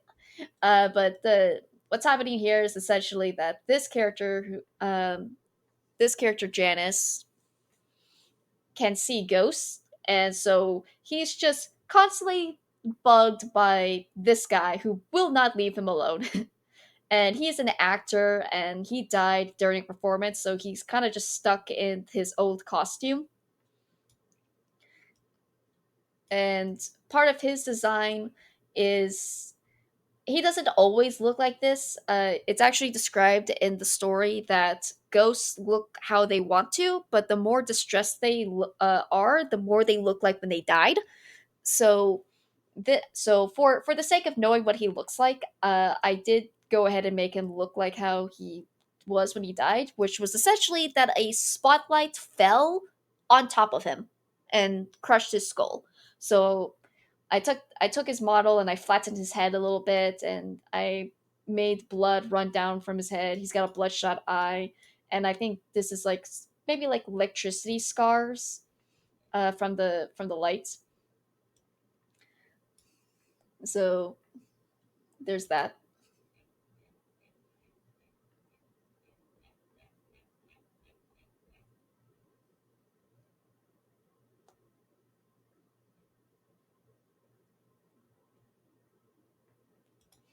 I really like this one.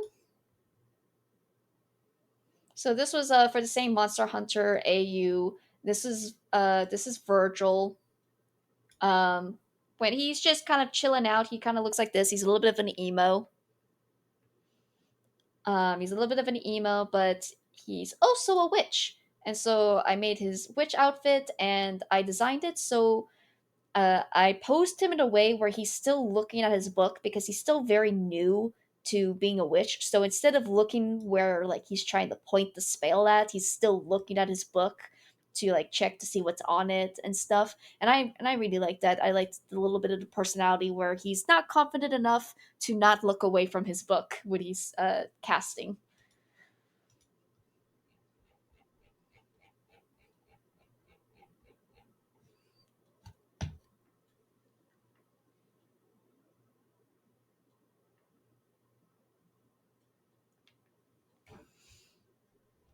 Uh,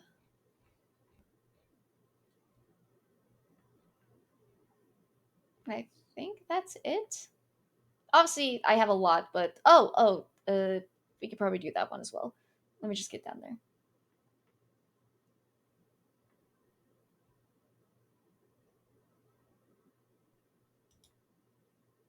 This one was cool. This was for an AU where the characters were superheroes. They had superpowers, and so this was Remus, and his power was that he could summon he had this spirit animal, like his soul could like formed an animal, and popped out of him as like kind of a little bit of a pet, and but he could do things like spread out octopus limbs, and he was very much he's a engineer, so he built his suit, so he doesn't actually use his powers too often. He more relies on his like 1_TW0N played Tell the Bear to drink for 1,000 I ran channel out of points. water. I've drank 120 ounces of water. So out of all the characters, he's the one who covers up the most. Like he has a full-on face mask, and the other characters in this series, in that series, all just have like basic superhero masks. Um, like in comparison, this is what his brother looks like in his costume. Like he just has a mask.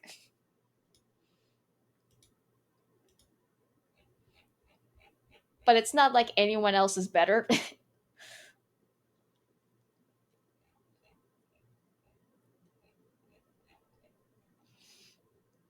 Because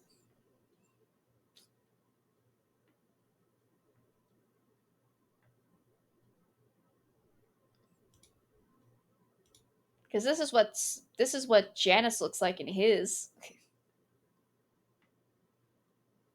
So, but yeah.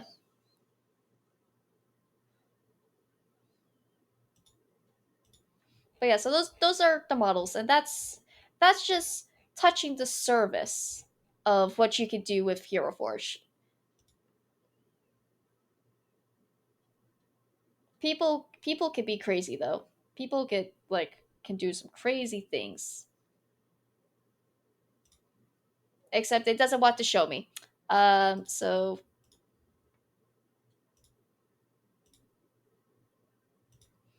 there's that. So yeah, that's Hero Forge. Definitely check it out if you are ever trying to design a character. You are limited to what Hero Forge provides in their models, but again, they're updating every week. So like they finally gave me overalls. I was so happy. I was like, "Oh my gosh, I can finally put my characters in overalls." I was so excited. But yeah. So, we should probably get back to the game.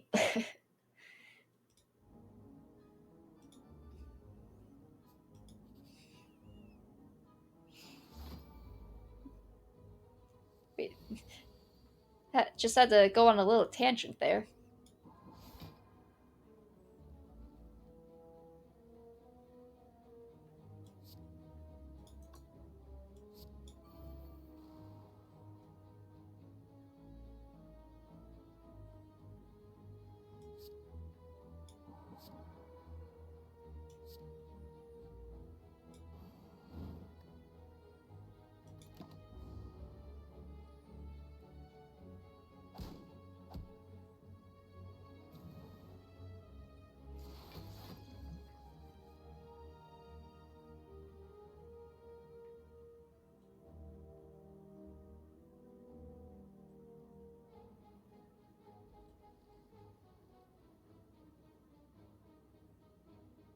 I'm trying to figure out what to do here.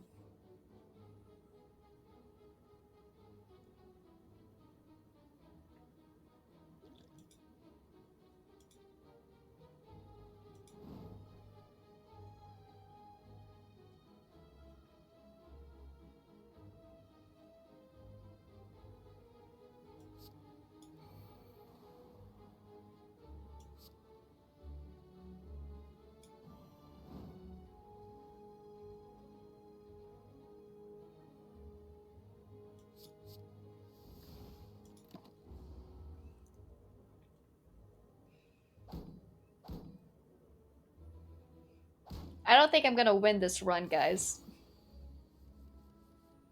Just gotta put that out there. I don't think this is my run.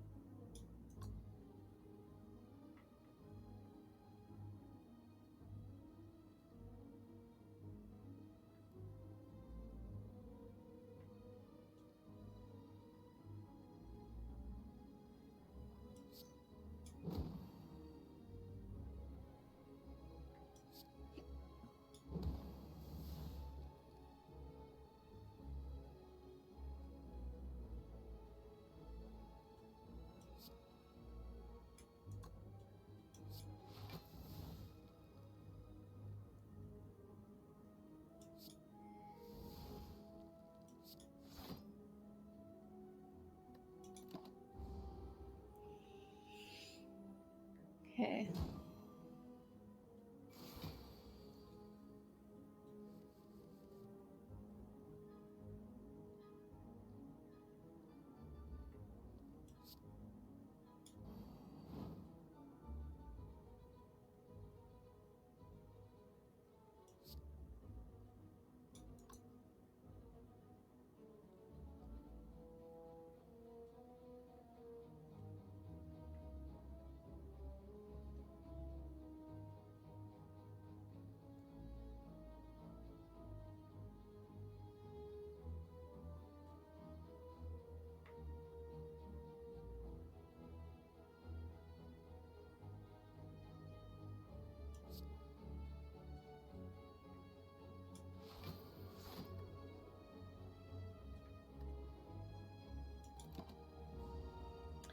Ugh.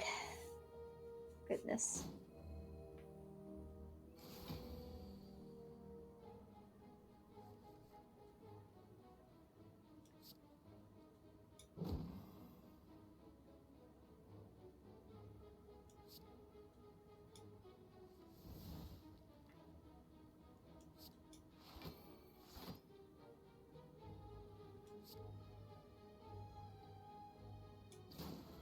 There we go.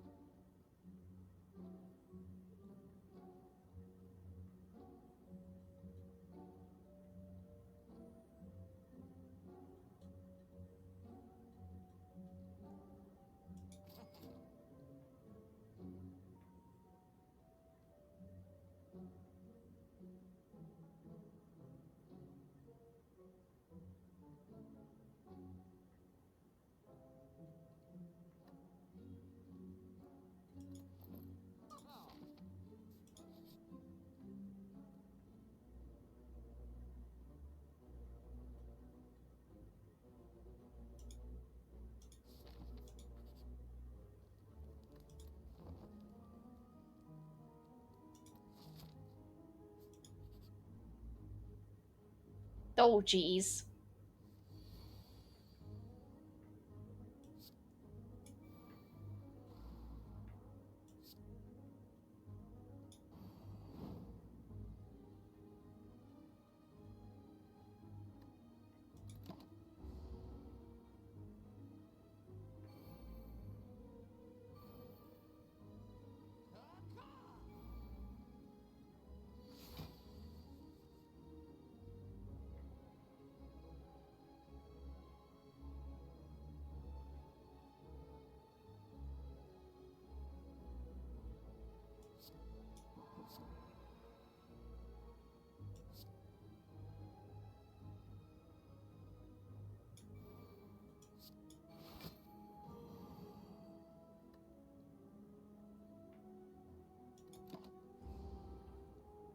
Okay.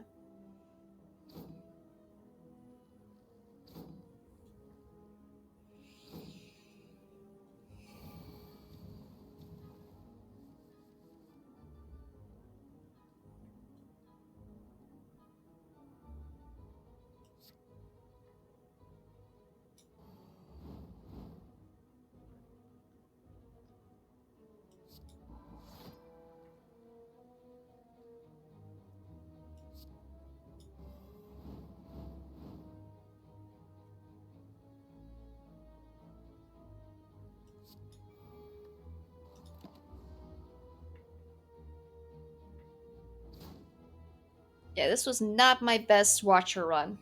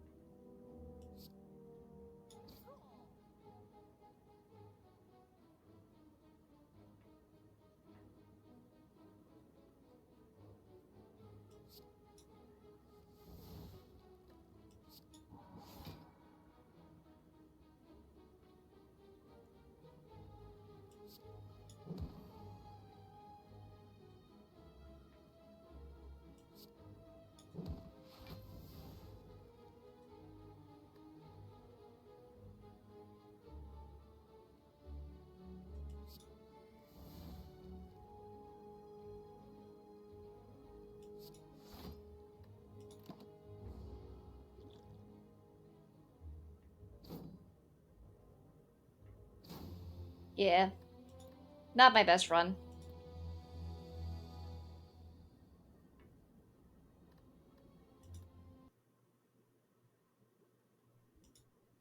But that's okay, because I still haven't eaten dinner, and it's 10 o'clock. So I should go do that. Thank you all for showing up. I will try to figure out how to get a schedule set up once I've like really started to settle. I still feel like I'm still trying to adjust to everything, and I don't like too many changes at once. So, but yeah, it was nice meeting you. I look forward to watching. I haven't gotten that DM yet. Are you in the Discord?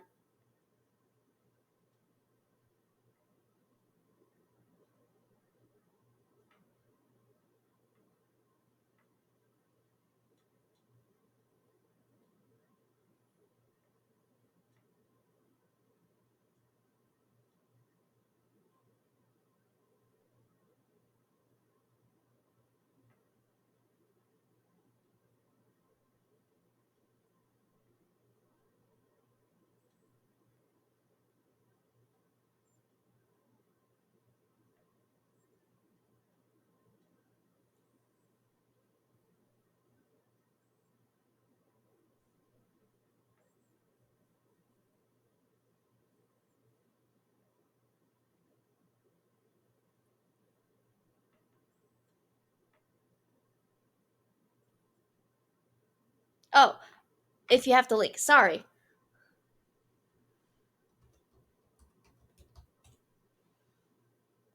Try that.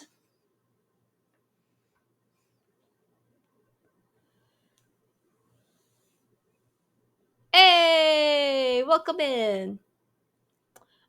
make sure you go to server rules and click on the bear emote. Just go ahead and brief up. The rules are respect the mods, period. Respect autonomy unless otherwise stated. Please use only Discord usernames. Be kind to everyone and respect another. This community is meant to be inclusive, inviting, and a place to relax and de-stress in a crazy world. No personal insults, name calling, or offensive or insensitive comments towards the others will be tolerated. Be mindful of the channels and post photos, playlists, memes, etc. in the appropriate channels. If using voice channels, do not yell or talk over others. Everyone gets excited and they want to have fun, but remember to be kind and don't be rude. Absolutely no hate-based voice or text chats, whether generalized or joking, will be tolerated. You get one warning: no blatant racism, sexism, homophobia, uh, apophobia, biphobia, panphobia, transphobia, etc., ableism, or further. This is a safe place. If you have an issue with a particular member of the server community, you must message a moderator so the issue can be reviewed and addressed. This is a NSFW free server. Do not post any NSFW photos or videos. Keep the self promoting to a minimum. While showing off your work is fine, do not make your goal of it to try to convincing other service members to take your service. If all you're adding to the server is self promoting, you will be banned. As of right now, the server is still being set up and some of these rules may be altered or rules may be added or removed. So those are the rules. You can post uh I would say you can post your trailer to your video game in the arts and crafts uh channel. Arts and crafts is kind of just where everyone can go and place what they've made into. So there's that.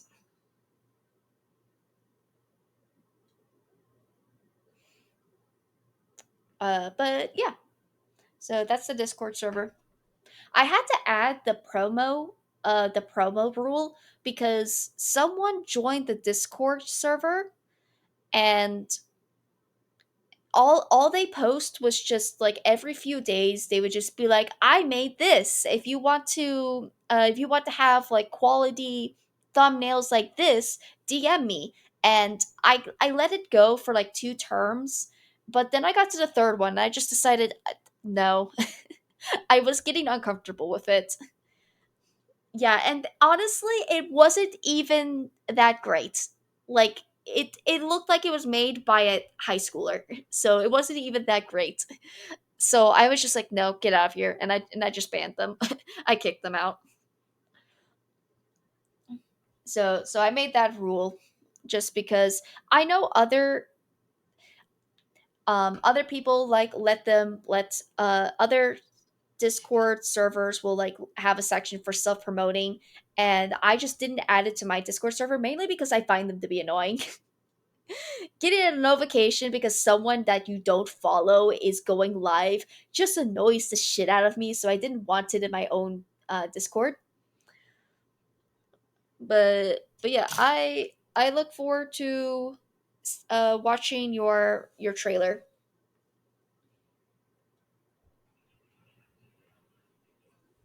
Um, and good luck with your game. But that's gonna be it for me. Thank you guys so much for showing up, hanging out. It's been fun, and we'll talk whenever the next time I stream is. uh, yeah. Okay. Goodbye. Oh wait, actually, there's 4 of you. You know what? Let's raid. We'll do a raid. I haven't done a raid in forever.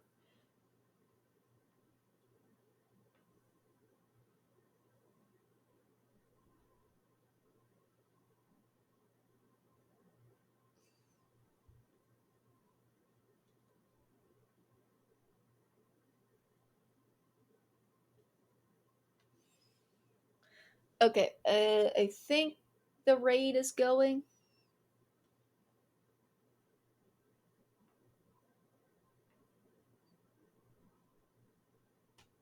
It's been so long, I forget how to raid. Do we have the raid message? There it is.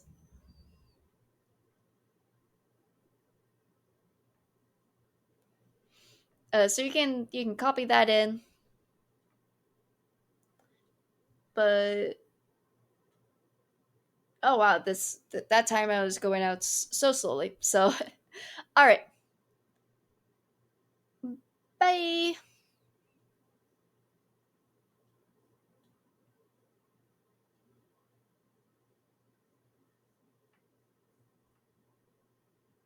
Go on, we should